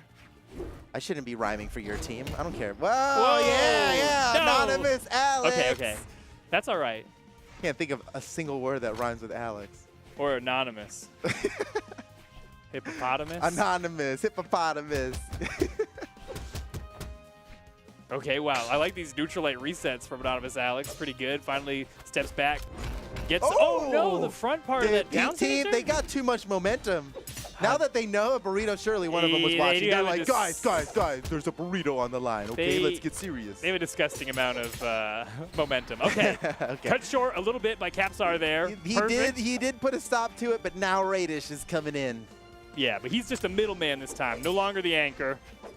He did seem to be powered up by the anchor position. It's crazy how well he molded into that position, honestly, despite not being the top seed on his Yeah, team. as much as I joke around, I was expecting Radish to be one of those people who is really clutch under pressure. Yeah. He seems to perform very well when the tension is high. Any player who got fourth place in their very first top 8 ever is going to be good under pressure. That's like, because they've already proven it. It doesn't get much more pressure than that. I know. He has to go skydiving just to feel anything after that. He's like, whoa. He's like, whole central nervous system has been upped another notch. You're right. Yeah, Radish is the kind of guy who can go skydiving and not even feel a thing. Yeah, he doesn't jump into bed at night. He has to skydive into the sheets. There's nobody counting on me. There's nobody like, yeah. There's not thousands of dollars on the line. Stocks are There's tied. not even a burrito on the line. Damage is even. Oh, and that is enough. Yes, from even the unoptimal side of the stage, flings him all the way across. Capsar. Right. Yeah, that was a good job by Capsar. They turned this into a lead. That's crazy. Even against Radish, Pink team had such an epic lead at the start of this. But Capsar, He played it right. He played it right. You got to respect it. I respect it. But now going up against Faison, Pink Team's anchor, their top seed, and he makes quick work of Capstar. Whoops. So here comes Boom. Whoops. Here comes the Boomy. He's got this. Looking about for his to put first the weapon boom spawn. in Oh no. Boomy. Faison's going to hold that down. Oh, only for a second. Boomy, I was about to say, going for a lot of these reversal neutral signatures on Akuma's sword, but we haven't seen a lot of them land. It's like he's too deep into his own read, where they're like already doing the thing he was counter reading for. That'll happen with these top players, man.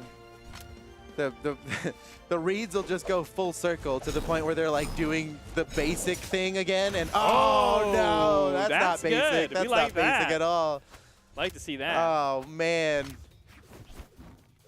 Oh man. Okay, well look, if I lose this burrito bet, that doesn't mean I don't get like I still get TWK's no, burrito. I get to eat both. No. Like and I'm you not. both have to I'm watch still me. eating TWK's No, burrito, no. even if I lose this. I'm not giving you. I eat both of them at the same time, and you both have to watch. That's the way that works. I just realized Boomy's using the Hellboy gauntlets. I was like, this is a cool look, actually. It's like a subtlety, but it fits so well. Oh my gosh! Oh, Wait a second. Boomy's doing way too well. He's doing a lot. He's doing way too well, and this is scary. He needs to be stopped right here. Anonymous Alex. Oh, what? No, he fed him. What? He got the. I don't know. Boomy. Boomy's geometry was simply superior. Yeah, we're have to see. Yeah, I need T2K to come out with like to make a cosine and tangent. We need to do draw the some formulas. lines on the yeah, screen. We need Yeah, to graph. that's the only way that we can really grasp. I need to see a happened. parabola. We need a hypotenuse in here. Yeah, at least one hypotenuse. Oh, that shut him down. Oh, but he dipped below the scoop. He saw the scoop coming, geez, responded with the uppercut. We have the dreaded 3-1 has happened once again here. We've seen Pink Team pull off some incredible comebacks, but this one is starting to be. This is getting out of control. It is getting out of hand, but remember how the Pink Team thrives under this kind of pressure. True, There's one. very true. There's one. And this is Radish we're talking about here. Yeah, we've seen some very impressive performances from both of these players, actually, so I'm excited to see how this plays out, although Orange Team with a full stock up, looking good for them. Radius has to be the start of the momentum to turn this around, though. Okay, well, that's something. That's pretty good. Oh! That got was a pretty slick chase dodge side air from here there. I liked it. Even though he's threatening my burrito, I'm still really stoked about it. Look, I'll recognize it. Max range grab by Radius to snipe that weapon drop away from Pierre, now armed up with the gauntlets. Trying to push Radish off of the side of the stage. They both return to the middle. But Radish has got his orb. He's done so well with that orb today. Oh no, he can't make it back. Oh, Pierre takes the stock and perfect. pushes the Orange Team's lead even further. That's 2 stocks. I'm worried. I'm worried for the Pink Team. He just really wants to grab that weapon. No, Pierre steals it away from him at the last second. Poor Faison. He deserves a weapon. Okay. Punish him for grabbing it, though. Yeah, he had to pay the price for that weapon. Hopefully he makes good use of it. That weapon didn't come cheap. Oh, wait, this is the start of it.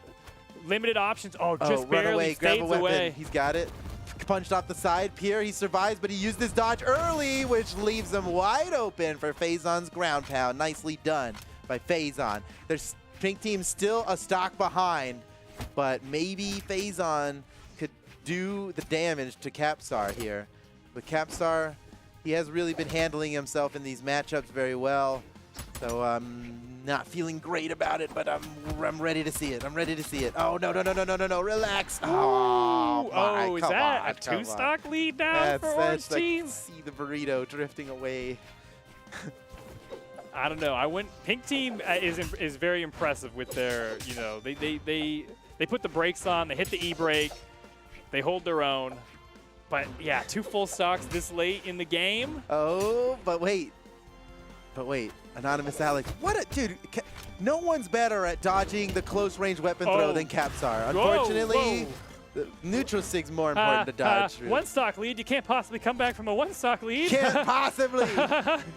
Nervous laugh. There's no way. Oh, geez, okay. Boomy. Oh, no. Don't get away from that recovery. Stay safe out there, everyone. He dances with the devil. He will not be denied. Not this time. They reset the bracket, but they're not going home with a victory if Boomy has anything to say about it. And that will do it for Anonymous Alex's final stock. Now it's just left to Radish and Phazon. Oh, man. Okay. Try to claw their way back. Can they do it? This is just game 1. Yeah, but these are short sets. It's like it doesn't even matter. Whoa. They're both drifting all over the place. Boomy able to avoid that ground pound. Can he avoid another one? Yes, he can. Well, in a good position. Expertly dodging all of Boomy's puny attacks. Oh, yeah. Wow.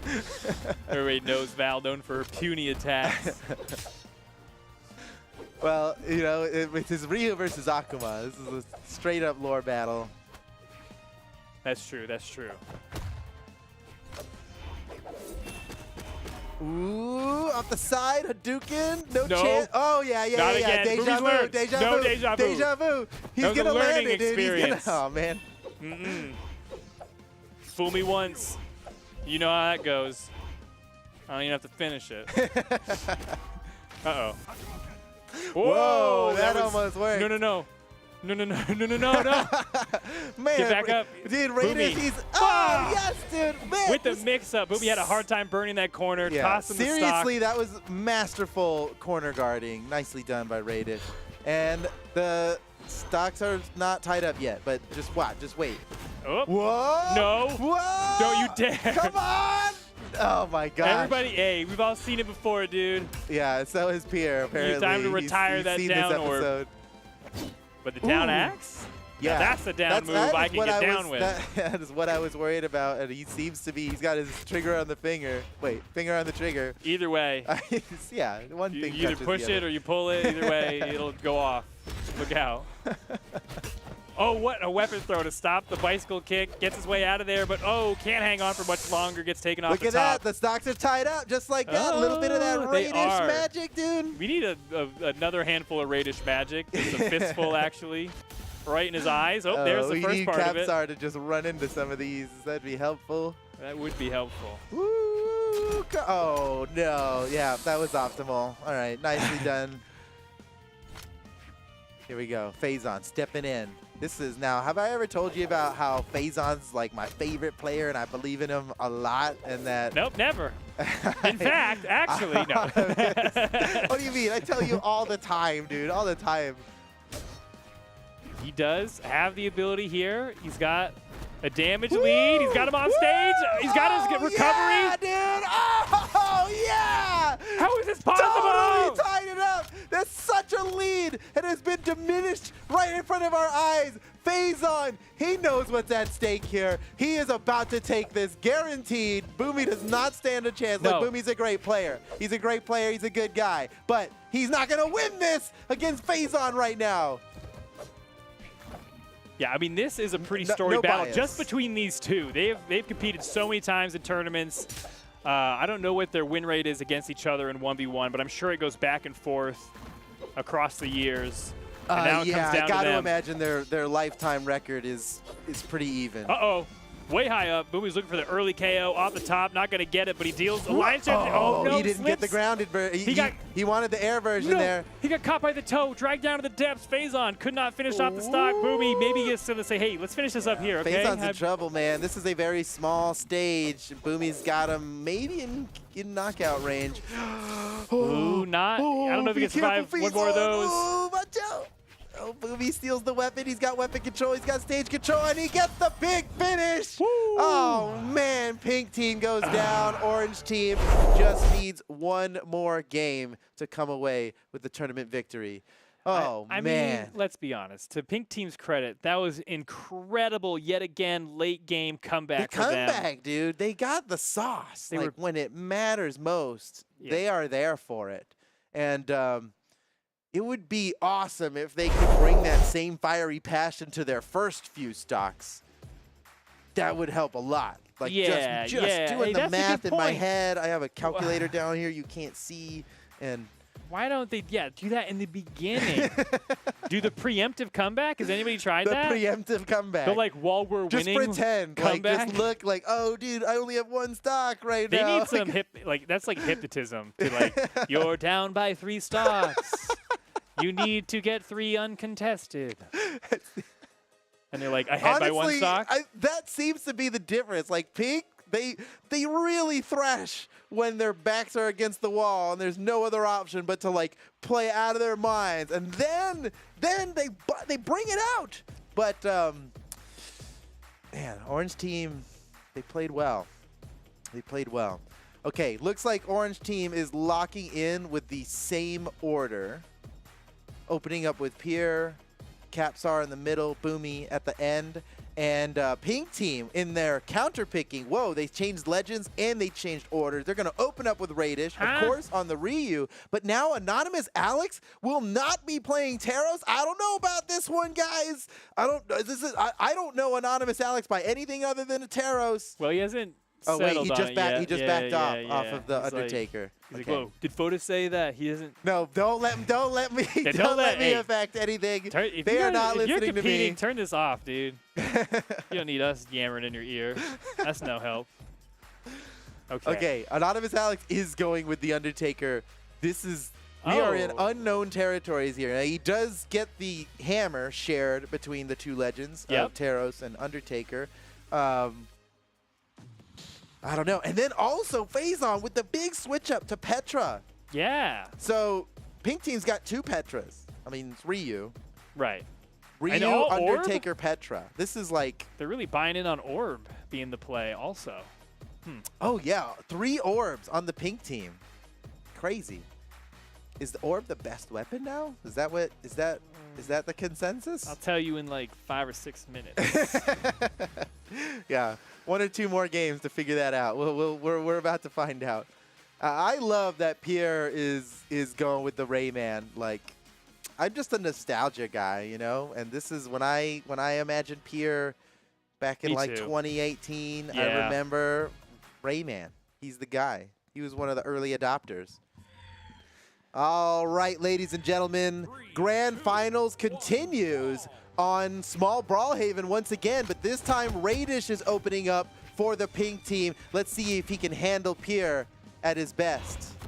Because Pierre is the strongest opener in this whole Crew Battle Invitational. Whoa, crazy. A lot of blue energy coming out from Radish very early on in this game. Yeah, you gotta start strong when you're going up against someone like Pierre. You just gotta stop that early. Demotivate him. Ooh, looking pretty good already for Radish. Hadouken, another one. Look at him, second try. Oh man, Pierre comes back on the stage, slams his way back up onto the stage. Radish, he wasted his dodge, but he did not get punished for it. He might be able to end the stock right here. Fully charged Hadouken. No, Pierre's not gonna fall for that. Okay, the tiny bonk. Was that enough? No, okay, I was going to say, that can't be enough to take Pierre off. That could have just led to the finish. Radish guarding the corner. He's so good at guarding this corner. He's doing that little, like, hoppity bounce bicycle kick. Yeah, I think that's like the technical term. Yeah. Yep, Okay. High up weapon throw, juggling orbs, just like a clown. Just like they do. Woo! Oh, man. Radish looking good out there. But Capsar could stop this lead before it even begins. Radish, every little hit counts here, but Capsar, he's trying to get that follow-up off of Spear's sidelight. It's not easy to get. Oh, you just wanted the raw finisher there with that side signature. Oh, that was nasty. No. Nice. Okay. With his back turned to him too the whole time. that was pretty slick. I will recognize that. Even though I'm very biased. I mean, no bias. Oh, you're biased against the Orange team. If I anything, mean, I want a burrito. I don't want to give away a burrito. Oh boy. Ethan on a tear. Okay, the weapon throw. Anonymous Alex, this is the first we've seen of his Undertaker today. I'm pretty sure. Woo. Maybe he pulled it out man, earlier. Capstar's looking good, dude. This is bad news. He's playing this well. Yeah, and you see he's like sticking to this spear, and he is doing work with it. Oh, nice. Dodges the stop. And oh, man, he's tried for that signature so many times in this tournament, and I think that's the first time it landed, and it led to a kill when they needed it most. And at like max range, too, like all the way at the end of his heel. Yeah, usually they're catching that at the beginning of it because the startup's pretty fast, but he rode a spear all the way over to Anonymous Alex and got the knockout. Oh. Faison might be in trouble here. Manages to get out. Yeah, he's trying that trick. It's not going to work, dude. No, that's never going to work again. Only Raiders can do that, dude. There's nobody else in the entire world has landed that signature. What? Oh, blessed. Hashtag blessed. Oh, yeah. We will take that, dude. Rewind the clock. No, we're good. We're good. We'll take that. That's fine. That's do the thing totally from that game. No problem. That one, Prince of Persia. I think we should allow Capstar to Prince of Persia that last stock. Rewind. Yeah, rewind it, dude. Just to redo Press that platforming. F5 until it switches, till it goes back. Okay, well, we are all evened up. It Damage is pretty so close as well. even right now. Except for the fact that Orange team is a game ahead and only need one more to take the victory. Pink actually has a lead now. Yeah, they brought it back. First time in the reset, they've managed to claim the lead, and maybe if they can still turn on the gas in the later stage of this set, if they can hold on to the lead, they'll have the pace to be clear right to victory. Oh, corner guard. Oh, what? Wait, did it hit or not? It did. I know I didn't. He was over the floor. It didn't hit. It didn't hit. I don't think it hit. We can't count that. We'll need TWK to come in with a slow-mo analysis. Did it hit or not? I don't think it did. It definitely hit. No way.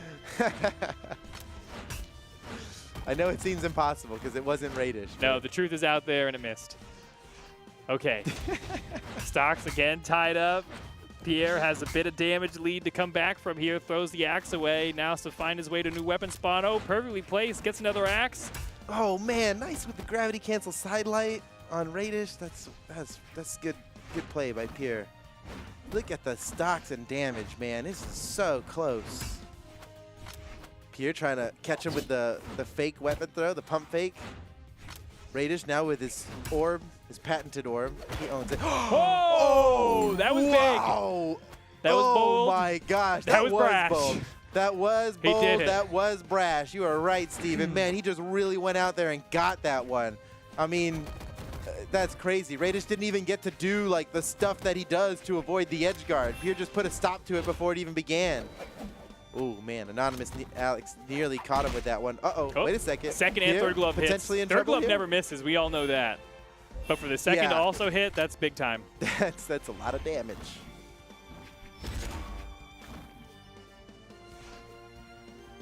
Okay, Anonymous Alex. He's just giving him some space, trying to bait him up to the corner. He is not guarding the corner. He is just like, get up here and fight me. That makes sense for a wrestler to do. Somehow. You know? I can't believe Pierre's holding on to this stock. I thought that recovery was going to be enough to get him. But, oh, no, he can't possibly claim another stock from Pink Team. Can he do it? No. Nope, stopped his track, scooped through the roof, and that will do it. All right, stocks are tied up. Don't pay attention to the damage. Things are fine for the Pink Team here. No I mean, but here's the problem. thing. If you track this with their pace of the last game, they're kind of in a winning position, weirdly enough. Yeah, compared to the last game. You know what I mean? Like, they're only don't even one have full to stock bring it behind. back to, only one stock. At this point, they were two full stocks behind. Disappear just like that. You've seen it before. All right, and Faison, you need something big here. This is, I guess the first we've seen of his Petra today. We've seen him play. Whoa, okay. He's got the gauntlets. Those have been warmed up all day, though. I think his Petra's pretty good. He's been keeping the gauntlets warm on the Mordex, so I don't have any fear that he can get it done with these right here. And he's about to do it. Oh, so close. Oh, my gosh. That almost got the knockout. No. What a play from Faison, completely equalizing it. And, oh, man, Capstar has had a rough game on this one. The burrito steaks were just too much. I didn't know there were steak burritos. This is more important. I thought it was. I know there's an extra charge, like an extra $1.14 for steak, but hey, this is. I was gonna settle for barbacoa. Okay, so still stocks tied up. Phazon needs to get Boomy he's too off good. stage. Phazon is just too good. He almost went too far with that edge guard, but he makes it back. Boomy did a turn back. Like The he's impossible signature. Yeah, he makes it around the corner somehow. Fights his back up. Weapon throws clash out. Boomy left unarmed. In the scuffle, waiting for a weapon drop. Whoa, what a dodge. Nothing personal, Wow. kid, but it's a Boomy. miss. Okay, who is going to be the first one of these two Titans to claim this stock? Not yet. Not enough. So Dude, close. this is so close. Ducks down underneath the weapon throw. He barely gets away from that grab pound again. Phazon. Oh, he's so sneaky. He's so quick. He's so good. Okay. Pink team again, like I said. They were took the lead, dude. they're back. Remember earlier when they were down by like a couple stocks? Well, they start to. Didn't even matter. Their damage output falls off when they get the lead. That's the problem. As soon as they get the lead. The farther we get into the match here, the stronger pink team gets. They need to somehow. That's one thing they have we like know. a slingshot mechanic. They need to like somehow have enough of a non-lead at the end to then slingshot to the lead. Right. Yeah, it's like Mario Kart. Like you don't want to be in first the whole time. You'll get blue They just blue shell themselves. Okay, I don't know how Phazon was able to survive that that ground pound from Pierre, but he's not going to survive this. Yeah, he's already had that. He slide charged that. Well, here we telescope. go. Everybody is down to their final stocks. Pierre had a perfect angle on the telescope watching Radish come back into the match. I like how he lined that up. Oh, did he? That's points for accuracy. Yeah. It was like he was in line of sight of the telescope for sure. Okay, everybody, both teams down. They have one stock apiece. One stock per player, that is. Pierre, a little more damage than Radish right now. Pink team's got an advantage. And, of course, since this is Radish, you know, you could basically just you can just call it good, dude. He's going to catch him right here. Yep. And then Don't he do used it. his dodge. No, He's got don't no do it. dodge. He's got no dodge. Not that dreaded Finish move. him. Finish him. Hey, that's the wrong game. I mean, Fight! Perfect. Oh, yeah, there we go. Now we're on brand. Here we are. Oh, Radish looking for one hit, but Pierre is making this hit very difficult to achieve. Oh, downlight doesn't set up, and anything Radish was willing to bet on. Still, can he find it? No hits landing Pierre for either is being person. so good about Well, this. He has been at a damage deficit like crazy this entire matchup, and he still hasn't given it up to Ray. What? Whoa! No! Whoa! We're giving him credit for being safe, but he's like, he does the craziest thing ever. Yeah. Okay. Big team's got the lead here, and they need it because Orange team is just one game away. If Orange team wins this, the tournament's over. Pink team can take us to a second game 3. Oh, man, Radish. that is just beautiful. Every time it works, You can't- it's so beautiful. You can't be falling for that other corner. You know, Radish goes for it. Yeah, Radish really more than anybody goes for that. Oh, I thought that was going to hit as well. Oh, Nope, he's man, gonna do dude, Capsar, he's gotta take this right now. There's no other. Now he's path to respecting victory. the corner, though. He has to. Yep. Well, he should. This is Radish we're talking about. He owns the corner. Oh, no, these man. siders doing lots of work. Radish, oh man, Oh, he's is so that good. it? He's so good. Maintaining weapon control, Capsar. What? You can't do that without a weapon. That's illegal. Okay. Yeah, now with the spear. Okay, Capsar's got to have a great stock to bring this back for the Orange team. I believe. Anonymous Alex should make quick work think of him. I mean, let's be real. Especially on Undertaker. Oh, what? Dude, what? How do you get around that? I don't You know gotta be what that happened good. there, dude. I don't Capsar know what sneaks happened. his way out of the death touch from the Undertaker. Somehow holds on to this stock, and he needs to claim this off of Anonymous Alex if he wants to get the lead back for Orange Team and secure their victory. He's doing really well here. Capsar is, oh man, the damage is pretty much, it's tied up. He got the huge lead. the double! Yes! Oh my gosh, Huge! Capsar Huge! clutching it so hard when his team needs it most. Wow. It's all up to Phazon right now. And let me tell you, I believe in the Phazon supremacy. Here we go. Phazon, no. big finish right Capsar, here. get Right that- here. He's get the got him spear right where he back. wants him. He's got him right where he wants him. Go Oh, big finish. thank Here goodness. it comes. Here it comes. Yeah. Just like I predicted. I knew it was going to be a side air on the corner just like that. Here we go. Boomy versus Phazon for the big finish. If Boomy wins this, the tournament is over and Orange Team will be crowned champions. But Phazon could put a stop to it right now. He could, and yet again, it comes down to these two epic brawlers. Woo. Oh. Phazon versus Boomy. Stocks are tied.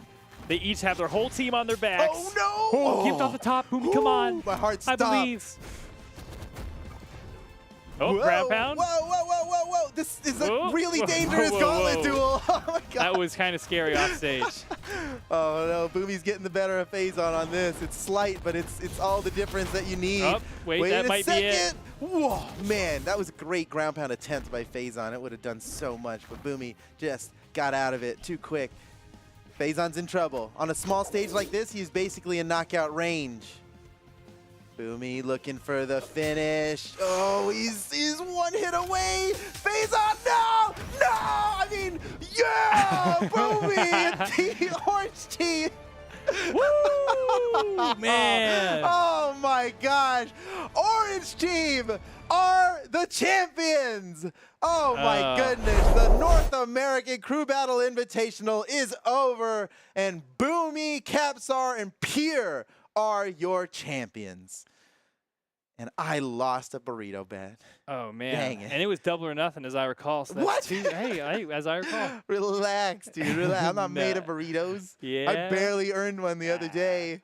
Oh, dude. Jeez. And this set was incredible, though. Lots of comebacks back and forth, both of teams. Spectacular play.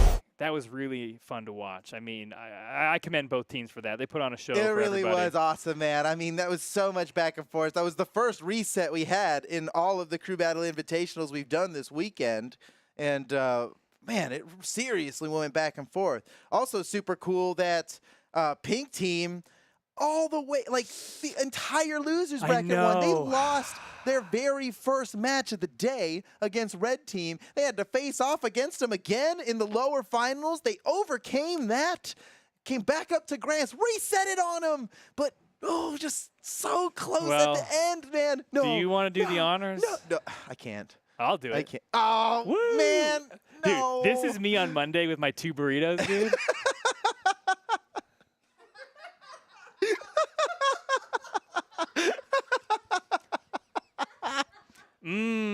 Delicious. Both of them. It's funny and sad. Oh, man. Woo. Look at Team Pink's run, dude. Pink. They went so hard. They tried so hard and got so far, but Steven, in the end, it was they Orange lost. Team. Orange Team had it the whole time. I've been saying it since the start. If you go back to the beginning and you have your audio turned off, you can read my lips, and I said orange. Oh, no. Well, I should have saw this coming. Okay. That's crazy how you ate that. Look at, oh, no. Oh, gosh. Oh, gross. You're just throwing them up. That's gross. Oh, no. I messed up. I made a grave mistake when I did all that. Well. Yeah, no one knew. We didn't know we were recording. Yeah, who put all these cameras on? Okay, man, what a weekend. Let me take a moment to thank all of our competitors this weekend in South America, Europe, and North America. What an awesome event this all turned out to be. Honestly, we didn't know how it was going to go. Random teams, 3 different pools. It was all kind of wild, but I had a lot of fun. I hope you did as well out there, the viewers. We really appreciate you watching, being part of the Brawlhalla competitive community. That makes you the most important people in my life, and I appreciate you guys. Thank you so much for watching. We will see you tomorrow, right? Everybody's going to come back and watch the Monday Esports Dev Stream. We're going to keep this viewership reward track going throughout tomorrow, and we're going to look at a lot of awesome clips from this past weekend. So we'll catch you then, and until then, goodbye.